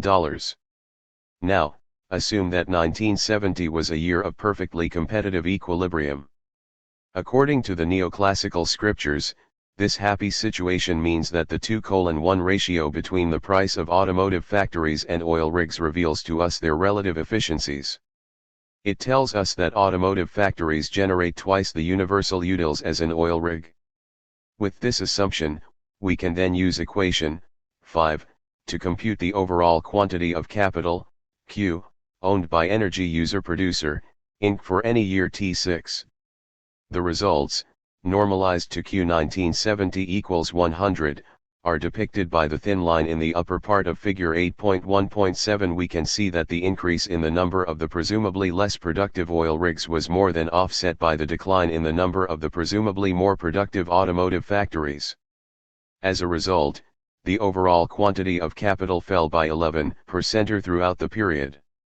Of course, there is no particular reason to assume that 1970 was a year of perfectly competitively equilibrium. Any other year could do equally well. So, for argument's sake, let us pick 1974 as our equilibrium year and see what it means for the computations. Many things happened between 1970 and 1974. The most important for our purpose were probably the threefold rise in the price of crude oil and the accompanying increase in the price of energy-producing equipment, including oil rigs. So, for the sake of illustration, let us assume that, by 1974, the price of oil rigs doubled to $40 million, while the price of automotive factories remained unchanged at $40 million. Now, since these are equilibrium prices, the revealed efficiency ratio between automotive factories and oil rigs must be 1:1, as opposed to 2:1 in a 1970 equilibrium. To compute the quantity of capital owned by Energy User Producer Incorporated, we would now use equation 6. The results of this computation, again normalized to Q 1970 equals 100, are plotted by the thick line in the upper portion of figure 8.1. The difference from the previous calculations is striking, whereas equilibrium in 1970 implies an 11% fall in the quantity of capital, equilibrium in 1974 shows a 17% increase. The reason for this divergence is that, compared with the first assumption, the relative efficiency of oil rigs is assumed to be twice as large, with the result that each additional oil rig adds to the aggregate util generating capacity double what it did before. So now we have a dilemma. Since we are dealing with the same collection of capital goods, obviously only one of these quantity series can be correct, but which one? To answer this simple question, all we need to know is in which of the 2 years 1970 or 1974 the world was in perfectly competitive equilibrium. The embarrassing truth, though, is that no one can tell. The consequence of this inability is dire. Depending on the year at which prices were in equilibrium, the divergence between the two measures in figure 8.1 could be much bigger or much smaller, only that we would never know it. Moreover, the predicament goes beyond capital goods. It applies to any heterogeneous basket of commodities, and it grows more intractable the more encompassing the aggregation. Neoclassical theorists love to assume the problem away by stipulating a world that simply leaps from one equilibrium to the next. In our illustration, this assumption would make both 1970 and 1974 equilibrium years, eliminating the difficulty before it even arose. Unfortunately, though, this assumption doesn't serve the statisticians. The reason is that, with ongoing equilibrium, all pure price changes, i.e. changes that do not correspond to alterations of the commodity, must be attributed to variations in technology or tastes, yet, if tastes keep changing, we lose the basis for temporal comparisons. With consumer preferences having shifted, the same automotive factory may represent in 1974 a different util generating capacity than it did in 1970, similarly, an increase in the number of rigs may denote a decrease as well as an increase in their util generating capacity, all depending on the jerky desires of consumers. So once the util dimensions of commodities are no longer fixed, we lose our benchmark and can no longer talk about their real quantities. Therefore, here the statisticians part ways with the theoreticians. They assume, usually implicitly, that equilibrium occurs only infrequently. And then they convince themselves that they can somehow identify these special points of equilibrium, even though there is nothing in neoclassical manuals to tell them how to do so. Quantity without equilibrium. Elusive equilibrium is devastating for measurement. Consider again our example of oil rigs and automotive factories. The first produce energy and the second use it, so their relative prices depend crucially on the global political economy of the Middle East, home to 2/3 of the world's known oil reserves and 1/3 of its daily output. The difficulty for the statisticians is that this region, with its complex power conflicts between large corporate alliances, regional governments, religious movements, and superpowers, never settles into a perfectly competitive equilibrium, but if so, how can we use the relative prices of oil rigs and automotive factories as a measure of their relative quantities? And the problem is hardly unique to oil rigs and automotive factories. Indeed, given that the entire world is crisscrossed by huge corporate alliances, complex government formations, contending social groups, mass persuasion, extensive coercion, and the frequent use of violence, how can any market ever be in equilibrium? And if that is the case, what then is left of our attempt to quantify the capital stock or any real magnitude? The statisticians try to assume the problem away by mentioning it as little as possible. The most recent UN guidelines on the system of national accounts, published in 1993, contain only 10 instances of the word equilibrium, none of which appear in section 16 on price and volume measures, while the word disequilibrium is not mentioned even once in the entire manual.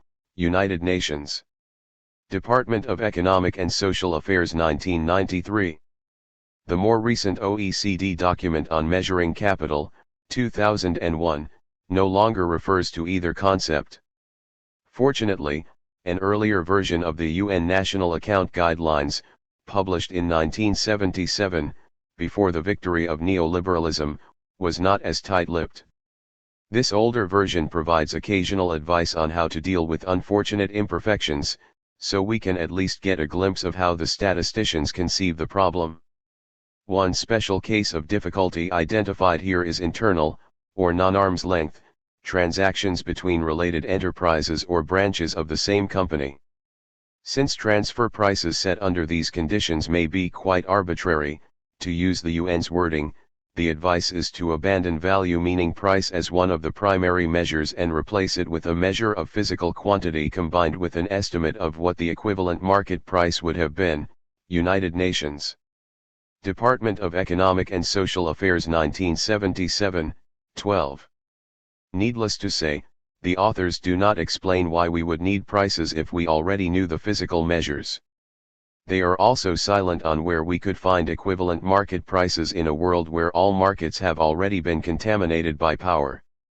Another challenge is the repeated need to splice different price series when a new product, say an MP3 player, replaces an older one, a CD player. Since the splicing involves a price comparison of two different objects, the guidelines recommend that the replacement should take place at a time when the assumption that the price differences between the two products are proportional to the quality differences is most likely to be true. P10. In short, splice only in equilibrium. But since nobody knows when that happens, if ever, the guidelines concede that, in practice, the decision must be essentially pragmatic, that is, arbitrary. The impossibility of equilibrium blurs the very meaning of well-being and therefore of the underlying substance that UDIL supposedly measure. The neoclassical conception of well-being is anchored in the sovereign consumer, but how can we fathom this individual sovereign in a world characterized by conflict, power, compulsion, and brainwashing? How many consumers can remain autonomous under such conditions? And if they are not autonomous, who is in the driver's seat? Henry Ford is reputed to have said that, if I'd asked people what they wanted, they would have asked for a faster horse. But even if we take a less condescending view and assume that consumers do have some autonomy, how do we separate their authentic needs and wants from falsely induced ones? These are not nitpicking questions of high theory. The ambiguities here have very practical implications. For example, the national accounts routinely add the value of chemical weapons to that of medicine, this under the assumption that, in perfectly competitive equilibrium, $1 worth of the former improves our lives just as much as $1 worth of the latter. Consumers, however, do not live under such conditions, and rarely are they asked whether their country should produce chemical weapons, in what quantities or for what purpose. So how do we know that producing such weapons, Bentham's pushpins, indeed makes consumers better off in the first place, let alone better off to an extent equal to how well off they would have been had the same dollars been spent on medicine, Bentham's poetry? Perhaps the production of chemical weapons undermines their well-being? And if so, should we not subtract chemical weapons from GDP rather than add them to it? 8. And it's not like medicine and weapons are in any way special. What should we do, for instance, with items such as private security services, cancerous cigarettes, space stations, poisonous drugs, polluting cars, imbecile television programs, repetitive advertisements, and cosmetic surgery? In the absence of perfectly competitive equilibrium, how do we decide which of these items respond to autonomous wants, which ones help create false needs, and which are simply imposed from above? Neoclassicists cannot answer these questions. Yet, unless they do, all real measurements of material aggregates from the flows of the national accounts to the stocks of capital, equipment and personal wealth remain meaningless. 9. Hedonic regression. The final nail in the neoclassical measurement coffin is the inability to separate changes in price from changes in quality. The gist of the problem is simple. Even if we could do the impossible and somehow measure relative quantities at any given point in time, as time passes the things we measure are themselves changing. In our example of energy user-producer, Inc., we assumed that the automotive factories and oil rigs remained the same over time and that only their number changed. But in practice this is rarely if ever the case, and the implications for measurement are devastating. To illustrate the consequences, suppose an oil rig made in 1984 cost 40% or more than one made in 1974. Assume further that the new rig is different than the old one, having been altered in order to make it more productive. From a neoclassical perspective, the higher price is at least partly due to the new rig's greater quantity of capital.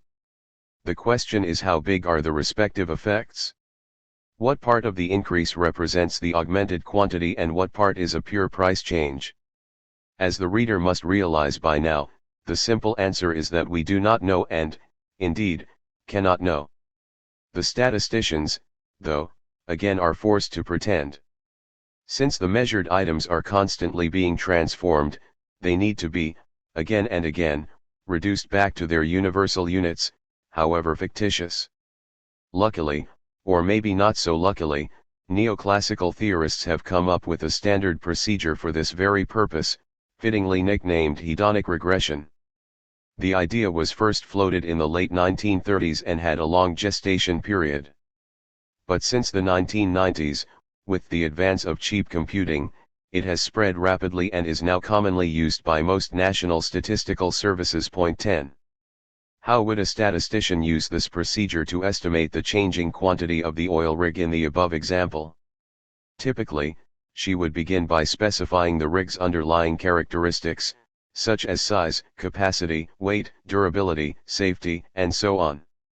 Next, she would regress variations in the price of the rig against observed changes in these different characteristics and against time, or a constant in cross-section studies.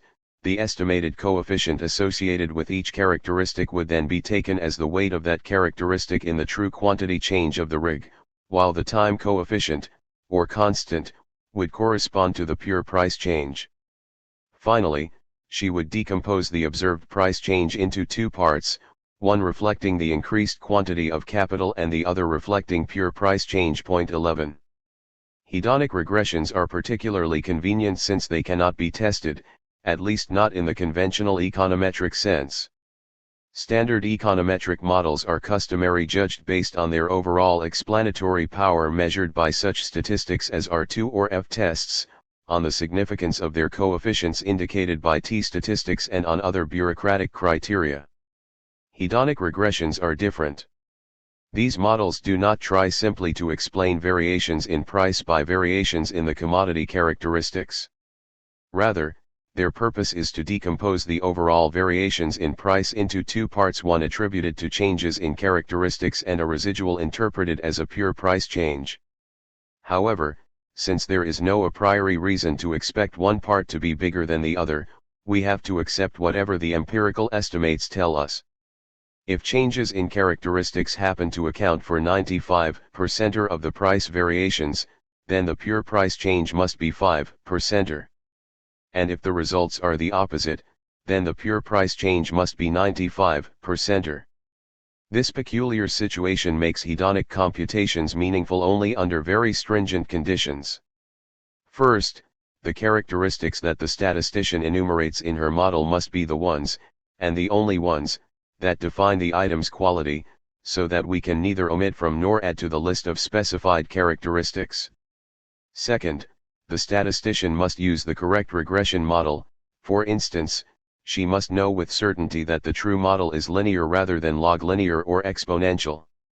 And last but not least, the world to which she applies this regression must be in a state of perfectly competitive equilibrium, and the economic agents of this world must hold their tastes unchanged for the duration of the estimates. Now, since the model cannot be tested, these three conditions must be true. Otherwise we end up with meaningless results without ever suspecting as much. Sadly, though, the latter outcome is precisely what we end up with in practice. The first two conditions can be true only by miraculous fluke, while the third is a social oxymoron. And since none of the necessary conditions hold, we can safely state that, strictly speaking, all real estimates of a qualitatively changing capital stock are arbitrary and therefore meaningless. Indeed, for that matter, every quantitative measure of a qualitatively changing aggregate including consumption, investment, government expenditure, and the GDP itself is equally bogus. Statements such as real GDP has grown by 2.3% or the capital stock has contracted by 0.2% have no clear meaning. We may see that these stocks and flows are changing, but we cannot say by how much or even in which direction. Quantifying labor values. Do the Marxists avoid these measurement impossibilities? 12 On the surface, it looks as though they should. In contrast to the neoclassicists whose capital is measured in subjective utility, Marxists claim to be counting it in objective labor units, and so, regardless of how and why capital accumulates, at least its magnitude should be problem-free. But it isn't. Concrete versus abstract labor. According to Marx, the act of labor has two distinct aspects, concrete and abstract. Concrete labor creates use value. Building makes a house, tailoring creates a coat, driving creates transportation, surgery improves health, etc. By contrast, abstract labor creates value. Unlike concrete labor, which is unique in its characteristics, abstract labor is universal, a productive activity of human brains, nerves, and muscles, the expenditure of human labor in general, the labor power which, on average, apart from any special development, exists in the organism of every individual. Marx 1909, Volume 1, 51. The key question is how to quantify this abstract labor. In the above quotation, Marx uses a biological yardstick. Abstract labor, he says, is the activity of human brains, nerves, and muscles. But as it stands, this yardstick is highly problematic, for at least two reasons. First, there is no way to know how much of this biological activity is embodied in the concrete labor of a cotton picker as compared to that of a carpenter or a CEO. Second, and perhaps more importantly, relying on physiology and biology here goes against Marx's own insistence that abstract labor is a social category. Marx resolves this problem, almost in passing, by resorting to another distinction, one that he makes between skilled labor and unskilled, or simple, labor. The solution involves two steps. The first step establishes a quantitative equivalence between the two types of labor. Skilled labor, Marx says, counts only as simple labor intensified, or rather as multiplied simple labor, a given quantity of skilled being considered equal to a greater quantity of simple labor, ibid. The second step, a few lines later, ties this equivalence to abstract labor. A commodity, he asserts, may be the product of the most skilled labor, but its value, by equating it to the product of simple unskilled labor, represents a definite quantity of the latter labor alone. In other words, abstract labor is equated with unskilled labor, and since skilled labor is merely unskilled labor intensified, we can now express any type of labor in terms of its abstract labor equivalence. This solution is difficult to accept. The very parity between abstract and unskilled labor seems to contradict Marx's most basic assumption. For Marx, skilled and unskilled labor are two types of concrete labor whose characteristics belong to the qualitative realm of use value. And yet, here Marx says that labor skills are also related to each other quantitatively and that this relationship is the very basis of value. This claim can have two interpretations. One is that objective labor value depends on subjective use value, a possibility that Marx categorically rules out in the first pages of Das Kapital. The other interpretation is that there are in fact two types of use value, subjective use value in consumption and objective use value in production. The first type concerns the relationship between people and commodities. As such, it cannot be quantified and is justly ignored. The second type involves the technical relationship of production and hence is fully measurable. Unfortunately, this latter interpretation isn't convincing either. As we have seen in Chapter 7, it is impossible to objectively delineate the productive process, but, then, how can we hope to objectively measure something that cannot even be delineated? Value theorists, though, seem to insist that use value in production can be measured. So, for argument's sake, let's accept this claim and assume that unskilled labor indeed is a measurable quantum. What would it take to compute how much of this quantum is embedded in commodities? For this calculation to be feasible, one or both of two conditions must be met. Point 13. The first condition is satisfied when a commodity is produced entirely by unskilled labor. In this case, all we need to do is count the number of socially necessary hours required to make the commodity.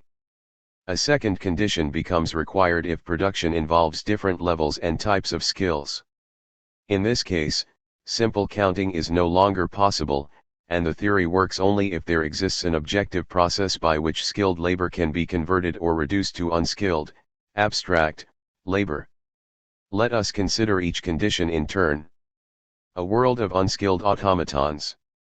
Begin with the first situation, whereby all labor is unskilled. According to Marx, this condition is constantly generated by capitalism, which relentlessly strives to dehumanize, deskill, and simplify labor, to turn live labor into a universal abstraction, a purely mechanical activity, hence indifferent to its particular form. Marx 1857, 297. The abstraction process does not mean that all labor has to be the same. It is rather that capitalism tends to generate and enforce skills that are particularly flexible, easy to acquire and readily transferable. In this sense, abstract labor is not only an analytical category, but a real thing, created and recreated by the very process of capitalist development. Point 14. This claim, central to the classical Marxist framework and later bolstered by Harry Braverman's work on labor and monopoly capital, 1975, elicited considerable controversy, particularly on historical grounds. Workers, pointed out the critics, were forever resisting their subjugation by capital and in reality prevented labor from being simplified to the extremes depicted by Marx. C. F. Thompson 1964, for a review, see Elgar 1979, point 15. According to Cornelius Castoriadis, Marx's conception of abstract labor was not only historically incorrect, but logically contradictory. 1988, Volume 1, General Introduction. First, if workers indeed were systematically deskilled, degraded, and debilitated, asked Castoriadis, how could they possibly become, as Marx repeatedly insisted, historical bearers of socialist revolution and architects of a new society? According to this description, it seems more likely that they'd end up as raw material for a fascist revolution. 16. Second, and crucially for our purpose here, according to Castoriadis, capitalism itself cannot possibly survive the abstraction of labor as argued by Marx. The complexity, dynamism and incessant restructuring of capitalist production required not morons, but thinking agents. If workers were ever to be reduced to automatons, doing everything by the book like Hassek's The Good Soldier Schweik, 1937, capitalist production would come to a halt in no time. The foregoing argument does not mean that capitalists do not try to automate their world, only that they cannot afford to completely succeed in doing so. In other words, over and above the conflict between capitalists who seek to objectify labor and workers who resist it, there is the inner contradiction of social mechanization itself, the tendency of mechanization to make power inflexible and therefore vulnerable. As we shall see later in the book, social mechanization in capitalism occurs mostly at the level of ownership, through the capitalization of power, a process which in turn leaves capitalist labor considerable autonomy and qualitative diversity. Resistance by workers and the richness of their skills are crucial barriers to the measurement of value. Even if a portion of the labor force indeed is unskilled in Marx's sense, few if any commodities are produced solely by such labor. And since most, if not all, labor processes involve some skilled labor, it is obvious that the first condition does not apply. Value cannot be derived simply by counting unskilled hours. 17. Reducing skilled to unskilled labor. The diversity of labor skills leave us with the second requirement, namely, that there must exist a mechanism to reduce the myriad of skilled labor to units of unskilled, abstract, labor. According to Marx, this mechanism is both omnipresent and obvious. Experience shows that this reduction is constantly being made, established by a social process that goes on behind the backs of the producers. 1909, Volume 1, 51-52. But in fact the process is anything but trivial. The starting point of the reduction is the assumption that labor skills are created through spending on education and training, on and off the job. In this sense, skilled labor power is a commodity like any other, i.e. a product of labor. It is produced by the study and training time of the worker himself, as well as by the labor of those who educate and train him.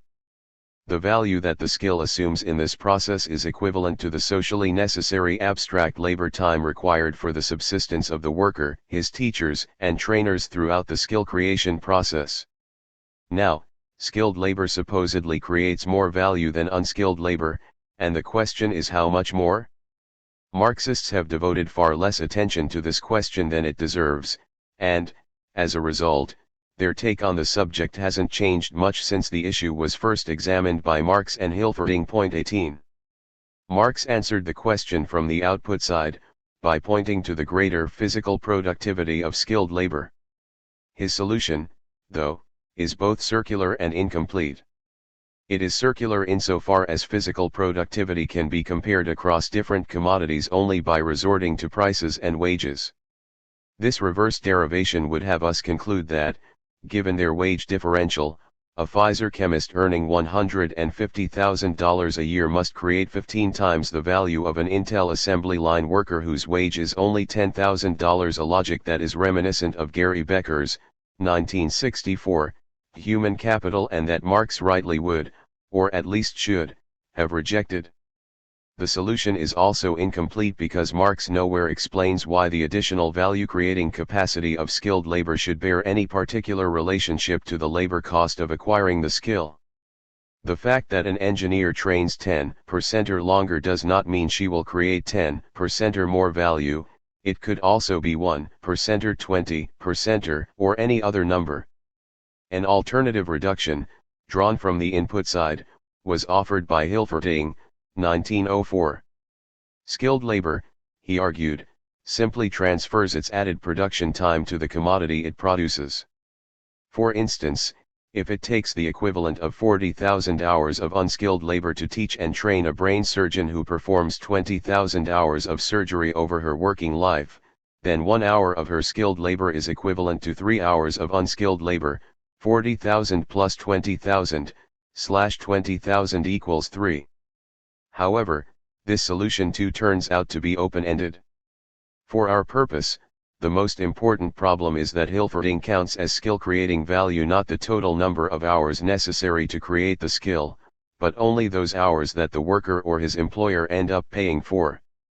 And it is here that the bifurcations of political economy and its equilibrium assumptions again come back to haunt us. Since in reality the economy is neither fully commodified nor separate from politics, much of the education and training is free provided by the household, community, and government. Moreover, since the economy however defined is rarely if ever in a fully competitive equilibrium, there is no guarantee that the procured education and training are transacted at value. Point 19. To complicate things further, note that so far we have taken it as a given that one can actually specify the process of producing the skill. But can we? Although it seems evident that skills are developed through education, on-the-job learning, and broader cultural influences, this is a qualitative joint process, and therefore one that suffers from the intractable indeterminacies examined in chapters 6 and 7. Last but not least, there can be no easy agreement on what constitutes unskilled labor at any point in time. Should we use as our benchmark a UK high school graduate, an Indian peasant, or an African bushman? And if that basic unit cannot be specified, where do we start from? 20. As a consequence of these difficulties, the Marxists, like the neoclassicists, have ended up without an elementary particle. No one, from Marx onward, has been able to measure the unit of abstract labor, and, with time, fewer and fewer Marxists think it is worth trying. A tiny but dedicated minority continues to work around this handicap, putting much effort and ingenuity into mapping the value structure of capitalist societies without a basic unit of value. But most Marxists, including many who otherwise adhere to the theory's principles, have abandoned this quest. They endorse the liberal methods and data. They use, often without a second thought, the national accounts of growth and inflation, along with their quantitative estimates of the capital stock. They see no problem in deflating nominal values by hedonic price indices to obtain real quantities, or in using equilibrium-based econometrics to draw dialectical conclusions. Their voice is still Marx's, but their hands have long been those of the hedonists. Point 21. The retreat from labor in favor of hedonic accounting serves to dilute and blur the basic concepts of Marxism. Without abstract labor, there can be no labor values and therefore no way to define, let alone measure, surplus value and exploitation. And with these basic concepts thrown into question, their negations too become suspect. Neo-Marxists like to highlight the deviations of monopoly capitalism, Sweezy 1942, Baron and Sweezy 1966, unequal exchange, Emmanuel 1972, and the smoke and mirrors of accumulation by dispossession, Harvey 2004, from Marx's expanded reproduction under the law of value. But since this law has no units in which to be denominated, leaving aside its other problems, it isn't clear what exactly these new social formations deviate from. Needless to say, no amount of neoclassical data on real growth and accumulation can undo this gridlock. Marxists cannot hope to save their method by banking on the very logic they try to undo. They will simply sink deeper into the quicksands of utilitarian impossibilities. A clean slate. Is there a way out of these circularities and contradictions? In our view, the answer is yes, but not within the existing framework of political economy. This framework identifies the quantitative essence of capital with the material sphere of production and consumption, and that assumption makes its problems insoluble. Utils and abstract labor, even if they did exist in some sense, do not have fundamental quantities that can be measured. They therefore have to be derived in reverse, from the very phenomena they try to explain. And even this inverted derivation falls apart, because it is built on assumptions that are patently false if not logically contradictory. What we need, then, is not a revision, but a radical change. We need to develop a new political economy based on new methods, new categories, and new units. Our own notion of capital as power offers such a beginning. One can sidestep the problem by following Braverman, 1975, who distinguished manual labor from scientific management and mental work. The difficulty here is not only in how to draw the line between the two, but also in what to do with the second group, class. Unless we continue to consider them as workers, the very emergence and growth of this group imply a built-in counter-tendency in capitalism, one in which labor can be simplified and abstracted only by having some of it transformed into management and mental activity, a sort of elimination of labor by labor. Moreover, since this latter type of non-manual activity, whether labor or not, cannot be counted in abstract terms, how do we account for its productive contribution to value and surplus value, right arrow curving left? For a critical assessment of the problematic reduction of skilled to unskilled labor, see Harvey, 1985, right arrow curving left. In the hypothetical situation that the true value of acquiring the skill happens to be paid for in full, we end up with multiple rates of exploitation whose magnitudes are inversely related to the cost of acquiring the respective skills. This result, which goes counter to Marx's assumption of equalizing tendencies, arises because, for Hilferting, the cost of acquiring the skill acts like constant capital, it merely transfers its own value to the commodity right arrow curving left. To avoid some of these difficulties, as well as to account for the important role of labor market segmentation, some writers offered to develop a labor theory of value based on heterogeneous rather than abstract labor, see, for instance, Bowles and Gintis 1977, Steedman 1980. This approach, though, merely substitutes one reduction for another, since we now need to translate the value vector into a price scalar. Others, such as Ito, 1987, 1988, suggested moving in the opposite direction by treating an hour of labor uniformly, regardless of its concrete nature. This latter measurement may be justified from the point of view of the worker, though the analytical implication is that we can no longer use labor values to explain capitalist prices and accumulation right arrow curving left.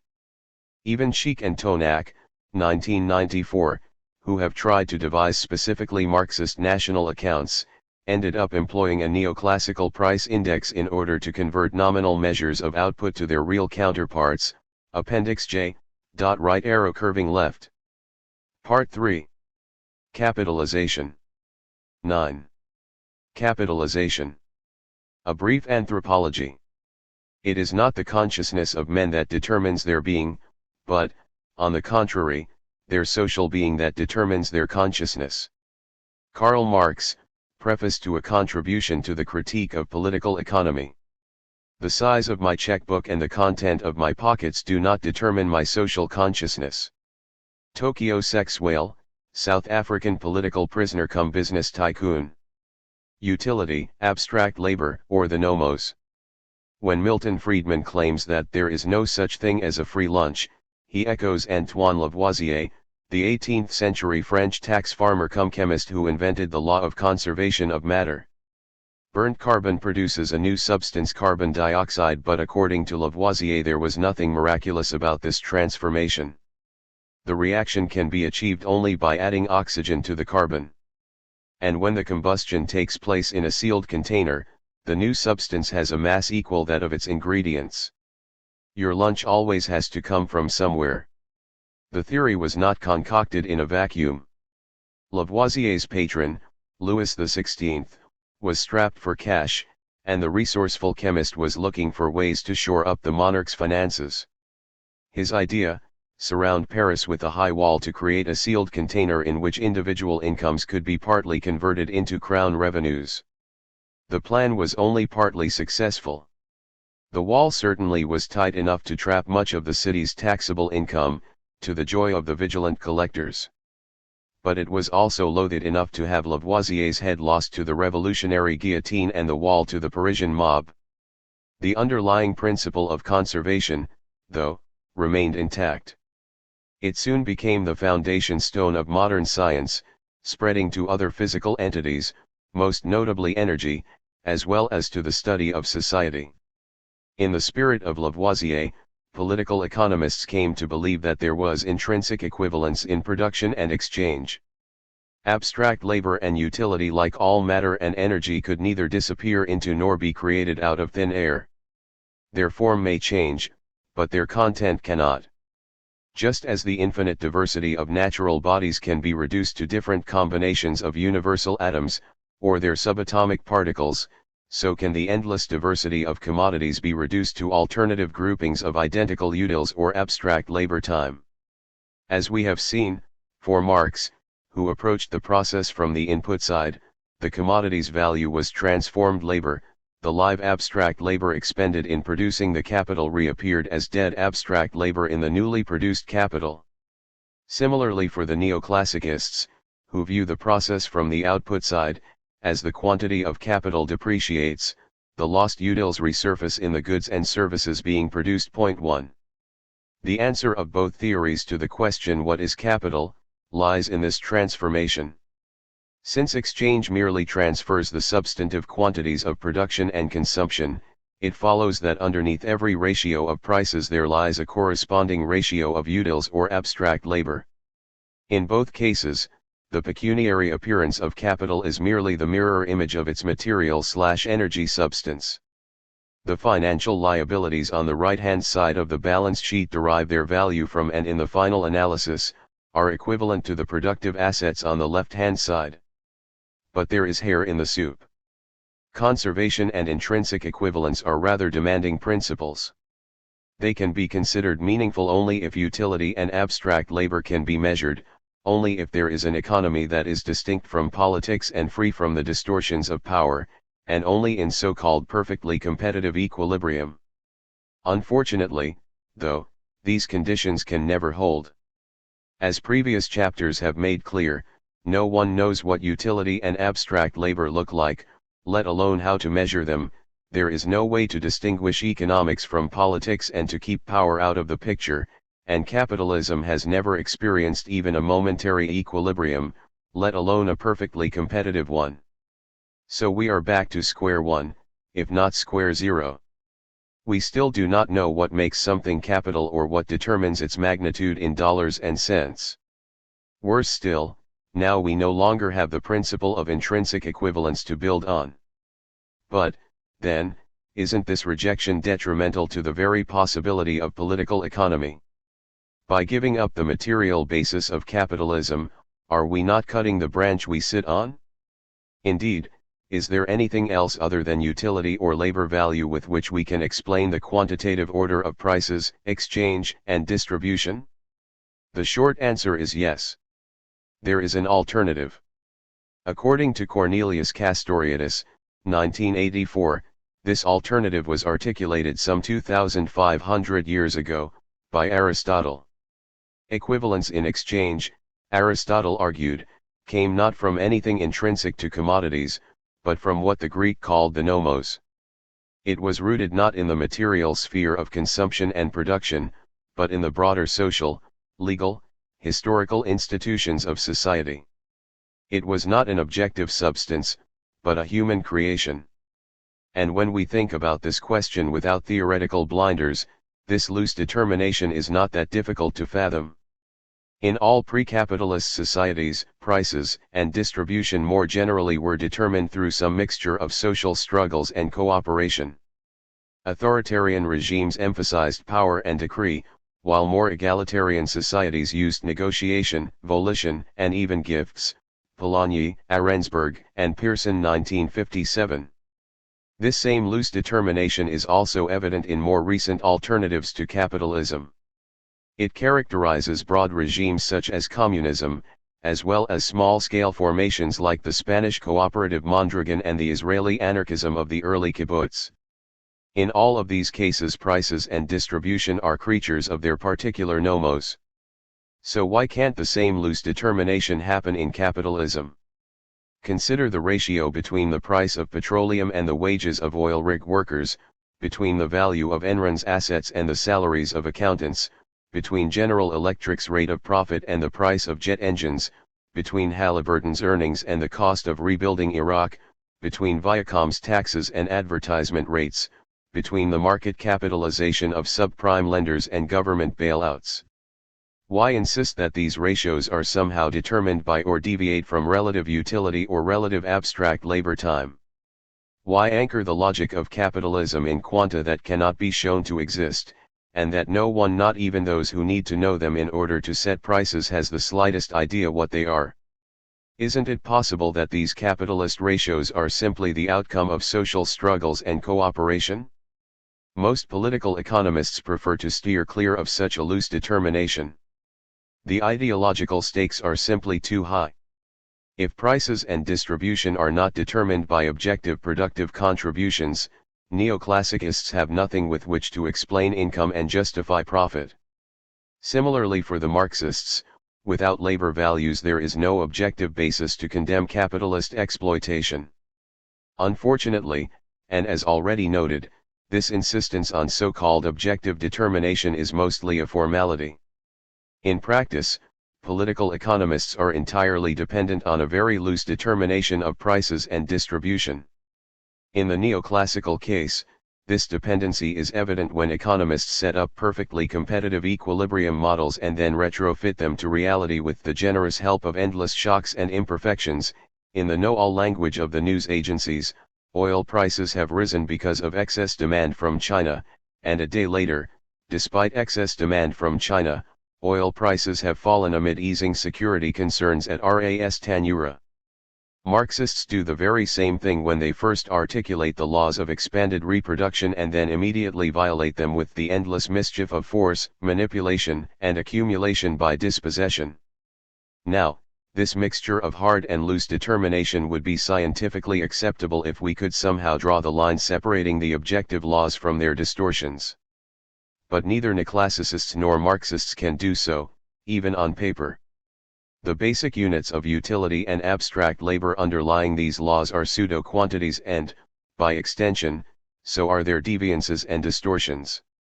Moreover, even if these quantities were real and observable, there is still no obvious reason why human beings would have to obey any objective law based on such units. This critique does not imply social chaos. Far from it. Society is not a formless mass and its history is not a mere collection of accidents. There are rules, patterns, and a certain logic to human affairs. But these socio-historical structures are created, articulated, and instituted not from the outside, but by society itself. They are manifested through religion, the law, science, ideology, conviction, habit, and force. Although embedded in the physis, they are all creatures of the nomos. Whether imposed by rulers for the sake of power or crafted by the demos for their own happiness, they are all made by human beings.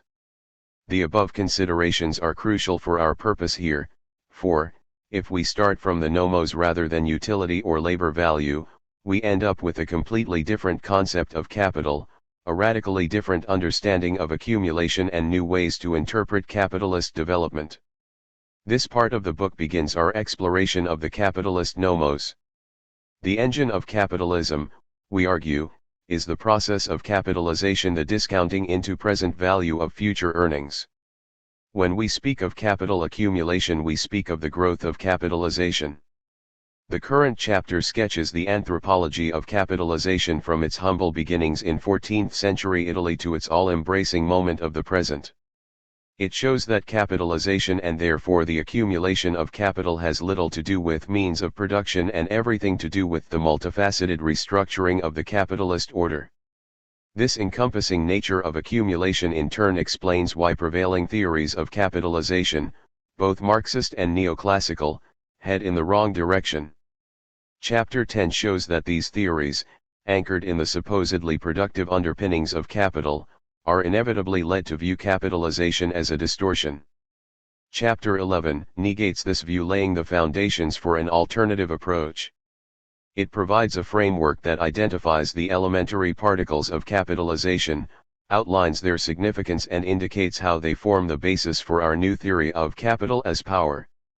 The unit of capitalist order. Every order in society, as in nature, is articulated or generated through categories and forms. Point to the most potent of these are numbers. The greater our ability to use numbers, the more accurate and comprehensive our capacity to articulate order. In capitalism, the fundamental numerical unit is price. In principle, this unit can be assigned to anything that can be owned. In that sense, everything that can be owned from natural objects, through produced commodities, to social organizations, ideas, and human beings can also be quantified. Moreover, the quantification is uniform across time and space. Prices in Europe of the 18th century are readily comparable to prices in India of the 21st century, just as the price of healthcare is readily comparable to that of nuclear weapons. This uniformity enables ownership to be intricately interrelated or ordered and with great precision. Historically, the expansion of the capitalist price system progressed along two trajectories: one that incorporated into the process an ever-growing proportion of the population, and another that privatized and priced more and more social activities. It is perhaps worth noting that the first systematic attempt to explain and justify prices appeared only in the early 19th century, long after the first theories of capitalism.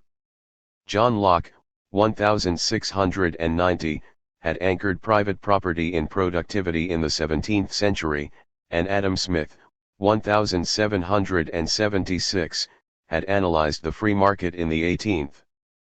But it was only with David Ricardo's labor theory of value, 1821, that the focus shifted explicitly to prices.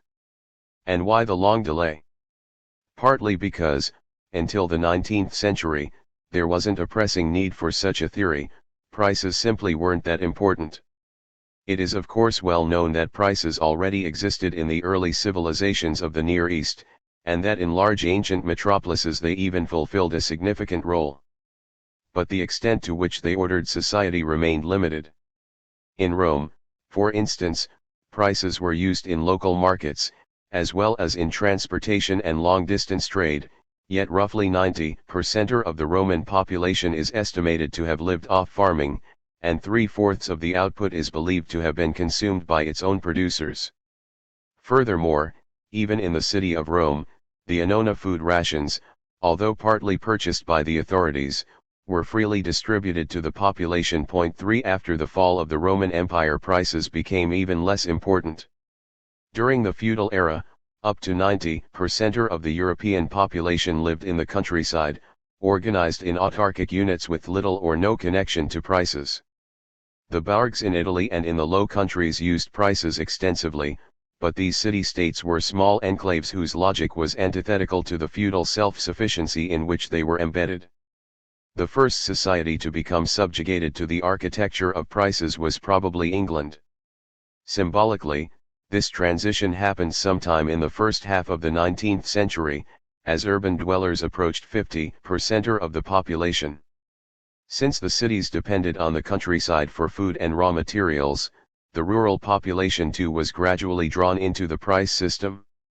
Other European countries followed in the footsteps of England, and by the late 19th century most had become predominantly urban. On a global level, however, the shift from self-sufficient agriculture to urban-dominated, price-denominated societies was much slower and was completed only in the 20th century. In the 1900s, the worldwide rate of urbanization was still around 10%, and it was only in the early years of the 21st century that it surpassed 50%. If we take capitalist urbanization as a rough proxy for the geographic spread of the price system, we can say that the architecture of prices emerged as a dominant way of organizing society only 2 centuries ago, and that it was only recently that its logic has come to dominate nearly every corner of the world. In parallel to this expansion, the price system has also grown increasingly complex. Underlying this complexity is the explosive growth in the number of social activities denominated in prices. To give some sense of the magnitudes involved, consider the North American Industry Classification System, NAICS, and the North American Product Classification System, NAPCS, which together provide the most up-to-date method of categorizing industries, establishments, and the products and services they produce. 5 In this classification, each industry, a grouping of physical establishments with the same primary output, is identified by a 6-digit code, while each type of product or services is identified by a 10-digit code. The latter can accommodate up to 100 billion possible prices, less 1. If we assume that only 1/10 of these numbers are in use, we end up with 10 billion prices, the same order of magnitude as the world population. But that is merely the beginning. Typical 10-digit products include relatively broadly defined items such as fabricated automobile seat covers and tire covers, professional use hair mousse, rigid magnetic disk drives and toothbrushes, each of which comes in numerous shapes and forms. To describe all these shapes and forms, we would probably need an additional 2 or 3 digits. And there is more. The NAICS/NAPS system does not include second-hand commodities, primary commodities, or financial assets. It doesn't include future contracts or options that can be applied to every product and service, and it doesn't include bundles of products and services. If we added these extra layers, the number of different prices would be much bigger, requiring even more digits. All in all, then, it seems safe to conclude that the world today has billions and possibly trillions of different commodities, all denominated in universal price units and therefore connected through a single quantitative architecture that cuts across time and space. Marx began his Capital with reference to the immense accumulation of commodities, 1909, Volume 1, 41. Yet even this most prescient observer would probably have found the present complexity of prices baffling. Nothing remotely similar has ever existed in human history. The comprehensive reach, complexity and uniformity of the price system have made capitalism the most ordered society ever. In no prior epoch have numbers been so extensively and consistently used to describe, organize, and shape human behavior. Prices enable entirely new ways of reordering society. What previously required military conquest can now be done through currency devaluation. What once necessitated religious conversion today takes a mere shuffle of a few paper records we call portfolio investment. Furthermore, the highly malleable nature of prices, i.e. their remarkable ability to go up and down, makes capitalism by far the most dynamic of all historical orders. In fact, in capitalism, change itself has become the key moment of order. The pattern of capitalist order. Now, price is merely the unit with which capitalism is ordered. The actual pattern of order, namely, the way in which prices are structured and restructured relative to one another, is governed by capitalization. Capitalization is the algorithm that generates and organizes prices. It is the central institution and key logic of the capitalist nomos. It is the generative order, to use David Bohm's term, through which the capitalist order, denominated in prices, is created and recreated, negotiated and imposed. Point 6. Formulae. What exactly is capitalization? We have mentioned the term several times in the book, and it is now time to examine it more closely. Most generally, capitalization represents the present value of a future stream of earnings. It tells us how much a capitalist would be prepared to pay now to receive a flow of money later. A simple example, a $1,000 payment due in a year's time, KT plus 1, and discounted at a 5% rate of interest, R, would have a present value, KT, equal of $952.38. To see why this is so, let's backstep and look at the process in reverse. Suppose the capitalist invests KT dollars now, the present value of $952.38, in order to get back a year from now KT plus $1, the future payment of $1,000.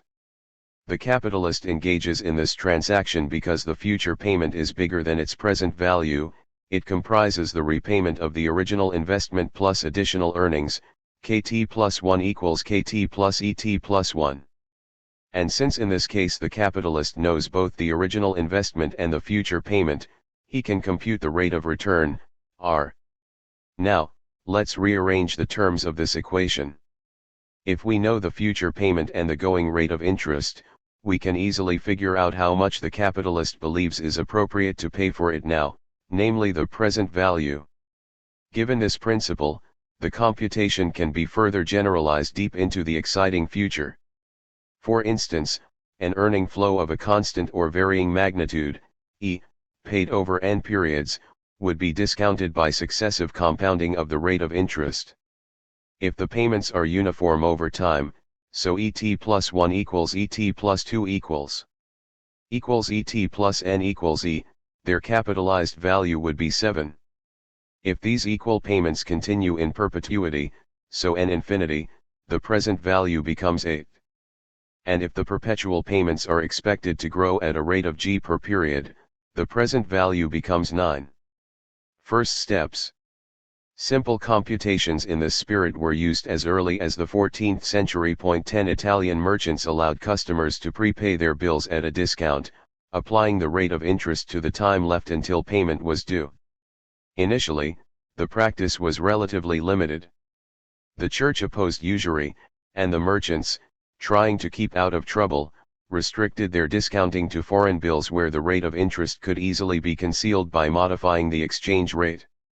Eventually, though, the church's stranglehold loosened, and in the 17th century, with religious tolerance spreading and the Glorious Revolution in the wings, English goldsmiths started to discount domestic bills openly. De River 1942, 56, 1944, 402-3, 1974, 210-11. Although the practice of discounting spread rapidly, its underlying ideology remained largely undeveloped. There was no formal theory and there were no textbooks. Instead, there were rules of thumbs and plenty of confusion. As late as the mid-18th century, financiers and traders still used what 20th century economists retrospectively describe as incorrect calculations, erroneous tables and inefficient discounting. Sometimes, the practitioners even committed the cardinal sin of failing to compound interest. Faulhaber and Baumol 1988, 583. Coming of age. Capitalization came of age only in the 20th century. It was only with the rise of the modern corporation and the spread of large-scale financial markets that discounting turned from a loose practice to a full-fledged ideology, complete with detailed bureaucratic procedures, a rigid ethical code and trained professional cotters, and even then, the going proved tough. It turns out that the first systematic rules of discounting were laid down already in the mid-19th century, by a group of German foresters, Faustmann 1849. The foresters tried to figure out how they should value wooded land and the associated activities of planting and harvesting, and in the process developed many of the mathematical formulae of present value. But with business organizations still largely unincorporated, these formulae had limited use and remained obscure. It took another half-century for them to be reinvented by economists, who, incidentally, never suspected that they were moving in already well-charted territory. The most famous of these economists is Irving Fisher. In The Rate of Interest, 1907, he developed the logic and ethics of discounting in great detail. His key contribution was the emphasis on universality. Capitalization through discounting, he argued, was a general principle. It should be applied not only to the pricing of debt, but to every income-generating asset. It is evident that not bonds and notes alone, but all securities, imply in their price and their expected returns a rate of interest. There is thus an implicit rate of interest in stocks as well as in bonds. It is, to be sure, often difficult to work out this rate definitely, on account of the elusive element of chance, but it has an existence in all capital. It is not because the orchard is worth $20,000 that the annual crop will be worth $1,000, but it is because the annual crop is worth $1,000 that the orchard will be worth $20,000. The $20,000 is the discounted value of the expected income of $1,000 per annum, and in the process of discounting, a rate of interest of 5% is implied. Fisher 1907, 10-11, 13, original emphasis. In other words, a pecuniary asset, taken in its most general form, is merely a claim on earnings. In this sense, bonds, corporate shares, preferred stocks, mortgages, bank accounts, personal loans, or the registered ownership of an apartment block are simply different incarnations of the same thing. They are all income-generating entities. As such, their price is nothing but the present value of the earnings they are expected to generate. Frank Fetter, another early advocate of capitalization, argued that the discounting process applies not only to all assets, but also to all times. The primitive economy, in its choice of enjoyable goods of different epochs of maturity, in its wars for the possession of hunting grounds and pastures, in its slow accumulation of a store of valuable durable tools, weapons, houses, boats, ornaments, flocks and herds, first appropriated from nature, and then carefully guarded and added to by patient effort, in all this and in much else the primitive economy, even though it were quite patriarchal and communistic, without money, without formal trade, without definite arithmetic calculations, was nevertheless capitalizing, and therefore embodying in its economic environment a rate of premium and discount as between present and future. Fetter 1914b, 77, original emphasis. In short, if human beings were indeed made in the image of God, the Almighty must have been a bond trader. Despite their forceful elegance and claim for universality, Fetter and Fisher's generalizations hardly echoed for another half-century. There was some discussion of capitalization in American economic journals, and discounting procedures occasionally surfaced in textbooks. But for the most part, the enthusiasts were outnumbered by the skeptics. 11. The skeptics had good reason to be suspicious. The early 20th century marked the dawn of a new capitalism. Central to this new formation was the modern corporation. It was an entirely new way of organizing business, both inside and outside the firm. Moreover, it spread rapidly, carried by a tidal wave of public offerings. Securities of every color, size, and denomination were being floated in ever larger numbers. It was all very novel, and the sheer magnitude and exponential growth of the process left economists baffled and public officials gasping for air. There were very few theoretical tools and scarcely any data to make sense of this new development. There was no transparency to speak of, as politically correct investors now demand. The paucity of historical time series meant that there was little prior knowledge to build models on, and therefore no parameters to estimate. There was no ground on which to form rational expectations, and hence no way to evaluate the rosy earning projections of the financiers, and it was unclear which interest rate to use in discounting and how to account for risk, Fisher's elusive element of chance. To make matters worse, the newspapers were only too happy to amplify the exploits of corporate promoters. The owners and their bankers were blamed, not without cause, for overcapitalizing their assets and watering their stocks relative to their actual investments, all in order to rip off the innocent public. 12.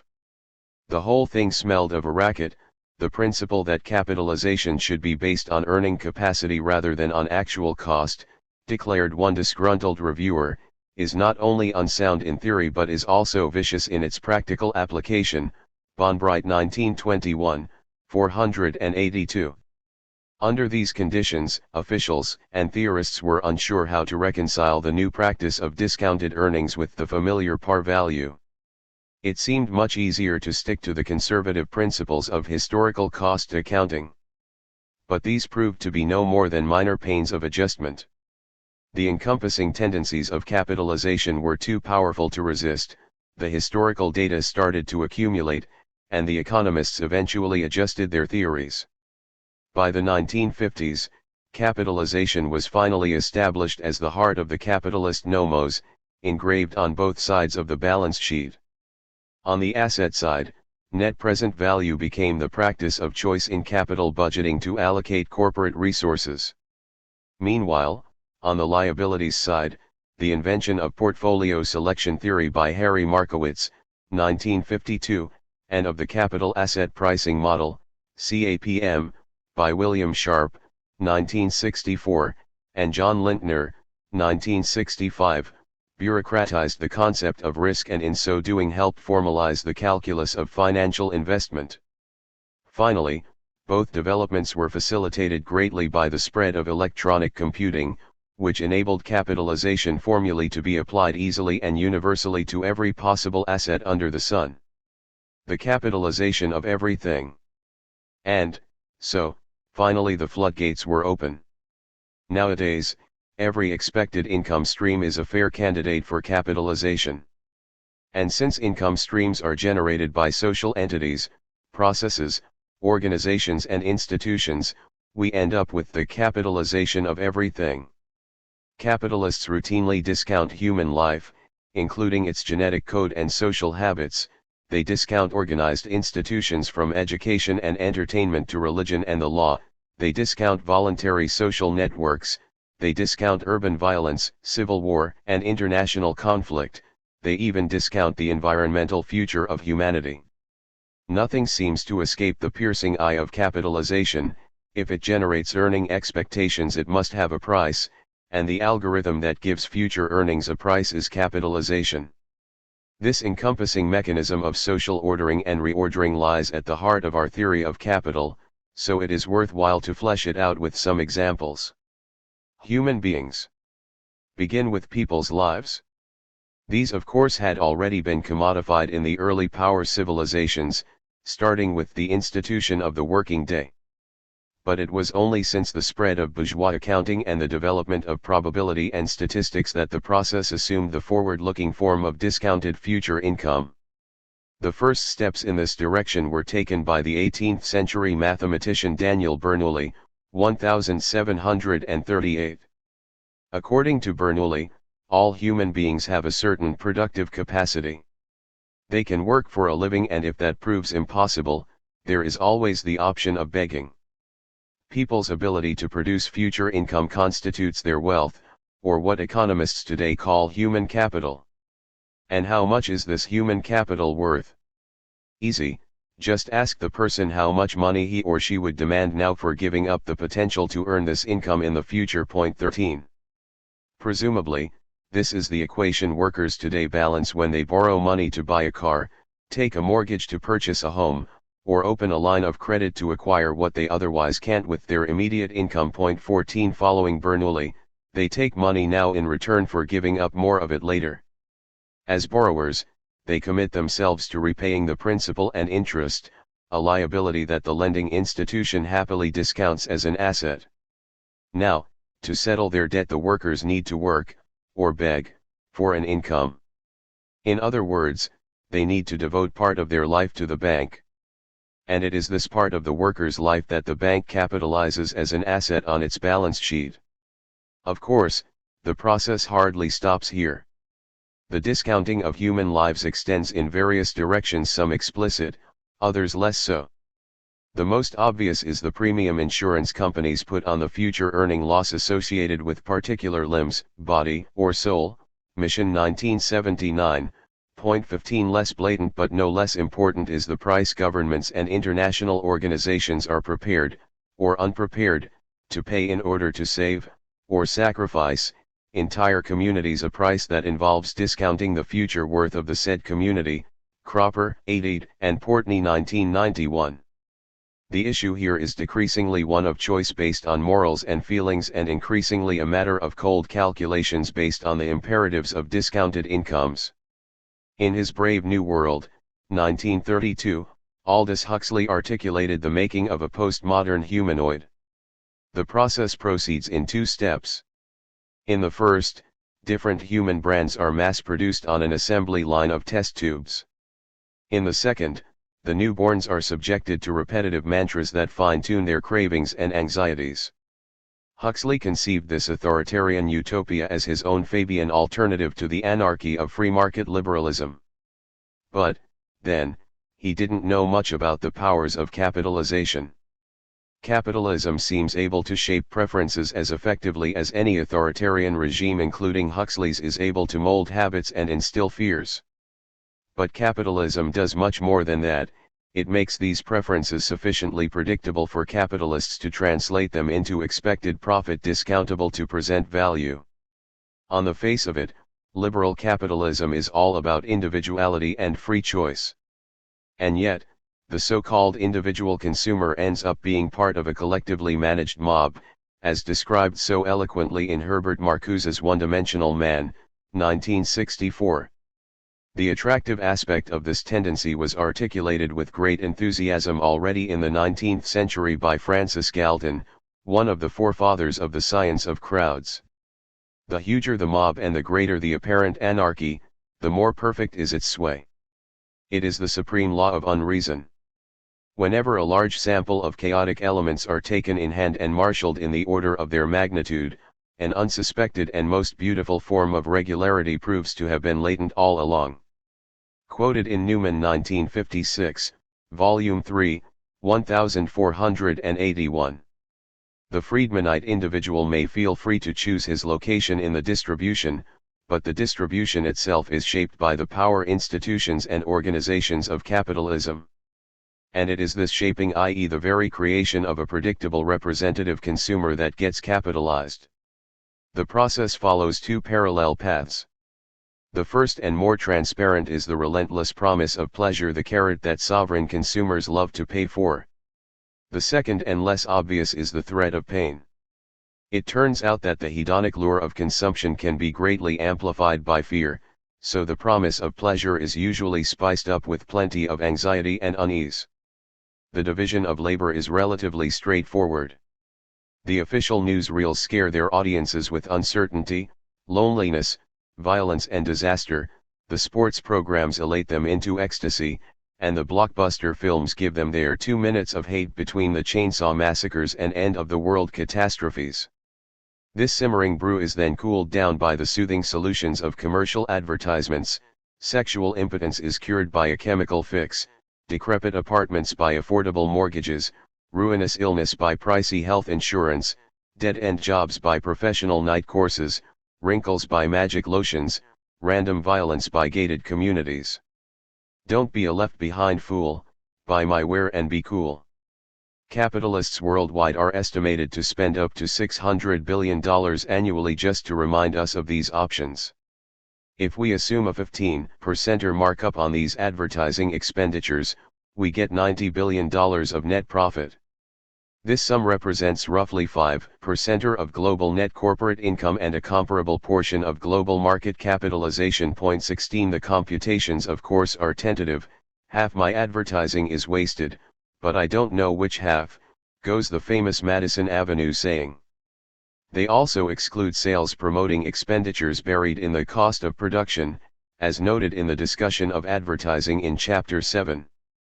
But the very fact that so much is spent on persuasion suggests that a significant chunk of outstanding corporate assets discounts the very ability of capitalists to shape human hopes and fears. Now, this is the downstream part of the story, but like in Huxley's Utopia, there is also an upstream part.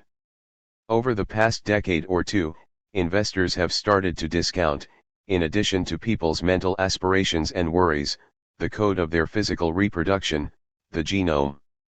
It is now possible not only to modify and replicate existing organisms, but also to convert one organism into another via a genome transplant, sample 2007. Soon enough, it may be feasible to produce a creature from scratch, and one day perhaps even a human being, hopefully modeled after the universal bond trader. Capitalists have been eager to protect and defend these godlike acts of creation with multiple patents and other expressions of goodwill, all in order to ascertain that the making of plants, animals, and people won't end up being a free lunch. After all, what's the use of making life if it can't help you make money? And so far, at least according to the capitalists' own bets, the odds of achieving both goals look promising indeed. From its inception in 1994 to 2007, the Amex Biotechnology Index has risen 10 times faster than the S&P 500 index. Apparently, it is now finally possible to play God and be rich. Organizations, institutions, processes. Capitalization, of course, is hardly restricted to the individual. Take education, an activity estimated to account for roughly 5% of world GDP. The idea of free public schooling was born out of the French Revolution. The new method served to both liberate human beings and turn the newly literate into patriotic citizens and soldiers on the cheap. The arrangement worked smoothly for a while, but by the 20th century a new complication had emerged. Having been butchered in 2 world wars, the citizens/soldiers demanded that warfare be complemented by expensive welfare. Suddenly, the draft was no longer a panacea, and with free soldiers turning out to be rather pricey, the benefit of educating them was called into question. The final disintegration of the model came in the 1970s.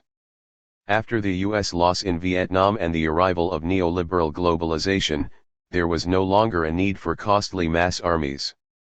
Instead, the capitalists started to invest in smart weapons that could be operated by high school dropouts. The draft was gradually abandoned in favor of purely professional armies, and free education in favor of privatized learning. And so, the organization of learning, once the prerogative of state, church, and community, is now increasingly capitalized even when the teaching itself is still publicly administered. The process is discounted directly by its private suppliers, particularly the publishers of journals, textbooks, and databases, whose profits margins can reach 100%. Bergstrom 2001, 186-87. Education is also discounted indirectly insofar as it shapes preferences and mutes criticism, and in so doing helps boost profit and reduce risk. Recall John D. Rockefeller's pronouncement that his investment in the University of Chicago was the best he had ever made. The same logic applies to the organization of entertainment, a process whose global turnover is estimated at $1 trillion, Vogel 2007, 19. Entertainment, like education, is capitalized directly by its providers as well as indirectly by those whose profits it affects.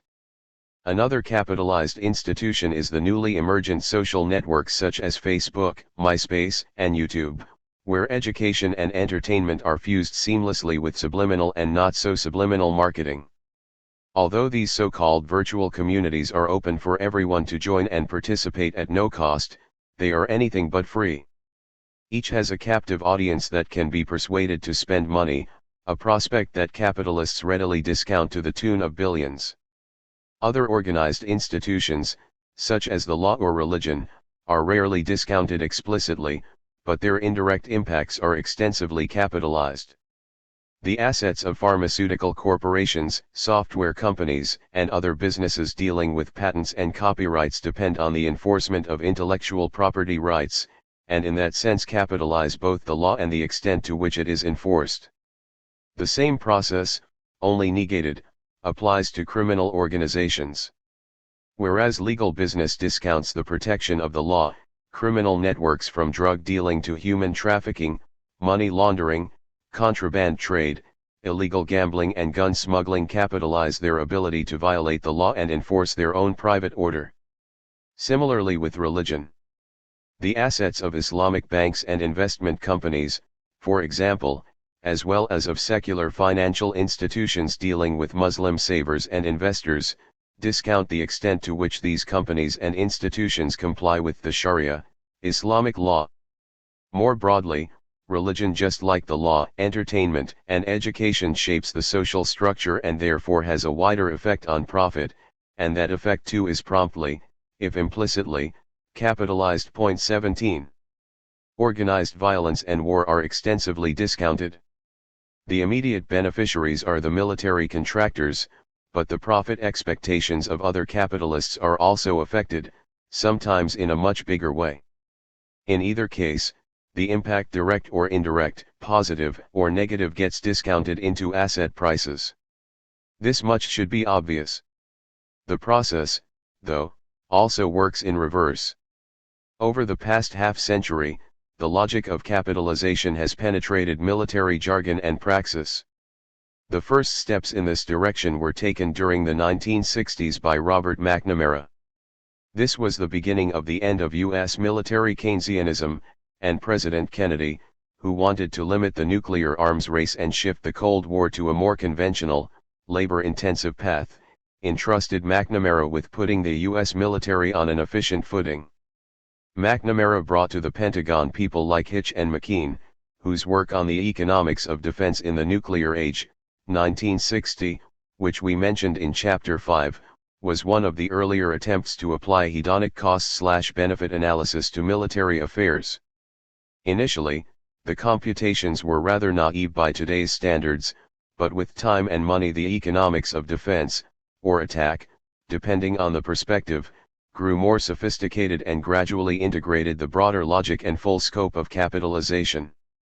Military officers and strategists nowadays speak of military investment, while national accountants routinely measure the country's military assets. 18 Furthermore, the military seems to have endorsed the notion that the market knows best, and it now uses market signals to predict future military events and to evaluate the success of military operations. In 2003, the U.S. Defense Advanced Research Projects Agency, DARPA, proposed to set up a futures exchange that would help predict coups, assassinations, and terrorist attacks. Graham 2003, Hulse 2003. The rationale was straightforward. Given that the quest for profit is the best generator of information, and since the market is the most efficient mechanism for distilling such information, why not fuse the working of the army with the logic of capitalism? After all, the army has always been an arm of the ruling class, so it is only appropriate that in a capitalist state the army obeys the same logic as the ruling capitalists. Let investors discount future contracts on such events, and then simply follow the money. A sharp increase in the capitalized price of a pipeline explosion contract in 12 months, for example, would then give strategists reason to believe that such an explosion is more likely, while a drop in the price of a Jordanian coup contract 6 months ahead would mean a lower probability for that particular outcome. Apparently the scheme was a bit too politically incorrect for US voters to digest and was quickly shot down. But there was really nothing exceptional about it.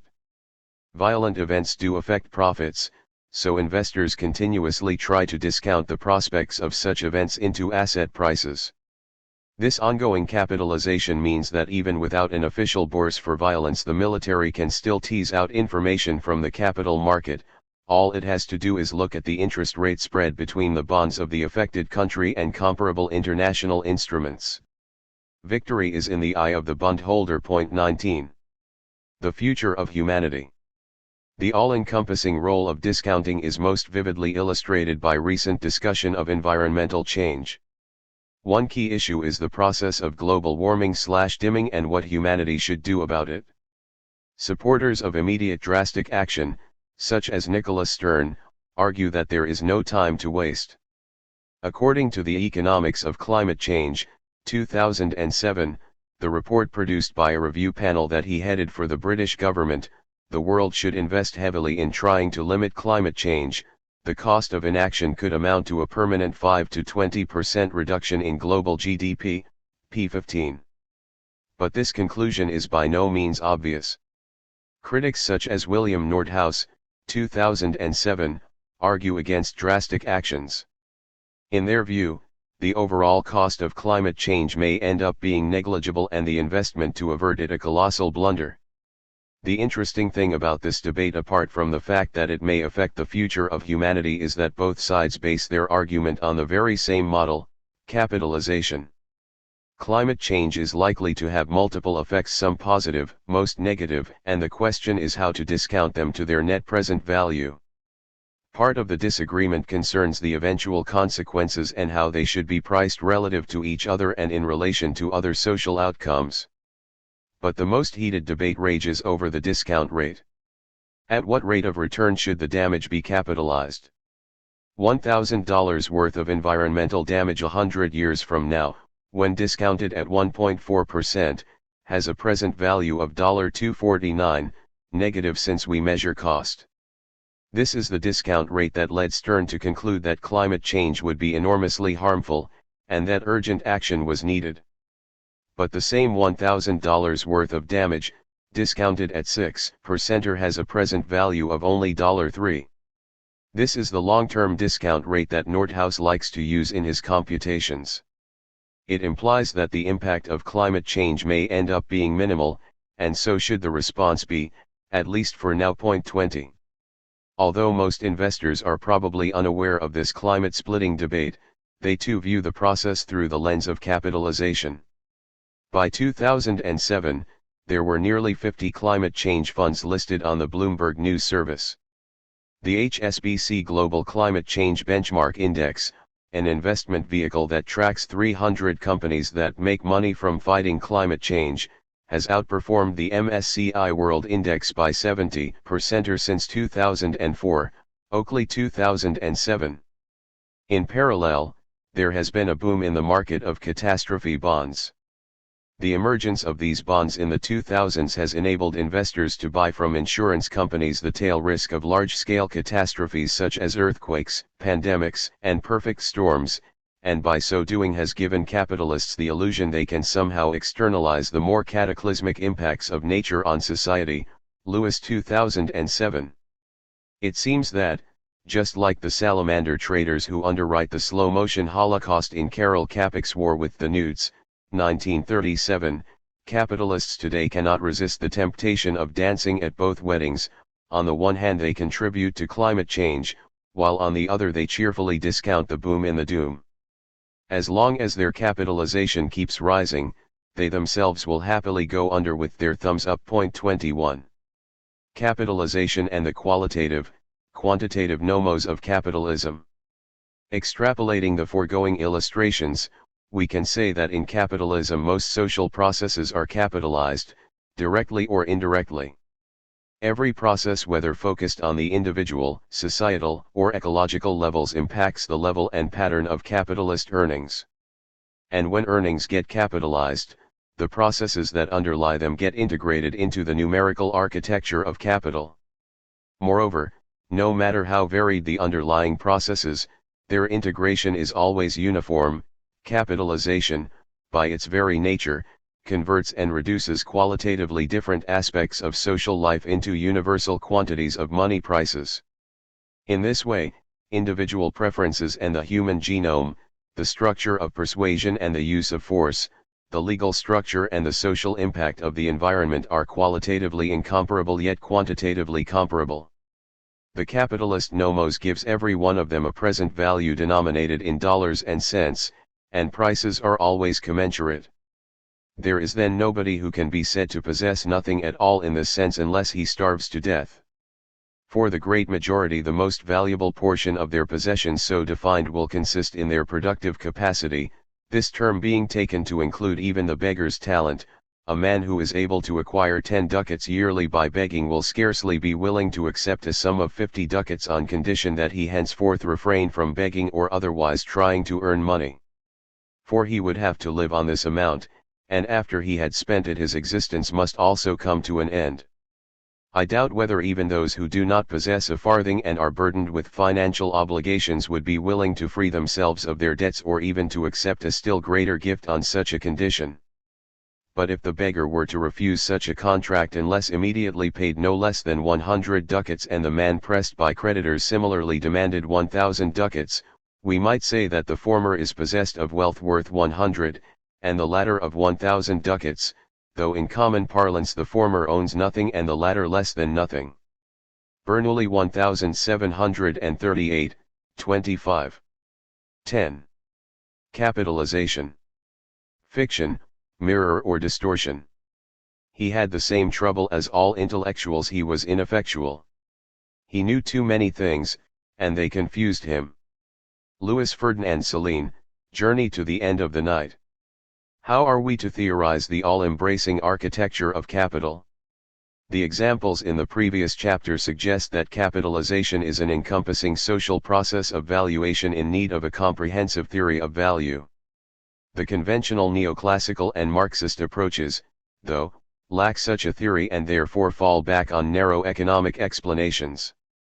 In both cases, capitalization is explained in relation to the so-called material, productive processes of capitalism. As usual, the starting points of the two approaches are diametrically opposed. Marx considers capital goods the real thing and nominal capitalization a mere fiction, whereas the neoclassicists view nominal capitalization as a mirror of capital goods, and vice versa. Yet in the end, because of their wrong starting point, the two schools meet in the middle of nowhere, with capitalization seen as an inescapable distortion. We have mentioned these biases several times in the book, and it is now time to look at them more closely. From fiction to distortion, Marx's view. Marx wrote before the corporation emerged as the dominant form of business organization, and therefore before capitalization came into its own. Nonetheless, he was familiar with the technique of discounting and offered one of the first attempts to understand the role of credit and financial markets in capitalist dynamics. He started by juxtaposing two different entities, actual capital versus illusionary or fictitious capital. Actual capital exists as commodities means of production, work in progress and commodity money whose prices are governed by labor time, whether historical or current. By contrast, fictitious capital consists of ownership claims on earnings whose price is the present value of those earnings. 1. Why is the latter capital fictitious? Marx lists three basic reasons. First, a claim on earnings often has no actual capital, or principal, to call on. This is the case of state debt, for instance. Here the capitalist lends money to the government, yet this money does not create nor is it intended to create means of production. Instead, it is spent on current operations. And since the government repays the money plus interest out of its revenues, the capitalist ends up having a claim not over actual capital, but merely over state taxes, or the printing press, as the case may be. Second, a claim on earnings, even on those generated by actual capital, extends into the future. It covers expected as well as current payments, and the two cannot be treated equally. Unlike present income, future income expectations may not materialize, and since their level cannot be known beforehand, their present value could end up being partly or wholly illusionary. Finally, a given flow of income, whether generated by actual capital or not, would create different levels of capitalization depending on the rate of interest. Marx 1909, Volume 3, 546-47 and 550-51. Clearly, actual and fictitious capitals are totally different creatures. They consist of different entities and are quantified through different processes, the former via past and current productive labor time, the latter through future earnings expectations and the rate of interest. So, when considered separately, their respective magnitudes and movements need have nothing in common. The problem, though, is that they cannot be considered separately. The capitalist system is denominated in prices, and as Marx himself conceded, prices are affected by both fictitious and actual accumulation. As a result, any divergence of the former from the latter is bound to distort the value system. How big is this distortion? Marx's own view was ambivalent. On the one hand, he made it sound as if fictitious capital contaminates the price system to the point of making it incomprehensible. All connection with the actual process of self-expansion of capital is thus lost to the last vestige, and the conception of capital as something which expands itself automatically is thereby strengthened. The accumulation of the wealth of this class, the large moneyed capitalists, may proceed in a direction very different from actual accumulation. Moreover, everything appears turned upside down here, since no real prices and their real basis appear in this paper world, but only bullion, metal coin, notes, bills of exchange, securities. Particularly in the centers, in which the whole money business of the country is crowded together, like London, this reversion becomes apparent, the entire process becomes unintelligible.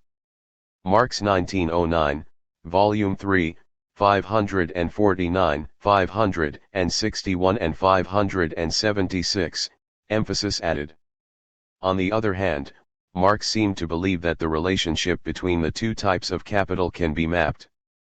Focusing on the accumulation of money capital, he asks, to what extent is it, and is it not, an indication of an actual accumulation of capital, that is, of reproduction on an enlarged scale? The so-called plethora of capital, an expression used only with reference to the interest-bearing capital, is it only a peculiar way of expressing industrial overproduction, or does it constitute a separate phenomenon alongside of it? Volume 3, 559.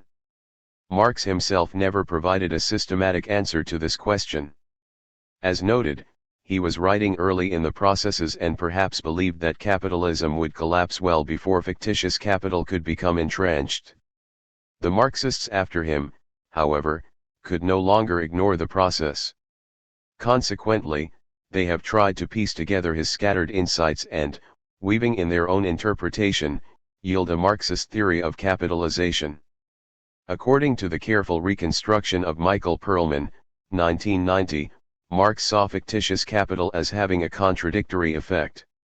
As a form of credit, it helps make the organization of production much more flexible. Yet as a source of information it sends the wrong price signals, and in so doing undermines the coordination of production. During the boom, the two processes diverge. Ballooning fictitious capital facilitates investment, while growing price distortions amplify the misallocation of resources.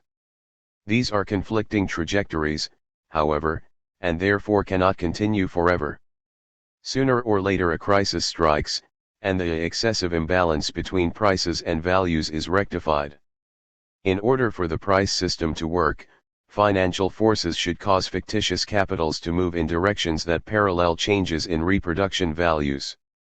By losing any relationship to the underlying system of values, strains eventually build up in the sphere of production until a crisis is required to bring the system back into a balance, whereby prices reflect the real cost of production. The fiction of fictitious value cannot be maintained indefinitely. At some unknown time in the future, prices will have to return to a rough conformity with values. Perlman, 1990, 83.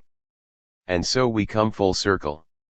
Recall that Marx began by suggesting that actual and fictitious capitals are two different entities.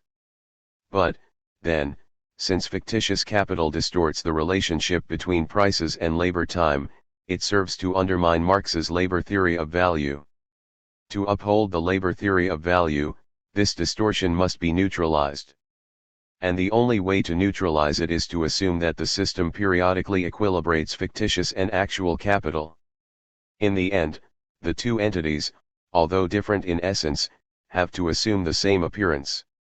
There is of course another possibility altogether, and that is that prices do not obey the labor theory of value. In this latter case, capitalization has no material/productive benchmark to converge on, so we need another theory to explain its trajectory and oscillation. Unfortunately, there is no way to choose between these two opposing views for the simple reason that labor values cannot be known even if they exist. This impossibility means that we cannot tell whether prices deviate from values, and therefore whether fictitious capital is larger or smaller than the underlying actual capital. The net result is to leave Marxists with no scientific theory of capitalization, and therefore with neither a unique explanation for nor an alternative to the actual capitalism of the present. As noted in Chapter 7, this void has been filled by culturalists and state theorists of various denominations who usually have no clue as to what they are missing. And the few who still try to study fictitious capital seriously are fighting a losing battle. Being unable to use labor time as their anchor, most have gravitated toward the hedonic measures of neoclassical economics. Their empirical studies, including those that have adopted Minsky's financial instability hypothesis, 1975, 1982, see credit and fictitious capital as oscillating around the UTIL-denominated capital stock publicized by the national accounts. And with orthodox measurements come orthodox explanations, leading one observer to conclude that there is no qualitatively distinct radical monetary perspective and that no monetary approach within radical political economy can be prevalidated as Marxian. Dymski, 1990, 58-59, point 2. From mirror to distortion, the neoclassical view. Contrary to the Marxists, who begin from two different entities, the neoclassicists start from equivalence. Capitalization both derives from and reflects on capital goods. The stylized expression of this symmetry is due to Irving Fisher. In an article aptly titled "What is Capital?" 1896, Fisher opens by devising a consistent set of definitions. His starting point is a distinction between stock, quantity at a point in time, and flow, quantity per unit of time. Capital is a stock, income is a flow. Capital gives rise to income, whereas income gives capital its value. The precise correspondence between these concepts is articulated in his book The Rate of Interest, 1907. The statement that capital produces income is true only in the physical sense, it is not true in the value sense. That is to say, capital value does not produce income value. On the contrary, income value produces capital value. When capital and income are measured in value, their causal connection is the reverse of that which holds true when they are measured in quantity. The orchard produces the apples, but the value of the apples produces the value of the orchard. We see, then, that present capital wealth produces future income services, but future income value produces present capital value. Pages 13 to 14, original emphases. The feedback loop is illustrated in the following table, p14. Table 10.1, Fisher's House of Mirrors. Explanation: in the material world, depicted by step 1 of the sequence, capital wealth, measured by the physical quantity of capital goods, produces future income services, similarly measured by their physical quantity. In the nominal world, depicted by stage 3, the income value of the future services, measured in dollars, is discounted by the prevailing rate of interest to generate the present value of capital, also measured in dollars. The two worlds are connected through stage 2, whereby the physical quantity of future income services determines their dollar price. Hypothetical numerical illustration: Intel has 10 million units of capital wealth, which, during its future life, will produce 1 billion units of income services in the form of microchip-generated utils, step 1.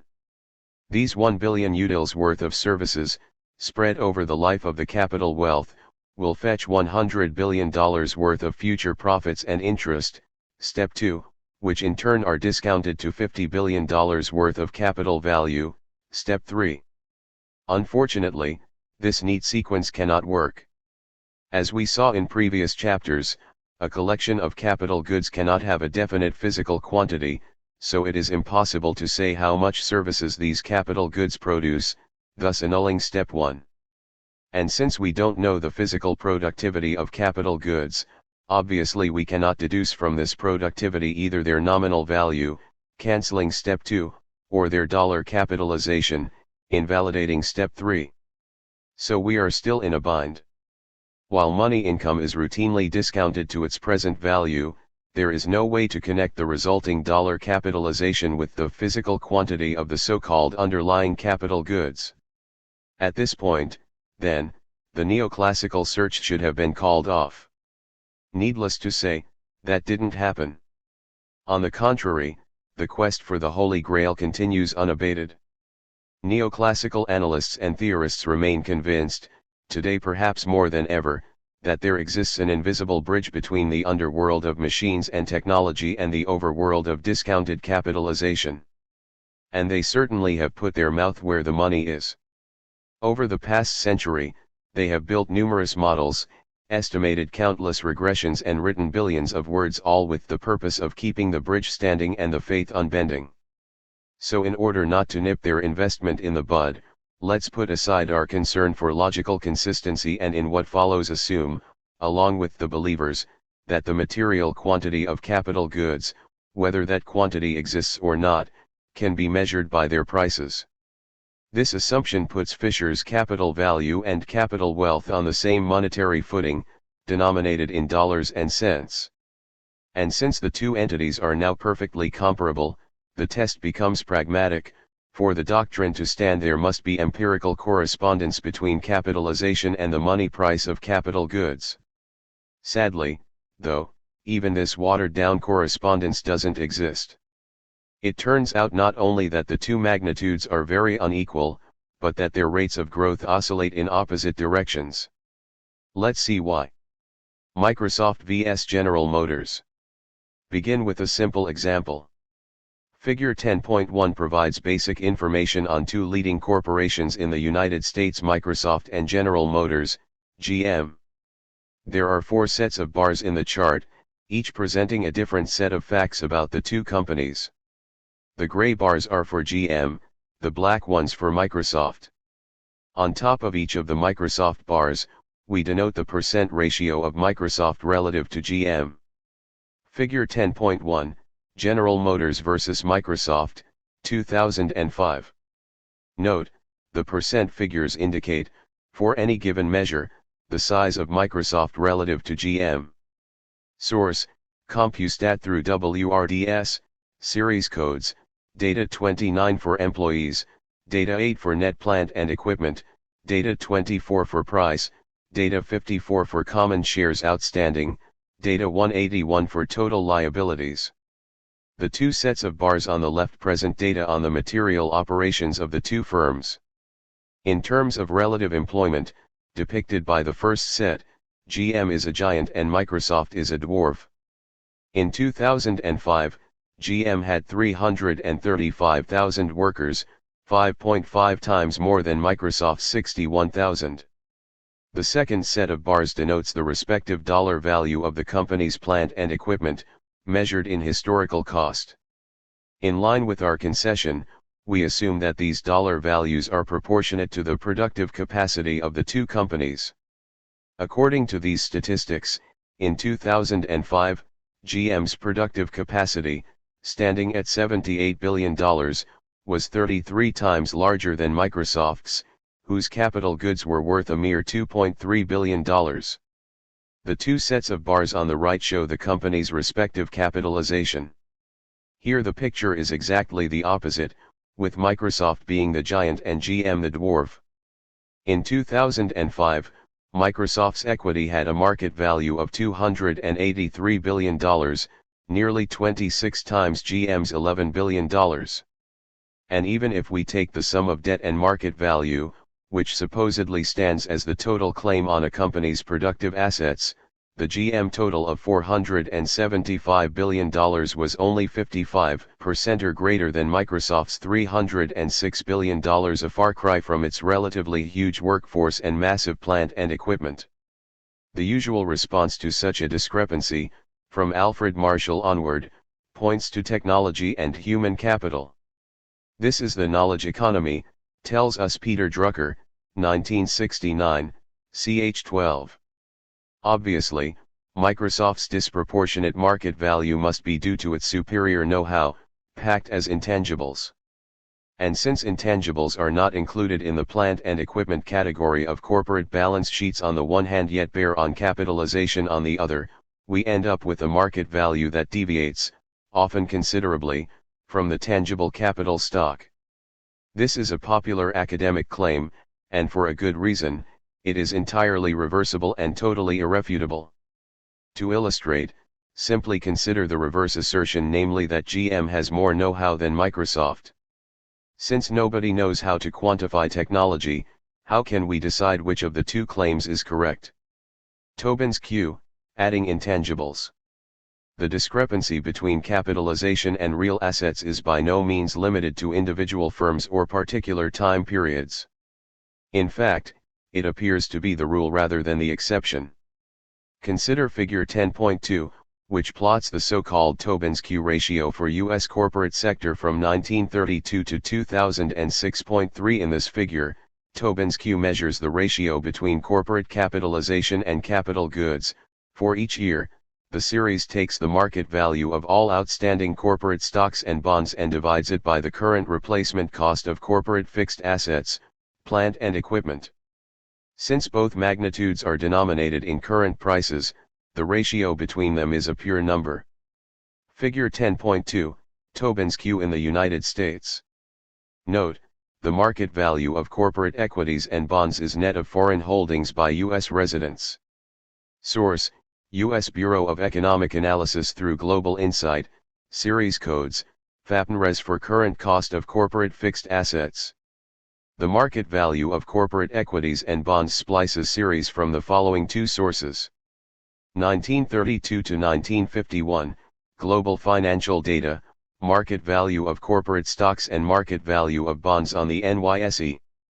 1952 to 2007, Federal Reserve Board through Global Insight, Series Codes, FL8930641005 for market value of corporate equities, FL263164003 for market value of foreign equities held by U.S. residents, FL8931630005 for market value of corporate and foreign bonds, FL263163003 for market value of foreign bonds held by U.S. residents. Here too we uphold our theoretical concession. We assume that Fisher's symmetry between real assets and capitalization, although failing the materialistic test, can still hold in nominal space. Now, if this assumption were true to the letter, Tobin's Q should have been $1 worth of real assets would create a definite future flow of money income, and that flow, once discounted, would in turn generate $1 worth of market capitalization. The facts, though, seem to suggest otherwise. There are two evident anomalies. First, the historical mean value of the series is not 1, but 1.24. Second, the actual value of Tobin's Q fluctuates heavily over the past 75 years. It has oscillated between a low of 0.6 and a high of 2.8. Moreover, the fluctuations do not look random in the least, on the contrary, they seem fairly stylized, moving in a wave-like fashion. Let's inspect these anomalies in turn. Why is the long-term average of Tobin's Q higher than 1? The conventional answer points to mismeasurement. To reiterate, fixed assets consist of plant and equipment, yet, as we have already seen in the case of Microsoft vs GM, capitalization accounts for more than just plant and equipment. And since Tobin's Q measures the ratio between the whole and one of its parts, plain arithmetic tells us the result must be bigger than 1. But, then, how much bigger? Even if we accept that there is mismeasurement here, the question remains as to why Tobin's Q should average 1.24, rather than 1.01 or 20 for instance. And here, too, just like in the case of Microsoft vs GM, the answer is elusive. To pin down the difficulty, let's examine the structure of a balance sheet a bit more closely. Recall that corporations have two types of assets, tangible and intangible. Point 4 According to the neoclassical system of classification, tangible assets consist of capital goods, machines, structures, and recently also software. Intangible assets, by contrast, represent knowledge, technology, organization, goodwill, and other metaphysical entities. Mainstream economists consider both types of assets productive, and the accountants concur but with a reservation. Although tangible and intangible assets are both real, they cannot always be treated in the same way. The reason is prosaic. Tangible assets are bought and sold on the market and therefore have a universal price. Since the market is assumed to know all, this price is treated as an objective quantity and hence qualifies for inclusion in the balance sheet. By contrast, most intangible assets are produced by the firm itself. They are generated through internal R&D spending, in-house advertisement expenditures and sundry other costs associated with the likes of corporate re-engineering and structural reorganization. These are not arm's-length transactions. They are not subject to the universalizing discipline of the market, and therefore the intangible assets they generate lack an objective price. And items that do not have an agreed-upon quantity, no matter how productive, cannot make it into the balance sheet. The best the accountants can do is to list them as current expenditures on the income statement. There are two exceptions to the rule, though. One exception is when companies purchase prepackaged intangibles directly through the market, for instance, by acquiring a franchise, patent, trademark, or copyright. The other is when one corporation acquires another at a price that exceeds the acquired company's book value. Since the merger does not create new tangible assets, the accountants assume that the premium must represent the intangible assets of the new formation. They also assume that since this premium is determined by the market, it must be objective. And given that the intangibles are objectively measured, the accountants feel safe enough to include them in the balance sheet. So all in all we have three categories: 1. Tangible assets that are included in the balance sheet, 2. intangible assets that are included in the balance sheet, and 3. Intangible assets that are not included in the balance sheet. Now, as noted, fixed assets comprise only the first category, whereas capitalization reflects the sum of all three, and according to the conventional creed it is this mismatch that explains why the long-term average of Tobin's Q differs from 1. The historical rationale goes as follows. Over the past several decades, US-based corporations have undergone an intangible revolution. Their economy has become high-tech, with knowledge, information and communication all multiplying manifold. As a consequence of this revolution, the growth of tangible assets decelerated, while that of intangible assets accelerated. And how do we know the extent of this divergence? Simple, say the neoclassicists. Subtract from the market value of firms the market price of their fixed assets, and then assume that, since the market knows all, the difference equals the quantity of intangibles.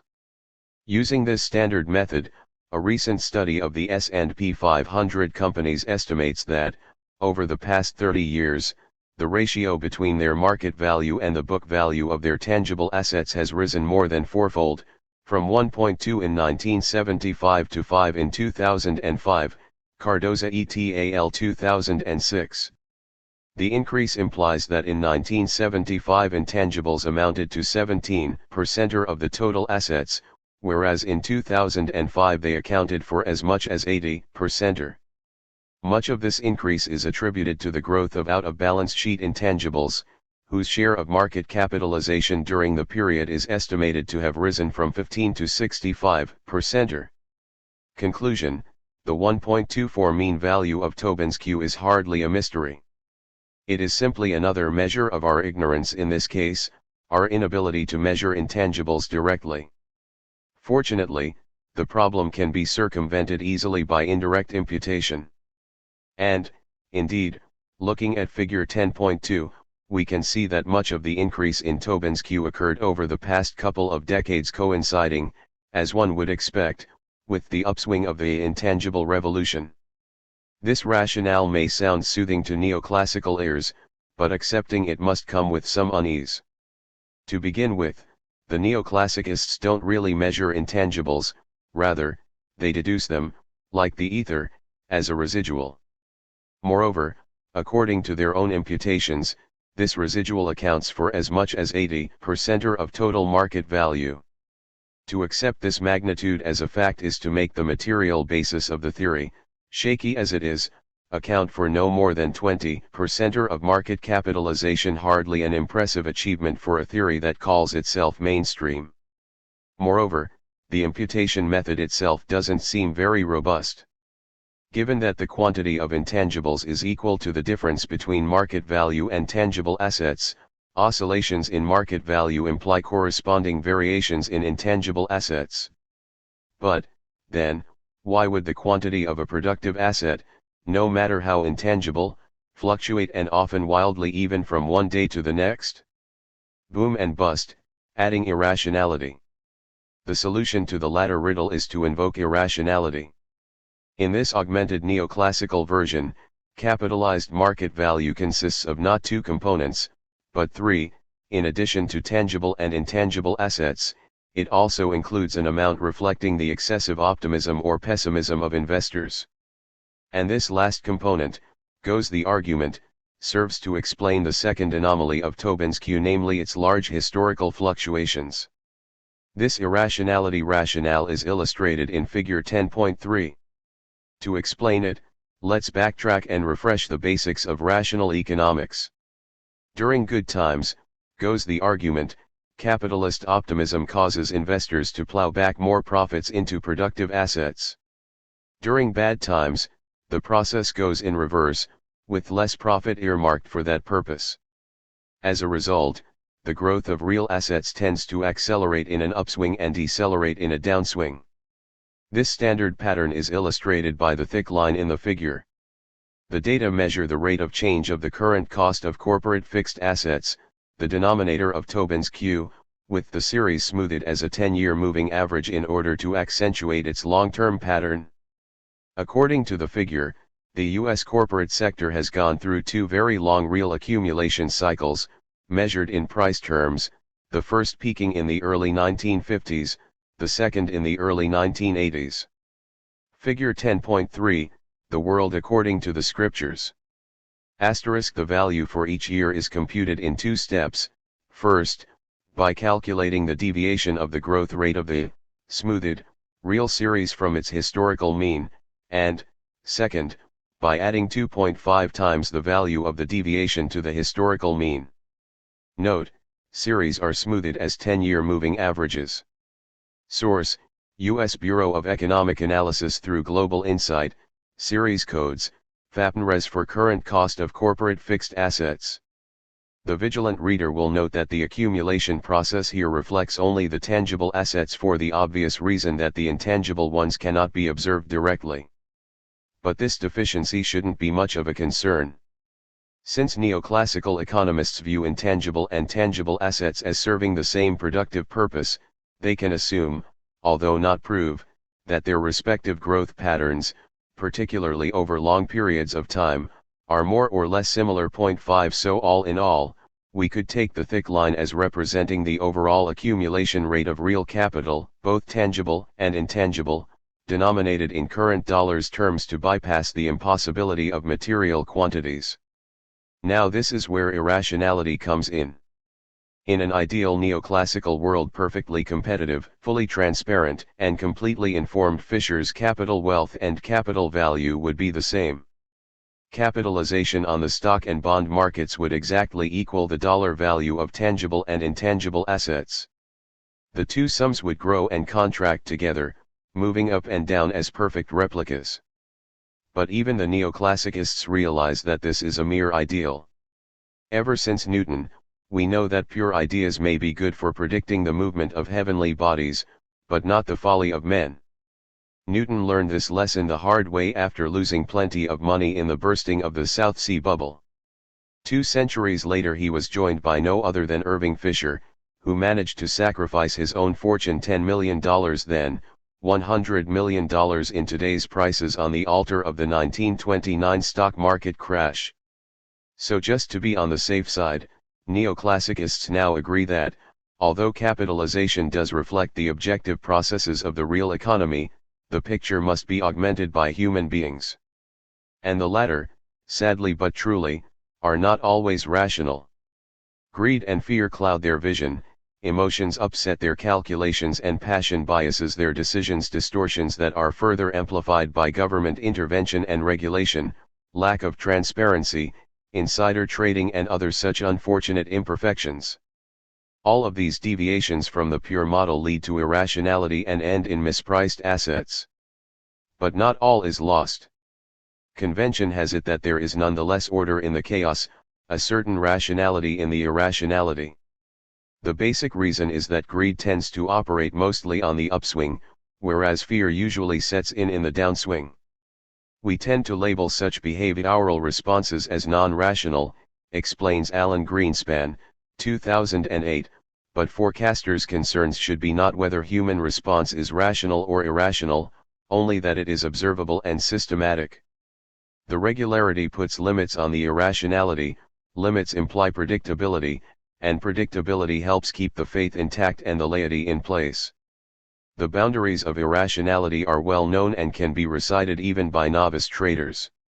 The description usually goes as follows. In the upswing, the growth of investment in productive assets fires up the greedy imagination of investors, causing them to price financial assets even higher. To illustrate, during the 1990s, developments in high-tech hardware and software supposedly made investors lose sight of the possible. The evidence: they capitalized information and telecommunication companies, such as Amazon, Ericsson, and Nortel, far above the underlying increase in their real value. A similar scenario unfolded in the 2000s. Investors pushed real estate capitalization, along with its various financial derivatives and structured investment vehicles, to levels that far exceeded the underlying actual wealth. The process, which neoclassicists like to think of as a market aberration, led to undue asset price inflation. Naturally, The capitalization created by such bouts of insanity is mostly fake wealth. It represents fictitious value and leads to inevitable bubbles. Point 6 But there is nonetheless a clear positive relationship here. The irrational growth of fake wealth, although excessive, moves in the same direction as the rational growth of real wealth. The process is said to invert during a bust. This is where fear kicks in. The real economy decelerates, but investors, feeling as if the sky is falling, bid down asset prices far more than implied by the underlying productive capacity. A famous illustration is offered by the Great Depression.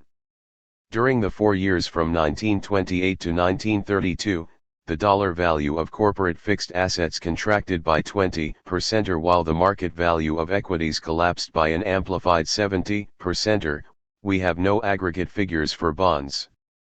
A similar undershooting occurred during the 1997 Asian financial crisis, with market value contracting by 50% or in many cases, against a growth slowdown or a very moderate decline in the dollar value of the real capital stock. Yet here, too, the relationship is clear. The irrational collapse of fictitious value, however exaggerated, moves together with the rational deceleration of productive wealth. This bounded irrationality is illustrated by the thin line in figure 10.3. Note that this series is a hypothetical construct. It describes what the growth of capitalization might look like when neoclassical orthodoxy is augmented by irrationality and market aberrations. The value for each year in the hypothetical series is computed in 2 steps. First, we calculate the deviation of the growth rate of the smoothed real series from its historical mean. So if the smoothed growth rate during the year is 8% and the historical mean rate is 6.7%, the deviation is 1.3%. Second, we add 2.5 times the value of the deviation to the historical mean. So in our example, the hypothetical smoothed growth rate would be 2.5 times 1.3 plus 6.7 equals 9.95%. The coefficient of 2.5 is purely arbitrary. A larger or smaller coefficient would generate a larger or smaller amplification, but the cyclical pattern would remain the same. This simulation solves the riddle of the fluctuating Tobin's Q. It shows how, due to market imperfections and investors' irrationality, the growth of capitalization overshoots real accumulation on the upswing, therefore causing Tobin's Q to rise, and undershoots it on the downswing, causing Tobin's Q to decline. And so everything falls into place. Tobin's Q averages more than 1 due to an invisible, yet very real intangible revolution. And it fluctuates heavily, admittedly, because the market is imperfect and humans are not always rational, but these oscillations are safely bounded and pretty predictable. Capitalization indeed deviates from the real assets, though in the end it always reverts back to the fundamentals. Or does it? The gods must be crazy. It turns out that while the neoclassical priests were busy fortifying the faith, the gods were having fun with the facts. The result is illustrated in figure 10.4, where both series again are smoothed as 10-year moving averages. The thick line, as in figure 10.3, shows the rate of change of corporate fixed assets measured in current replacement cost. But the thin line is different. Whereas in figure 10.3 this line shows the rate of growth of capitalization stipulated by the theory, here it shows the actual rate of growth as it unfolded on the stock and bond markets. And the difference couldn't have been starker. Figure 10.4, U.S. capital accumulation, which is the real, which the fictitious. Note, the market value of corporate equities and bonds is net of foreign holdings by U.S. residents. Series are smoothed as 10-year moving averages. Source, see figure 10.2. The gyrations of capitalization, instead of amplifying those of real assets, move in exactly the opposite direction. It is important to note that we are dealing here not with short-term fluctuations of the business cycle, but with very long-term waves of roughly 30-year duration. Furthermore, the pattern seems anything but accidental. In fact, it is rather systematic. Whenever the growth rate of real assets decelerates, the growth rate of capitalization accelerates, and vice versa. Point 7. This reality puts the world on its head. One could perhaps concede that real assets do not have a material quantum, yet pretend, as we have agreed to do here, that somehow this non-existent quantum is proportionate to its dollar price. One could further accept that the dollar value of real assets is misleading insofar as it excludes the invisible dark matter of intangible assets, up to 80% of the total, yet nonetheless be convinced that these invisible, intangible assets follow the same pattern as the visible, tangible ones. Finally, one could allow economic agents to be irrational, yet assume that their irrational pricing of assets ends up oscillating around the rational fundamentals, whatever they may be. But it seems a bit too much to follow Fisher and claim that the long-term growth rate of capitalization is driven by the accumulation of real assets when the two processes in fact move in opposite directions. And, yet, that is precisely what neoclassicists, and Marxists as well, seem to argue. Both emphasize the growth of real assets as the fountain of riches, while the facts say the very opposite. According to Figure 10.4, during the 1940s and 1970s, when the dollar value of real assets expanded the fastest, capitalists saw their capitalization growth dwindle.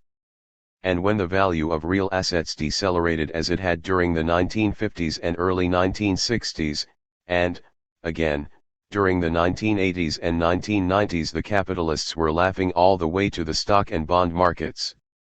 Given this dismal record, why do capitalists continue to employ economists and subsidize their university departments? Shouldn't they fire them all and close the tap of academic money?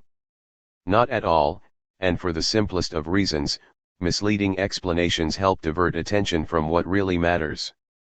The economists would have us believe that the real thing is the tangible quantities of production, consumption, knowledge, and the capital stock, and that the nominal world merely reflects this reality with unfortunate distortions. This view may appeal to workers, but it has nothing to do with the reality of accumulation. For the capitalist, the real thing is the nominal capitalization of future earnings. This capitalization is not connected to reality, it is the reality. And what matters in that reality is not production and consumption, but power. This nominal reality of power is the capitalist nomos, and that should be our starting point. 11. Capitalization. Elementary particles. But the past always seems, perhaps wrongly, to be predestined. Michel Houellebecq, The Elementary Particles. Capitalization uses a discount rate to reduce a stream of future earnings to their present value. But this statement is still very opaque and lacking in detail. Which earnings are being discounted? Do capitalists know what these earnings are, and if so, how? What discount rate do they use? How is this rate established? Moreover, accumulation is a dynamic process of change, involving the growth of capitalization and therefore variations in earnings and the discount rate. What, then, determines the direction and magnitude of these variations? Are they interrelated, and if so, how and why? Are the patterns of these relationships stable, or do they change with time? Academic experts and financial practitioners have saved no effort in trying to answer these questions. But the general thrust of their inquiry has been uncritical and ahistorical. Explicitly or implicitly, they all look for the philosopher's stone. They seek to discover the natural laws of finance, the universal principles that, according to Frank Fetter, have governed capitalization since the beginning of time. The path to this knowledge of riches is summarized by the motto of the Cowles Commission: "Science is measurement." The commission was founded in 1932 by Alfred Cowles III and Irving Fisher, two disgruntled investors who had just lost a fortune in the 1929 market crash. Their explicit goal was to put the study of finance and economics on a quantitative footing.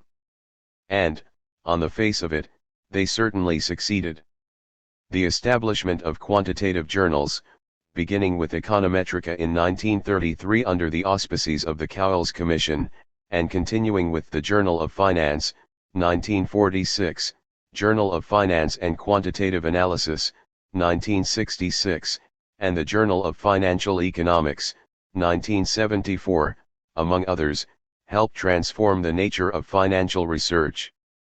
And this transformation, together with the parallel quantification of business school curricula since the 1960s, turned the analysis of finance into a mechanized extension of neoclassical economics. 1.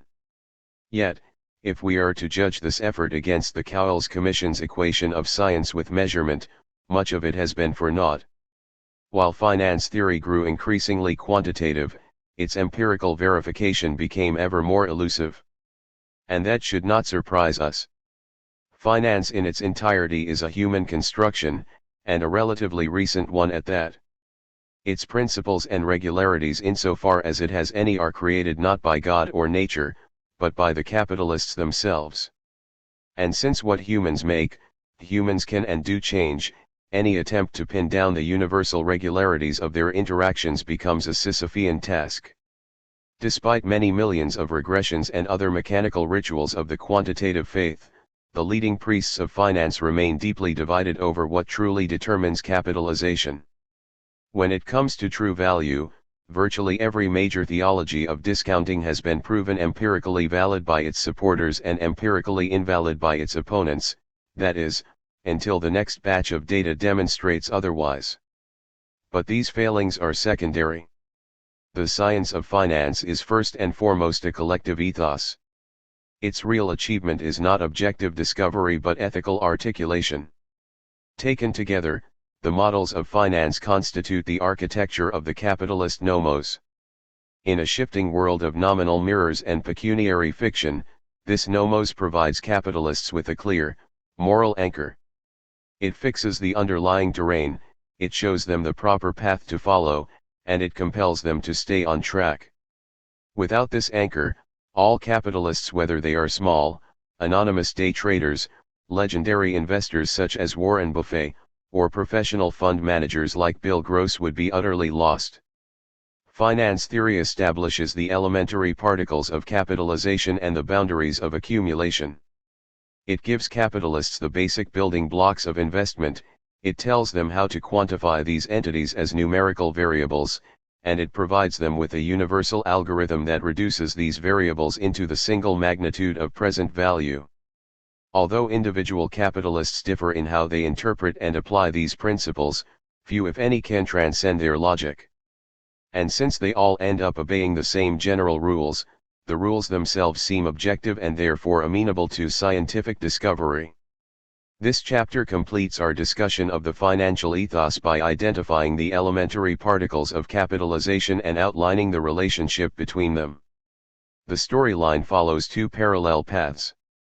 One path examines the conventional argument as it is being built from the bottom up. The starting point here is the neoclassical actor, the representative investor/consumer. This actor is thrown into a financial pool crowded with numerous similar actors, all seeking to maximize their net worth earmarked for hedonic consumption. For these actors, the financial reality is exogenously given. As individuals, there is little they can do to change it. And since the reality follows its own independent trajectory, the sole question for the actor is how to respond. What should I do to make the best of a given situation? As a result, although the market looks full of action, in fact every single bit of it is passive reaction. And since everyone is merely responding, the only thing left for the theorist to do is aggregate all the reactions into a single equilibrium, the price of the asset. The other path in our presentation looks at capitalization from the top-down perspective of organized capitalist power. Here the question is not only how investors behave, but also how the ethos that conditions them has emerged and developed. Furthermore, although capitalists undoubtedly react to existing conditions, they also seek to change these conditions, and it is this active restructuring, particularly by the leading corporate and government organs, that needs to be put at the center of accumulation analysis. The second purpose of our presentation, then, is to allude to these transformative aspects of the capitalist nomos. This emphasis provides the framework for the next part of the book, where we begin our analysis of capital as power. Earnings. When capitalists buy an asset, they acquire a claim over earnings. This claim is the anchor of capital. The value of a common stock, write Graham and Dodd in the first edition of their sacred manual, depends entirely upon what it will earn in the future, 1934, 307. What is an issue in the purchase decision, the book reiterates half a century and 4 editions later, is the future earnings that the investor will obtain by buying the stock. It is the ability of the existing assets and liabilities to create future earnings that determine the value of the equity position, Graham et al. 1988, 553. In Chapter 9, we provided a simple expression of this ethos, with capitalization at any given time, KT, being equal to the discounted value of a perpetual stream of earnings, e. Financial analysts, who customarily focus on individual stocks, similarly express the price of a share at a given time, PT, as the present value of a perpetual stream of earnings per share, EPS2.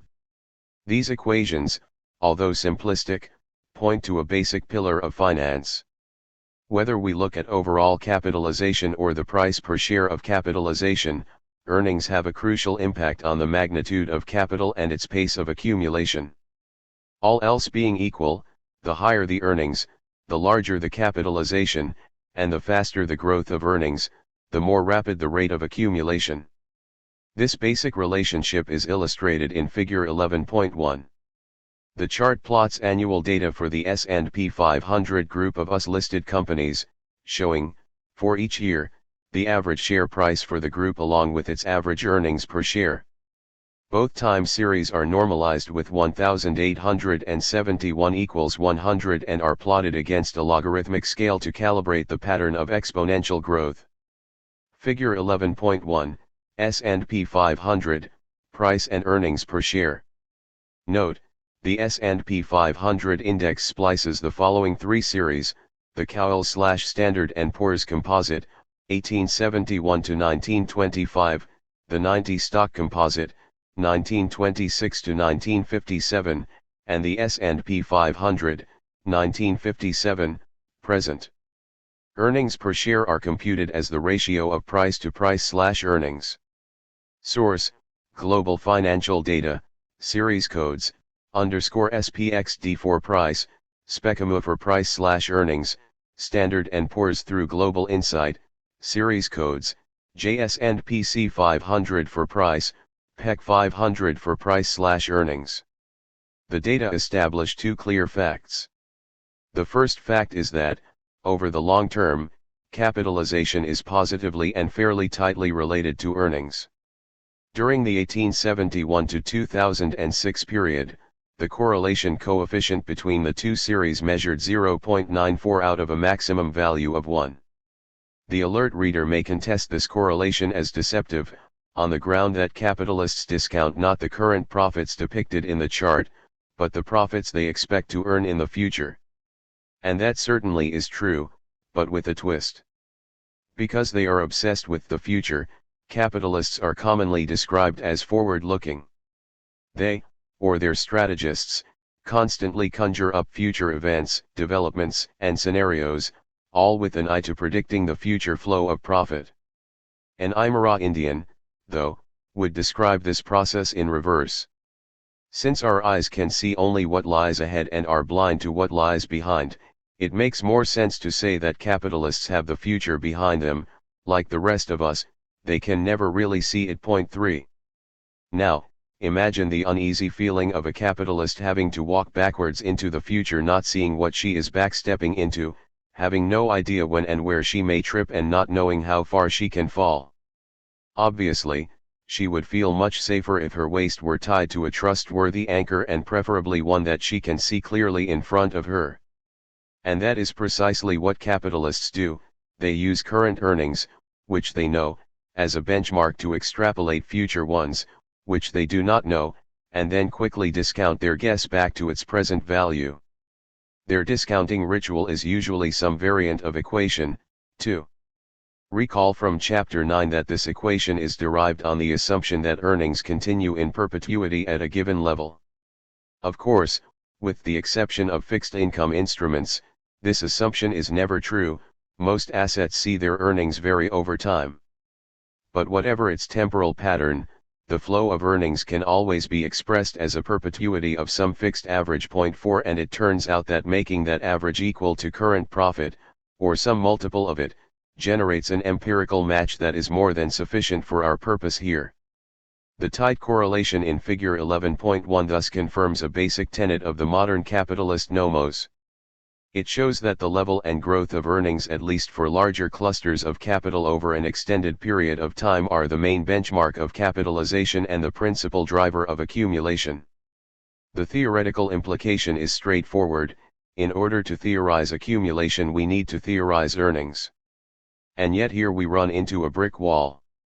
As we have seen, both neoclassical and Marxist writers anchor earnings in the so-called real economy, but since production and consumption cannot be measured in universal units, and given that the capital stock does not have a definite productive quantum, both explanations collapse.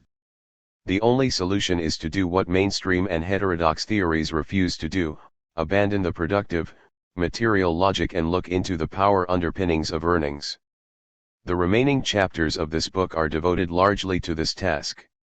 However, before turning to a detailed power analysis of earnings, it is important to identify the other elementary particles of capitalization. The significance of these other particles is evident from the second fact in figure 11.1, namely, that the match between earnings and capitalization, although fairly tight in the longer run, rarely holds in the medium and short term. Sometimes the correlation is rather high. During the 1870s, 1900s, and 1930s, for example, the annual variations in stock prices were very much in tandem with the ups and downs of earnings. But at other times, for instance, during the 1910s, 1940s, and 1990s, the association was much looser and occasionally negative. Furthermore, even when prices and earnings move in the same direction, the magnitude of their variations is often very different. These differences in scale are illustrated by the fluctuations of the price-earning ratio, or PE ratio for short, obtained by dividing share prices by their corresponding earnings per share.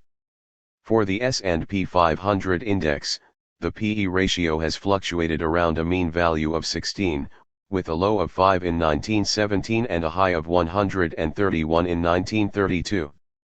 These fluctuations mean that, if we were to predict capitalization by multiplying current earnings by the historical PE average, our estimates could overshoot by as much as 220% in 1917, and undershoot by as much as 88% in 1932.5. Moreover, the deviations tend to be rather persistent, with price running ahead of earnings for a decade or more, and then reversing direction to trail earnings for another extended period. Finally, it should be added that the medium and short-term mismatch between earnings and capitalization, evident as it is for the S&P 500, is greatly amplified at lower levels of aggregation. Individual firms and even sectors of firms often see their capitalization deviate markedly from their earnings for prolonged periods. Obviously, then, there is much more to capitalization than earnings alone. Hype. Decomposition. The first qualification requires a decomposition of earnings. By definition, ex-ante expected future earnings are equal to the ex-post product of actual future earnings and what we shall call the hype coefficient. 0.6. Using these concepts, we can modify equation 1, such that, in this expression, E is the expected future earnings, in perpetuity, E is the actual level of future earnings, in perpetuity,